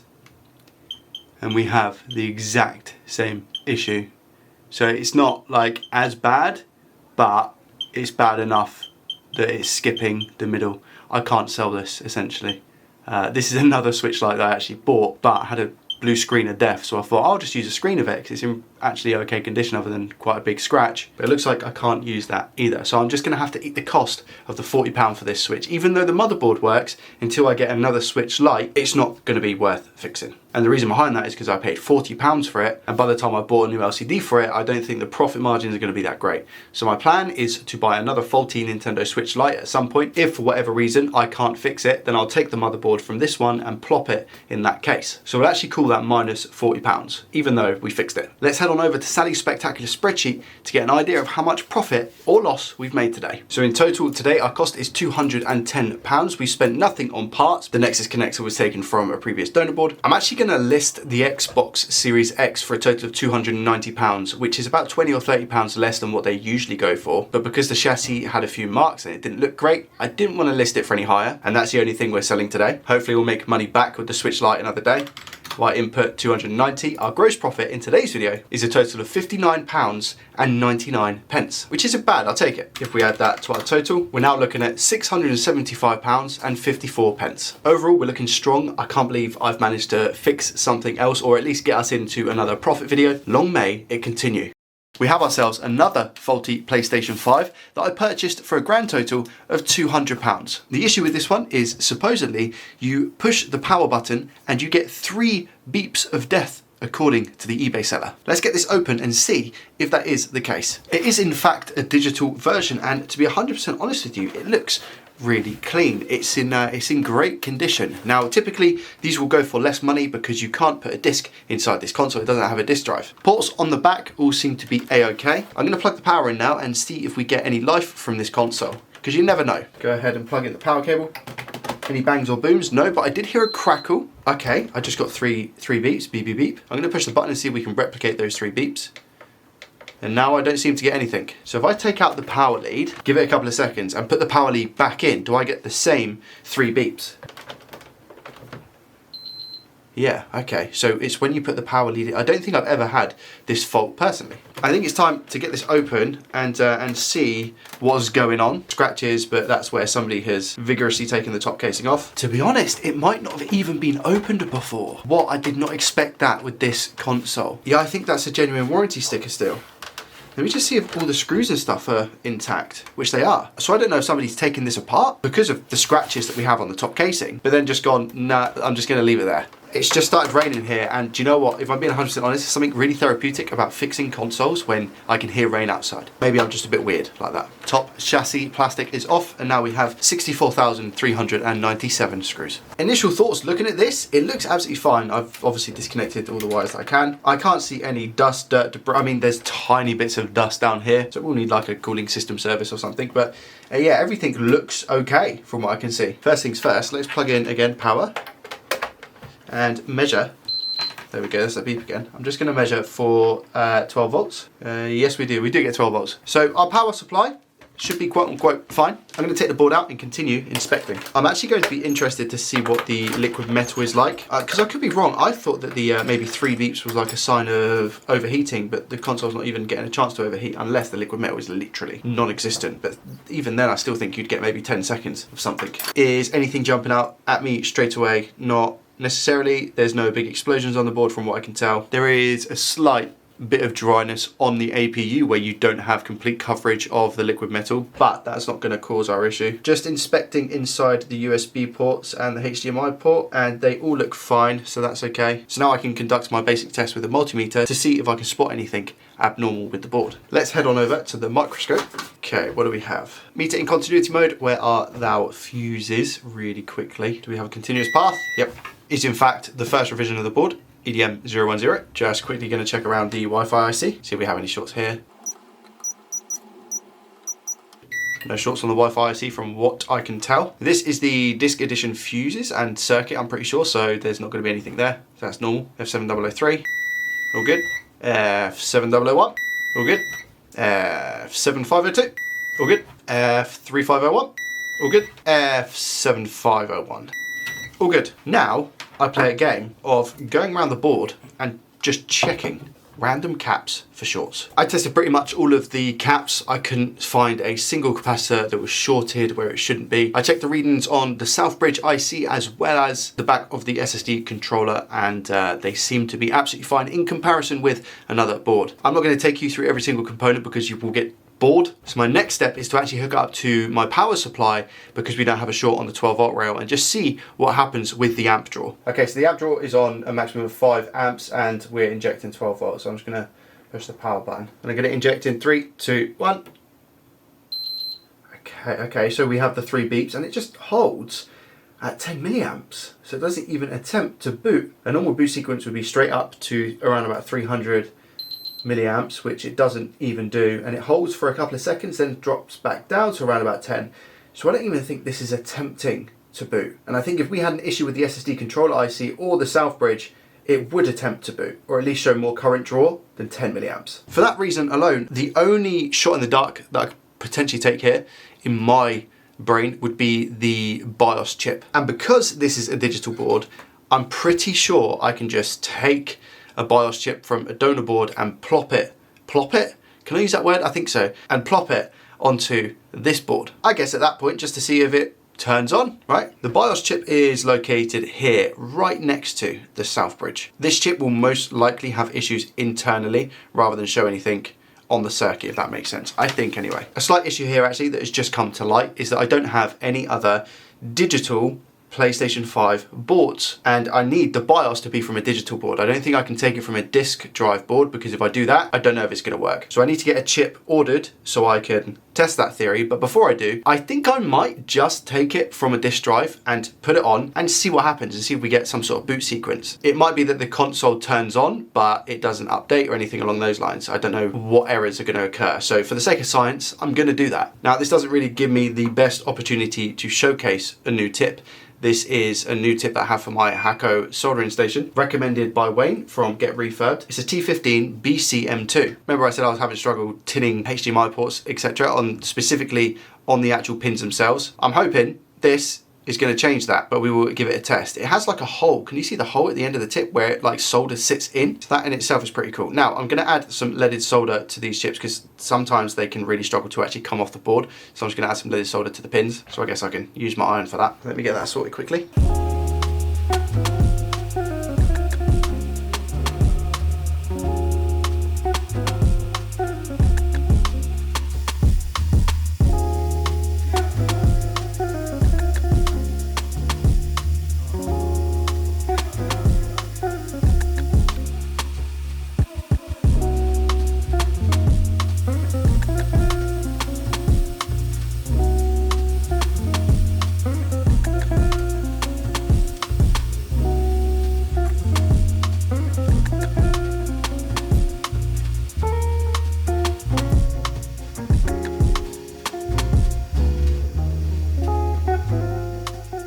There we are, new chip installed. This again is from a disc edition board, so I don't know if this is going to work or not, but I wanted to see if there was a change in the boot sequence at least. Let's go back over to the power supply and just see if we get a different startup. Okay, 12 volts, inject, 3, 2, 1.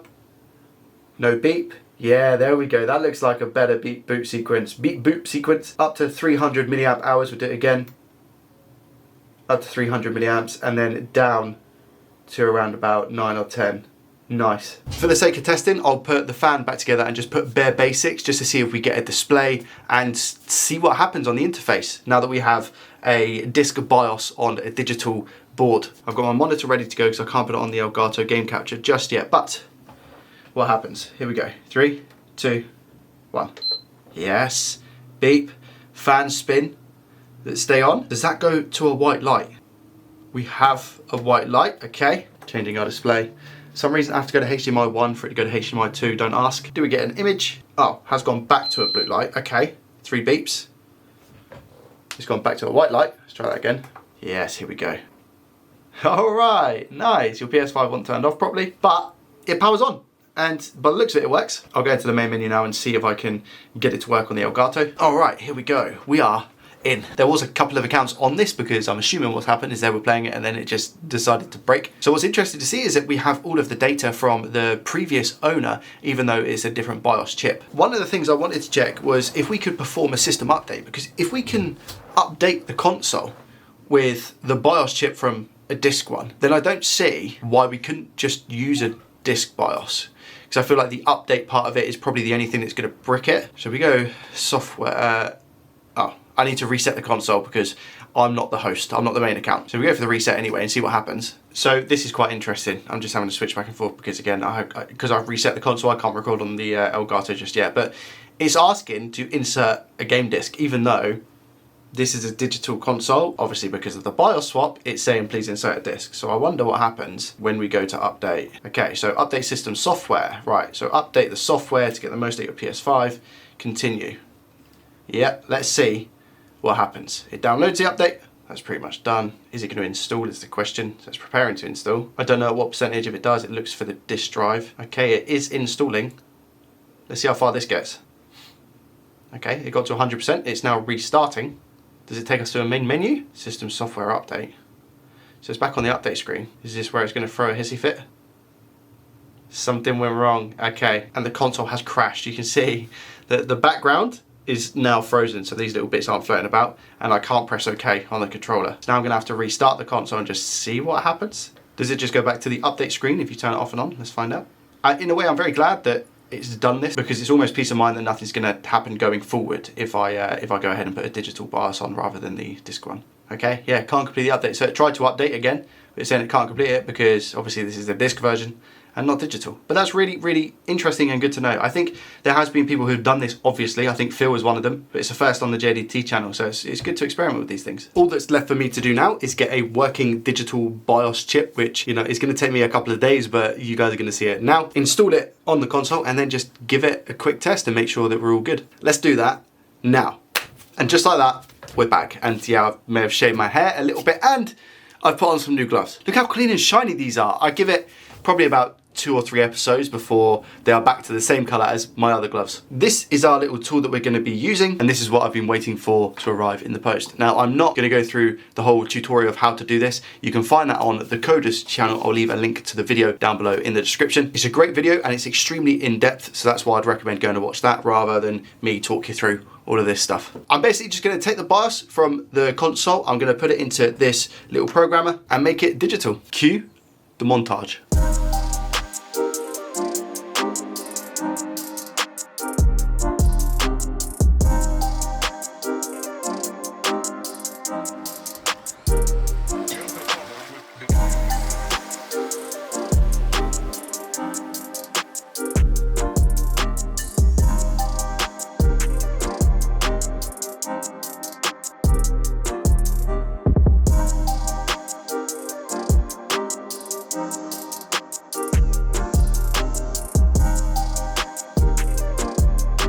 That is our IC all soldered nicely. I've ensured that we've got some strong legs here as well. I'm gonna test it and see if it works. Wish me luck. Here we go. Does it actually turn on? I've got the fan in.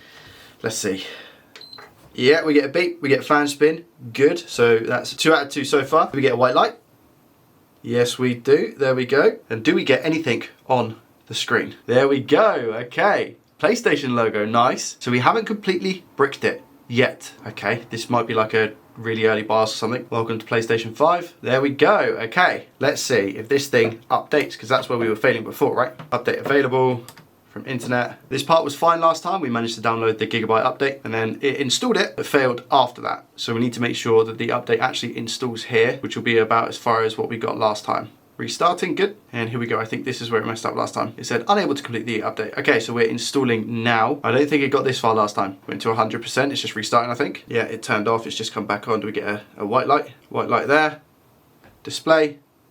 Okay. Let's sign in quickly. All right, there we go. So I have logged in to my PlayStation account. I've downloaded Spider-Man. Everything seems to be fine. All USB ports on the device seem to be working. I can't play Spider-Man because I have the disc on PS4 and this is a discless version, but I upgraded it to remastered, which is why I can download the game, but I can't play it because I don't have the disc, so I'm gonna have to download and play some Rocket League. I've never really been that good at Rocket League, but I will try and score a goal for you guys, for the JDT community. Oh yes. Go my son! What? Here it is. Here it is. Yeah! Clearly the PS5 is working as it should be. It's now time to head over to Sally's spectacular spreadsheet to see what the profit is. Now I know profit isn't going to be anything too crazy here, but a profit is a profit. So I purchased the console for £200. Looking at the prices of PlayStations at the moment, I believe a lot of stores are actually offering discount on brand new PlayStations, which kind of affects the second-hand price of them, in which case I'm going to list the console for £290. I think I'll be able to get that because it's in great condition. That leaves us with a total gross profit in today's video of £69.99. If we update this tab, £69.99, brings our total to £745.53, edging just that little bit closer to £1,000 profit.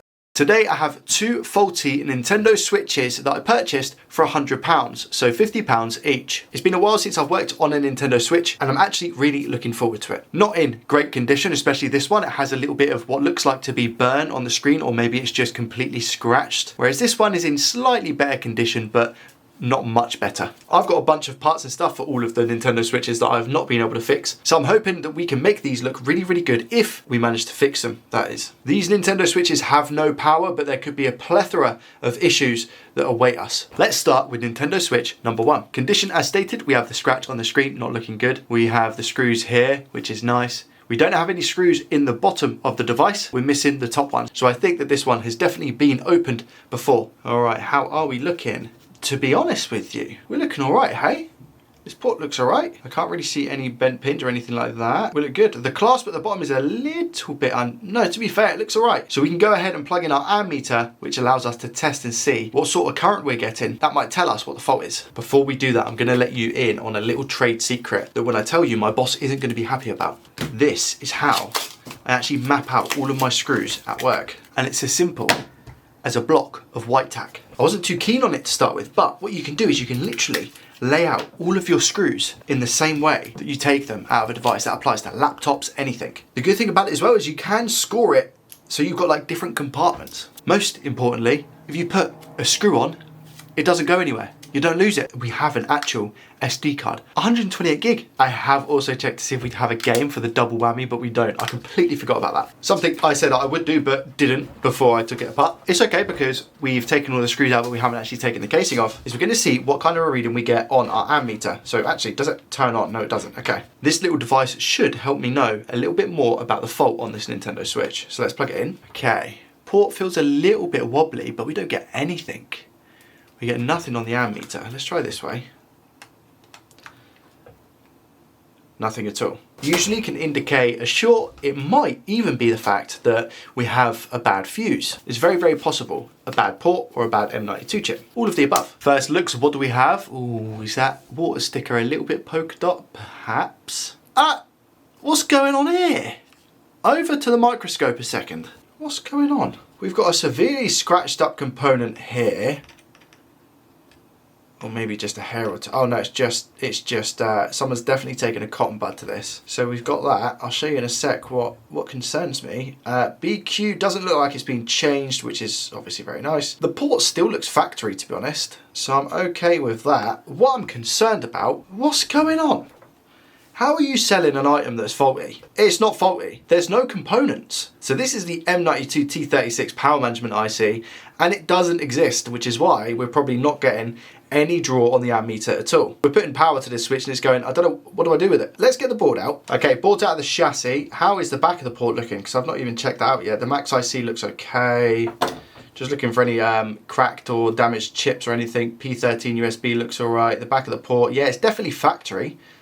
We don't seem to have any liquid damage or corrosion from what I can see, which again is a result. So I wonder why, like what's the story? Why would you take off an M92 T36? Is it because you thought it was shorted? I have my multimeter in continuity mode. Black probe is going on ground here. I'm just gonna measure around it and see if we have a short.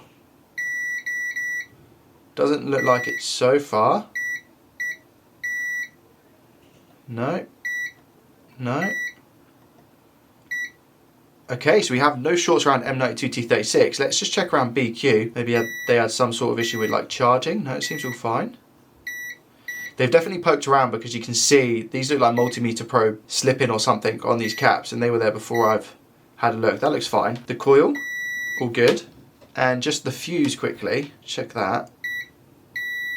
Yeah, fuse is also good. All right, so everything seems to be all right, including the port on this. There's no way that I just put an M92 T36 chip on this and it works, right? That can't be, it can't be as simple as that. Why do I have a feeling that there's a lot more wrong with this switch? If you're competent enough to take off the component, what else has gone wrong, you know? First, we're gonna tin the DIC because I've had quite a few issues recently where solder has not taken properly to the IC, so we're gonna sort that out now. And it's as simple as just applying some flux, bit of solder, and away we go.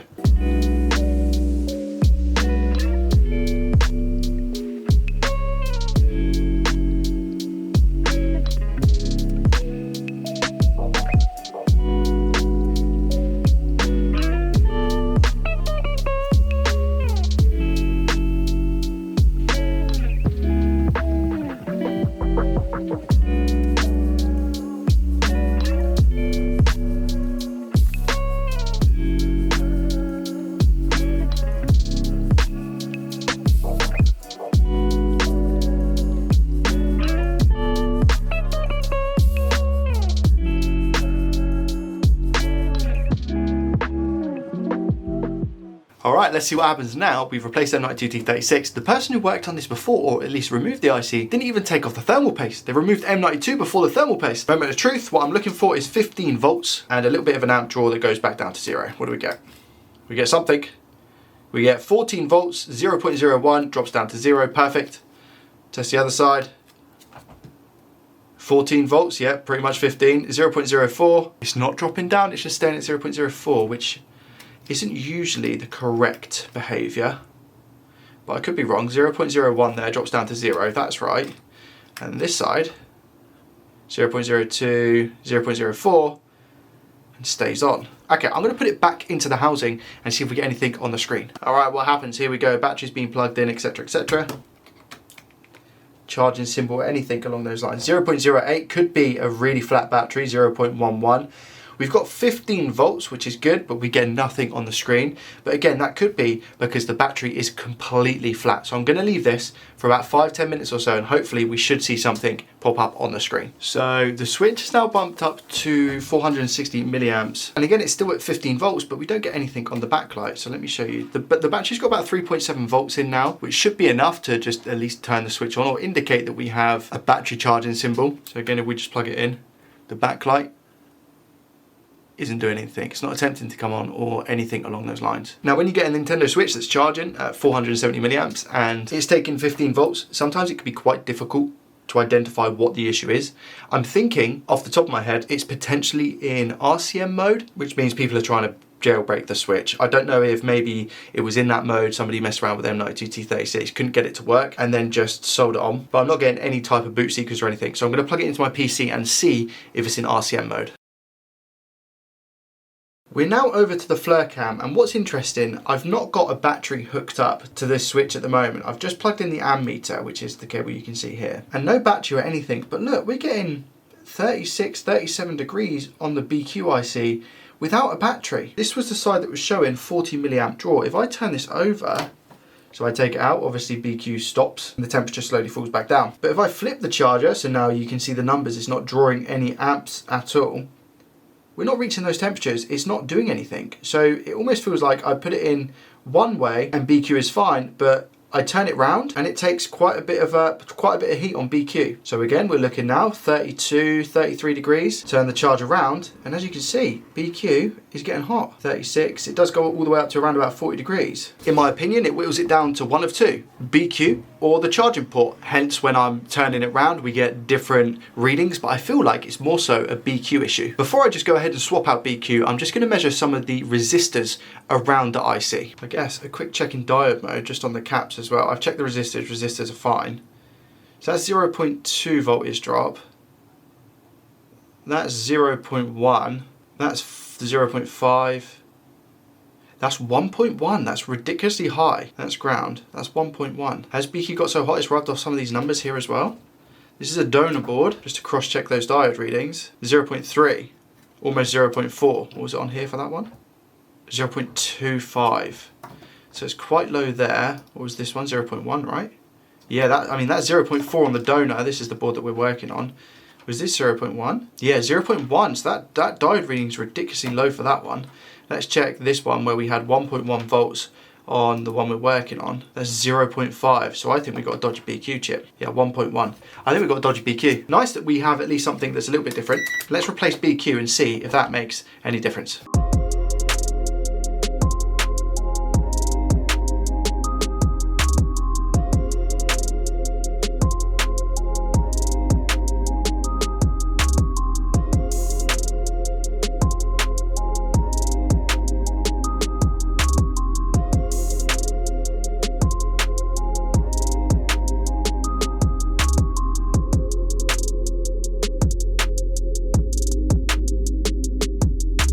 Okay, so now we have our BQ chip soldered. Do I still get that weird behavior of 0.04, 0.02, 0.04? Yeah, we do. Let's check those readings again. I know it doesn't necessarily look soldered all the way around, but it is, I can confirm. 1.1 still. What about over here?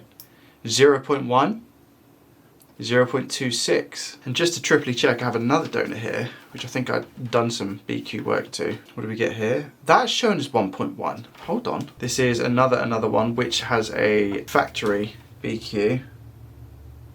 1.1. Okay, maybe it's the board revision then. So this is a HAD CPU 01, and the one we're working on is a HAD CPU 10. Let's just check again some of the other things. 0.38, 0.37, 0.25, 0.1. So we have an issue here. Now, from what I remember, this actually goes obviously through here over to the max IC. So I don't know if maybe we have an issue with the max IC perhaps. That's reading 0.1 voltage drop. And I wonder if that has continuity. So if I put that there and then we go over here, does that have continuity with here? Yes, it does. Okay, so this path goes to here, and we seem to have a bit of a low reading, so I wonder if it is indeed the max IC that we have an issue with. Again, rather than the port, I don't think it is the port. I'm going to take off the max IC.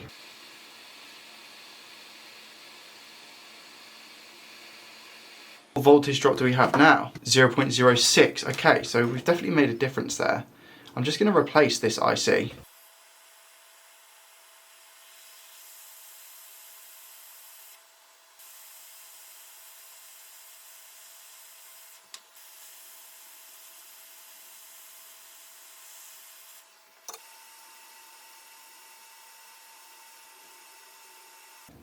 Just give it all a nice little clean. I did simply take this chip off somewhere else and just plod it on here. And I'm most definitely going to have to reball, but I just wanted to try my luck, if I'm honest. Let's see what reading we get now over here. I think we actually have a short now. Interesting. Yeah, we have a short now. That's what you get, you see? Yeah, definitely have a short to ground. I just thought I'd actually quickly check. So I've removed the IC and I've made sure that we don't have any bridges or anything like that. And if I go over to the area we're supposed to have 0.3 to 0.4 in voltage drop and I measure, we get 0.06. In resistance mode I get about 30 ohms, whereas on this board I get in the region of mega ohms, so I don't understand really what's going on. Now I do also need to be careful here because I'm not in continuity mode, I'm not getting a beep, so it's definitely not a short to ground. But I've also got nothing else to try really. I'm still getting a short reading up here as well. That's meant to be 0.4. But it's 0.2, and we have the exact same readings as we did, obviously minus taking off the max IC, with the other BQ chip as well. So I don't know if it must be another fault somewhere. I don't know where this cap goes. Maybe one of these caps, we're looking for a 0.2 or something in that region of a voltage drop. That's 2.8. What? That's nut, that's crazy, that's so high. I had the probes the wrong way around, which is why that was that was happening. I'll be honest about it. Yeah, these are all very low, but nothing showing 0.2, which is what that other path was. I've just made another discovery. Again, I'm just, at this point, I'm just trying a bit of everything. But in diode mode, if I read on this cap here, which goes directly into this little chip, I get 0.094. On here, which is a donor, if I measure this side of the cap, which also goes into this IC, I get 0.4. So I'm just going to take this off and plonk it here. Don't know if that's going to do anything, but we're trying all sorts at this point.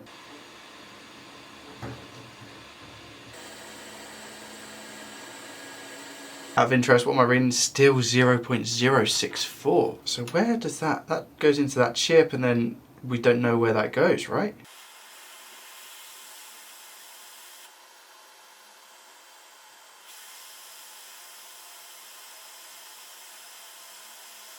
What do we get now? We get 0.047. And we're not getting these readings because we don't have a max IC on the board, because like I said, on the donor, without a max IC on, we're still getting around about 0.3, 0.4 in diode mode here. It's just a question of where these caps go, because this goes to here, because that's the same reading. So I get the same reading here, 0.6, as what I get here, 0.6, which is also what I get here, 0.6. So they all must be linked in some way. I'm gonna inject voltage as a last ditch. I don't know what else to do, and then I'm just gonna have to call it there and just might have to use this as donor parts. Final steps for me with this board is to take off the charging port and also just remove P13 USB to see if we get the standard good diode reading around that BQ area. If not, gotta call it there. And with the port and P13 removed on the back, do we get any difference? No, nothing. 0.06 in voltage drop. Hey. I think we have to call it on this one. I've just injected voltage. How long has this been like this for? What the flip? Okay, there we go. I've just injected voltage and I get no amp draw whatsoever. So I'm actually going to call it there with that Nintendo Switch, as a lot of people tell me time is money. First item in a while I think that we've not been able to fix, but we're going to move on to Switch number 2, which we might be able to break even if we're lucky. This is also a no power Nintendo Switch, but I'm hoping we can actually fix this one. Condition wise, sticker on the back seem to have all the screws that we need, which is good. Maybe, just maybe, it's not been opened before. I've checked the charging port, that looks a-okay. So let's see what draw we get on the amp meter.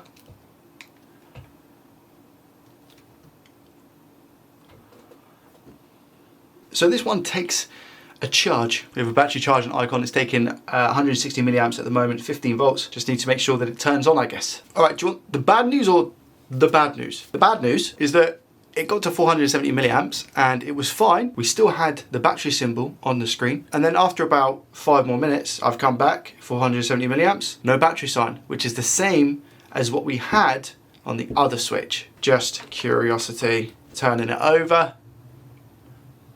Exactly the same. Nothing on screen. Try one more time, just make sure and see if we get anything pop up.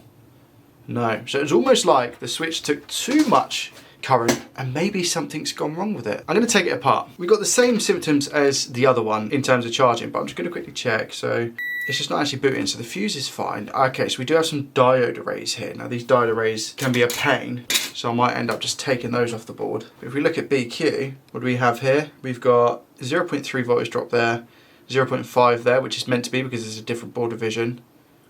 0.5 there, 0.5 there, 0.5, 0.3.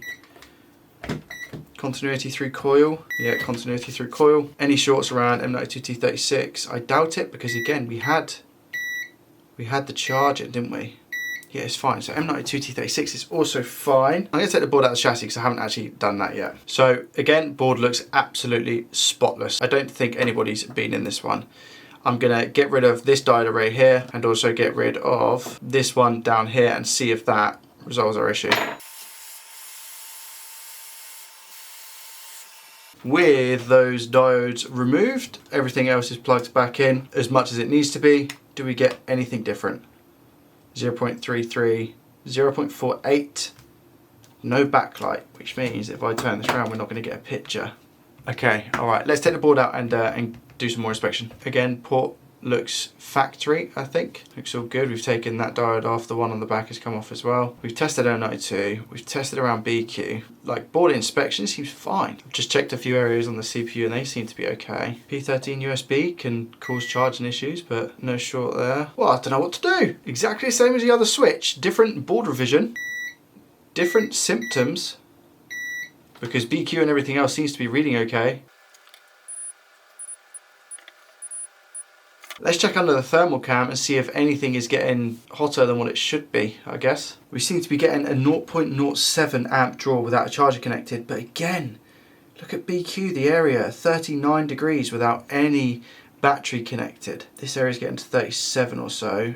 Back of the CPU looks a little bit hot as well, to be fair. Let's turn it around. Yeah, BQ again reaching 42 degrees. It's just not making any sense. Which in turn, again, we have the max IC getting hot, 38, and CPU specifically here getting hot. Or this is, I think, RAM actually, you know. That's not a reflection, is it? No, I don't think it is. That is a heat spot. No, sorry, that is CPU in the corner. But if we zoom out, we can see clearly the hottest area on the board is around that BQ IC. Just plugged it into the PC to check RCM mode. No RCM mode. I'm gonna put my focus around BQ again and just double check everything in that area.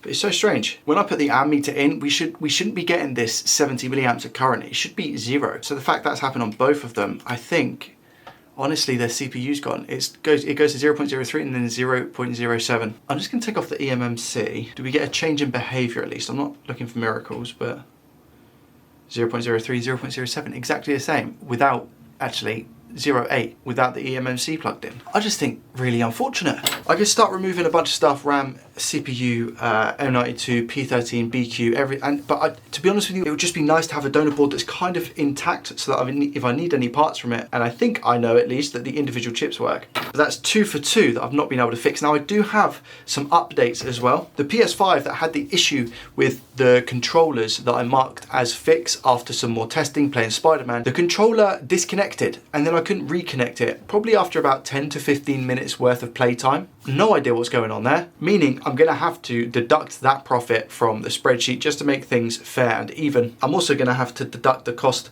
of these from the spreadsheet as well, but there is a tiny little bit of light at the end of the tunnel, and that is the Nintendo Switch Lite that I worked on in last week's video. We actually managed to fix. Let's head on over to Sally's spectacular spreadsheet for some very bad news. Before we deduct, we were sitting on a profit of £745.53p. This here was a PlayStation 5 episode. The console cost me £200. Obviously this won't be entirely accurate because of the percentage of the eBay fees and whatnot, but I'm just going to replace this with £99.70p. So that's minus 200. So if I put minus 100 right here. Also we have to add the profit from the Switch Lite. After eBay fees, I'm going to say I'll probably be able to profit £90, making this £149.99, bringing our total profit to £535.53 instead of that nice 7 something that it was. Saying that, the bodies of the Nintendo Switch, presumably they work, the digitizer, the LCD, all of the bits that you get inside on the motherboard. So as we all know, it's not that direct loss of 100, but I think I've been extremely unlucky there, or I'm just really dumb. diving into our first item, this is an Xbox Series X, and to be honest with you, it looks like it's in okay condition. A bit of a scratch at the top here, but all in all, a very nice looking console. The sticker doesn't actually look like it's been taken off yet either. However, actually, upon further inspection, just where the screw is, which is here, why is there two lines either side? Maybe it has been opened before.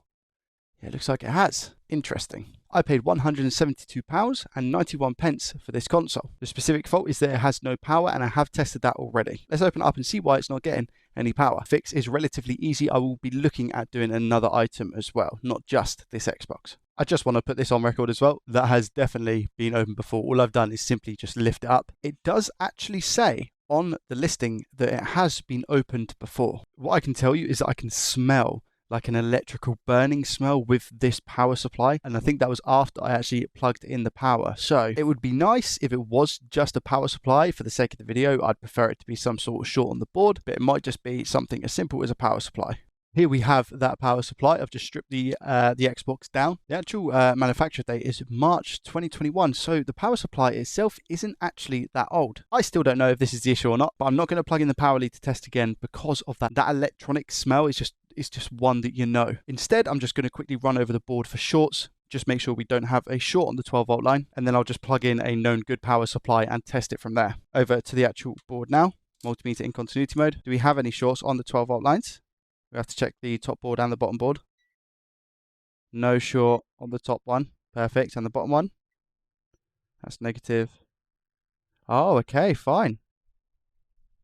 I was wrong. We have a short on our 12-volt line on the bottom board. So it is going to be an interesting fault. I don't know whether the power supply's gone kaput as well, so I am going to have to plug that in and test it. Maybe that smell is the actual board itself rather than the power supply then. Let's separate the sandwich. Looking at the board as it is, I can't see any blown components. Let's take the board away from the heatsink. Looking at this, I think I found what the issue is. Let's head on over to the microscope. Let's have a look. Oof.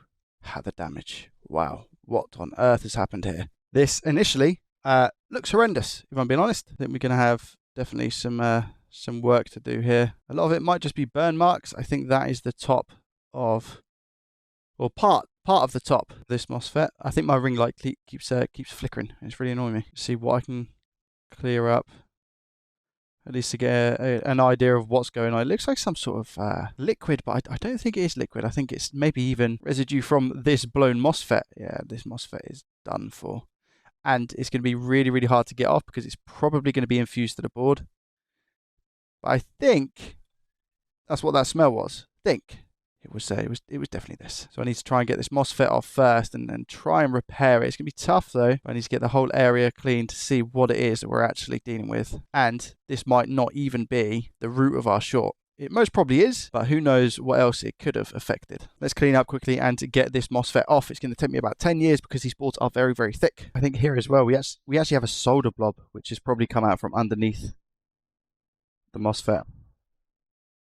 I'm wearing this headset today, by the way, because I might have a bit of background noise going on. I thought it would be a good idea to wear something with a bit more of a better microphone, so you can't hear the noise in the background. I think this is going to be fused to the board. I don't know if it's going to be A, if it's going to be fixable, or B, if we're going to be able to actually get it off. The thing is, if these power rails aren't all present, all of these MOSFETs, you have so many different power issues with the actual console.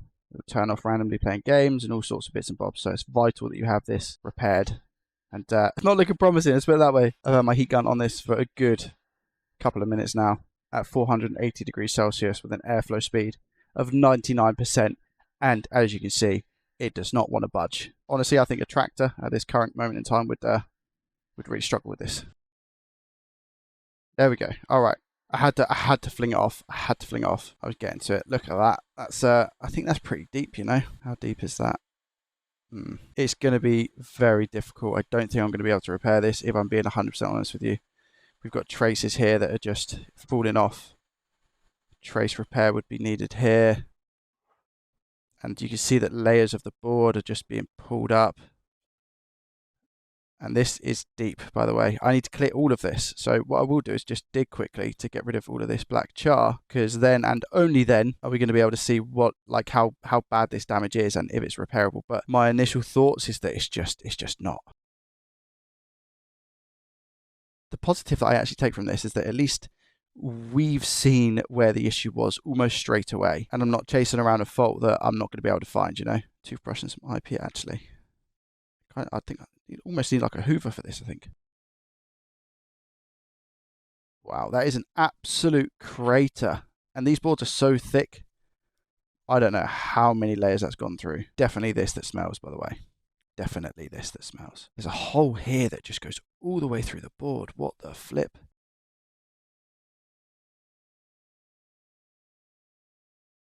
This is as good as it gets for spares and repairs, to be honest. And there's still char underneath this layer here as well. It's unfortunate. It's also one of those things. Like I said, someone mega talented could do this, but the amount of different connections, if you look at the MOSFET underneath and you look at all of those individual traces, how many have we got? So if we count, how far do we have to go down? Probably this one as well. So 1, 2, 3, 4, 5, that's probably ground, 6, 7, 8, 9, and then over here as well, maybe 10 because we don't have it here.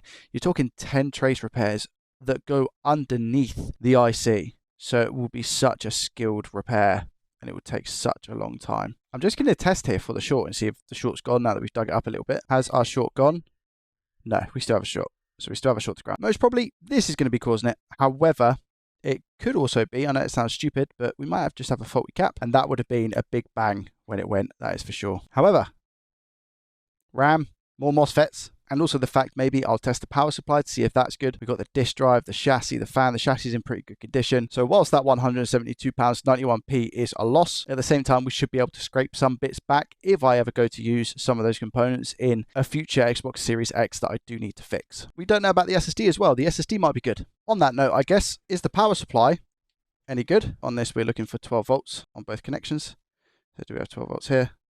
Yes, we do. Look at that, 12 volts. Do we have 12 volts here? Yes, we do. So I think the actual power supply itself is fine. In that case, let's move on to item number 2. I've just remembered what the next item is, and I've really picked a bad bunch today. This here is a faulty Nintendo Switch Lite. The good thing about this is that condition-wise, it's fantastic. The casing is beautiful. Doesn't look like there's any scratches on the screen from what I can see. I've not touched it. I've not cleaned it in any way, shape or form. This is literally how it's arrived. And I only paid a total of £35 for this console. But Joey, what's wrong with it? I hear you asking. It's water damaged. I may open this up and instantly close it again, and we could be on a big loss today. Hopefully not. Let's find out. I'm not going to put anything in the charging port because if it is liquid damage, I don't want to make the situation worse by applying power. We'll have a quick nosy on the microscope to see what the condition is of the port. How are we looking?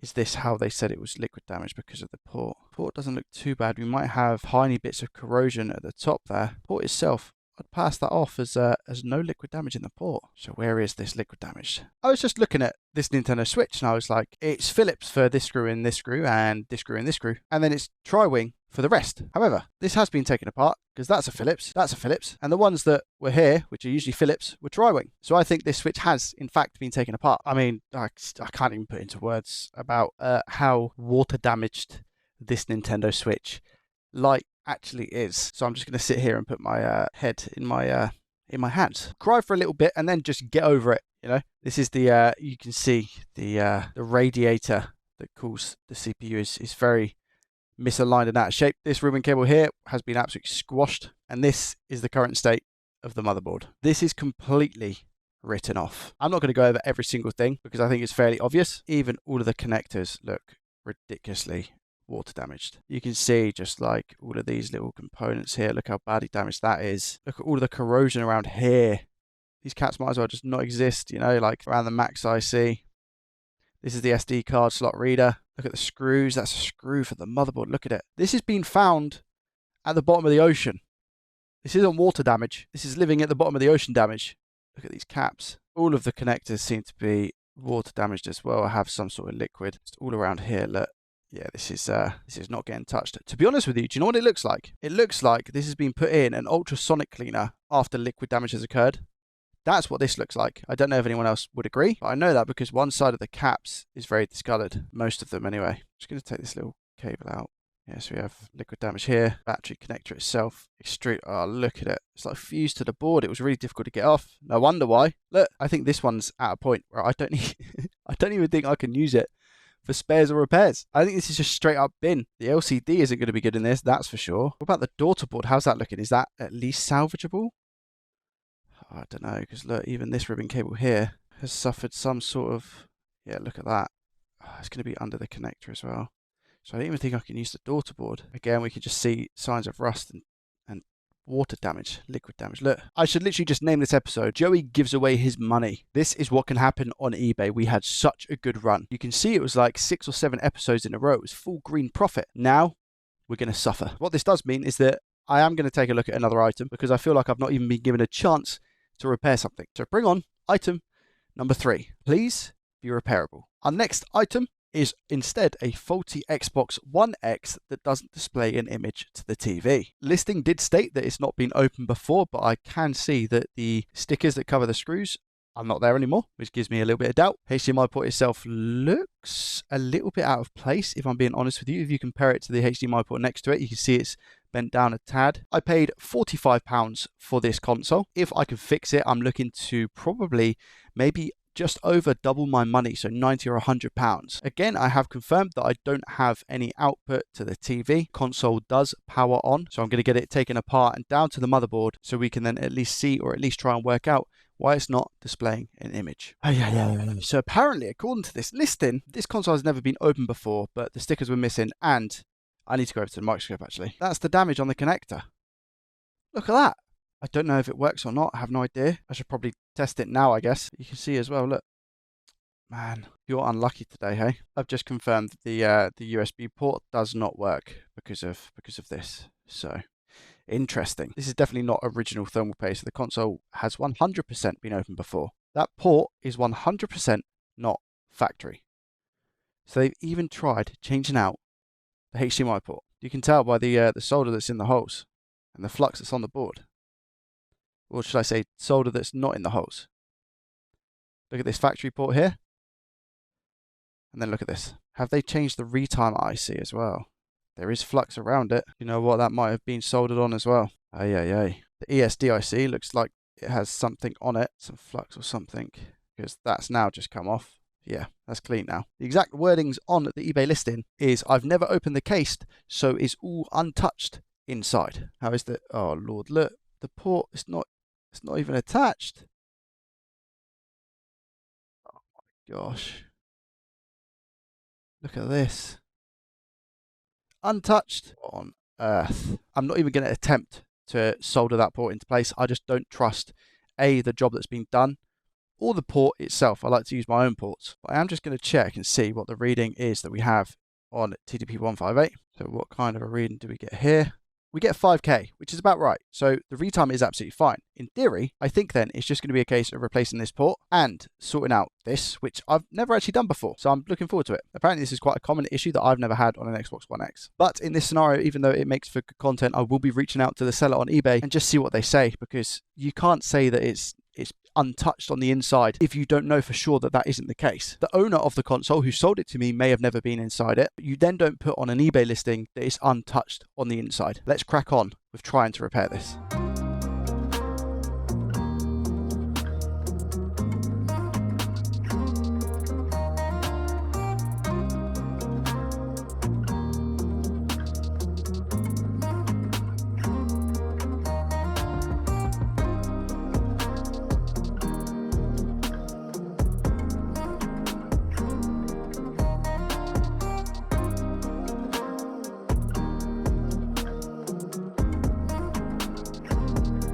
Here I'm having a slight issue. I'm just going to see if I can apply some flux, because I can't get the ground holes to flow through, which is what I usually like to do.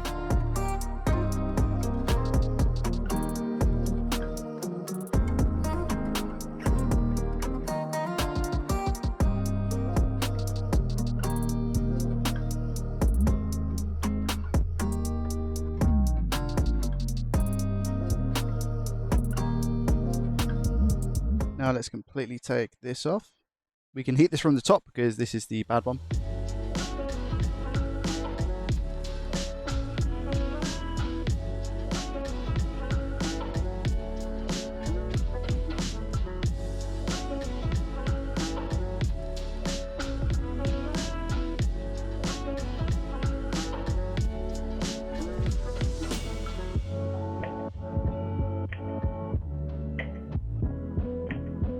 go. We can see that's nice and connected there. Lovely. Just make sure the other side as well.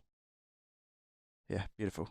Nice. Let's reassemble this and see if everything works. Okay, so everything has been put back together. I still have no idea if this works or not. I'd swap out this as well, which is the sync and USB slot at the front of the console, because if you remember, this was mashed up as well. Hopefully it works. I have no idea. I don't know why I put it back together. Let's see what happens. Does it power on? Yes, it does. It doesn't make a startup beep, but that might be profile settings. At least I hope so anyway. Okay, so I've switched to the Elgato game scene. Okay, we have screen lock. There we go. Okay. And it's booted in what looks like 1080p as well, which is also nice. So we have a display. That's one thing out of the way. Where's it going to take me to now? Update screen. Whilst that is loading and doing its thing, if I plug this into the front USB, do we get power on the controller? We get vibration. There we go. Okay, good. So we get power. And it looks like we get data because it's synced up. Checking for updates, of course. Again, like I said, I've not actually done that repair before, so that was pretty fun. And of course, I need to go through an update. So I'll confirm that it's all good with the disk drive, etc. And then hopefully we can try and reclaim some of the small amount of loss that we're probably going to have in today's video. Okay, and just like that, it's all been updated. We have the option for 4K, so I know that it works. Should be absolutely fine. Just make sure disk drive works. So I put Sims 4 in. Hopefully it does. It sounds healthy. Sims 4. There we go. Disk drive is A-OK. There we go. You can also see down there that it is in fact installing the disk. At least we've had one success today. Let's head on over to Sally's spectacular spreadsheet to add up the costs. It'll be a hard pill to swallow today, but it is what it is. Our total costs is £252.91. I should be able to sell the Xbox One X console between £90 to £100. I'm going to push it today. I'm going to say £100, which leaves us with a gross profit of minus £159.81. Let's minus that from the total, minus 159.81. We are positive £375.72.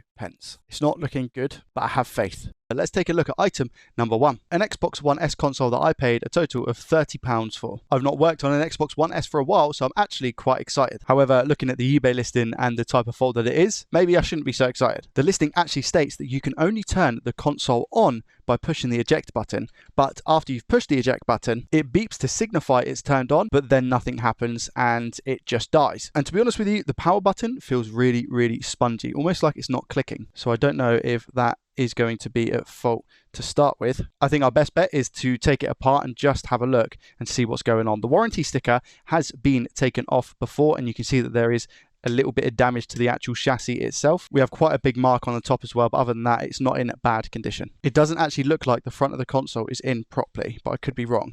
So I'm going to continue taking it out. I mean, that would actually make sense. The button itself is gone to turn the machine on. I should have a few replacement boards actually. Unplug that board and put our test board in, which as you can see has the button here. Right, what happens when we go to plug it in? Give it some power. 3, 2, 1. Okay, so we get a beep. I don't know if that's coming across in the mic or not. So we definitely get a beep, but nothing happens at all. So it's not even beep on, beep off. It's just beep, nothing. Okay, interesting. Let's continue taking the rest of it apart. Let's quickly make sure that this power supply is okay. Now, we're getting the initial beep, so I don't want to just test for 12 volts. I'm just going to get a replacement power supply and try that in the console instead and see if we get any different behavior. Before I do that, I will just check that I don't have a 12 volt short on the board. Meter in continuity mode, mode that beeps when we put the probes together. Do we have a short?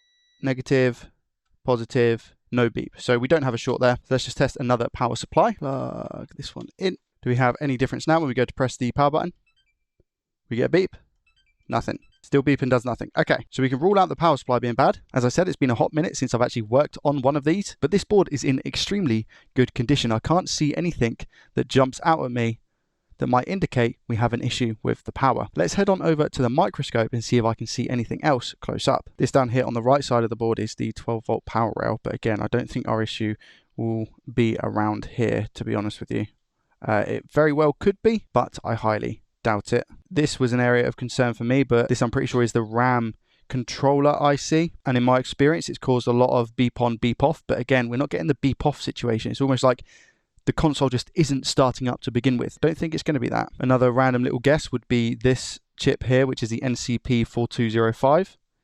It's a power management IC for the Xbox, so maybe this has gone bad. It's not completing that startup. And we also have our usual culprits of like the Retimer IC, which might be causing it to not power on if it's shorted. But I think first things first, we're just going to make sure that we have all the voltage rails. So the 1.1, the 1.8, the 3.3 and the 5 volt because we know we've got the 12. The 12 is okay. Multimeter in continuity mode without actually applying any power. We're just going to see if any of those lines are shorted. 1.1, do we have a short? No, we don't. 1.1 is fine. 1.8, no short on 1.8 either. 5 volt, no short on 5 volt. 3.3 as well here. Doesn't look like it. No, all our lines seem to be okay. I'm just going to check over them with the power on now, just in standby mode. Power's going into the board now. I'm going to read out to you what I have. So I have 3.3 on the 3.3. Do we have 5? Yeah, we have 5. Do we have 1.8 and 1.1? 1.8, yep, and 1.1. Yeah, so all our voltage rails are present. I will, for the sake of it as well, just make sure that we have 12 volts coming in, because even though we didn't have a short, I haven't tested to see if we do have 12 volts. Pretty sure it's this side of the cap. Yeah, it is. Yeah, 12 volts. So we have 12 volts coming in. Okay. That MOSFET there, though, doesn't look... Oh, no, they're all like that, to be fair. I was going to say, the solder doesn't look great. Just to see where we have, like... I'm talking about here. From this angle, it looked like it was non-existent. But when you tilt the board up, there is solder there. I'm just going to start prodding around the board to see if I can find any sort of short or anything along those lines. Alright, so we're over with our thermal cam, and as you can see, the only thing that seems to be getting hot is the APU, and it's quite a hot temperature. It was pushing, I think it was 50 degrees. So what I've been doing is just injecting power on the 12 volt line to see if anything abnormally heats up. So if I do that now, you'll see I'm injecting now. So it tops out at 1.5 amps and then just constantly restarts. And as you can see, the CPU is getting extremely hot. Nothing else on the board. If I zoom out a little bit, you've got Southbridge, but I think, to be honest with you, I think the Southbridge is okay. Feel free to tell me different if it's not, but I know that that kind of ramps up in temperature anyway, trying to turn the console on. But as you can see, look, we're pushing 50, nearly 50 degrees Celsius on one part of the on the APU. Not all of the RAM chips light up, so we've got like 4 RAM chips up here that don't light up, plus this one on the left. I'll show you again. You see the small heat spots now. So not all of the RAM gets hot. So I don't know whether this is RAM or whether it's APU, but I think it's APU. I'll just get rid of this thermal paste, etc. that's on the actual APU itself and see if I can see any cracks in the die or anything along those lines. Okay, let's look closely. Majority of the heat was coming from this side here. Doesn't look like we have any cracks on the actual die. I've just checked over the CPU. I can't see any cracks or anything in the die. Make sure I give it a good clean. It looks okay. It may well be the RAM that we have, but we have about 4 or 5 sticks that don't seem to be getting hot, all in different places, but I also don't know if they're all meant to switch on at the same time. And I have ordered a stencil to be able to reball the RAM. I've got it from AliExpress, so it's not going to be here by the time I publish this video. I did look on eBay, but there's none for sale on eBay. So what I'm thinking is if we actually save this board for a live stream. So we're going to park it for the time being. I do think it's going to be either the RAM or the APU. 70% sure it's APU at this point, but it will make for good content on a live stream. That means we are currently down £30 at the moment. It was actually a 1 terabyte drive, so even if we can't get it working, we should be able to recoup some money here. Now, let's move on to item number 2. Believe it or not, I only actually paid £30 for this Nintendo Switch Lite. Let's just pause the frame right here. I actually paid £40 for this console. Somebody has been in it to fix it before. So again, today is not looking fantastic. Apparently, the charging port has been replaced once already, and the Switch has no power. The charging port itself in here now looks okay, but we don't know if it's properly soldered to the board, and we don't know the history of the device. So I'm going to get this open now, down to the board, and we're going to see if hopefully we can fix it. Whilst I'm taking this apart, I feel like there might be a few people out there that think I may have rushed the diagnostic process on the Xbox One S to come to the conclusion that it was going to be either RAM or the CPU, which I actually completely understand, because in a way I feel like that as well. But I feel like when repairing electronic devices in this line of work, a lot like any other line of work, I guess, with more experience comes being able to diagnose things quicker. I did spend a while measuring caps on the board to see if there was any shorts or anything along those lines, but I couldn't see anything. So what looks like to you will be 30 seconds to a minute worth of footage is sometimes 30 minutes of me actually going around the board and checking to see if I can find anything. In this occasion though, it didn't take me that long to come to the conclusion that it's either going to be the APU or the RAM. And I guess with the series that I'm doing currently, which is trying to make a profit, ideally we want to try and reduce our labor time as much as possible, which I guess it isn't factored in the spreadsheet, but that's why we give a gross profit rather than like a net profit. I was thinking perhaps maybe I could reflow the RAM and see if that makes a difference, but that almost feels like half a job to me, so I might as well wait until I actually get the stencil itself. Right, out comes the board. Let's get it over to the microscope and see what the situation is. Now, what you will notice as well is I didn't use our trusty little ammeter to see exactly what was going on. And the reason being is because I didn't want to make this any worse than what it is, because it's already had work done to it before. So I don't need to kind of know what the fault is with the console. I can clearly see from this that I know what's wrong. Let's just check the back to ensure that the back was done okay. There's a lot of flux residue around here. Makes it very, very sticky. So you can see it's still just not, it's just so much flux. Again, as confirmed by a lot of people, it doesn't harm the board. It's just not nice. Because it's still sticky, I might just be able to come in with some IPA and get this off the board now, just to give us a little bit of a better idea as to what's going on. I don't know what kind of flux the customers used, but if it stayed like quite liquidy after all this time, that's saying something. Basic checks might be needed. There is a tiny solder ball there actually. There's one here, which just needs to go away. And then we've also got one here. Yeah, grab a toothbrush and make sure there's no other little loose balls. The plastic has been singed quite badly on the port. Again, I think the port itself is okay. I'm now just weighing up in my head whether I'm going to feel comfortable leaving this port on, because other than the burnt plastic and the pins, some of the plastic has gone down to the pins, but I don't know what the line of pins will look like underneath here, so that's what I also need to be cautious about. But the port doesn't look too bad to reuse, if I'm being honest. Even the back isn't. I mean, this bit isn't singed here. It might just need a reflow, but then again, I'm thinking with my own port, I know it would be a good job. Let's take this one off. I'm going to put mine on. This is already going to have leaded solder, so I shouldn't have to use too much heat. Let's get this put. It smells horrific. Do you know what it smells? It smells like petrol. That is not good. Horrible smell. You actually need to put the extractor on for this, you know. Just taking the port off. Solder's starting to liquefy, as you can see. Just going to wait to make sure. I'm going to give it a bit of a poke. There we go. So that should be okay now. Yeah. How are we looking pads-wise? Pads-wise looking all right. Sorry about the shakiness. Just have to have the fan on. I am, for a change, going to see if I can get the solder out because it's leaded instead of using the solder sucker. Solder sucker would be a lot quicker, but for the sake of science. I know I've just spoken about trying to get labour time down as well. This one should be fine. These usually come out pretty much straight away. Yeah. It's the back ones. They're a little bit tougher. Just know with that with the copper braid. It's fine. It's okay.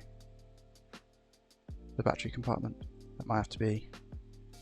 Yeah, it looks like I'm going to have to solder sucker those out. I don't know how sensitive these pads are going to be, so I'm going to have to be careful.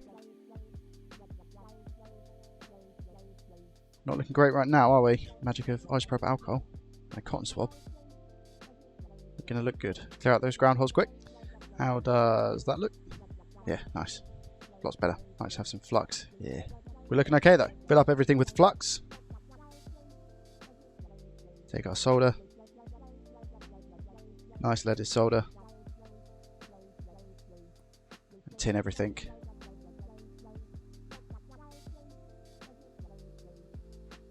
Nice.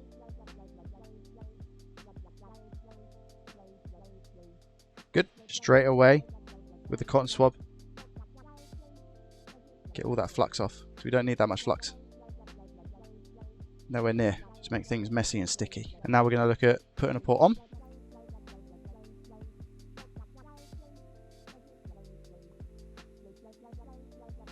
Make sure we tin that port. It's a little bit of like stuff that was on my eye in there. Might need to get down to just those ones. There we go, nice. Tiny bit of flux, because we're going to have some on the port as well, where we've just tinned it. I've got an Atten ST862D hot air station, and temps I'm currently using is 440 degrees Celsius with an airflow speed of 25%. Patience is key. Drop the port on. Keep rotating. The port's not sat down, as you can see, so we're just going to give it a couple of seconds with that heat. A little bit of a nudge. There we go. Need to make sure we can see enough of those pins at the back. So I'm now just pushing down. Maybe come out a little bit. There we go. Pushing down, holding with the heat as well. Make sure we get a good connection here. Making sure that heat has been held on for long enough for the port itself to bond with the board, which I think it has. So come off in 3, 2, 1. Off the heat. Let that solidify. Usually I look at the ground legs. There we go. There's one. Now we get a bit closer. Inspect the pins. They look good. I'm just going to go over them with the iron. A little bit more flux, and then we'll give it a nice clean up. A bit shaky. Tiny bit of solder on the end of the iron. I'm just going to simply touch that. Might have a few bridges, but we'll deal with them.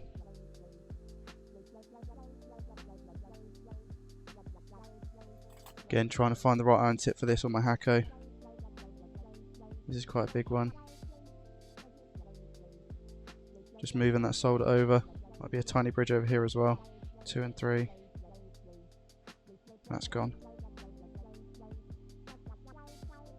That one might be gone as well.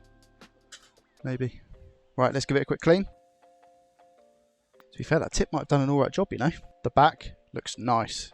Looks really, really nice. I've not gone over these at all with the soldering iron, and to be honest, they look really, really good. Strong, secure, really nice. I've been a bit of a moron as well. I didn't test M92 T36 see if we had any shorts whilst the port was off the board, but regardless, that port needed to come off and get changed anyway, so I'm not too bummed out about it. How is our port looking? Any bridges?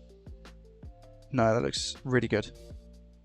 And you can see that the solder is wrapped around all of the pins nicely. Good strong connection, no burnt plastic, except for maybe underneath the port. I'm just going to check quickly. We can stop the wobbling now as well. Let's check. Good. Every single one is solid. I do need to run the multimeter over the fuse to ensure that we have continuity on it. And I'll just check M92 T36 very quickly as well. So fuse, meter in continuity mode. We have continuity, perfect. M92 T36, do we have any shorts around the area?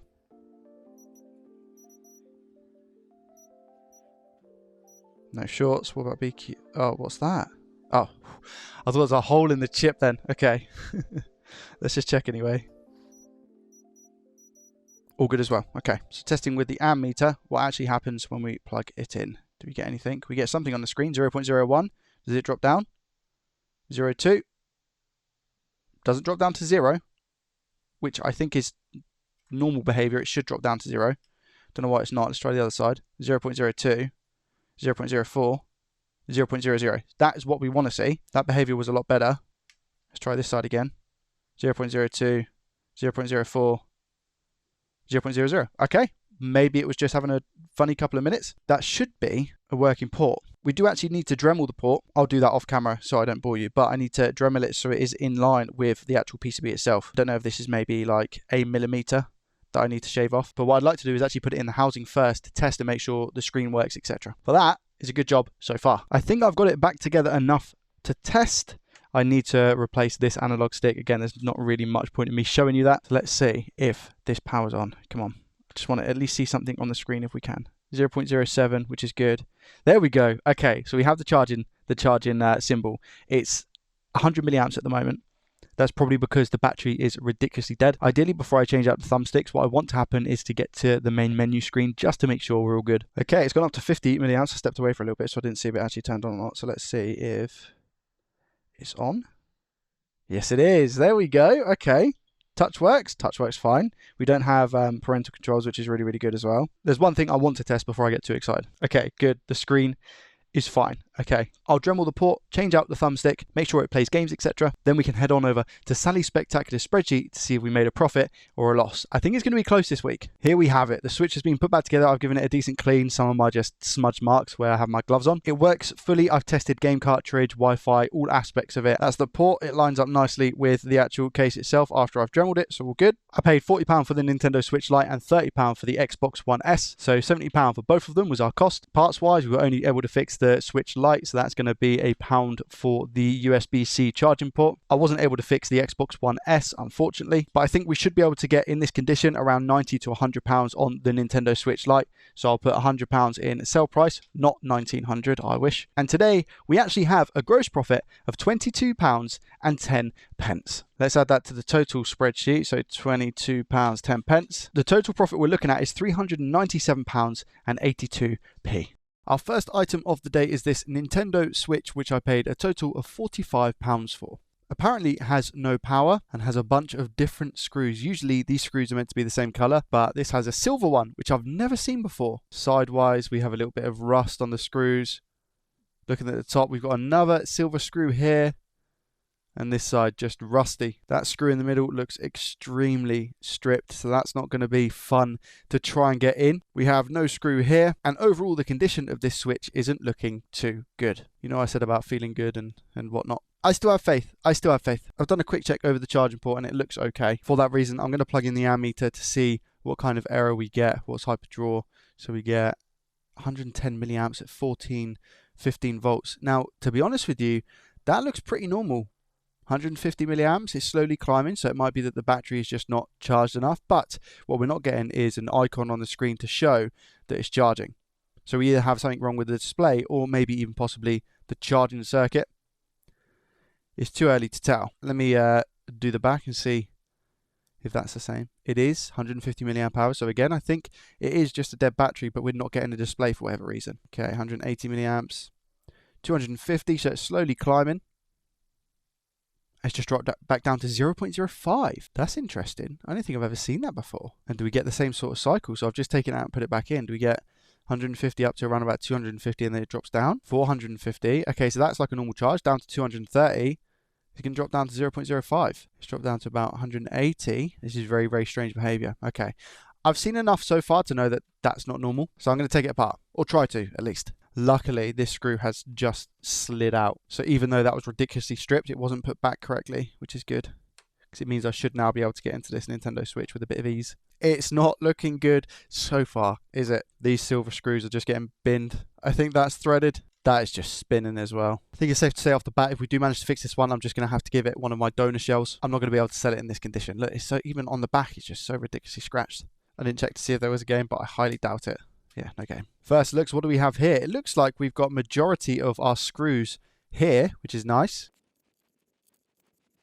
Initial looks is quite a bit of corrosion. Now down here we have the water indicator. This is meant to be like a polka dot, white and pink, but this is just pure pink. We've got liquid damage around M92 T36, and we've also got a bit of liquid damage around BQ just about here. I'll take the board out of the chassis and we'll head over to the microscope to see exactly how much water damage we have on this board. How bad are we looking then? So this is the charging port that we have, which looks absolutely fine, and we were getting something. Whoa!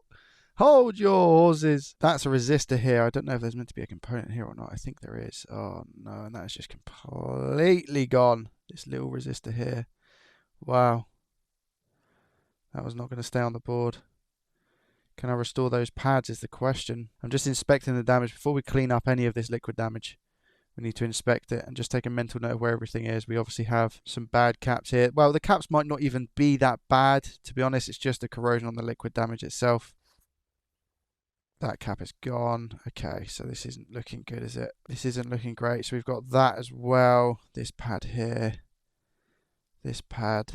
I don't think this trace is restorable. Like, where does that go? That's got to be... I'm going to go ahead and assume that's ground. Is that one okay? That one's okay. Is this one okay? That one's okay. Definitely some sort of sticky liquid. Alright, and I said around M92 T36 as well, right? Okay. Just giving the board a general inspection. How's the max IC looking? Because that can be a pain. Little bit of corrosion there, just south of the max IC. Around about here with this cap. Anywhere else? Yep. This is the backlight connector here. There's water damage around there. That max IC looks okay. What about the LCD connector? Any corrosion around there? Or is that alright? Yeah, there's corrosion around here as well. You can see on the right. It doesn't look too bad though, to be honest. And over here as well, we have some more corrosion, liquid damage. Whoa. Is there meant to be a component here? Yes, there is. And that component is just no longer available to this Nintendo Switch. What about this one? No, that one's okay. Well, it seems to be alright. There's definitely a cap here that we need to sort. And we have liquid damage around here up the top. I've not even looked at the back of the Switch yet. Seems to... Okay, yeah. More corrosion down here, which makes sense because this is like the back of that BQ area. So we have corrosion there. Don't know if that's where it's come in, but if it's around BQ, it kind of makes sense. Whoa. All right. P13 USB as well is not looking great. This is a lot of corrosion to have. We have it around several different areas. Corrosion here as well on these caps. Back of the CPU is looking... So we have corrosion here as well. Honestly, this might be a lost cause, and it sucks to say. I'll give everything a clean. Oh, around here as well. Look, we've got corrosion under this IC. We've got corrosion here. We've got corrosion around the Realtek IC as well. Let's give it a real quick. Obviously, I know the areas where we have the corrosion. I just want to see around this P13 chip whether we have any cracked solder or anything like that. Doesn't actually look too bad. Just going to have to go over the board and scrub the board with IPA and a toothbrush. I think this is definitely a lost cause, though. I've just been super unlucky with some water damage stuff recently, hey? Really, really unlucky. Aim and name of the game if you're buying from eBay, that's for sure. On the listing, this one wasn't confirmed as liquid damage. It just had no power. And the fact that it had been open before as well, that's all that the listing confirmed. There's only parts of this which have like deep corrosion. For example, the audio I see now after I've given it a tiny little clean, you can't see that corrosion, you know? So I'm going to go as far as to do like the basic simple things and replace maybe one or two of those components to see if we get anything, any output. But being honest, I'm not going to waste too much time on this one. An ultrasonic cleaner here would be very handy, but I don't have one. Let's give this area a clean. I know again that there's that resistor and that cap that need to be replaced. Oh, that's not actually. Oh no, it is. Is that holding the board? This is also snapped. I don't know how. It's not holding the battery in as it should. M92 T36, give you a little clean. Unfortunately, this is also going to be one of those ones that even if I do manage to fix, I'm not going to be able to sell. And that's just, I guess, like a preference for me, you know. I've had it before where you can just give it a little clean and it ends up working. For science's sake, I'm just going to plug this in now and see if we get anything different. I was going to plug it in until I then noticed that we have corrosion on most of the ribbon cables to the point where these are definitely also going to be causing quite a few issues. This one is the backlight IC, which as you can see is completely ruined. We have a break in the connection on the final one. For that reason, I'll use a test housing. Okay, I've plugged it in. I plugged the battery, the backlight, and the LCD as well. What happens? This is just a different chassis. What happens when we go to plug it in? Let's see. Nothing. Oh! I had a light there. It's turning on.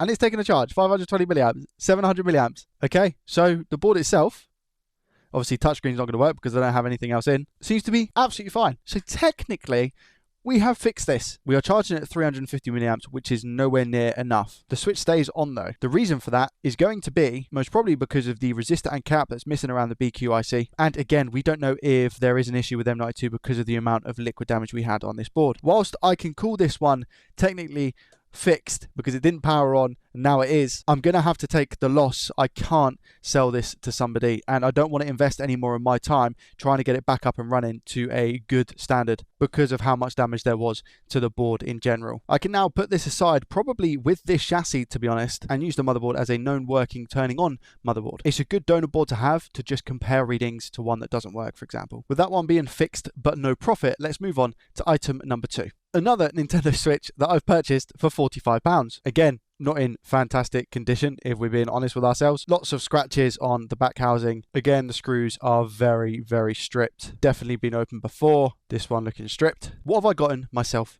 into? Charging port, tell us a story. Okay, charging port is not looking in great shape, which is good to be honest. I need to make some profit.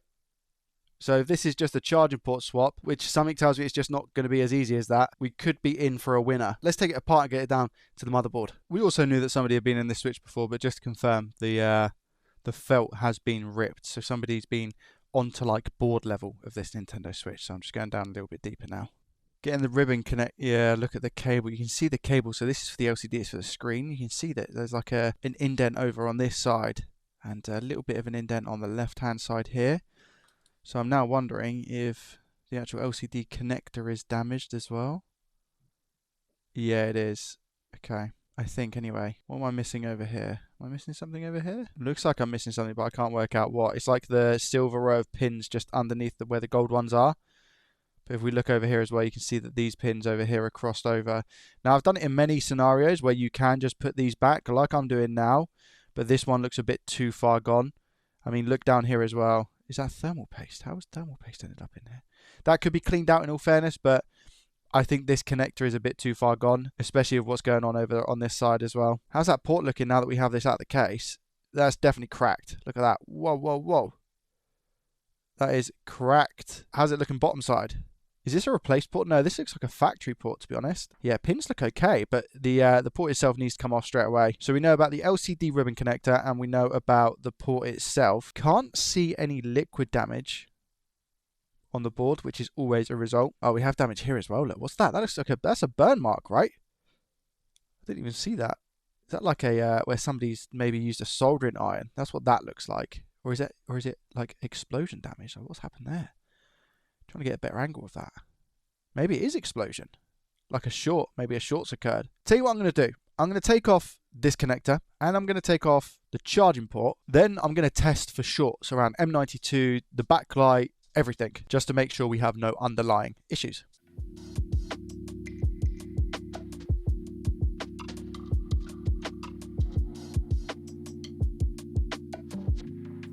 There we go, nice. This port was absolutely screwed.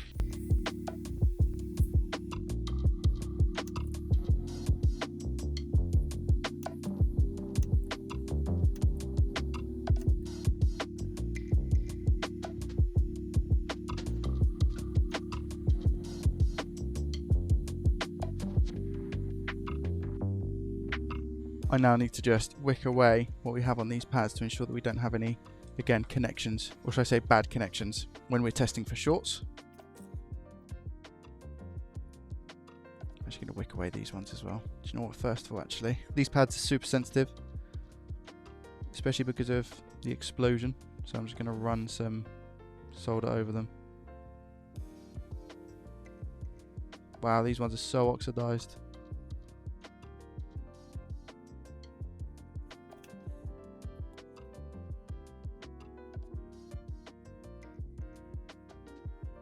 There we go. That looks better. And it's prepped for when we go to add another one. Let's get rid of that flux. Pad's all prepped for the LCD connector, which is nice. Okay, let's check for some shorts. Starting around our usual suspect M92 T36. We have a short right off the bat, and this is for P13 on the back. Oh no, we have a short on this cap as well. Right here. What does that mean? This is not good news. On many occasions, not all occasions, on many occasions, this can mean that the CPU is dead. This cap short here, this cap short. I will just confirm my logic with this cap on the back, which links to that one that was around M92. Yeah, so we have a short here. Most probably that's going to be because of P13 USB. However, again, I've had it on several occasions where we've had this cap short. We take off this cap, we take off M92, we take off P13, and we take off this cap, and we still have a short on this pad. Let's just check around BQ.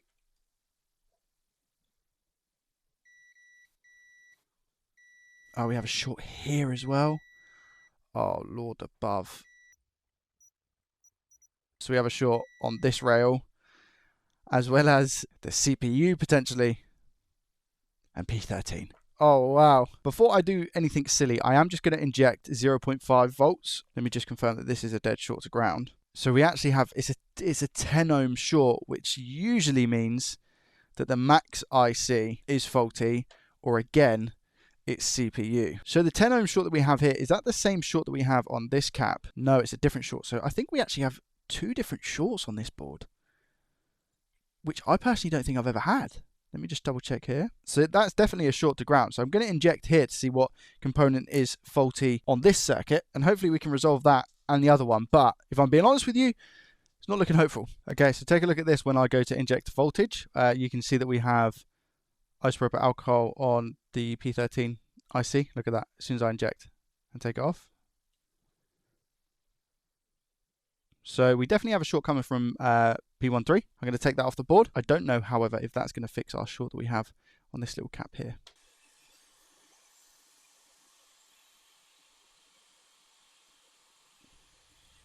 Off you come. All right. Has this got rid of our short? No, it hasn't. So we've still got a short here.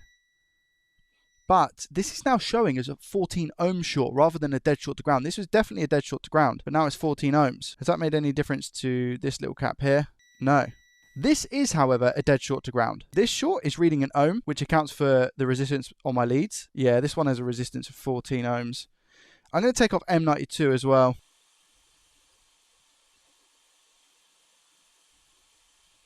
Okay, let's see if we still have our short. We do. This is now 16 ohm. So we have a 16 ohms there. This one. This is, again, an ohm. So I'm going to inject here and see what gets hot. Nothing is getting hot, by the way, when I inject onto this cap here. Nothing at all. So just to reiterate, we have a short here. We have a short on this cap. We have a short on this line. Do we have any... Oh, I didn't see that. How have I not seen this? Oh... I wonder if people have seen that from like the start. Okay, well, there's not going to be any harm in removing this and just seeing if that does anything for us. So let's place a little bit of flux. That'll be a good find, hey, if we can synchronize that with the other issues we have. Might be on something. But that definitely needs to come off, as well as this little resistor. Probably that one. That trace looks burnt, hey? Wow. What about on the back of that then? What about behind that? Do we have... Oh, Lord. We have issues here as well. Big burns. Again, I'm at a stage of just getting it all off the board just to see if that clears our shorts, because if it does, wicked. If not, it would make sense as to why this board is completely kaput. Maybe we had the stuff happen with the port and then more things just constantly kept going wrong. Just taking off these resistors as well. Okay. Yeah, it's just really damaged trace there. Before I check to see if our shorts have gone, do we have any other what looks to be burn damage? Here. Whoa. Somebody has completely fried this board. Look. Oh, how have I missed all of this? We've got this happened here. We've got burn damage here. We've got a missing component here, actually. We've got holes in components here, here, here, here. How have I missed this? Let's just get all of these caps and stuff off the board. I think that just hit me in the forehead somehow, even though I'm pinging it away. Just getting rid of any components that show any sign of weakness, which is pretty much... I didn't even flick that too hard, to be honest. Wow. This board has seen some serious heat, and you can just tell by the way that you've got like flux coming out underneath stuff, you know? Factory flux, that is. These components are they're just falling off. I'm not even pushing that hard. Again, a lost cause. Another lost cause. Like, what?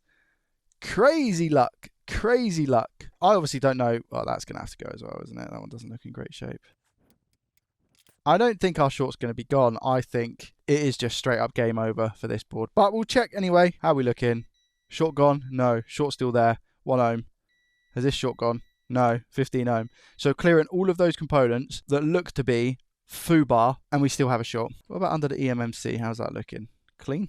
And I'm afraid this one's also going to be done. Just a loss, straight up loss. Not much we can do about these ones. And I'm sorry I wasn't able to fix anything, but I want to be as transparent and open and honest with you guys as possible. Like, this stuff does happen. Sometimes we just get items that are not going to be fixable. They're going to be in ridiculously bad shape, like these two boards. I don't even need to go on a rant about profit and loss today. It's just a straight up £90 that we've lost, in which case our total profit now sits at £307.82. You win some, you lose some. I've definitely taken 2 L's in today's video though. I paid a grand total of £180 for this specific item, and if I can fix it, we should be looking at a nice cushy profit. So what is it? It's an Xbox One X. Wait, what? I definitely didn't pay £180 for that. I paid £45 for an Xbox One X. I thought this was a PlayStation 5. Clearly, I'm wrong, which means in this video, I will try and fix the Xbox One X and the PlayStation 5. So stay tuned. Potentially big profits in today's video. So £45, what's wrong with it? Let's plug in the power and see what the issue is with this Xbox. HDMI plugged in as well. Does it turn on? It does indeed. Do we get an output? I'm going to go ahead and assume that that's what the issue is with this Xbox. Do we get a disc? No disc. It's been on for about 1.5 minutes now, and I'm still not getting a display on the screen, as you can see as well. Usually with Xbox One X consoles, it's something like a Retimer IC or even the ESD filter. If it was to turn off within around about 1 minute or so, it could indicate a bad hard drive as well, but it hasn't done. So I'm going to go ahead and say potentially Retimer. Let's take this console apart and do some measurement. Console down to the board. The thermal paste is looking a bit dry. Not much of it either, but all in all, the board's in really, really good condition, to be honest. So I'm pretty happy with this one. It was a little bit dusty. The fan itself has a thin coating of dust on it, so we'll have to give this a nice little clean if we actually manage to fix it, that is. Let's head on over to the scope and check out this Retimer IC. So the HDMI port to start with is factory and looks solid. I should probably mention as well, I have checked the outside of the port and that also looks absolutely fine. So we're not going to have any issues there. I'm going to go straight for Retimer IC, which is this IC just here, TDP158. Regular viewers of the channel will know exactly what this IC is and how many times I've had to replace them. And if you guess correctly, we are going to measure, you see cap C50, I was going to say C51, but that actually applies to the one next to it. C50 is this one here. We're going to measure that in resistance mode and see what reading we actually get. So let's have a look. Black's on ground. And let's see what we get in resistance mode. 153 ohms. This here should be 4,000 to 5,000 ohms. That cap, C50, links to C25, which goes into the ESD filter. And we're going to get the same reading on here. Yeah, 150 ohms, 153. So we've worked out what the issue is pretty quickly. We're going to take off this IC and replace it with a brand new one and see if that resolves our no display issue. Here we have our new retimer, nice and shiny. Now again, this is a TDP158. You can buy TDP159s, but they only work on the Xbox One S console. TDP158, which is what we have here, will work on the Xbox One X and is backwards compatible for the Xbox One S, so you can use it on both. I am going to tin this one up. Hopefully that's not a chunk out of it. No, it's not. Good. One thing I've recently started doing a lot more is tinning my ICs. Because of oxidation that occurs, can sometimes essentially block the solder from going onto the pads. And you think you've got an issue with the IC, but it's just oxidized. Let's apply some flux onto the IC itself. There we go. Grab our soldering iron and put a little bit of solder on the end. And just slowly tin the IC. There we go. Look at that. Lovely.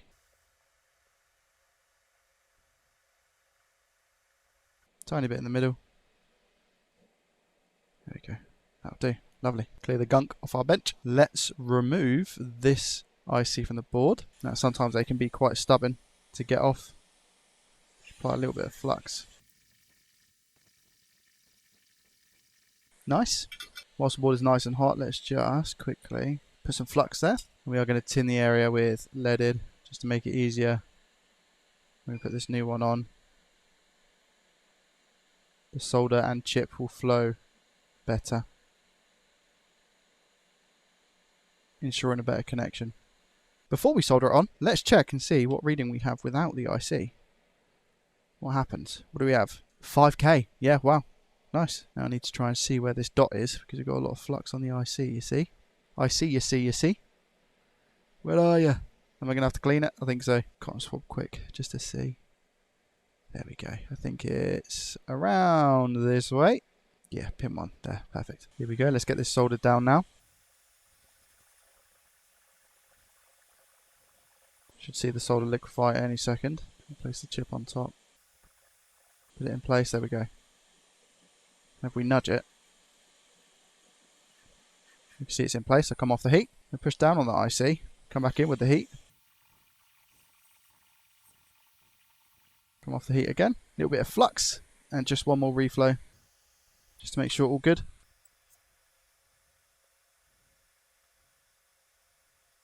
Nice. And now with the solder that we have on the right, that blob, apply a tiny bit more flux. I'm just going to use that to make sure we have a solid connection. There we go. All the way around. Rotating the board as I go to make my life easier. Last but not least, put a bit more flux. How are we actually looking around the IC? Good that side. This side I don't think I can get my iron to connect everything, so we might need to try and go over that if we can. I reckon the pads are connected underneath if I'm being 100% honest with you, so I don't think we are going to have issues. This side, absolutely perfect. And this side, also really, really good. Just this side I'm a little bit concerned about. If we go real up close and personal, you can see that there is solder between the IC and the pads on the board. Just going to use a different shape iron here to see if I can get the connection sorted here. It's slightly different. It just has a thinner tip at the edge, so I'm wondering if I can get that in between the pads and the IC itself. Let's try, shall we? That looks better, I think. Clean up and take a look. There we go. Okay, that looks a lot better. Just because of my OCD, a little bit here and a little bit here.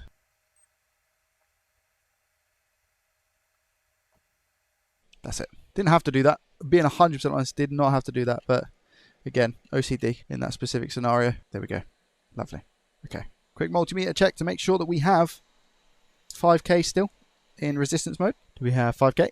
Yes, we do. 5K. Perfect. I'll give this a quick clean, put it back together, and then we can give it a test to see if we fixed it. All right, console has been put back together, probably stupidly all the way back together, but I'm due some luck after recent events. Let's plug in power and HDMI. Okay, 3, 2, 1. We get the beep. It's good, really, really good. What happens? Give us an image, please. I'm not going to fast this up. I'm not going to speed this part up. I'm just going to keep it as is. Little bit worried that I've not seen a black screen. There we go. Okay, monitor lock. Yes, come on. Okay, good. Resolution, I think 480p, but hopefully we can change it to 1080. TV and display. Here we go. Yes. Okay, sweet. 1080. Keep this resolution. There we go. Lovely jubbly. Let's put trusty Sims 4 in and see if it recognizes. There we go. Okay, sweet. Sims 4. I've connected to Wi-Fi as well, and it's prompting for an update. Of course it is. What a way to start the day. Now, if we can fix our PS5, it will be great profit. So let's take a look at that now. Here is that PS5 in all of its glory, beautifully bubble wrapped, and my hair has grown about 17.4 inches since the last recording. Let's get this unwrapped. The seller has left me enough bubble wrap in the box as well to last me a lifetime, and I appreciate that as a bubble wrap connoisseur. This is how we're going to recoup our money, and you have to try and be confident in these things because otherwise you cry. This is a digital edition PS5, a few major scratches on the front I/O just here, but looks to be in relatively good condition. The plates themselves need a little bit of a clean, but nothing major. I think I already said this at the beginning, I can't really remember. I paid £180 for this PlayStation 5 and it has no power. So of course, what are we going to do? We're going to plug in our power lead and just double check and make sure that the seller was 100% correct. I get a beep. I get a blue light. Wait a minute. No shot. It's a blue light? Does it turn to a white light? There's no way. Oh, it just turns off. Ooh. Okay, so it's a little bit different to a no power. This has power. You can see that we have the blue light. I'm just double checking the listing and it definitely states no power. No power would indicate to me you press the button and you just get nothing. But we have a pulsing blue light followed by nothing happening after about 5 or 6 seconds. I'm just going to make sure that happens every single time. I'm going to hold down the power button. I'm going to try real basics first. I'm going to hold down the power button and we'll see the blue light. I'm just waiting to hear another beep perhaps. Oh, the light turned straight off. Okay, let's try again. Holding it down. And now it's just turning straight off. If I press it again and don't hold down the power button. Okay, so now it's a lot quicker shutting down. I'm just going to see if we get fan spin. I'm going to try and keep it as simple and basic as possible. I've not personally had this issue. I think we do get a fan spin. And it's not been open before, so this could be nice, but we'll see. So turning it on. Oh, that beep did nothing. This beep did. We do get a fan spin, look, and it turns straight off. Okay, a really, really interesting one. Not had this before. Whilst I'm taking this apart, I'm thinking, is it potentially just overheating and the beeps that started off as 6-7 seconds now are almost immediately turning off the blue light? Would that potentially indicate the console's getting very hot? Is there liquid metal damage? Has it spilled on the APU? Or even is there a dry spot on the APU that the liquid metal isn't covering anymore and that's causing the console to shut off? What I will say is that this console be looking quite dirty. Should be able to roughly see it down there. There's quite a lot of dust and debris, which I'm actually shocked about because of the outside of the console is looking pretty good. So it might just be in need of a good clean, but I don't think it's going to be that easy. Something tells me it's not. Okay, I've taken out the 17,000 screws. So now I'm just going to check the status of the liquid metal and see how we're looking. How's the liquid metal? Not too bad. Liquid metal on the actual heatsink as well as the APU seems to be okay. There's a tiny dry spot, which you can see just up the top left there. And the same replicates on the actual heatsink side as well. But I've seen a lot worse that wouldn't really cause the board to not turn on. I'm going to take the liquid metal off both of these. My favorite way to do this is douse a cotton bud in IPA. Just move that liquid metal into one area and suck it all up. And we simply just like that and like that. Bit of IPA just to finish the job and make sure that the dies aren't dirty. Nice. Now I can take a look at this power supply. As you can see, quite bad on the heatsink, but oh, there's a big dust bunny there as well. Lord, I mean, if that was blocking all of the ventilation, I'm not surprised that it wasn't turning on, but again, I don't think it will be. Can we just appreciate how big this dust bunny is though? What the flip? Well, I'm just going to quickly give everything a clean, which you don't really need to see, and then I'll be back to put it all back together and just see if that fixes anything. And here it is, 10 times cleaner than what it was looking fresh as a daisy. Let's put it back together and just wish me some luck, I guess. I'm not going to put any of the screws back in. The cooling that it has at the moment should be more than suffice. Again, don't need to screw it down. If I can get to a white light, that'll be absolutely amazing. Moment of truth. Let's plug in the power. I plugged in a HDMI cable as well for good luck. Probably shouldn't have done that. Here we go. We're just looking for this light, this LED light, to just stay on for longer than, 5 seconds or so and eventually turn to a white light. 3, 2, 1. We get power. Blue light. Fan spin. Turns off. Okay, so it's not overheating. So now it's more just like a 1 second blue light. I did think it wouldn't be as easy as just a clean, but the console needed a clean. So if we do manage to get it working, that's a thumbs up. I'm going to get the board out now and do some further investigation. I've measured a few components just to see if we have any shorts. This is the back of the Southbridge IC. I can't see any issues around here. There is, however, one area in particular that I'm interested in. You can see that I've been probing my meters around already. My meters, my leads. If I put the multimeter into continuity mode, which is the mode that beeps when we have a complete circuit, we seem to have, if I put my probe here, this is on a path going into this IC, we seem to have a short to ground. You can hear my multimeter beeping in the background, and this side is where it's meant to be ground, this side is shorted to ground. What I'm going to do is I'm going to inject voltage here and see what gets hot, if anything does get hot, that is. Now, I've flipped the board as well, and annoyingly, there's nothing on the other side. The exact opposite side is here, where we have some of these wires, and there aren't any components. So my only concern is that if nothing does get hot, and for example, it's not this capacitor here, or the little tiny capacitor above it, or even this IC here, I'm worried that we might not be able to find what's wrong, but I have faith.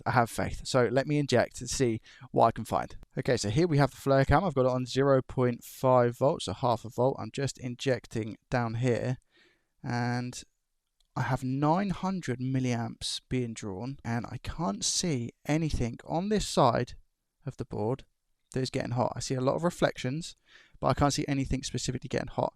Definitely nothing in that area where I'm injecting, which is a bit of a shame.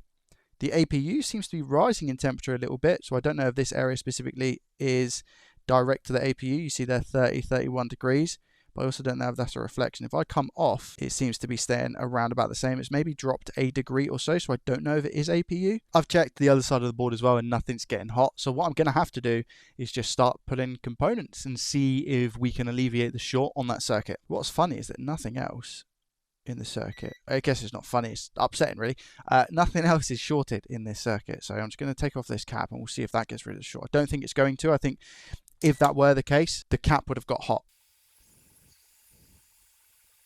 Right, that cap has come off relatively easy. Oh, multimeter's in continuity mode. I don't know if the short's gone or not. It might be a little bit too hot.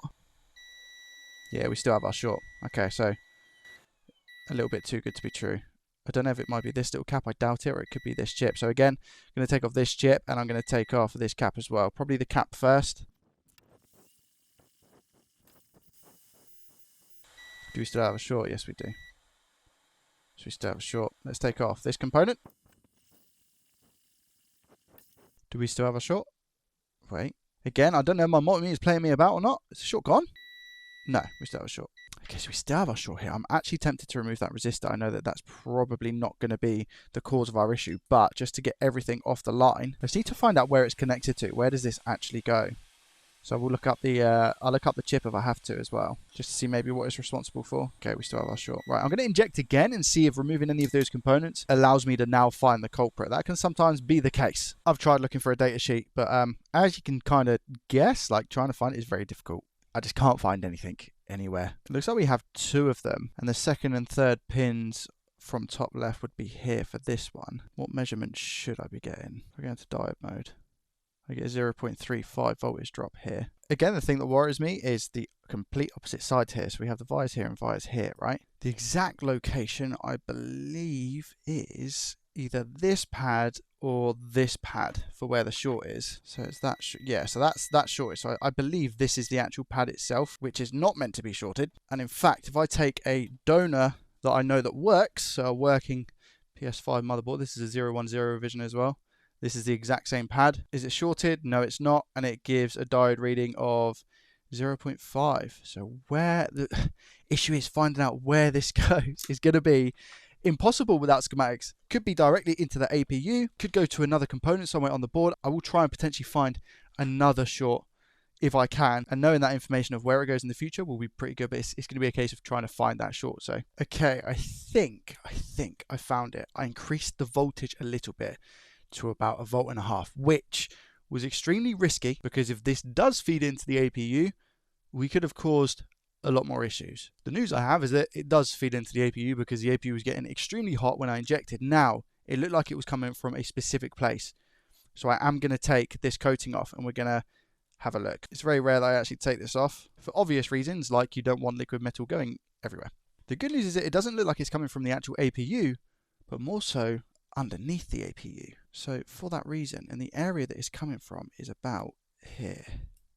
So I'm just making a slight incision to see if we can see what's going on. None of those look bad, but it seems to be that sort of area. I will just show you on the flare cam. If I inject, look at that. It's definitely one of those caps. So let's put some isopropyl alcohol. Well, I don't know what these are, if they are caps. I don't actually know if it's any of those. Oh, is that a crack? Have I just not seen that at all? Oh no. Do we have a crack on the APU here? Yeah, we do. No! Oh, I could have seen this so much sooner as well. Oh God. I mean, we got to the bottom of it, which is obviously nice, like to just see and troubleshoot. And now I know exactly where that chip goes to that was over here. We know that this directly links to the APU, and I'm going to go ahead and assume this whole circuit here of these like 3 chips go to the APU. So good to know, but that's definitely a crack. You can see, look, whereas on this corner down here, it's a complete sharp 90-degree edge, as well as over here and up here as well. This corner, not so much. Yeah, look, it's just scraping away.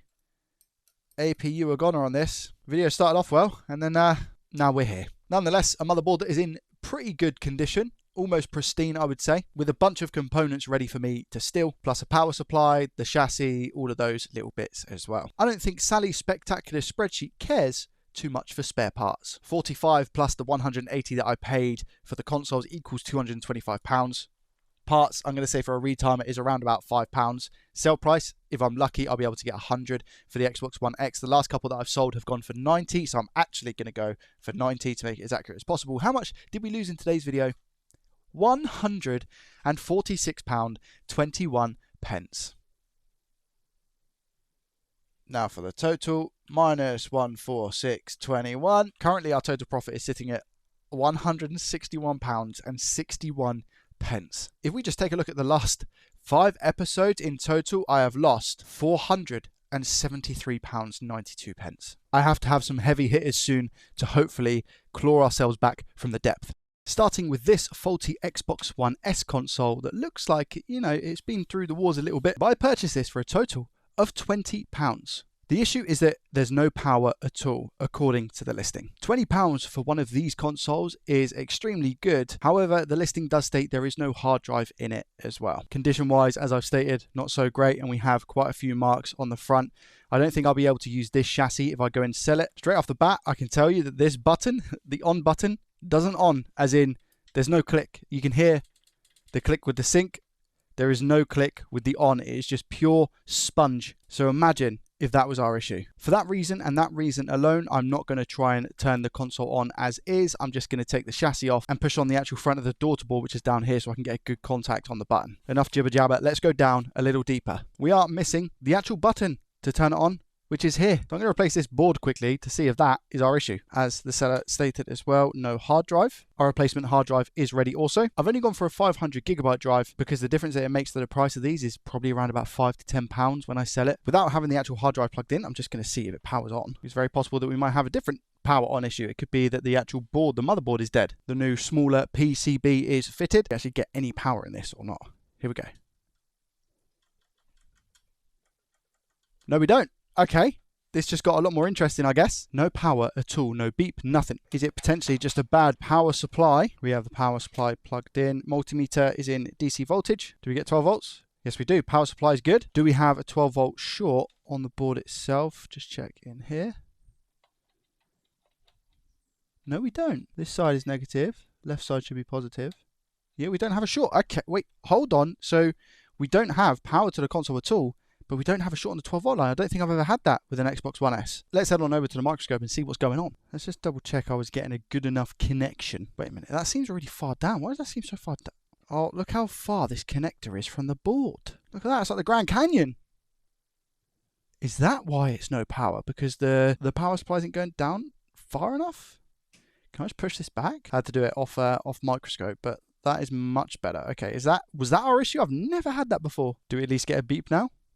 Yes. Okay, that was why this wasn't working, because someone has obviously taken it apart before. I need to turn this off. Someone has taken this apart before, pulled up on this connector, and obviously made it very, very loose. They've gone to put it back together, and they've gone, oh, it's not working. That would be why. I was about to be really thrown off when we didn't have any beep or anything when you push the button, because a 12 volt short would usually cause that. And then not having a 12 volt short, I was like, now what? Well, I guess I quickly then just change out the thermal paste. There are some marks that I can see on the actual die itself. That might not be good. Also might be okay, but again, it's tough to say until we give it a test. But can you see that? Look, I can't scrape them off either. I've tried a lot of IPA and stuff, but I don't want to push too hard with this. Oh, you can scrape it off. Ignore me. That looks a bit better. Nice. I have checked that this hard drive is okay, and it should be alright for us to format OSU1 to the drive. Before I start getting excited and putting everything back together, this is what we have at the moment. A, does it power on? B, do we get a display to the TV? Here we go. Have to be super careful. We get power, we get a white light. I don't know if you can see it at the front. The white light stays on. It's perfect. That's what we need. Do we get a fan spin? Didn't plug the fan in. Nice. I'd love to tell you that's the first time I've ever done that, but I've done it countless times. Does it turn on? It does. Fans are going. The light's on. Does it really go now? There we go. Do we get anything on the display? Come on. Yes, that's what we wanted to see. We wanted to see E106. Now we can format our drive with OSU1. The green bar's moving. It should now reset and go onto another screen. Okay, sweet. Nice. I'll wait for the update to be done. I'll get back to you and let you know after I've done some testing with disk drive, etc., whether or not this Xbox works. Cross your fingers for me, because we really, really need the luck this week. All right, we're back. Ask me what's just happened. When I went to install the OSU1 file, I didn't have the disk drive attached, so it failed at about 60% or so, which it should do. After I then finished the update completed, the Xbox turned on, then it turned off, and now look what we're presented with. Let's turn it on. White light, and it turns off. You've got to be joking me. This is now a beep on, beep off? How? Without having the power connected, I'm just going to take everything out to the point where I'm not even going to have the fan plugged in, and now I'm going to see what happens. It's beep on, beep off. I don't understand. There's plenty of thermal paste. It's not an overheating issue, I know that for sure. I'll even take it out of the chassis. Okay, so there's nothing plugged into this other than the power supply and the front I/O board. If I go to turn it on, it just doesn't turn on. For argument's sake, I'll change the power supply and I'll change the I/O board. What happens now? Just beep on, beep off. I can't believe it. One that I thought was going to be simple has now turned into this, and I guarantee I'm not going to be able to find the fault with this. I can't actually make sense of it either, because if it was a hard drive issue, because we maybe had a faulty drive or even a disk drive, then in theory, once they're removed, we shouldn't have this issue. So I'm just so confused. What's super interesting is that I'd get an initial fan spin. Like sometimes with a beep on, beep off, most cases the fan doesn't even spin up, so we're getting power to the fan. I'm going to get the heat cam out and see if anything is getting ridiculously hot that might be causing like a short or something. Honestly, the only way that I know I'm going to really make a profit on eBay at the moment is if I buy something that's like a no display or something that I would deem easier to fix. No powers and beep on, beep off, so getting more and more difficult for whatever reason. I thought they'd get easier, to be honest. Okay, the flare camera is active and on. This is my hand down the bottom, which is showing loads of heat. I'm going to push to the button, power on, and see if anything gets hot. Here we go. Pushing it now. Nothing at all. Southbridge, little, like tiny piece of heat. But I guess maybe the Southbridge isn't activating. Maybe we have a bad Southbridge on this board. But no RAM is getting warm, so it can't be faulty RAM, as far as I'm aware. I could be wrong with that. But nothing is getting hot at all. Let's check for voltages when we got the power in. So I'm going to ground this lead here. Do we get 1.1 standby? Yes, we do. Do we get 1.8 standby? Yes, we do. Do we get 3.3? Yes, we do. And do we get 5? Yes, we do. So we don't have a short on any of the power rails. Now we're going to check Southbridge. This is Southbridge 1.1, but you can only test this when you push the power button. So I'm going to push the power button now. it doesn't get up to 1.1. You see it goes up to like 58 millivolts. Let's try 1.8 as well. Yeah, it's not, the Southbridge isn't initializing, and the Southbridge here is a really, really big chip. I wouldn't feel comfortable changing it without at least a board heater to help me heat from underneath the board. It's a BGA, a ball grid array, which means there's tiny little solder balls underneath it. So I'm just going to have to, unfortunately, write this board off, which is super annoying. Maybe that's what the fault was originally, which is why the person who sold it was trying to fix it. They took the console apart. They might have been having intermittent issues with the Xbox, just randomly shutting off or something like that. So they tried to investigate it a bit. Then they pulled up on the power connector, which is why it was no power, and now that we've got it up and running, it applied the update, and then Southbridge has just gone, see you later, Joey, I'm not going to work anymore for you. Unfortunate, but that is just the way that the cookie crumbles. Let's move on to item number 2. Xbox One S number 2 I paid a total of £25 for. The idea behind this is that I wasn't going to spend too much today in the hopes that I A, wouldn't lose too much, and B, I'd actually make a bit of a profit. Can we do that with this one? This one is a beep on, beep off, which, as we know from previous videos, is not the best fault to have with an Xbox One S. Giving it a little test to see what happens.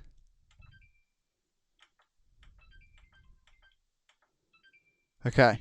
Listing doesn't actually say whether it's been opened or not, but it's quite loose. So I'm going to go, yeah, it's definitely been opened before. Okay. All right. Condition-wise, it's all right. It's okay. It's not too bad. Quite a bit of dirt in the holes, but nothing on some of the stuff that I've worked on before. Let's take it apart, get it down to motherboard level and see what's going on. I can tell you it's definitely been open because these screws have been probably drilled back, I would say. That's how tight they are. Every single one as well. This is also a very, very dusty one. And when I say very dusty, I mean like disgustingly dusty. It is a 1 terabyte from what I can make through the dust. I'm going to have to give this a quick clean. I've already done majority of the tests off camera because I didn't want to drag you guys through the same as what I did with the first console. But I have the exact same symptoms on this one. Over to the Flare Cam now, pressing the power button. Nothing seems to be getting hot at all.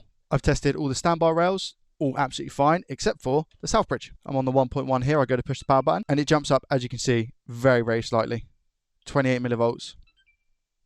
67, which is exactly the same as what was happening with the first one. I've measured around a few other chips as well, for example the NCP chip, the HDMI Retimer IC. I do get a reading on the actual Retimer IC of only 1.2k. This should be around about 4 to 5k, especially when you remove that chip, that's what it will show as. But I've had that on a few boards now. I'm starting to think, is it normal with the TDP 159s? Because this is what is on this console as a 159, not a 158. If we look at the caps that are just above the RAM ICs, you can see that we have around about a reading of 42 ohms, which I believe is normal. Doesn't mean that one can't be faulty, as we know. I'm actually very tempted just to change out the Retimer IC as well as the NCP power management IC to see if that does anything, because if it does, I can also revisit the board that we were just with. A tip to people that were just getting into this, I would say just avoid the beep on, beep off Xboxes. Personally, the success rate with them is ridiculously lower than any other fault with the machine. Let's head on over to the scope and just give it a try. Other than the fact that I have nothing else to try, the reason why I'm taking this off is because a lot of people tell me that even the beep on, beep offs can be caused by the Retimer.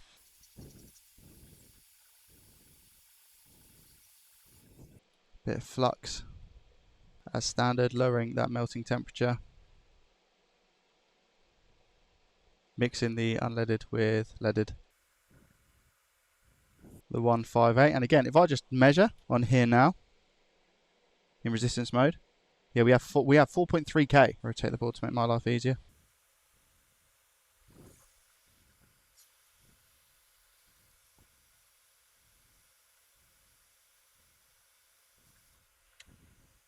Give it the old press and hold. Flux, this is all solder from underneath the IC from when I put it on the ground.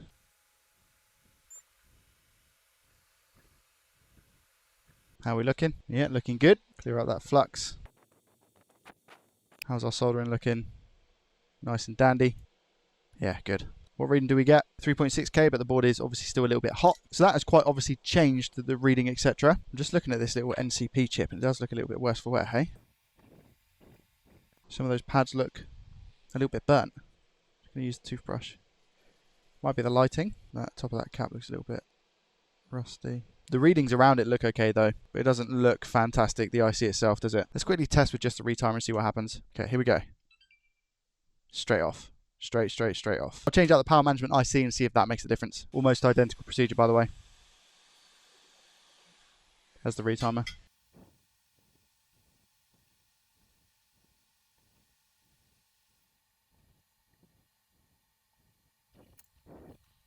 Clear up some of this flux. It looks really burnt. Are these pads here connected to where they should be?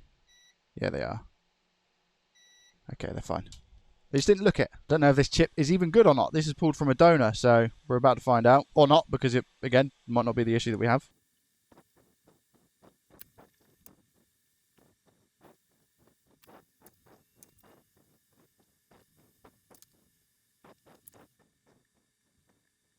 I had to swap tips there. Nice. Quick checkity check to make sure we're all good. Yep. Yep. And final side. Yep. Alright, what happens? Here we go. 3, 2, 1. Same thing. Exactly the same thing. I'll put the heatsink on as well, just to see if the fan actually spins. Yeah, fan spins. It won't be shutting off that quick due to overheating. So exactly the same issue as the first one. I think it's a Southbridge issue. I'll be taking that Retimer back because they're expensive. One last check around this. Okay, I mean, the RAM I see doesn't look that great, does it? It's coated with a lot of... I don't know if that's liquid damage or whether it's just dirt. I think it's just dirt. Bit of a nice little clean. Had issues with this IC in the past with beep on, beep off. Oh, it looks like we might have damage around here, actually.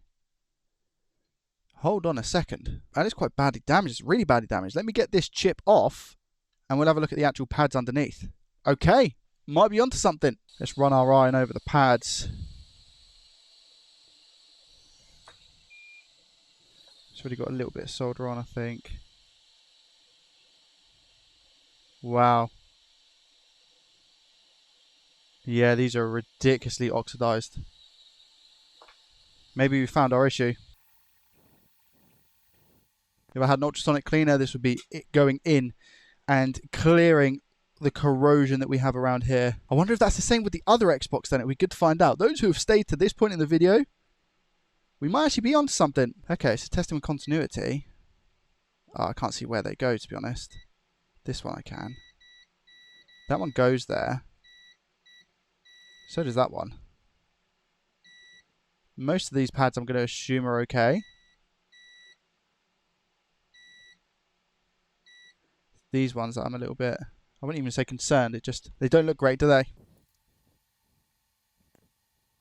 Just scraping with our tweezers here.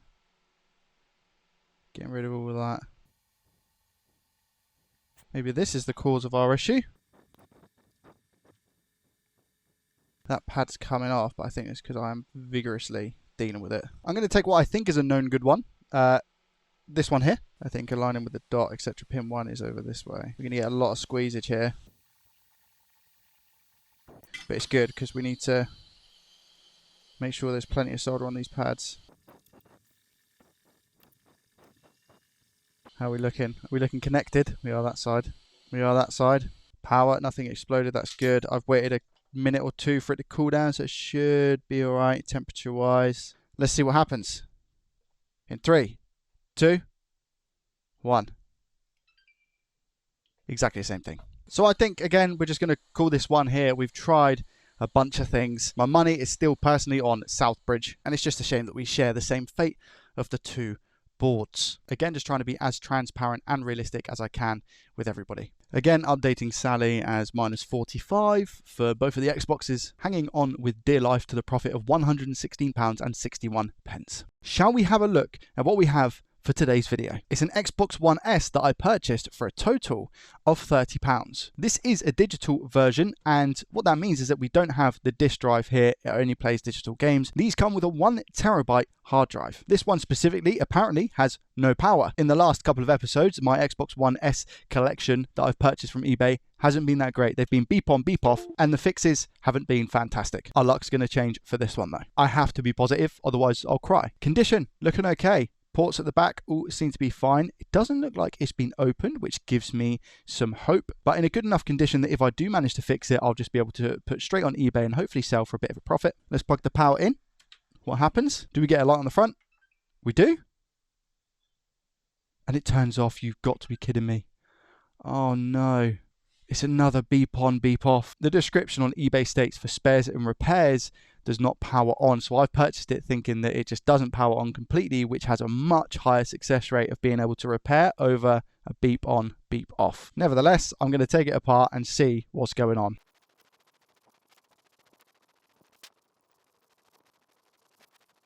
Here's our 1TB drive. I'm actually just going to try a different hard drive because this light does stay on for about 2 or 3 seconds. Let's see what happens. Do we get a bit of an easy fix today? Because that is what we are in severe need of. Pushing the power button, here we go. The light turns on and it goes off. It's not an instant beep on, beep off. As you can see, the fan attempts to spin and it turns off. So it's not the drive. Let's get the rest of this out of the chassis. Straight off the bat, because of how long this is actually taking, I'm thinking it's going to be something along the lines of an NCP power management IC. If it was a straight beep on, beep off, I'd say we were pretty screwed. But again, I have to have faith in this video. I have to. Let's do some measuring quick. We are in DC voltage, meter on ground. Do we have a solid 12 volts? We do indeed. We have the solid 12V. Do we have the 1.8? We do. Do we have the 1.1? We do. Do we have the 3.3? We do. And do we have the 5? We do. Okay, so we have all of our voltage rails. If I go to power on, do we have the Southbridge 1.1? Looks like we do. You see that? Nice and healthy. Okay, what about the 1.8? Okay, Southbridge seems to also be okay. I actually learned something from the last time that I looked at a beep on, beep off. We put this in resistance mode. What resistance do we have on this side of the board where we have these MOSFETs? We have about 8 or 9 ohms. So we don't have a short to ground on the 12 volt power rail on this side. So that kind of usually indicates from what people have told me that we don't have a shorted APU because it's not shorted to ground. 3 ohms there. What do we have on these caps up here? We should see around about 40 to 50 ohms. 58 there, 58 there. Okay. I'm just checking quickly inside the ports to ensure we don't have any shorts. That rhymed really well, didn't it? No, nothing. What do we read in resistance mode on the actual Retimer IC? We got 0.8K. Could be a reason why it's not turning on. Then again, I've seen small readings like this on Xbox One S's, so I don't know if it's just the Xbox One X that should display between 4 to 5K, and perhaps the TDP158 is what should show 4 to 5. Let's go under the scope and have a bit of a mooch around. I've been making comparisons against another board that I have, and there isn't any difference anywhere. I feel like I maybe just have a severe gap in my knowledge and understanding of how these boards work. Either that, or I'm just getting increasingly unlucky with Xbox One S consoles that beep on, beep off. I just think a massive sort of stay clear of them in my personal experience. There's one thing I can find, and I'll take you over to the thermal cam to show you what that is. I'm going to inject 12 volts onto the board. Now, it takes a couple seconds, but watch one area of the APU. You see that? It shouldn't be getting that hot in one specific area. The APU is designed to get hot, but it should be more of an even spread. Watch again. Can you see? It's like there, right there. It seems to be one specific area on the APU which is getting ridiculously hot, quicker than what the rest is. If we look at an overview of the board and I inject, we can see that the Southbridge, as well as a few other little caps, for example, the ceramic caps down here, are getting hot, which they should do. But I'm pretty sure this part on the APU should not be getting hot, right in the corner over here. I've checked the other side of the board as well, and none of the caps on that side are getting hot, no components, nothing. So again, I think we have an APU issue with this Xbox. I know I said about the power rail, the 12 volt rail just over here, and if I've got like a low resistance but not a short to ground on here, the APU should be okay, but I don't know, something's getting ridiculously hot on the APU over here. I can't see any cracks around the APU, nothing like that to indicate that it's damaged, but I'm just going to put this one away. I've tested the hard drive. The hard drive is showing as good. I'll be able to recoup some money in that regards, and we just accrue another Xbox One S motherboard. Let's move on to item number 2. This could be good profit. I really hope. As you can see from maybe the little sneak peek here, we have a faulty PlayStation 5 that I paid a total of £200 for. Now again, pretty good condition on the PlayStation 5. I've not worked on one on JDT for a few weeks now, but I have more success rates in the beep on beep offs of a PS5 than I do on an Xbox One S, which is a good problem to have. This one turns on and turns off. So let's see what the situation is. Put the power in. I am just going to plug in the HDMI as well. Turn down the brightness on the camera so we can see what's going on. Here we go. 3, 2, 1. What happens? What symptoms do we get PS5? Talk to me. So we get a beep and nothing. Beep, nothing. No LED lights here. Beep, nothing. Okay, so it doesn't beep and then I don't hear any more beeps the more I push the power button. It is continuously beeping every 3-4 seconds when I press it. Okay. Okay, eject button is constant. So there is some sort of power going through this console. That's an interesting one. I don't think I've had a console yet that's done that, a PS5 that is, where you press the power button and you constantly get the 3 beeps. I've had it before where you press it, you get the 3 beeps, and then you don't hear anything until you unplug the power supply and put it back in. So this is an interesting one. Let's take it apart. Ooh, okay, I am seeing signs of it being opened before. This warranty sticker's definitely been taken off. Not the best of starts. This sticker is actually quite hard to take off, so I wonder if they have actually taken this any further. Oh no, they have by the looks of it, because this sticker over here has been ripped, so they've taken out the antenna cables. All right, there's a lot of fingerprints on this console as well. Look at that. Whoa, come on, PS5 gods, give me some luck. Has to happen. We have to turn this profit round somehow. First looks, what do we have? Oh lord, the HDMI. What? I'll have to get closer to that in a second. Take the clamp off, get the board out, clean up the liquid metal. Unfortunately, it feels like they've taken this off because it's extremely loose and they've just stuck it back down. Yeah. I hope that's not the case. Now, my first protocol is I've not checked anything. I've literally just dragged the scope over. If I know that somebody's worked on one of these before, usually my first thing to check is if they've spilt any liquid metal anywhere, especially because that could cause the symptoms that we have now if there's a short on one of the rails. But just to make sure, what do we have there? Is that liquid metal? That looks like it. Granted, won't be enough to cause issues, but oh, I don't know if it was. Was it? Is it on there? Maybe it wasn't. Continue checking around the APU specifically. I think we're all good from a liquid metal perspective, to be honest. It doesn't look like any spilled over. We have a few hairs. Let's check out this HDMI port. Okay. HDMI port. Are you attached? You might be, to be fair. Potentially. Let's give these a bit of a wiggle, shall we? Do you know what? It's not...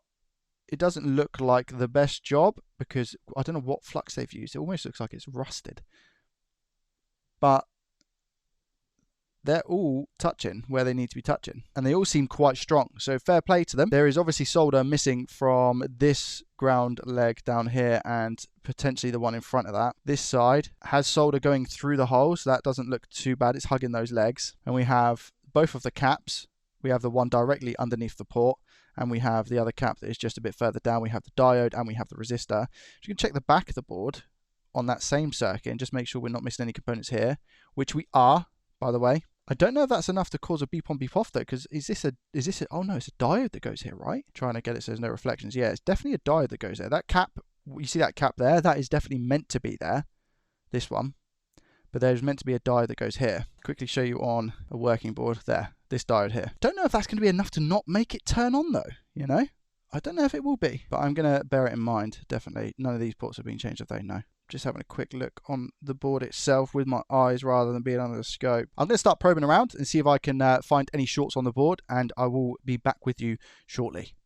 See what I've done there, shortly. I'm going to try and explain this as best I can. I can't find any shorts on the board, but I think I may have found what the issue is. This is our board that we're currently working on, and this is actually a working board. It just has a really loud buzzing noise on the 12-volt line. We're going to do some measurements. We're just going to have the meter in ohms mode, resistance, and I'm just going to measure on the good board where we have the RAM, where the RAM's meant to be. So we seem to get around about 39. This was jumping up to about 42, which I believe is an accurate representation of what it should be. There we go, 42 to 45. But you can see it's pretty stable. There's not a massive jump in any of the numbers. It's around about 42. It maybe goes up and down by a couple of ohms. If I do the same thing on the same location on the board we're working on, here we go, I've put it on now. You'll see that we have a reading of 24 ohms. This was previously bouncing up to around about 400-500 ohms and back down, up and down.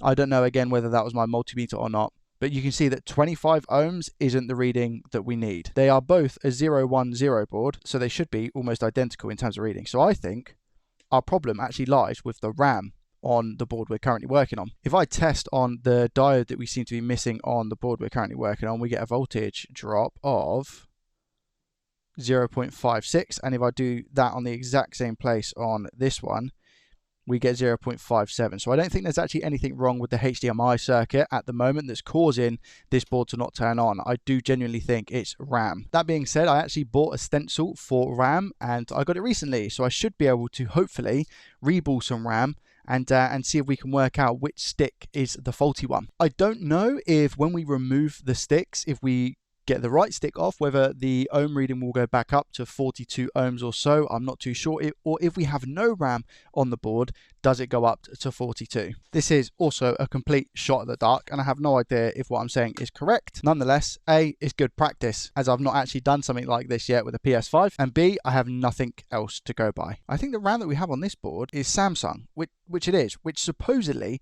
is the better of the two different types of RAM modules that they use for the PlayStations. And the one that I have in stock, which I pulled from a donor, is not Samsung. So I don't know if that's going to cause implications or not. I'm probably just going to montage through this because I'm going to have to take the RAM off and then test on the line to see if we shoot back up to the 42 ohms where we are.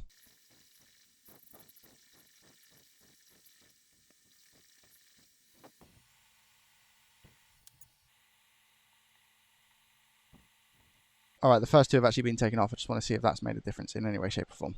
Thinking about it as well, because this is Samsung RAM, I don't want to mix it with not Samsung. So I'm probably going to have to pull Samsung RAM from another board. What reading do we get? 13 ohms now. Maybe the board is still relatively hot, which is why it's such a low reading. Just measuring. Okay, measuring again. Yeah, we're still around about that 20 or so, 24, 23. Okay, so we continue pulling.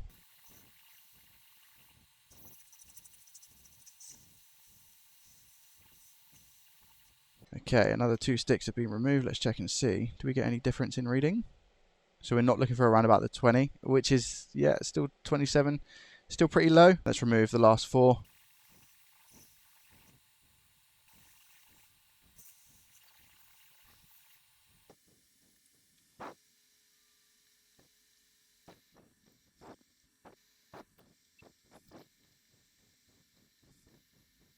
Okay, I've removed all but one stick of RAM, because why not?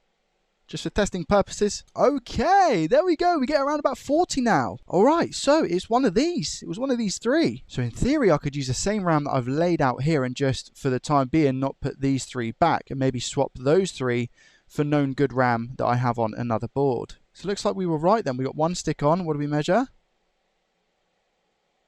This is my multimeter playing up, by the way. Yeah, around about 52 here, I think. 50. And if I measure on the actual RAM stick itself, so there is a cap next to it.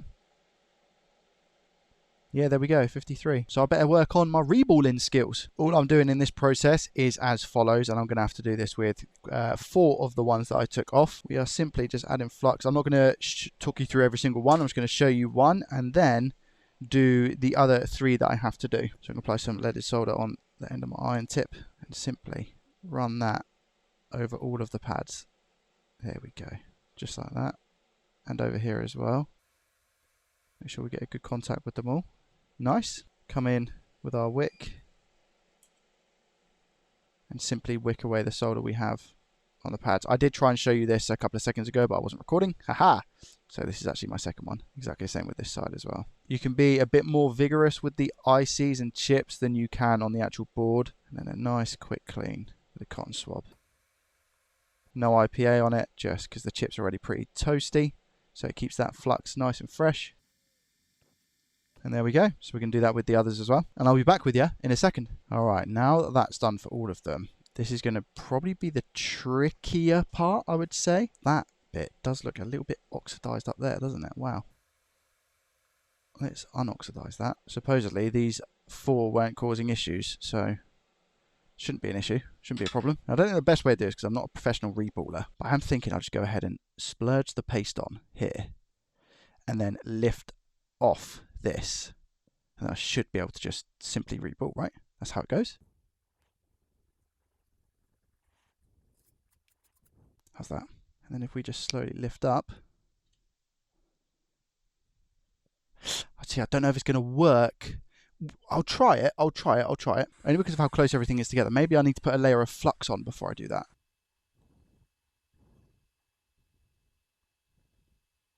I need to increase it a little bit. Yeah, see, that's a good lesson to learn, you know. I knew that might be the case. Okay, IC's clear again. I've put temperature down to 250, so let's see how this does. Hopefully that doesn't bend the stencil itself, you see. Who knows?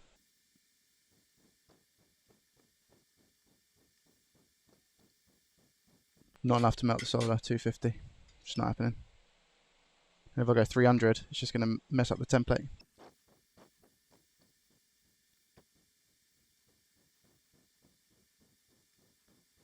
I'm pushing very hard down on it, but again, it's just not making a difference because it's bowed in. And then that happens. Look at that. Okay, so I've just successfully done one. I had like a practice run, so I'm going to try it now again.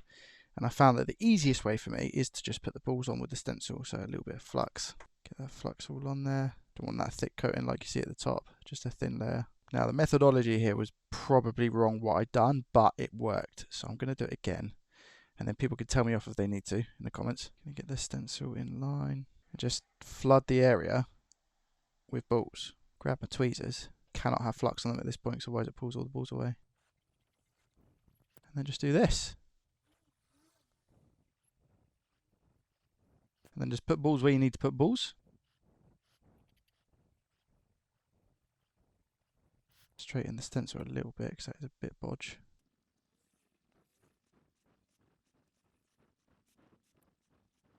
There we go. As I said, can be a bit fiddly, but looks alright. There we go. So every single one looks filled, and then slowly just lift up on the template. Quite a few missing here. What? How's that happened? Flux on the template, I guess. Thought I cleaned it well enough, but clearly not. My left hand is a lot shakier, by the way, because I'm not resting it on the table. Because of the angle I'm trying to do everything at. But that looks okay.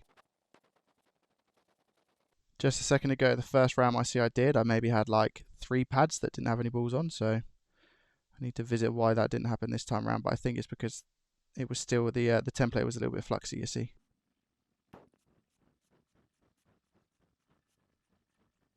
Should be okay. Alright, let's go.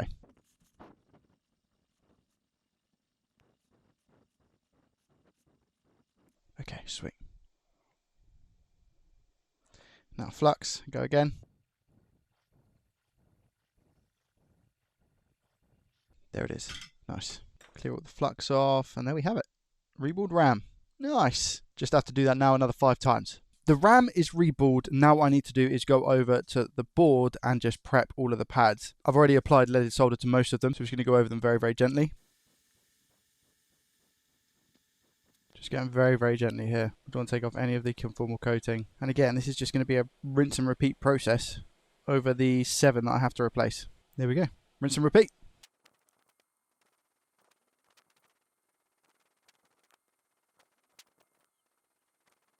Alright, I think I'm all good. Now, arguably, potentially, for me at least, the easiest part, which is to put the RAM onto the board. Pin 1 is located down the bottom right, you see with the arrow. There we go, that is in place. Right, let's do this.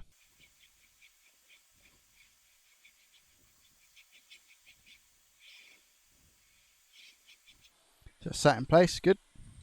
Saw it just shift. This board is about to be very fluxy.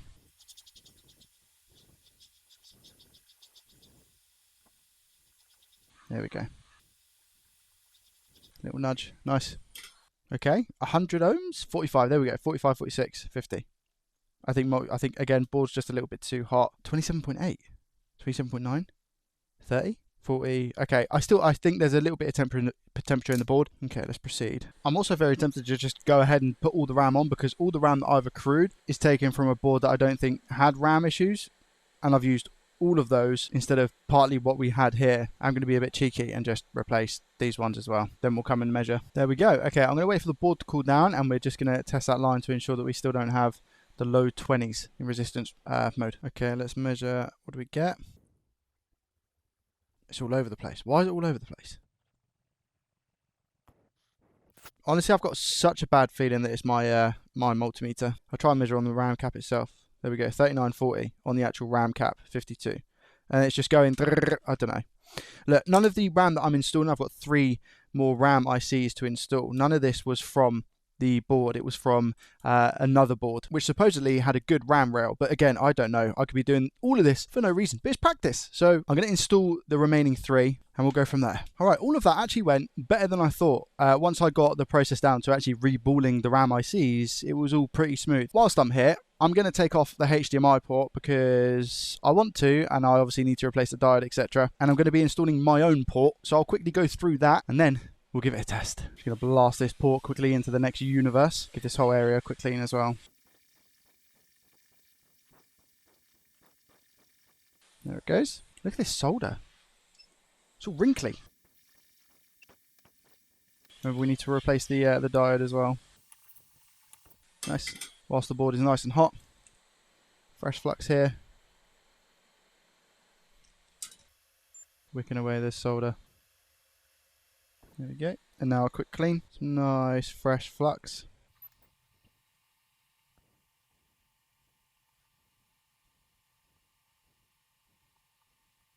Fill up the ground holes.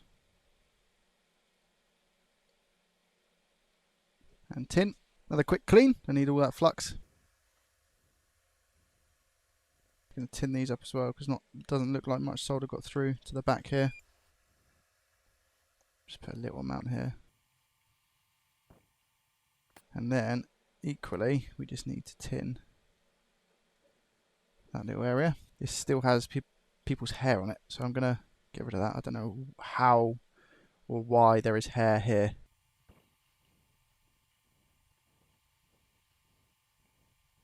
There we go. Looks a bit better, hey? Let's get this diode swapped over. Let's get you stuck on and then we'll flow you into place. Just like that.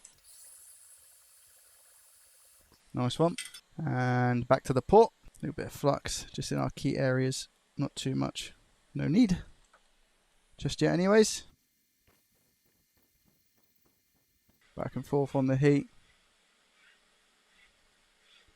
Lovely jubbly. Port on. Hopefully that solder's going to push through on the legs. I can see it wanting to. Yeah, it looks like it's definitely come through on the legs. Good. Shuffle you about a bit. Even if that's not come all the way through on the legs, it's still part way. We're still just shuffling. Now we're going to give it a bit of a jig forward. Probably about there. Go for the hold down. And come off heat. Definitely looks soldered, that port, to all of the pads, but again, as you know, I do like to be a little bit thorough when it comes to this, and I do just like to go over every pin to ensure that it's definitely solid. At the risk, you know, of messing it up, because that's what I'm like. Just putting the tiniest bit of solder on my iron. Let the flux do the work. There we go.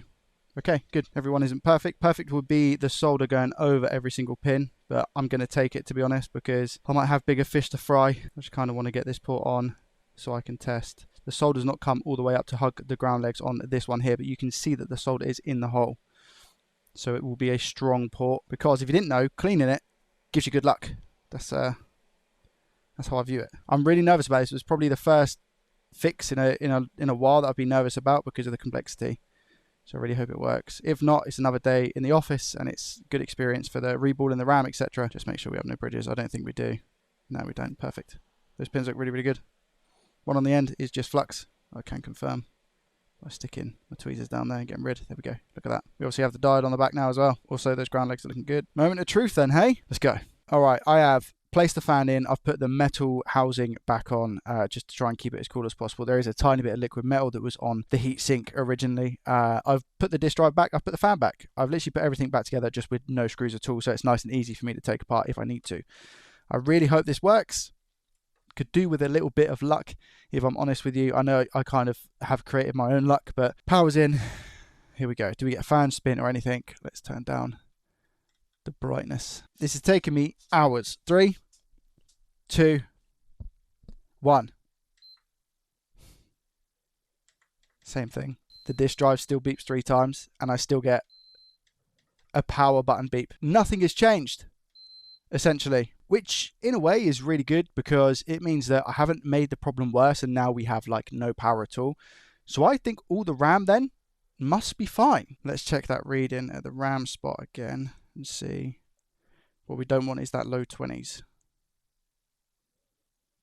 Low 20s again. So we have the same issue with the RAM, but it doesn't make sense because it's all RAM from another board that had an absolutely fine reading on the RAM rail except for the one piece which is here. But when all of them were removed, this piece was fine. It was up to the 40s and 50s. It makes no sense. Obviously there is a possibility that I could have put the RAM back on incorrectly, but I don't think I did. Is this IC the RAM driver? I'm not sure. I know that we have a RAM reading around it. So if I read here, like, what do I get here? 7.4K. I swear it was one of these. Was that this one? This is all over the place, this reading. 400 kilo ohms, then back down, then back up. Now it's in the mega ohms, 1.94, all the way back up. Is this resistor bad? Oh, there we go, 4250. So this is reading 50 ohms. And I'm sure this is connected. If I put the meter in continuity mode, and I put one probe here, and I'm going to put the other probe on the place where I just was. Yeah, we have a continuous path. It's the same rail, but this resistor is all over the place. What about if I measure the resistor? So it's meant to be a 2.2 ohm, I think, which is what it registers. Okay, it registers as 3 ohms, but obviously take my leads out and we should be fine. This is a 1 ohm resistor. What do we get here? Yeah, we get 1 ohm. Okay, here's that component on a donor board. I'm just going to see what measurements I get here. Well, that's reading 93K. 93K. What do I get here? 93K. What I will say is that didn't want to come off. Put that there. Take this resistor too.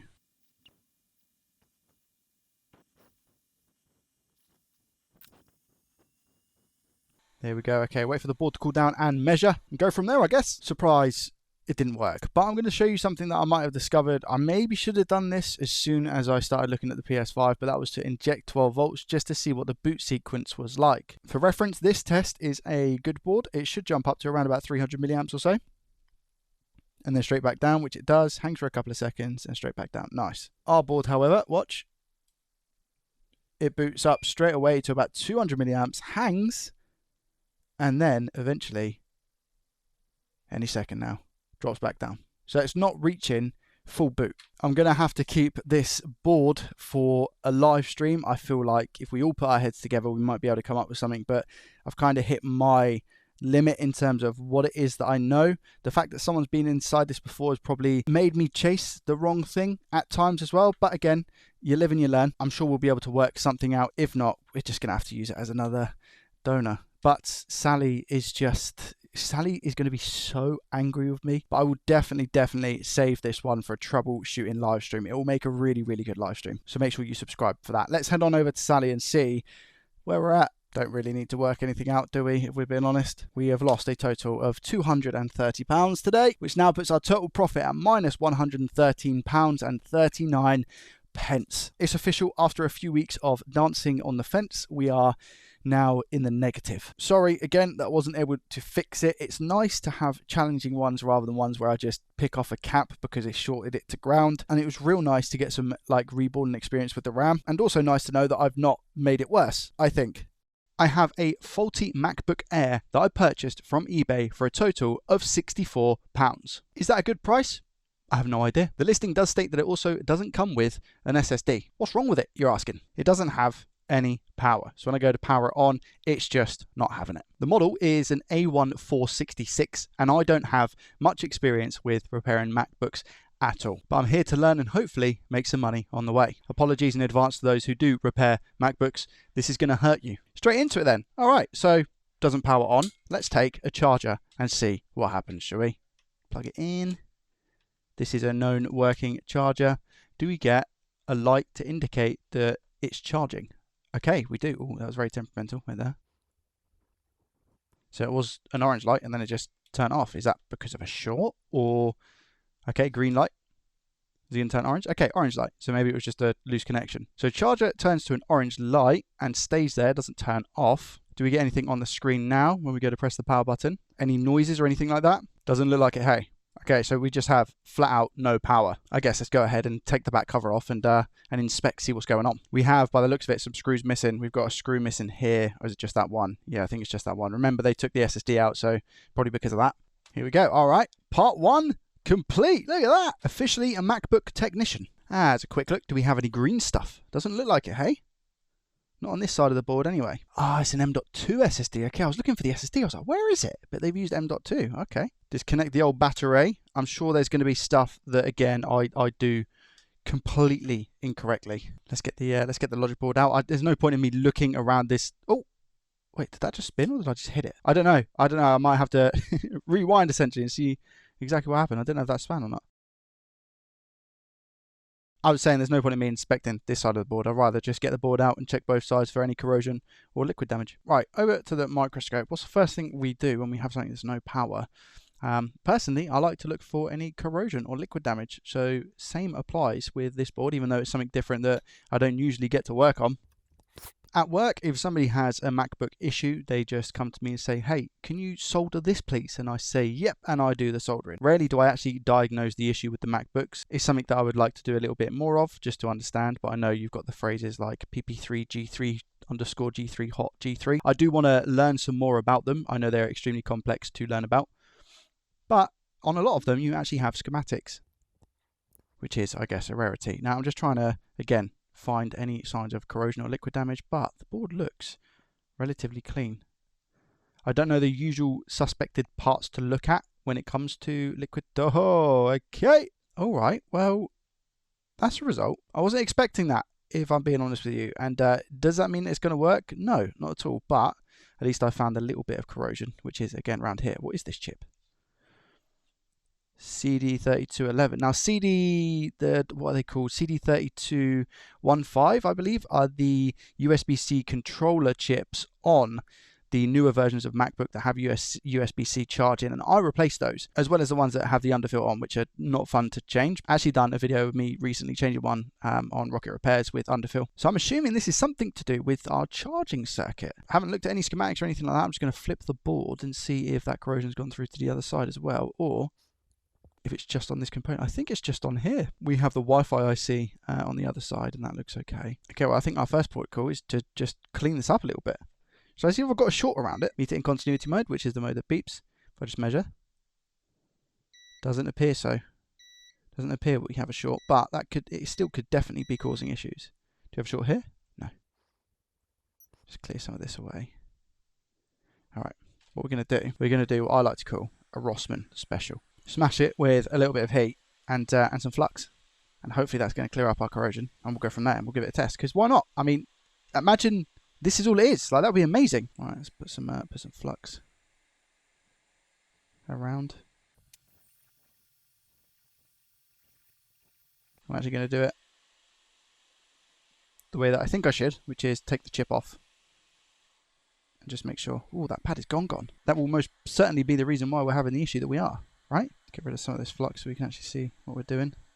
We'll zoom right into that pad. Now, unfortunately, because I don't work on these, I have no donor boards at all. So I'm hoping that chip is going to be okay. And maybe we can just clear this corrosion, put the chip back on, obviously sort that pad out, and go from there.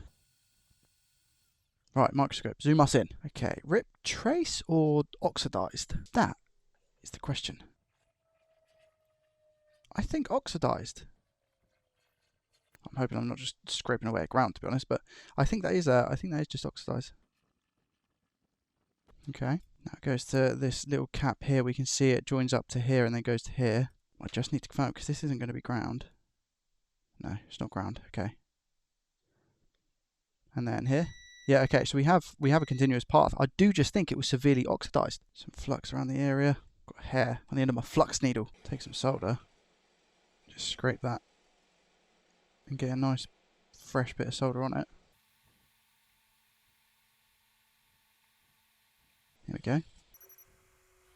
Again, flux be gone. Make sure we still have a continuous path. We do. Now, pin 1 is bottom right. Does it indicate pin 1 bottom right? I don't think it does. There's no arrow or anything to indicate that. So that's interesting. But I'm going to remember, because I need to flip this chip over and see what the actual IC is like.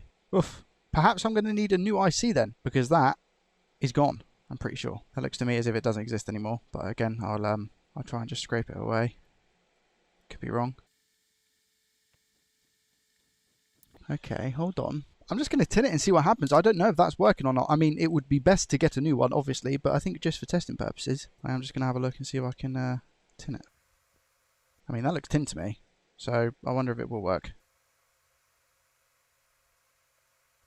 Begs the question, like, how is this chip corroded, you know? How did that happen? We've also got solder on the pads as well, so let's see. Let's just see if miracles do happen. We have lost pin 1. I repeat, we have lost pin 1. The listing also stated it was straight up no power. It didn't mention anything about liquid damage or anything like that. So again, I think I have just got lucky if this is actually the cause of our issue, because who knows. Okay, let's put it back. Bottom side's going to melt a lot quicker because we put leaded on, so I need to hold out a little bit longer before I put the IC on itself. You can see that the bottom's melted already. Just plop that on for a second, give it some flux. Now just go for the reflow.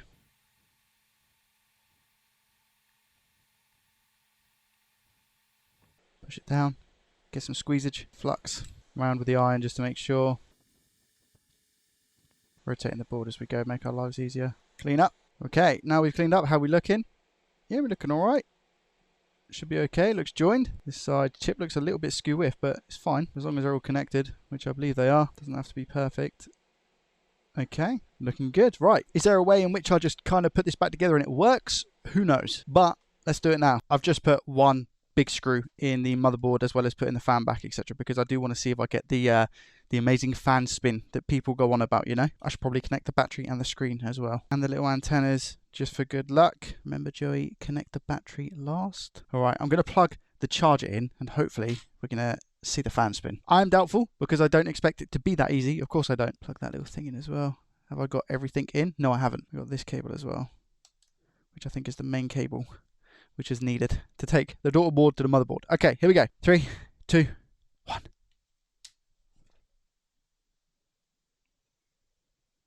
Okay, orange light. It didn't go to a green light and then an orange light, so I don't know whether I should be concerned or not about that. But I've not made it any worse because we're still getting something. No fan spin, unless I do it myself. But I might need to press the power button. I'm going to press the power button. Fan spin? No fan spin. Maybe we don't necessarily get fan spin. Anything on the screen? Any signs of life? Okay, green, orange. I just took it out and plugged it back in. Doesn't look like we're getting anything though. I'm just touching around on the back. The CPU seems to be dead cold. Ow. What's that? That's really hot. Why is that so hot? Okay. I am getting heat on the board because my hand was burning. This big coil here is getting really, really hot. Again, CPU is stone cold, but this coil was getting hot, so I might have to look at the circuit and see what's going on. Am I getting any voltage at that specific coil? I'm getting 8 volts. Now, I don't know what this coil is responsible for, but it's a big coil, so I'm assuming it's one of the main power rails. But we get something. Something's going into the board. We just ain't getting anything on the screen or fans spinning, so there's definitely still no power. Take the board back out. Right, I've got the board out again, but I've also attached the power board as well, because what I'm going to do is put in the power cable and see if we get anything that gets hot on the board. So I'm going to apply power now. There does seem to be a little spot down here that's getting pretty warm. So we try that again and just hook up the power. There we go, look at that. What are you then? Just down here. Is it this chip or is it a cap next to it? That would be the cap next to it. That's the actual chip itself. I know where that is. Let's go to the microscope. The area that was getting hot is in fact this chip here. At least I believe it's this chip. And to test, we are just going to get some isopropyl alcohol because it could be a cap. My thermal cam doesn't really give me an exact location. Meter in continuity mode. Do we have any shorts on here? So it's a 10 ohm. That's 8 ohm. So one side of the cap is 10 ohms, one is 8. So I wonder if it's the actual chip itself that's causing issues or whether it is that cap. I'm going to go ahead and say the chip itself. So now we come in with some isopropyl alcohol and see what gets hot first, I guess. Alright, plugged in. Isopropyl alcohol. Is it the cap or is it the chip? I don't know which one it is. I'm going to take the cap off. That's probably going to be easier for the time being. Oh, but then look. What about if I inject now? Or just turn it on? Okay, it's definitely the chip. You see that? Let's take the chip off and see if we've got any corrosion underneath or anything along those lines. No corrosion by the looks of it. So I don't know whether it is just a bad chip from what I can see. I don't know what this controls. I will just quickly put it back into place to see if that relieves our short. I don't know why it would. I don't know if there was corrosion that I wasn't able to see. Doesn't look like it.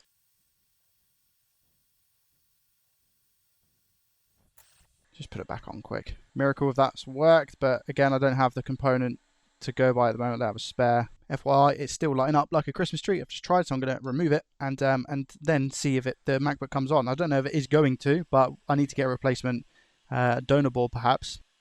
Take it off. I highly doubt this is going to work because it's most probably going to be some like really important IC. Okay, what do we get? Do we still get a light? We do. We get the orange light. There it is. Any fan spin? That inductor is no longer getting really, really hot, which it was before.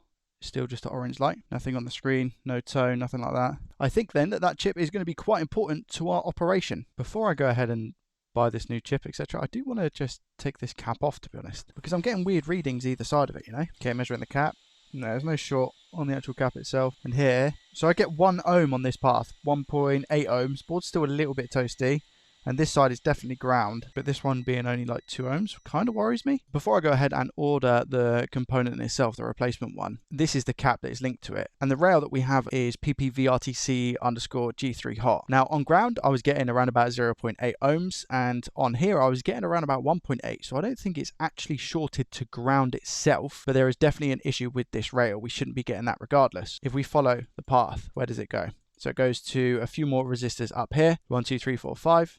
As well as a couple of capacitors here, 1, 2, 3. That's it for this side of the board. And if I flip the schematic, this here is the component that's on the other side. There is in fact no component here.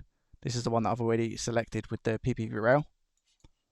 And we follow it, it goes directly under the CPU. And there is one pad in particular, this one here. So I don't know if it's CPU related because I don't have that component on the board anymore. This one, I've taken it off, which is this one here. So am I just wasting my time? So yeah, the reading I get is exactly 2 ohms, and ground being on the other side, I get 1 ohm. So there is like a 1 ohm short.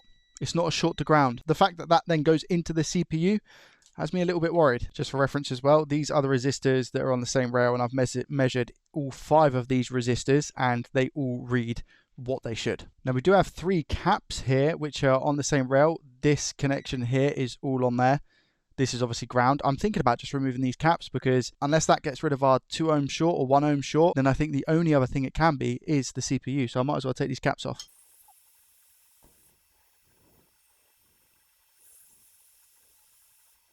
Didn't actually mean to take that one off. So do we still have a short? Yes, we do.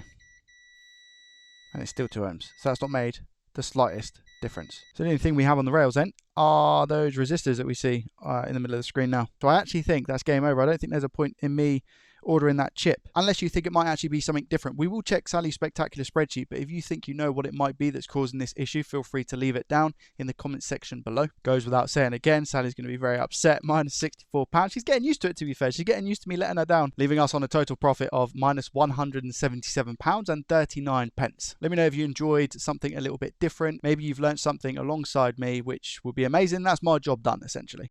Looking at our first item of the day, it's a PlayStation 4 original console that doesn't have any power. I purchased this for £43, which going by the listings of faulty PlayStation 4 consoles on eBay is actually a pretty good price. And if I can fix it, would be nice profit. Condition wise, it's actually pretty nice. We are missing the warranty stickers on the back of the console, and that is because the seller for this PlayStation has already tried a power supply. So it's not going to be a simple power supply swap. I do know that the Southbridge can go faulty in these consoles, which can also cause a no power, but hopefully we can inspect and see what's going on. Whilst I go ahead and put the power in this PS4, I will gladly just disclaimer myself and say that I am not a PS4 repair connoisseur. In fact, I'm actually pretty newbie when it comes to trying to fix PS4s. Do we get a beep or anything like that?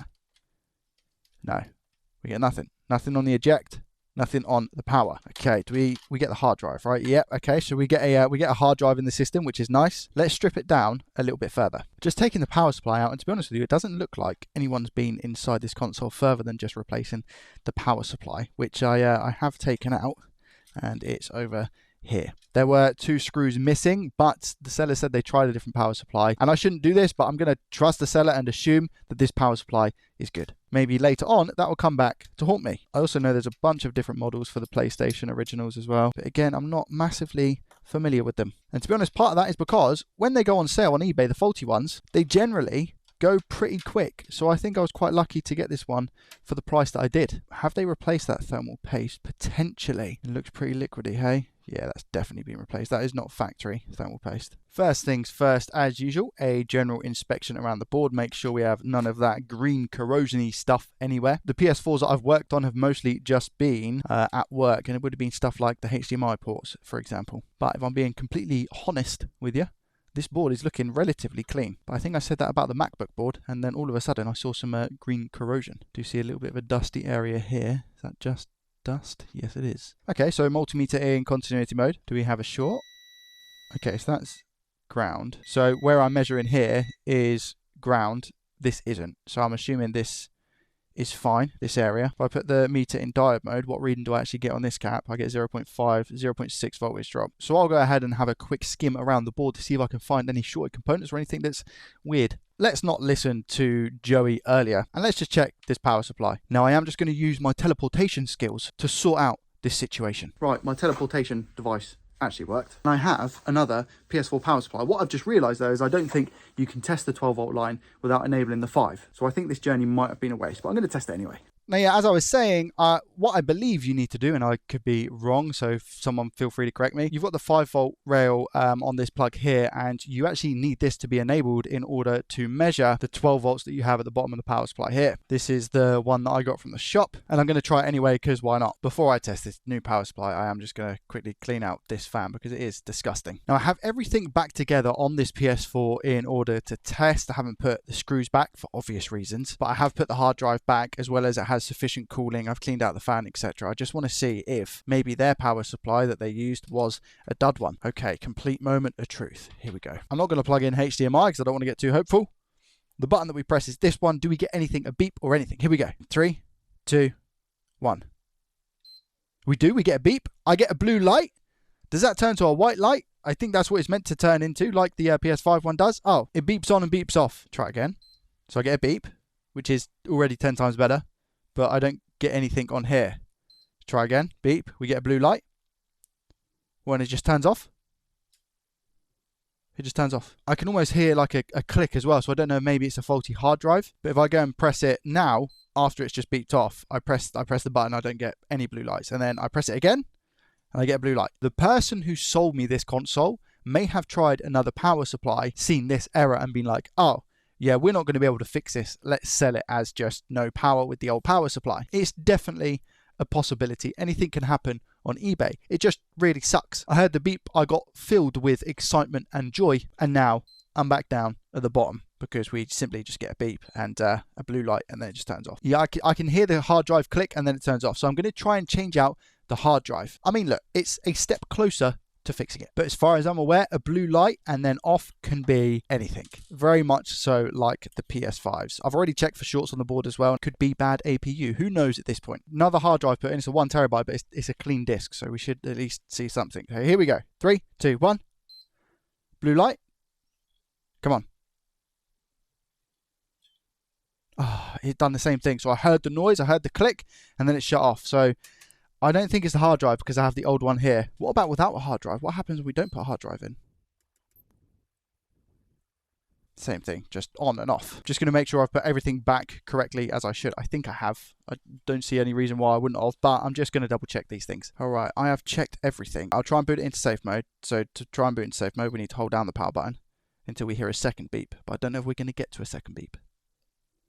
No second beep. Okay. I'm quickly running out of ideas here. I've just checked over all of the fuses as well because they can go bad. The fuses are around the disk drive area, but again, seem to be absolutely fine. And I've checked this fuse over here as well. All fuses are okay. I've spent another 15-20 minutes looking around the board to see if I can spot anything, but everything seems to be measuring as accurately as it can be. I think I'm just gonna have to take this one on the chin and maybe look at reselling it as faulty just with everything that I've done and see if I can recoup any of my money back. But for the time being, that is going to be another loss. Let's take a look at item number 2. This is a Pokemon Pokedex that I paid a total of £15 for. I actually showed this off in a live stream recently, but look at this. Even the condition of it is really, really clean. The sticker itself doesn't show much wear and tear at all. Buttons aren't very worn. The only thing I would say is that the sticker on the back is, again, I mean, 1995, you're going to expect some stuff like this. Slight rust on the screws as well. We are missing a screw here, which does worry me.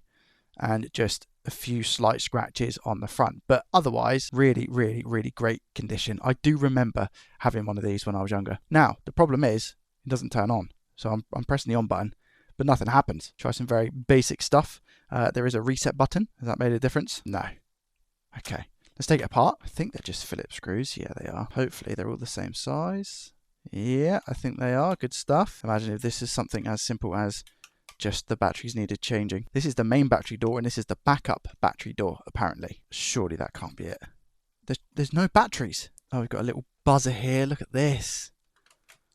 Wow, this is where the 2 batteries sit, but look at this PCB. How cool is that? And again, pretty spotless on the inside. I'm hoping we just put a couple of batteries in and it works. Quite a big chip there, but that looks okay. This one here doesn't look damaged in any way, shape or form, so it should be all right. That's just dropped out from somewhere. Where was that, in there? I'm assuming so. Oh yeah, that's the reset button. Okay, that makes sense. All right, let me get some little batteries. Okay, here we go. Which way is up? It's showing that side is up, so we'll put that in. Do we get power? Was it just a battery? Here we go. No, we don't. Oh, so it wasn't just a battery then. So somebody's taken the batteries out to make use of them, perhaps. No, it's not liking it, is it? Okay, interesting. That may be a little bit silly. I'm just going to try the one next to it. Nothing. Okay. Positive and negative, 3.3. Is it a connection issue? So if I just put that there. Oh, wait a minute. It might just be a connection issue. There we go. We get something on the screen. Oh. What? What's that? Looks strange. Okay, let's take it out and try again. Nothing. Oh, the buzzer's ripped off, but that's not going to be our issue. Okay, wow, look at this. The LCD is not actually protected by anything. Move this over to the side for the time being. Let's do some inspecting. I've just brought it over the scope, and these are the contacts for the screen. I've never seen something like this. The screen, it's just fell off, by the way. The screen is literally just fell off. So what I'm assuming is that the screen isn't soldered to the board. It's just using this, like, whatever this is. This doohickey here makes a contact with these pads like that, and that's how it displays. So I wonder if there's a bit of a dodgy connection, which is why I had that little bit of an issue with the screen. But there is also a chip here. Now this chip is obviously under some glue. I'll tell you what, let's clean the contacts that we have along here and just see if it is a bit of a screen issue. Just using some isopropyl alcohol and a cotton swab. Voice over Joey here. For some reason, I hit mute on OBS when I was recording. The screen didn't work when we put it back together, so I carried on just inspecting the board thoroughly. I done a bunch of diode readings. I measured in resistance mode to check the resistance of the resistors that were on the board. Unfortunately for this, I've either put it down to the chip that's behind the screen on the other side of the board, or perhaps the screen itself. We'll leave that one for the live stream. We might be able to fix it, we might not be able to, but it'll be good if we learn together. I do have one more item that I actually received for free from a viewer. The pressure is still on to fix it, but if I don't end up fixing it, I don't lose any money with Sally. This is a Launchpad Mini by Novation. I really hope I can fix it, because at the moment, not only am I letting myself down, I'm letting you guys down. We need to see a fix. It has been weeks. I don't have any aspirations personally to become a DJ, but I feel like that's what this is for, or to make some sick beats. I've been told that it's no power. We do have a micro USB port down here, so I've got a feeling it's something to do with that. I've actually just got to work out how we take this apart. I think it might have been taken apart before then, so I don't think it should be this easy to take this off. Just give the corner down here a little bit of heat, because it's taking a little bit to get off. 5 screws by the looks of it. There we go, all the same size. Does this just pop out the chassis now? Alright, there we go. It's like a PCIe slot. It's just as simple as that. It's almost as simple as the Pokemon Pokedex. Let's head on over to the microscope and check out the port itself. How does it look then? Not horrendous, but also not great. Pins look intact. The outer chassis doesn't wiggle. Does the inner plastic wiggle? No, it doesn't. Okay, here are the pins. The pins look pretty solid if you ask me. Yeah, they are. Circuitry's all pretty much in one place. I can't see any... Oh, hold on. What? I think I found the issue. Even though this coil is damaged, I'm assuming that's still okay. Do we have a continuous path from here to here? Yes, we do. Okay, so this coil essentially is all right, even though it's not looking great. Looks like the U is usually like a transistor, like a 3-pin. So my assumption is that we have this cap here. A transistor goes here and then splits off to here and here. I don't know what that transistor is going to be. I've got no idea. I thought no power, lovely. Most probably going to be some sort of port issue. Continuous. Make sure that goes there. It does. I actually believe this is ground. This whole pad here. Yeah, it's ground. So this side of this cap is supposedly meant to be ground, right? Which it is. This side is not. Goes to this cap through this and to this via here. So do we have continuity from there to this cap?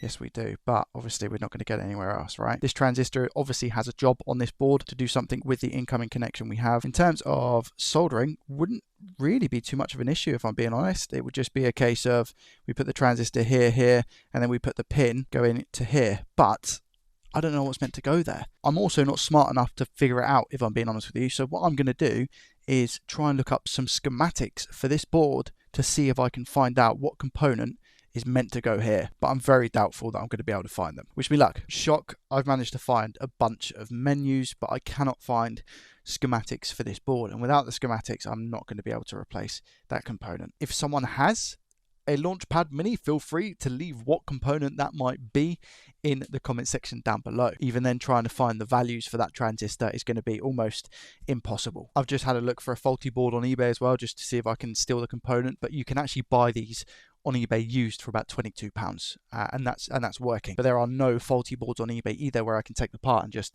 stick it on that to make it work. A really tough day in the office today. Another 3 items that I haven't been able to fix. Let's head on over to Sally and upset her. Episode number 36, £58 in the minus in total today, giving us a total loss of £235.39. Days in the office recently aren't looking so great. Today we have a very large box for something that isn't too large. I paid a grand total of £40 for this Nintendo Switch Lite console. Now talk to me about good condition. Screen wise, lovely. Couple cracks on the shell that we have, if the camera will focus, up by where the game card reader is, and there's a crack down here, and that port actually looks a little bit out of place. Potentially someone has dremeled around on the plastic to make sure that it fits, but all the screws are intact as well. So this is going to be an interesting one. And Lord help me, if I don't see any profit soon, we'll have to rename the series Joey Sells Cotton Buds. Heading on over to our microscope. How is the port looking? Yeah, someone's definitely taken some of the plastic out of this, hey, in an attempt to maybe fit the port in. So I'm going to go ahead and assume it's had a port replacement already, but the port itself doesn't look in bad shape. I find it very hard to believe that this is the original factory port, but I'm going to plug in the ammeter and see what kind of a current draw we get. This is our ammeter, by the way. When I plug this into the console, like I've just stated, it should give us some sort of a reading as to how much current is being drawn by the Nintendo Switch Lite. This little doohickey device here, the ammeter, along with all my other tools and equipment, will be linked down below in the description. They are affiliated links, so I get a little bit of a kickback whenever you buy anything within that session on both AliExpress and Amazon. Let's have a look-see, shall we? Here we go. Okay, so we get something. Oh, and then nothing. Hold on. Do we just have a bit of a loose port? It did light up, I'm pretty sure. I could be wrong. Let's try it the other way. I'll have to look back on the edit to see if it lit up or not, but I think it did. Nothing, supposedly. So whether or not we might have just potentially shorted something, because we're having a look with the... Oh, there we go. I definitely saw a light there. Bit of a strange one. The Nintendo Switch doesn't like something, which is why it's turning on, then off. I'm going to get this apart and go down to board level to see what's going on. Okay, board is out of the chassis. How are we looking? This is definitely a port that has been changed over. We can tell from the big bit of solder we have here. Not enough solder that we have down here. Some flux residue around the board as well. How does the back look? It's a tidy job though. It's a tidy job. Yeah, the back looks absolutely fine. I'm just quickly checking for any missing components or anything like that, but we look okay. No blown ICs from what I can see. Alright, so let's start by just checking and making sure that this is definitely soldered to the board. We're going to take our poking tool and poke. Do we have a solid connection? Do you know what? I would go ahead and say yes. I'd say yes, we do have a solid connection there. And the fact that it flashes on both sides of the ammeter, I would say that maybe even the pins underneath are fine as well.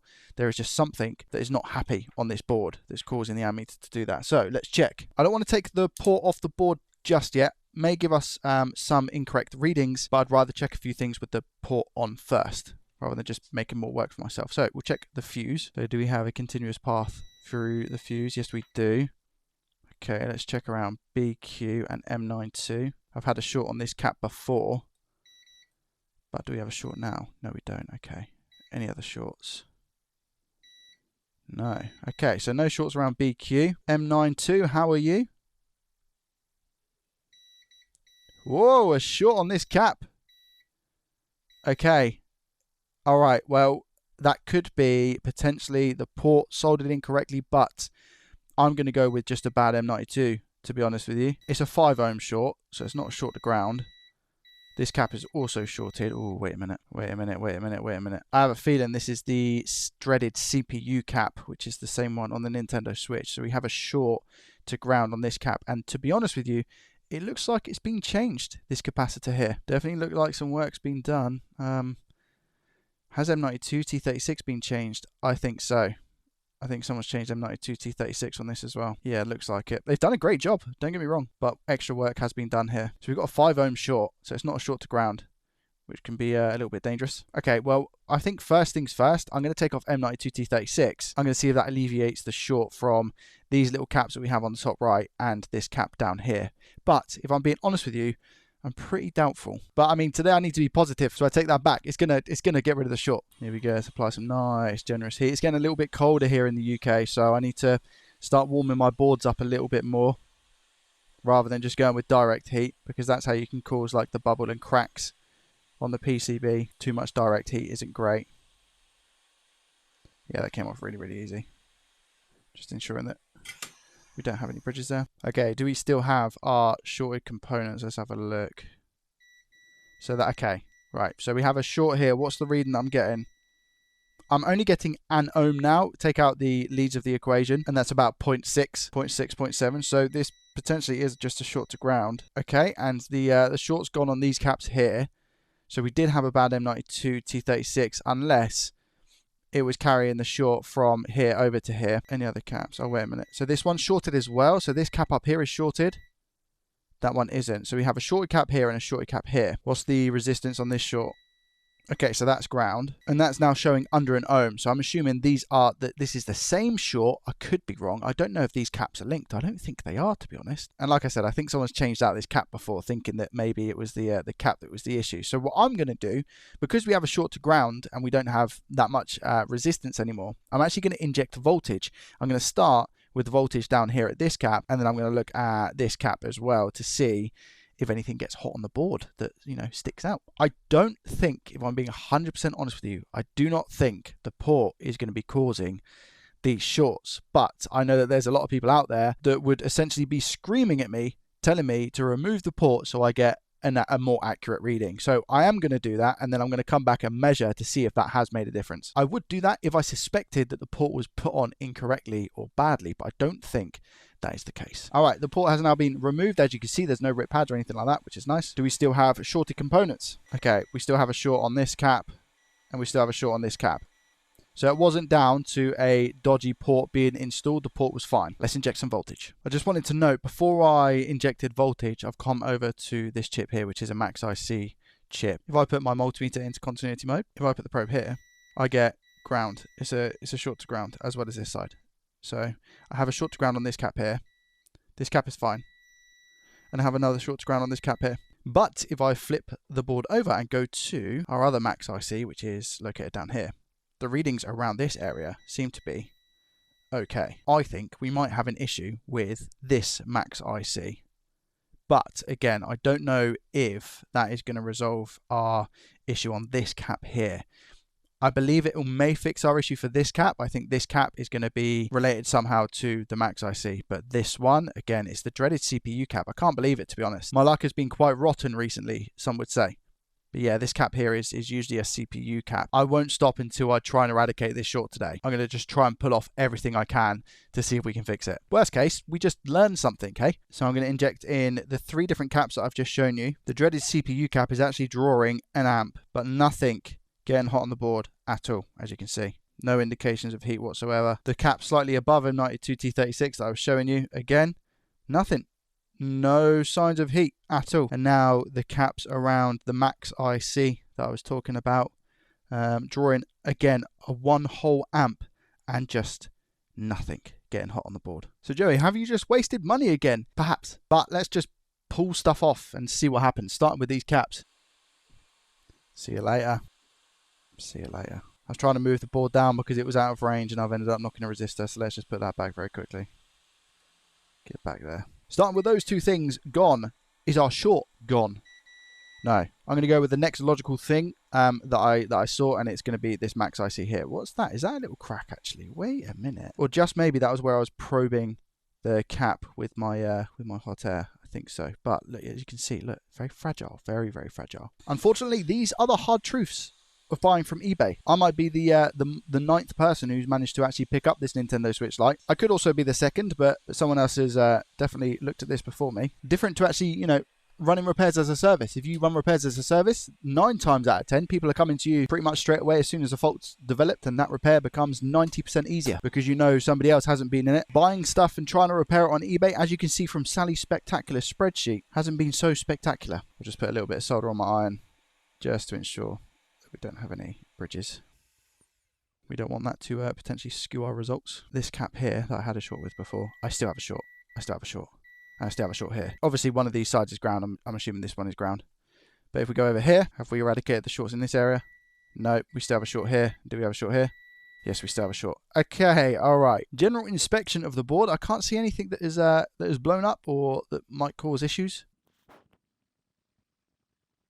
I've tried following a bunch of traces as well to the back of it, and yeah, I've got no idea, to be honest with you. Shock. Let's just remove BQ, see what happens. Any change in behaviour? Exactly the same. I'm just going to remove the 2 caps that were shorted. Any difference? Nope, still shorted. Still shorted. Okay. Again, this had pretty good readings around it as well. I'd say pretty good, just normal in comparison to what I've had before. I did just knock a bunch of that. So we'll just quickly smooth that out. There we go. Any change? Nope, still get a short. And this one? Still get a short. I'm going to remove the Wi-Fi IC as well. I know that might be a little bit strange, but anything goes at this point. Tough chip to get off because of how flat it is. Not using the best tweezers for it, but... Any change? Nope.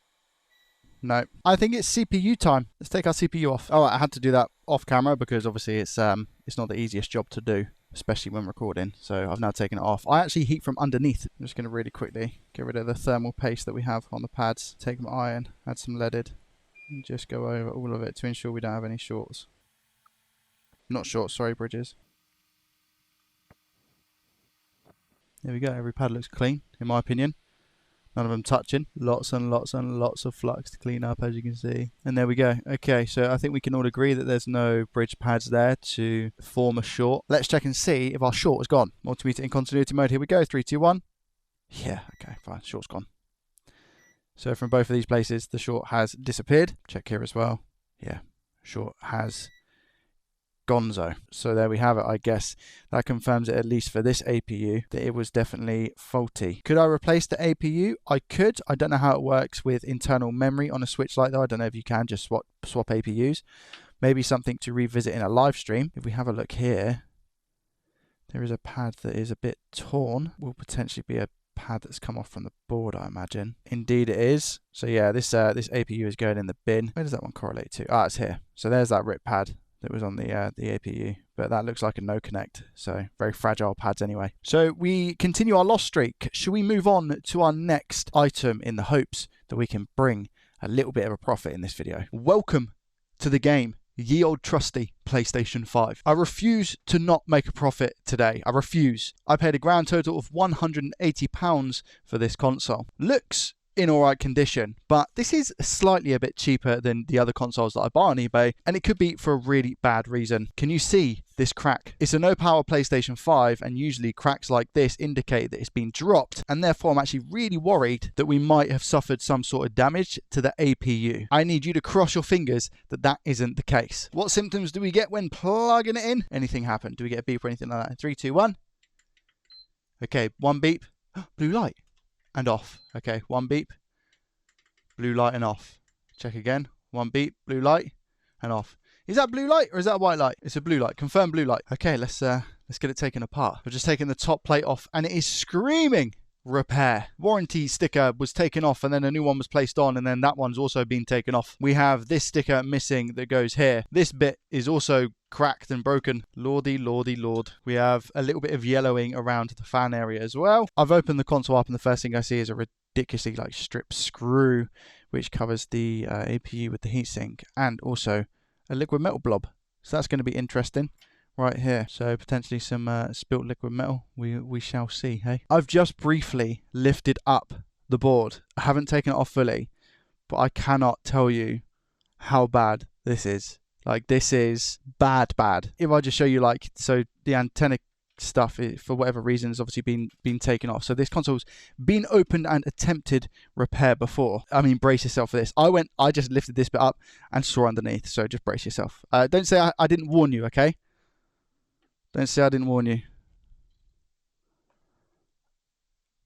Oh my gosh. Someone's opened that up, taken a look, and gone, nope, I am not touching it, because that is just RIP. I'm obviously going to attempt to clean this stuff up because I can't be wasting this money. I mean, the chassis itself is, look at it.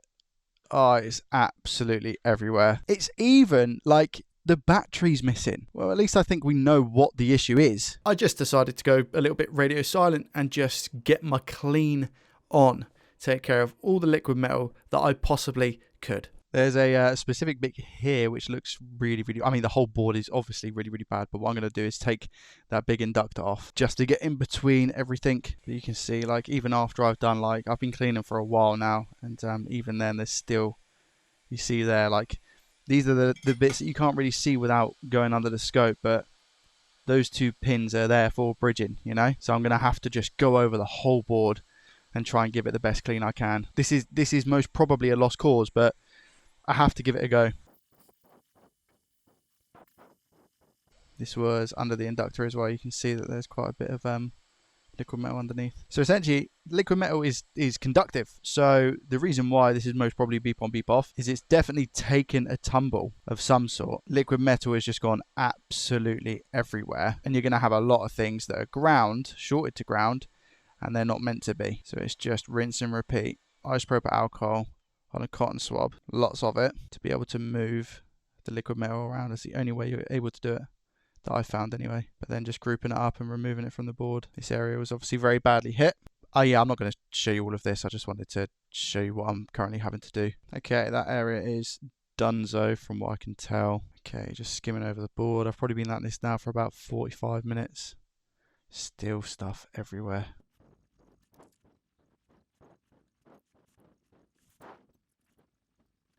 Okay, I now need to just quickly clean up what I can here. It wouldn't surprise me if the actual gasket itself was okay, because if it's taken full damage, that's not going to be enough to break the glue underneath, I don't think. So if I can just somehow get all of this off with a little bit of patience, then we might be okay. I could also be completely wrong, and we might have liquid metal all around, well, all under the APU, which would in fact be GG. Let's suck up this liquid metal. I'm just going to come back in and clean the die, because I'm going to inspect it and see if I've got any chips or cracks on it as well. How are the corners looking? What's that? Is that just a little bit of... yeah, okay, fine. So that corner's good. That corner... yeesh. This corner does in fact look chipped. It is. That is not a proper corner. Proper corner, is that even a word? Who knows?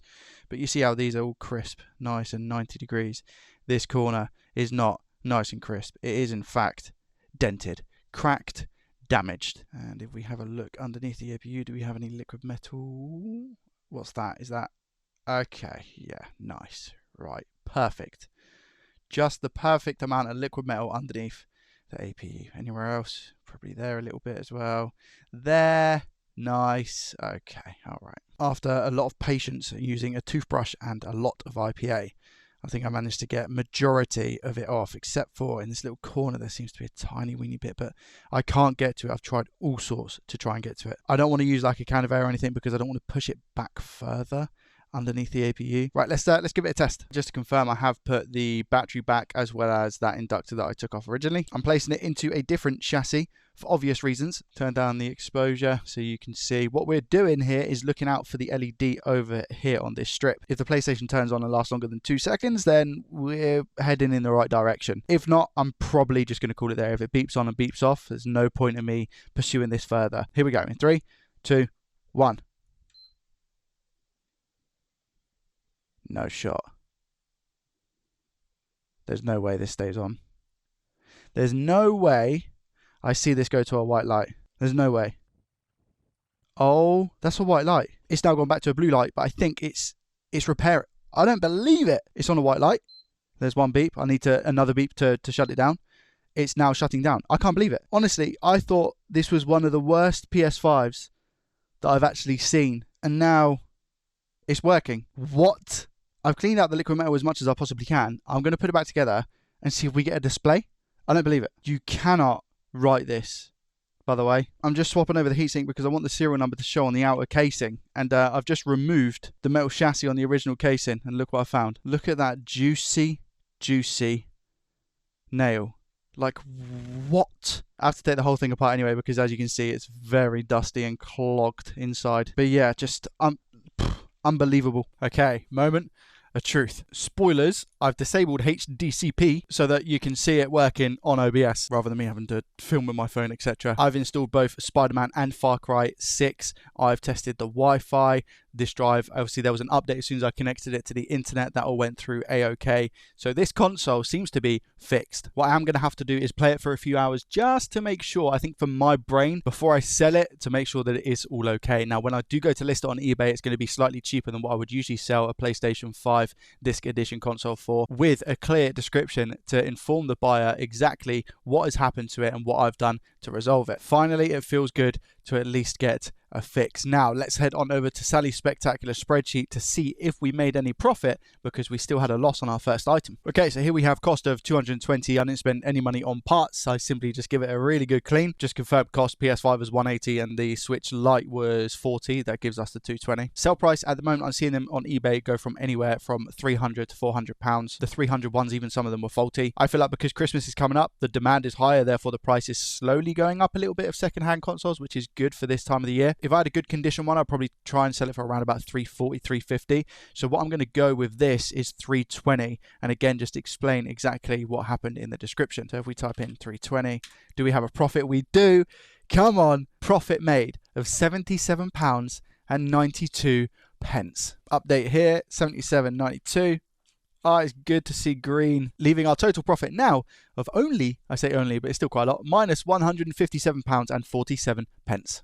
Let's have a look at today's first item on the table. It's a Nintendo Switch Lite that's come with JoyCons. Doesn't really make sense, but I'm also not going to argue. I paid £65 for all of this, essentially, and I might be able to even make a nice little bit of profit on these JoyCons. But our main attention at the moment is, of course, this Switch Lite. Now, this is disgustingly dirty. Look at all of the dirt marks that we have on the back as well. It's just filthy.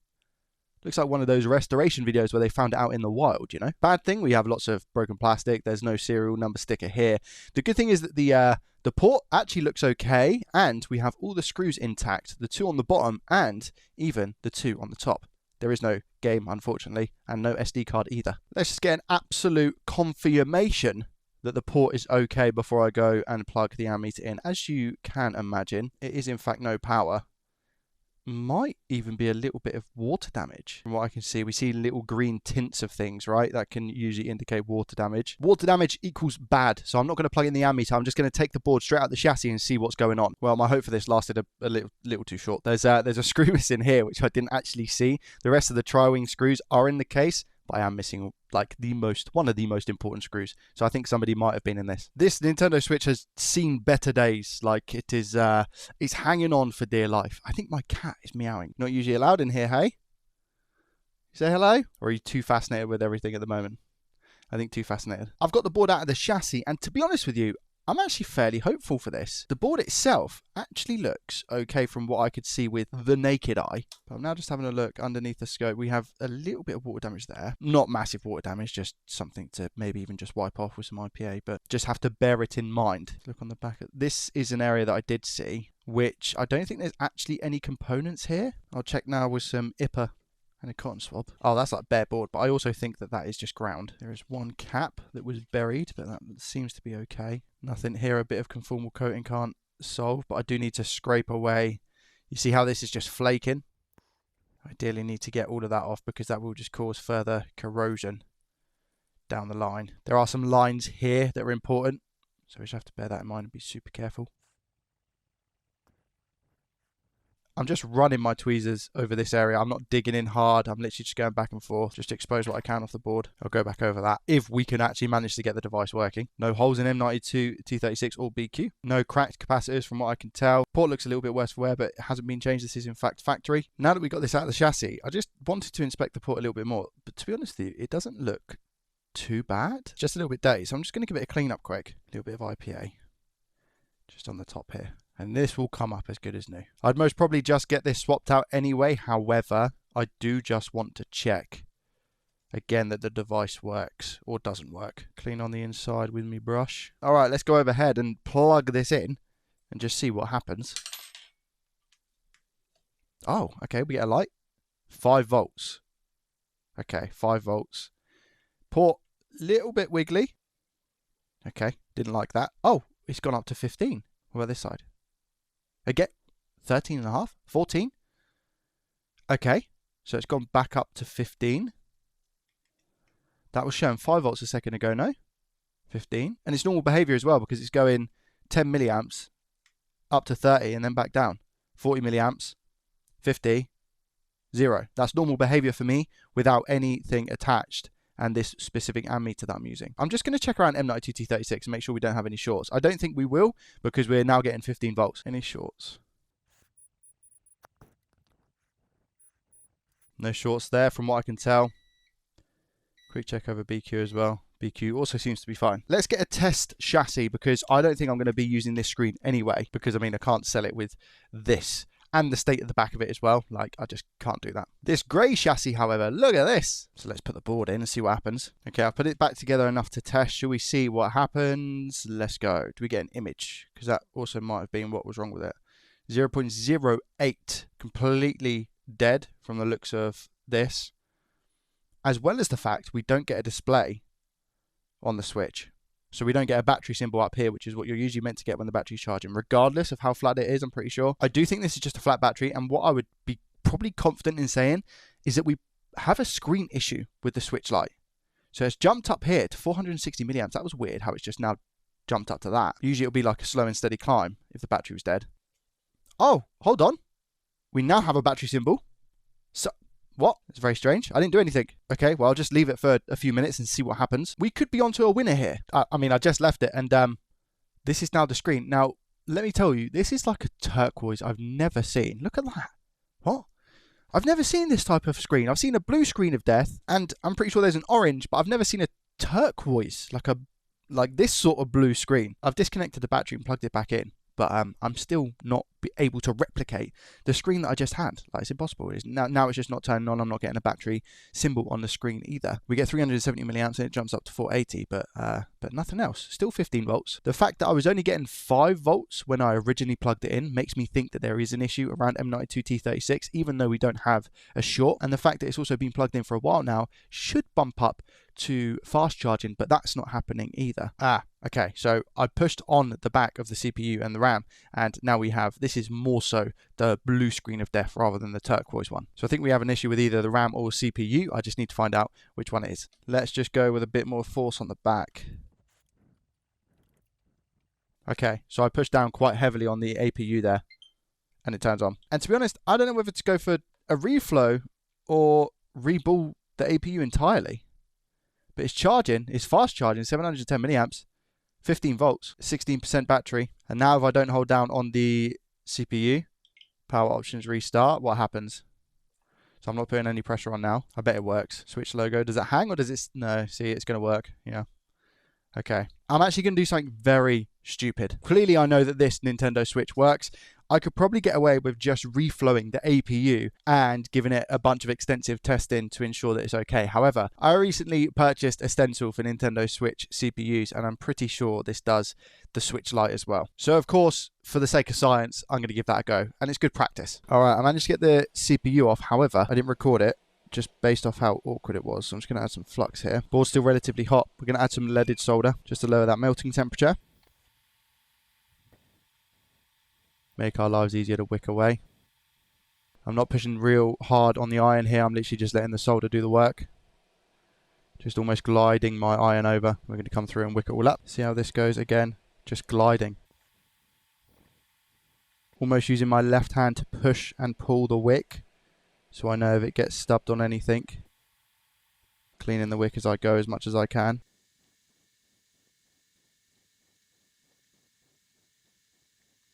Can just see little tiny bits in places. Little bit in this corner up here, being sneaky. Now with this relatively hot, I can just come in with my cotton swab. And again, gently, not pushing hard, because I don't want to pull any of these pads if possible. Not only rip pads, but take conformal coating off, because that can be an issue as well when you're doing these types of repairs. That looks good enough to me, to be honest. Now let's re-pull the CPU. Going to in fact use my new chip holder for this. I'll leave a link in the description for this specific one for size reference. That is the APU on a Nintendo Switch, and look how much room you've still got to go. All of this space up here. First time using it, but seems like really good quality. Same sort of process. We just clean up the IC, the cotton swab. There we go. Very satisfying. There we go. That looks a-okay to me. There's some little bumps there, but we've got majority. Actually, I'll probably get rid of these two just here. Also, I want to try and keep my holder as clean as possible to save me having to clean it every single time I go to use it. Looking good. Now for the main attraction, make sure everything lines up, which it looks like it does. Good. Take some solder pasta. And apply it generously.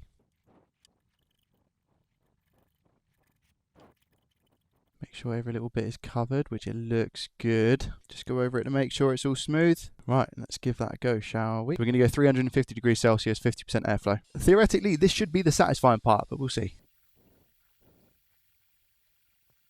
Which I don't think it was, so that we can count as a fail. Attempt number 2, I've done all the solder paste, cleaned the chip, etc. I'm going to go 315 degrees Celsius this time with an airflow speed of 30. There we go, that's better. Wait for it to cool down a sec. I actually think there's a few too many mistakes in this one, so I'm going to have to do it again. We're missing a few, which is fine. I could just put some balls on there, but then we've got some bits down here. We've got like 6 or 7 that are half done. This one is joined together, and yeah, I'm just not really happy with the quality of it. So I'm gonna go again. Attempt number 3. Here we go. The stencil. This is at 300 degrees, by the way, and the stencil is already lifting up. I'm actually going to try balls and just see if that's going to be easier, because just not getting on with the paste today. 0.4 seems to be the right size.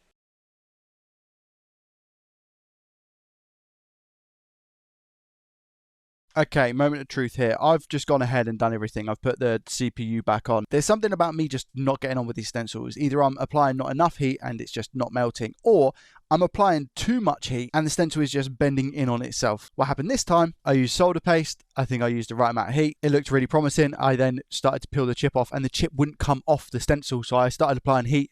It messed it up. I had to do it again, and it was just an absolute nightmare, to the point where I had to hand reball like maybe 20-30 balls after I'd taken it off the stencil. What we're looking for is 15 volts and about 10-20 milliamps, and then drops down. Okay, 15 volts.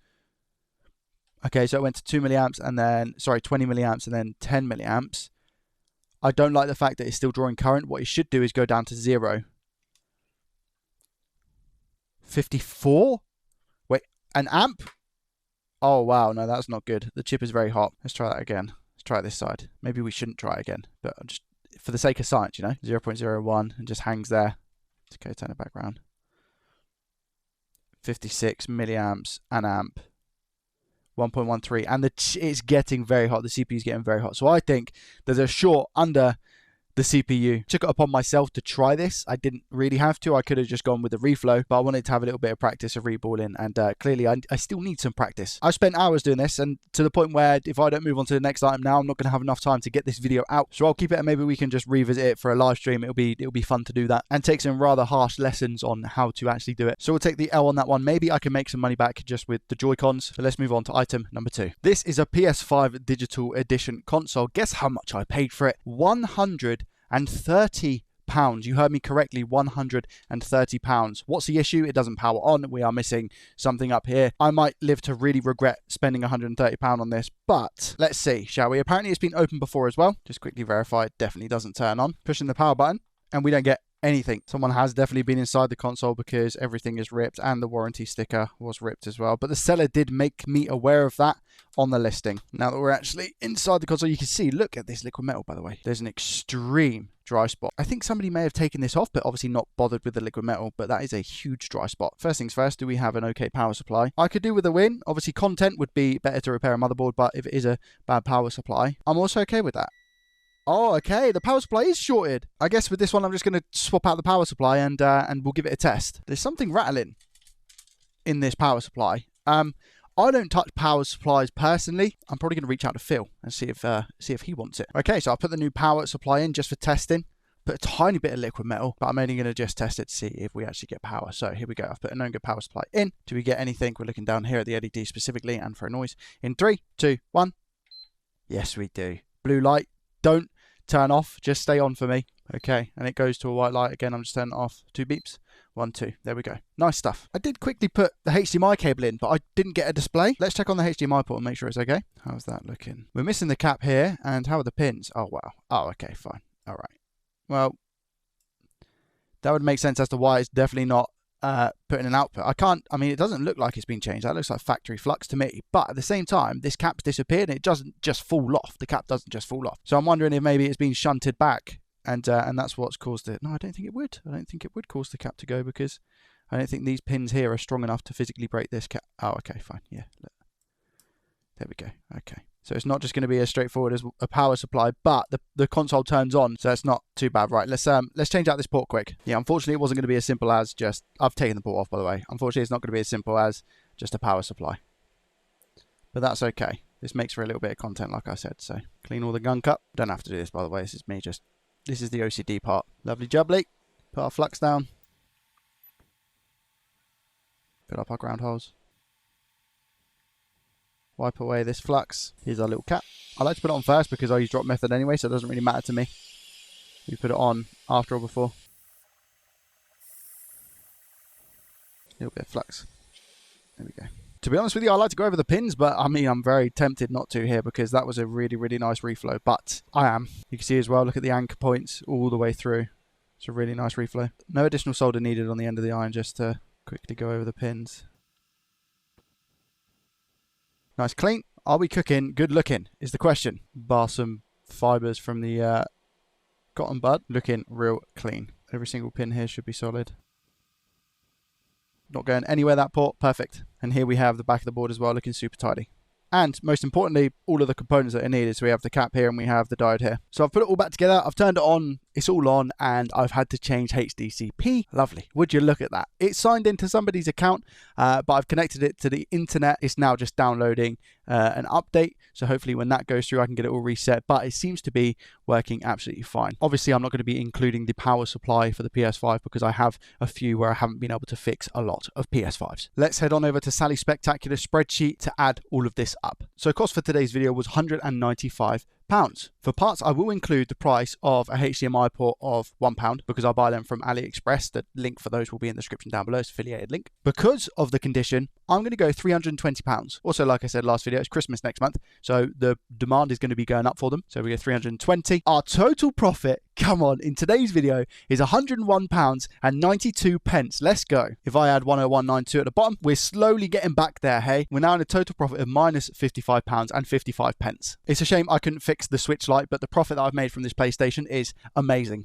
Let's get into our first item, shall we? I'm sorry, but I have to include this in the video. I've gone to open the box, and as I have, hello YouTube, or hi YouTube. It's crazy to me that, you know, there's some people out there who recognize that I buy stuff from them on eBay and they watch my videos. That to me, and it's just a random person that I'm buying a faulty electronic item from. It's crazy. The note reads, "Hey Joey, hope this console will help with Sally's spreadsheet. Thank you for your videos bringing more attention to repair. Best of luck." Massively appreciate the note. Thank you very much. And hopefully we can make Sally happy today. We have a boxed Nintendo Switch Lite. I paid a total of £45 for this console. So hopefully we can make a nice little flip on it. Condition wise, how are we looking straight off the bat? It's not looking too bad, if I'm honest with you. And we like that a lot. Minor scratching. Screws. One of the most important ways to tell. Okay, so we have 2 screws at the bottom. We do have a crack. Screw at the top here, screws there. And our tri-wing screws, do we have all of those? We do indeed. I've been really unlucky with Nintendo Switch Lites recently. I haven't been able to fix one for a while. I have actually just noticed that we have a crack here on the chassis and maybe some damage to the plastic over here as well. Now, did this lovely person leave us with an SD card? Nope. What about a game? Nothing. My theory behind the crack is that somebody has replaced the charging port already, and when they've put the case back on, maybe they haven't dremeled it enough. Does it poke out a little bit? No, but you can see that it's definitely a little bit rough around the edges. You can see me in the reflection as well. Hello. Heading on over to our microscope. Whoa. Okay, so this port isn't looking too great, is it? Would you look at that? Imagine if we just get away with a simple port change on this, hey? That looks melted though. This plastic looks melted, you know. Let's get this down to the motherboard and see exactly what's going on. Before I take out the chassis, looking at the port, I think we're going to be able to just put in the ammeter and see what kind of a reading we get. I've taken the back off because I got a little bit ahead of myself, but I've now decided that I want to check. What do we get? 5 volts. Okay. All right. Wait a minute. And you might be like, Joey, why are you getting happy with 5 volts? That should be 15. Nothing on this side either. All right. Now, to me, this could be a simple M92 T36 swap. Okay, I have my multimeter set into continuity mode, which is the mode that beeps when we have a complete circuit. And here we have the BQ IC, which is responsible for charging. And we have our M92 T36 IC, which is next to it, which is the power management IC. Let's check around for shorts around BQ. I've not taken the port off yet. That's all good. Here we go. There it is. Okay, so we have a short on the M92 T36 IC. Just checking around to confirm. Nothing on the CPU, dreaded CPU cap. But it's just this one here, this little cap that is going into the IC. As you can see, this trace here goes directly into it. We have a short. I am just going to check our fuse as well to ensure that nothing went boom. Do we have continuity through it? We have continuity through our fuse, which is good. And the port, as you can see, the clasp is a little bit shattered. And then the other side, I mean, looks okay. I'm still going to get it changed out. It just looks a little bit worse for wear. Some of the plastic is melted on the inside. And you can see, so there's 2 pins bridging here. You see that? Which is why you don't really test when you still have a port on. But you can see we have 2 pins bridging here. I actually think one of them is ground. Let's get this port off first of all, and then I'm going to recheck M92 quickly. But Joey, I hear you scream, how are you going to get the port off? Well, my friends, I'm about to show you. I personally like to use 460 degrees on my hot air station, as well as 99% airflow, so we can blow this port off to the next generation. I do like to give it a nice little tappity tap tap to ensure that it's all loose, but you can visually see when the solder's melted. As you can see now, it's going through that transition. That bottom one anyway. There we go, there's the top one. And the back ones. So I'm going to give it a tappity tap tap. You can see it's really, really loose. So I'm going to slowly lift up. And if I feel any snag at all, I'm not going to lift up. And the port comes off. It does look like, however, we have a rip trace just about here. So we will investigate that. Could be another reason why we were having issues. Remember that first and second leg of the port that we just viewed might have been here. So the one that was crossed over, or the one next to the one that was crossed over, may have had a little bit of pressure on it, which has caused this to go. That's still got the leg on as well. You see this? This has got the leg on. So yeah, the port was not in a good condition. There we go, just add a little bit of flux to it. Grab our soldering iron, I'm just going to run over these pads and see what the situation is. See if we've got any more broken ones. We do. That one's ground though by the looks of it. And that one's ground. Okay, so we don't need to replace any of these pads. Nice. We've got plenty of other ground pads there as well. 1, 2, 3, maybe by the looks of it. Sweet, so we don't need to replace any from what I can see. This one here does look like it's holding on for dear life, so I might need to try and sort that one out. It might be okay. But I need to wick away that solder.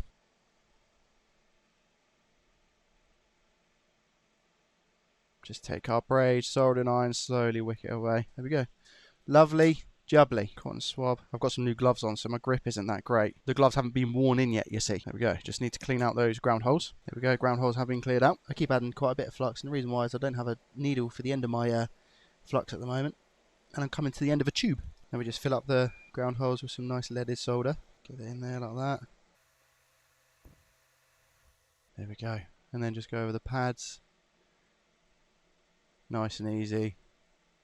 Ready for our new port, but before we install our new port, we're going to check for shorts around M92. I still think there is going to be a short around M92 T36. We're going to have to swap it out, but no harm in another test now that the port's off. I've not had a simple M92 T36 swap on a switch for a very, very long time. And believe it or not, it's one of the most common causes, because those switches that I pick up on eBay have 9 times out of 10 already had that tried in order to fix the fault. Right, let's have a butcher, shall we? Right, come on then, shortation to the nation. Are you still here? Yes, you are. Okay, so we still have a short on this cap, which means M92 T36 does have to change. But that is fine with me. Let's get it swapped out. Now, these chips do have a habit of oxidizing, which can skew your results. So I do just like to tin it.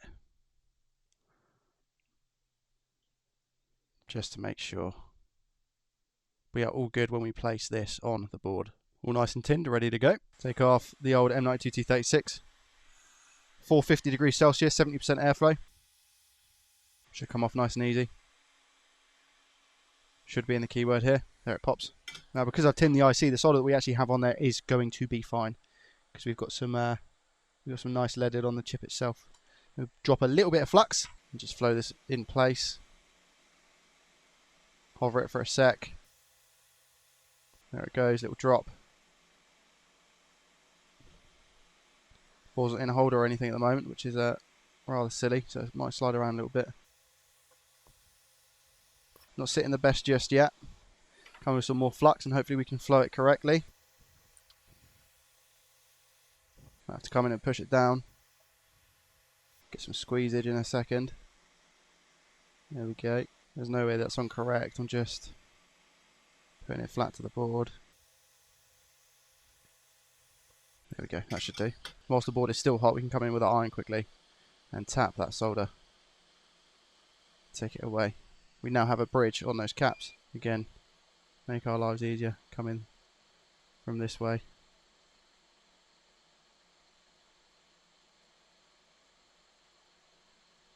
Okay.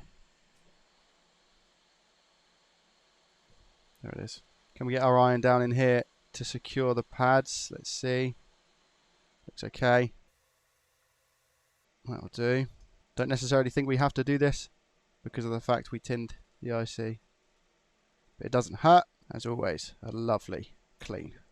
Get rid of all that leftover flux and gunk as much as we can anyway. Some isopropyl alcohol. Checking our work. How are we looking? Is everything soldered? It's a bit skew whiff, if I'm honest with you. Chip's a little bit lopsided. It is, however, all soldered. I just need to tap that bottom bit, I think. That chip will work. I know it will because everything is making a connection. There's no gaps in the solder whatsoever. However, OCD kicking in. So I need to move it over that way a little bit. And it's going to be just a little tap tap.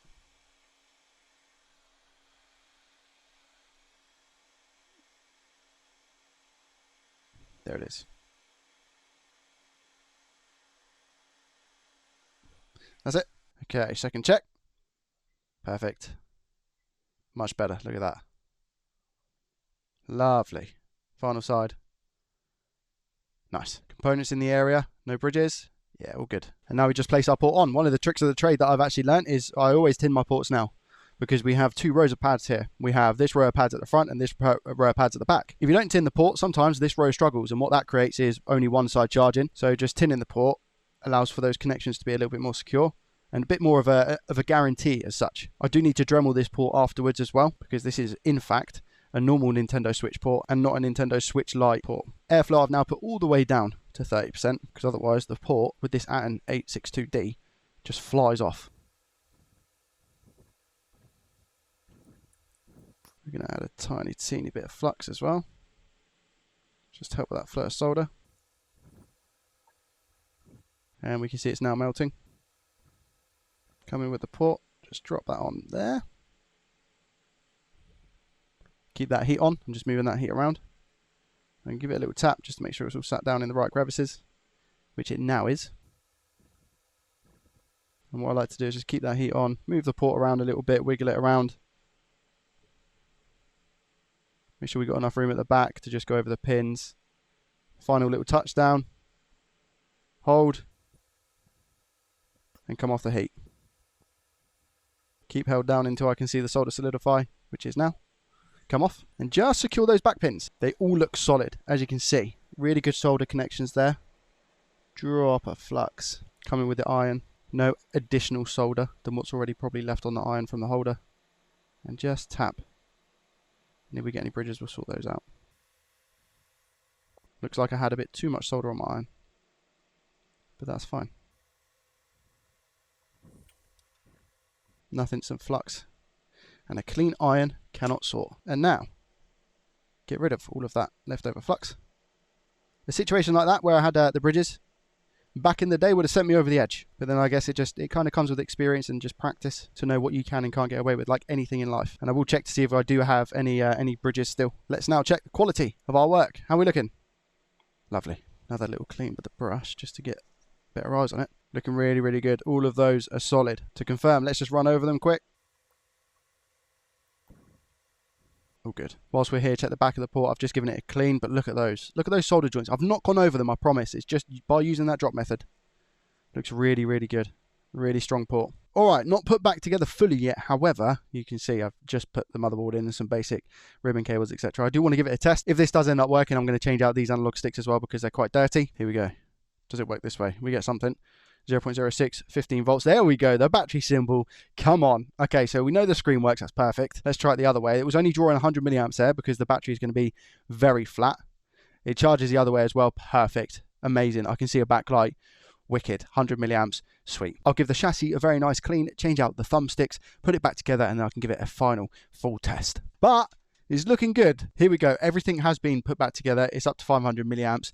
It does turn on. I'm not going to, try and fake it or whatever.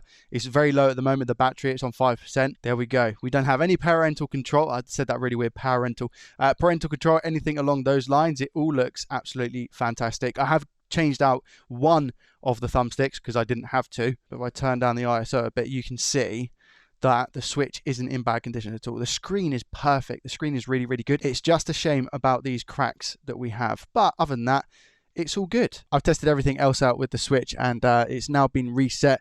And I can confirm it's 100% fixed. That's going to be a positive for Sally. Let's move on to our next item. It's a bit of a throwback. If you remember, this was a MacBook motherboard that I tried to fix. I'll leave the video for this up here, just in a card somewhere. And I deemed it as a no fix because I believe there was a short on the CPU. This little chip here was removed and I had a short on a cap just here. Well, I now have a donor board. So I'm just going to swap a couple of components on this to this board to see if that makes any difference. That then gives us a chance to recoup some of the lost money that we would have had from the episode where I tried and fixed this. Now, firstly, we actually had an issue with this IC here. What I'm going to do is replace this one with a good, well, I say known good working.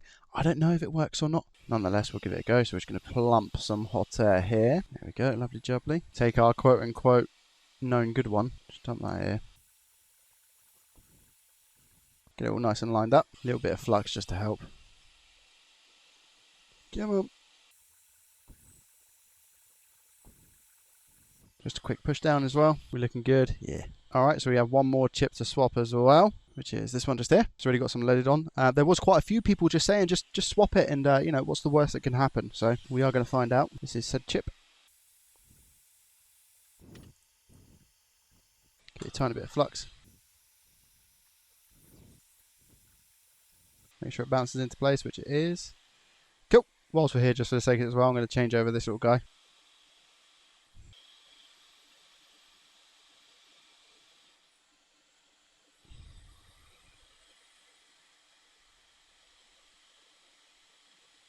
There we go.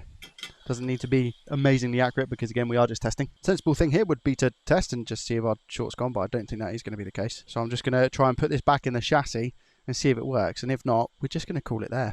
Alright, moment of truth, I've put the logic board back in as much as I need to. Does anything happen, or is it game over? Let's have a look. So we plug that in. Orange light, okay, we get the orange light, that's good. But, do we get anything on screen? Not that I can see. No fan spin or anything either. Anything? No, I thought I was going to open it and see something then. Pressing the on button does absolutely nada. I can't see any backlight or anything along those lines. I think that's going to be all she wrote for it, unfortunately. So I think with that unfortunate news, I think we'll go over to Sally's Spectacular spreadsheet and work out today's profits. So I spent £45 in today's video. M92 236 is probably going to be around £5 plus the port. We'll round that up to 6. If it was in slightly better condition, I'd probably list it for 100. But what I'm going to list it for is 90, which leaves us with a profit of £32 and 79 pence. Update our total profit. This gives us a not so healthy total profit. I mean, we're still minus £22 and 76 pence, but we are on our way to a winner. Now today, I'm actually going to take a little bit of a different approach to the video. There's a couple reasons for that, if I'm being honest. The main one is that eBay at the moment trying to buy stuff has been rather difficult. Since I've stopped buying the Xbox One S consoles for the beep on beep off, I haven't really got a backlog of consoles to fix at the moment. So I came up with a bit of an idea, which I've been wanting to do for a long time. Now, whilst you have the side of eBay that you actually manage to fix some things and make some profit, you also have the other side, which equates to this. Here, I have essentially 15 donor boards from the Nintendo Switches that I've not been able to fix. Now, really, that's not too bad. They're the ones that are just out the chassis, though. These ones are also ones that have the boards still in the chassis, so the screen attached, etc. For obvious reasons, I'm not going through them all today. I just thought it would be a nice idea to go through some of the older ones and see if I can fix any of them. Do you know what? It might be that I can't, and what I'd done back then was the right thing to do, but with a bit more knowledge and experience, it'll be good to at least try. And then maybe in the scenario that I don't need that many donor boards, I could then sell them on eBay and include them in the profit or loss for Sally's Spectacular spreadsheet. Let me know what you think about that idea in the comments below. I'm going to sift through a few of these now. I should have some notes on my system somewhere indicating at least what's wrong with them. And do you know what? If I can get one working today, that would be amazing. Bringing in our first Nintendo Switch that I've worked on before. I worked on this one back in March 2022, and I put M92 had work done to it before, completely redone M92 and all the components around it. However, it still doesn't work. So this will be a good one to revisit, to see if I've learned anything working on all the switches I have since then, to see if we can fix it. I've probably learned nothing, but it is what it is, and it makes for good content. Let's use our ammeter. Now, I would have obviously used this before, so it's not going to do any harm to it now. Do need to put the charger in though, the battery. Right, here we go. Putting the charger in, what happens? Nada. Zilch, nothing at all. Okay, interesting. So it could even be the port. Let's head on over to the Microscope and check my previous work, which I'm really scared to do, by the way. All right, moment of truth. I kind of want to see with you at the same time. I've not looked at this. Okay, so we have a very dirty board. Probably not something that I could have helped. I don't know. Like I said, it had previous M92 T36 work done to it before. So if I was to ever sell this potentially, I would need to drop it in an ultrasonic cleaner, if I'm honest with you. We still have the NAND. That's one thing that I've actually managed to check on all the Nintendo Switches, because there's no point in working on them. If not, I'm scared to head on over to M92 T36. Okay, there's a lot going on here. I just need to take it in. What's happened here then, Joey? Wow. Okay, yeah. I feel sorry for Joey having to work on this in such early doors, you know? It's no wonder why it's still not working. What I'm going to do is take that chip off and pretty much redo everything. I'm to be honest with you, I'm quite happy with how everything looks. Before I take it off, I'll check to see if there are any shorts. The chip might be a bit skew whiff. Could we just get away with a little bit of a reflow, knowing what I know now? Let's take it out of the chassis. Just checking the port to ensure that that's going to be okay. It looks like I don't know if that's a factory port or not, you know? Yeah, I think it is a factory port. I've not put on the job notes anyway that I've put that port on, but it looks pretty good. So it's probably not me, especially back then. But yeah, M92 has seen better days. Meter in continuity mode to see if we have any shorts. This side is going to be ground with the caps. This side shouldn't beep. Wow, this is horrendous, by the way. There's a lot of damage to this. Okay, is that? That's not even going to the M92, is it? Wait, is that trace broken? I don't know. Let's see if we have a continuous path going from here to here. Yeah, we do. Okay, so that trace isn't broken. I don't know what's going on with that then. Is that just like old cap or something? So it doesn't appear that we actually have any shorts, which I'm actually pretty proud of, you know? Let's check our fuse here. Yeah, our fuse is good. Unfortunately, I do think I'm going to have to take it off and see what's going on underneath. A few more little bits of testing. That goes there.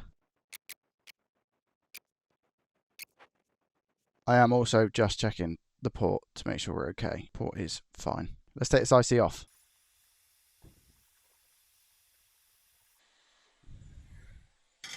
We should be able to just check over everything. I'm just dabbing with a cotton bud, by the way. Okay, that does all look like it's in order and the things are going where they need to.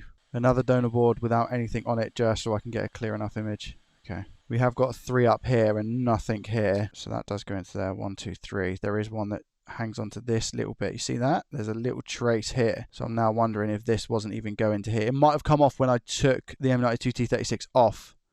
And we've obviously got the question of this little pad as well, but I think that's going to be okay, to be honest. It was just a little bit out of place. Okay, let's redo this one. Let's give it some heat. That should do the job. I actually need to get even a little bit closer in here. Let's try and sort that out, shall we? I personally think that's probably going to be what our issue was. That, or like I said, a busted M92 T36. I'll actually be my harshest critic, by the way, but I will go ahead and say that I don't think I'd done a horrendous job back then. Obviously, I didn't get it working, but I thought it was going to be 10 times worse. Oh, flux. Just make sure we have the connection, which it does look like there is a you know, pretty solid connection there. There we go. That's a better solder blob.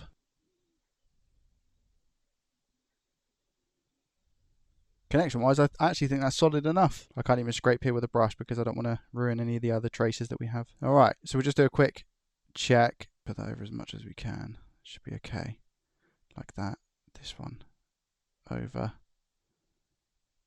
That one there. All good. This one should be okay. This one okay. And this one over a tiny bit, just like that. All right, good. I have also tinned the M92 T36 IC, but I don't need a big blob of solder in the middle, so I'm going to wick some of that away, because what I don't want here is squeezage disrupting the traces that we've done. Pin 1 is just there. Don't knock any of the traces, etc. We all look okay, I think. I think what I'm going to go for is chip down first, then flux, and hopefully float into place. I'm not going to go flux first here. Some people might be telling me that's a little bit stupid, but we'll see. So I'm just warming the board up a little bit. Right, let's see what happens.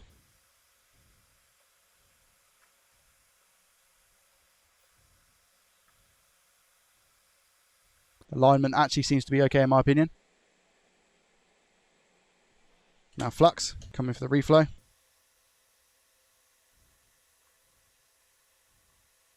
Should be okay. I will come in with a bit of a squeeze down just to ensure that we have contact on those wires.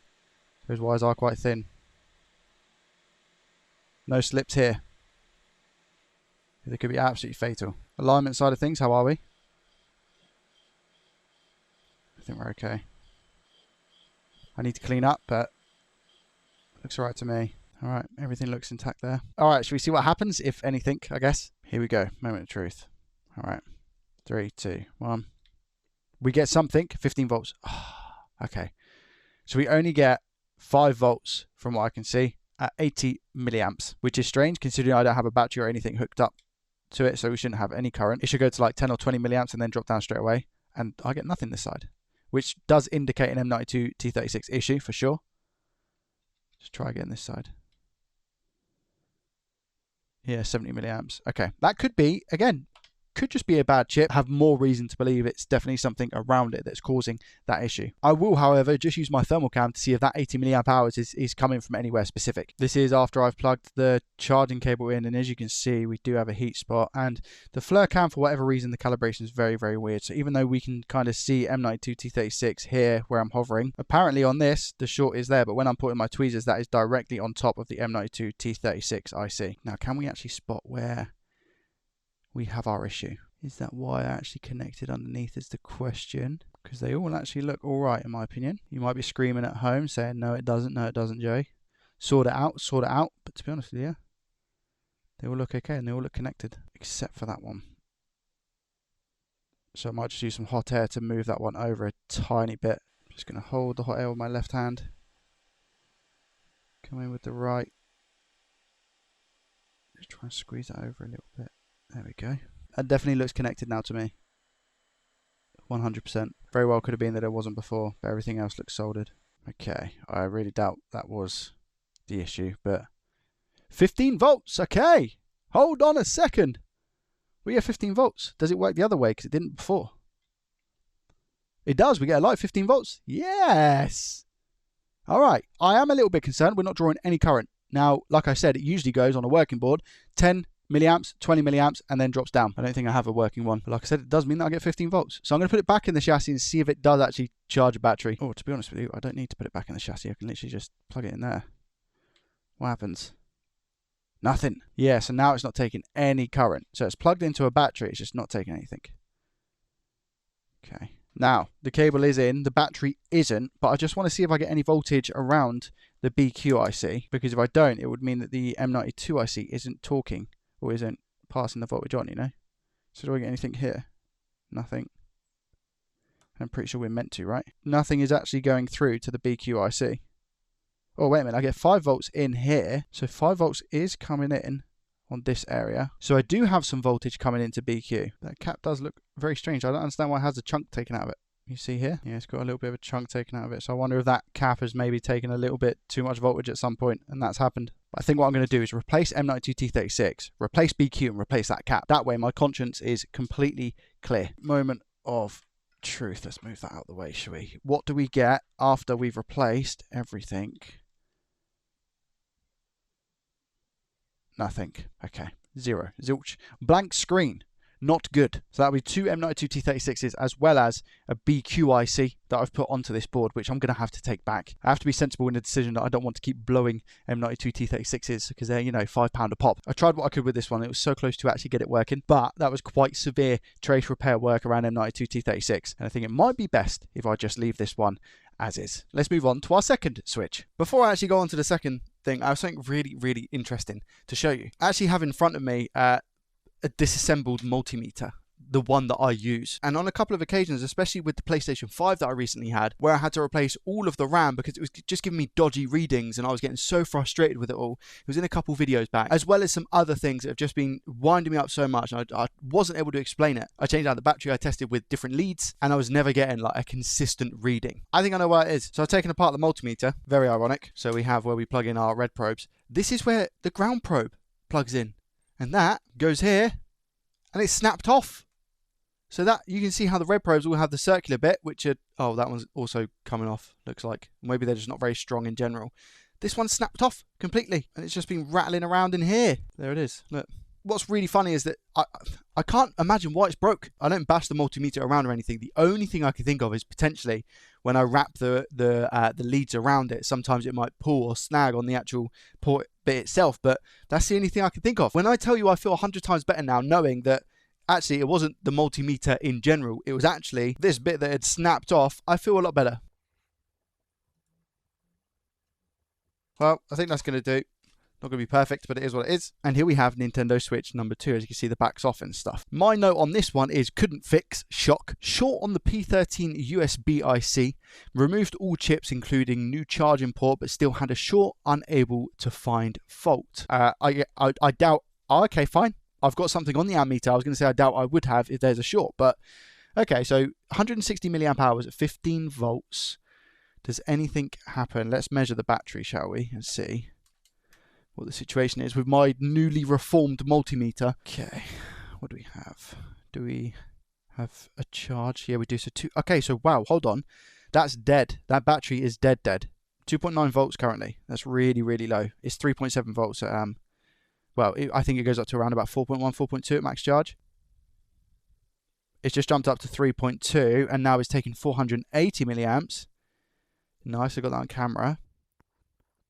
So I said that the port and stuff has been changed on this already. It's charging quite well. Like, that's not fast charging yet either. So it's only 480 milliamp hours. It doesn't mean that the switch is on. Okay, does anything happen when I press the power button, perhaps? Do we get a backlight or anything? Or any change in voltage? Nothing at all. And we don't get a backlight. We should have a backlight down here, but we don't get it. But the battery is completely dead. So I'm wondering, so what are we at now? 3.4 volts. Okay. I should have a charged battery somewhere, just to kind of skip this whole charging process for the time being. That is plugged in. What reading do we get now? Slash backlight, etc. So 330 milliamp hours, 480. Okay. Still not really a fast charge though, but it only switches to fast charge, I'm sure, when it turns on. So we're not getting a boot. What's this? Okay, so this is 3.9, which is good. So it's up to 4 now. Okay, 4 volts. I'm going to try and turn it on and see if we get any change in current. 470 milliamps. So we're not, the device isn't turning on. We're not getting a backlight. I don't actually think there's an issue with the backlight though. I think we just have an issue with the console actually not switching or powering on, which could be because of a short. Is there potential that we still get a charge, but it just doesn't turn on because of a short component? I think so, yes. Let's inspect this board a little bit more. All right, board is out of the chassis. Let's take a look at the job that I've done, again, quite a while ago. That M92 looks a little bit skew whiff up top. I mean, the solder joints look clean, but it does look a little bit wonky. However, that's not going to have an effect. No, it's not going to affect the functionality of the chip, unless maybe 1 or 2 of them are bridging. I don't think they are. Can you see where my concern is on that, though? It's just about here. I don't know if that's just a little bit of flux or something, but I'll inspect the rest of the board, see if there's anything more obvious. I don't think it's going to be fused, but again, it's just not going to be harm in checking all of these things just to make sure. These are going to be a little bit more complex repairs than usual. How's that fuse? That fuse is fine. Okay, do we have any shorts around BQ? Looks like I may have knocked the coil here. Wow, I tell you what, I know it's going to sound really silly, but this multimeter is now almost instant and very accurate, which for me recently has been a rarity, so I'm very, very grateful that I managed to sort this out. It's going to save me a lot of time. Check around M92, make sure we don't have any shorts. Okay, that is still shorted. You see that? This cap here? We have a short. Now, it can be bad. And the reason being is because the ones that I've worked on, so CPU cap is fine, but the ones that I've worked on that have this short on this cap, if you remove P13 USB, which clearly it looks like I have already, and I've noted it on the jobs, if I remove all these components and we still have a short here, I've had it before where I've not been able to fix it. So do we still have a short? Yeah, we do. Okay. Before I take off that chip, I'm actually going to inject voltage and see if anything gets hot, because it is a short to ground. It's zero ohms there. Well, it's 1 ohm, but take out my leads, it's 0 ohm. So I'm actually going to inject half a volt here to be safe to start. Not 12 volts, which is what it's currently set to. That would not be ideal. Let's see. So this is with half a volt. So it's an amp at half a volt. Do we get anything lighting up? Not that I can see. Nothing immediately getting hot, showing us any signs of heat. Okay, I have upped it to 1 volt now. Let's see if we get any change. Yeah, would you look at that? Wow, wow, wow. See that? That, even though, again, the FLIR cam, etc., is P13 USB, I'm pretty sure. Lovely jubbly. Was it as easy as a P13 USB? We still have our short. Okay, so it wasn't as easy as our P13 USB. Now, really interestingly, I actually have shorts everywhere. I have shorts on these caps as well. So I have a short here, short on these caps. Okay, so, I mean, it seems to be a lot. I don't know if it's going to be the M92 T36. Am I taking this off? I need to adjust it anyway, so I'm thinking about just taking it off, because why not? Could be that the soldering job wasn't great. I mean, everything looked connected, but again, you never really know. Or it could have just been it could just be a bad M92 T36 chip that I purchased. You have no idea. And back then, I wouldn't have been too experienced. I would have been blaming myself left, right, and centre. So do we still have a short on this cap? That's 5 ohm. Yeah, we still have a short. Okay, so it's not M92 T36. It's not P13, but P13 was getting incredibly hot. We still have a short here and on all of these caps as well. Yeah. Okay, so it has to be maybe like one of these caps or something. There's a bit of solder there in between that cap and that resistor. Where's my good tweezers? I don't know if that was there a second ago or not, or whether it was when I took off the IC. Now my tweezers can't even get there. There we go. Gone. Right. Now, I'm going to check. I don't think that was the case, but we still have a oh, yeah, no, we still have a short. Okay. I'm going to inject again now that I don't have those ICs on, and maybe it's going to reveal the faulty IC or faulty cap or whatever it might be. I still have a short on that cap as well as everything else, and I'm still actually drawing the same amount of current, but nothing's getting hot. So I'm a little bit confused right now. Just to measure again. That side is ground. Wait a minute. Okay. It's showing 440 ohms now. That was a short to ground when I removed both of the ICs. So it's not shorted anymore. All right. I'll put back M92 T36. I'll see if I have a short. And then if not, I'll go for P13 USB. But I'm actually pretty shocked. Make sure we tin our ICs to make life easier for everyone and everything.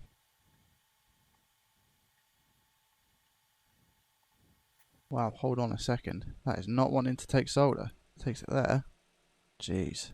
I actually think the chip is burning. I can't tin it. It's so badly oxidized. Put it the right way.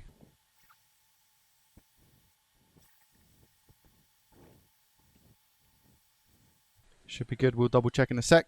Don't actually need to push it down because, like I said, I've tinned it. So theoretically, all the solder should be making a nice bond. Notice how I said theoretically, aka Joey's hoping. How are we looking? Good. Good. Good. And good. Short, are you present? That is the question that everybody wants to know. No, you're not. 450 ohms.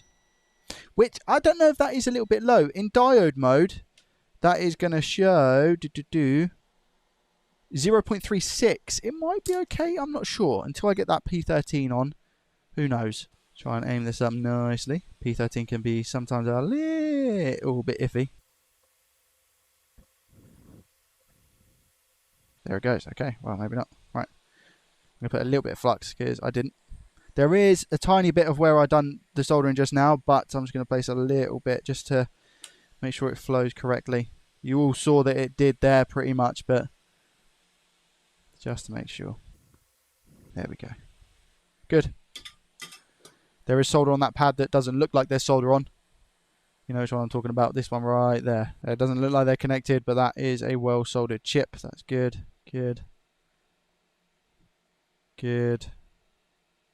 Good. Has our shot come back? No, it hasn't. 423 ohms again. I don't know if that's right. I mean, I'm looking at that and it just doesn't look right. But I'm going to plug the charger in now and see what happens. Okay, moment of truth. So, plug it in. This is without the chassis.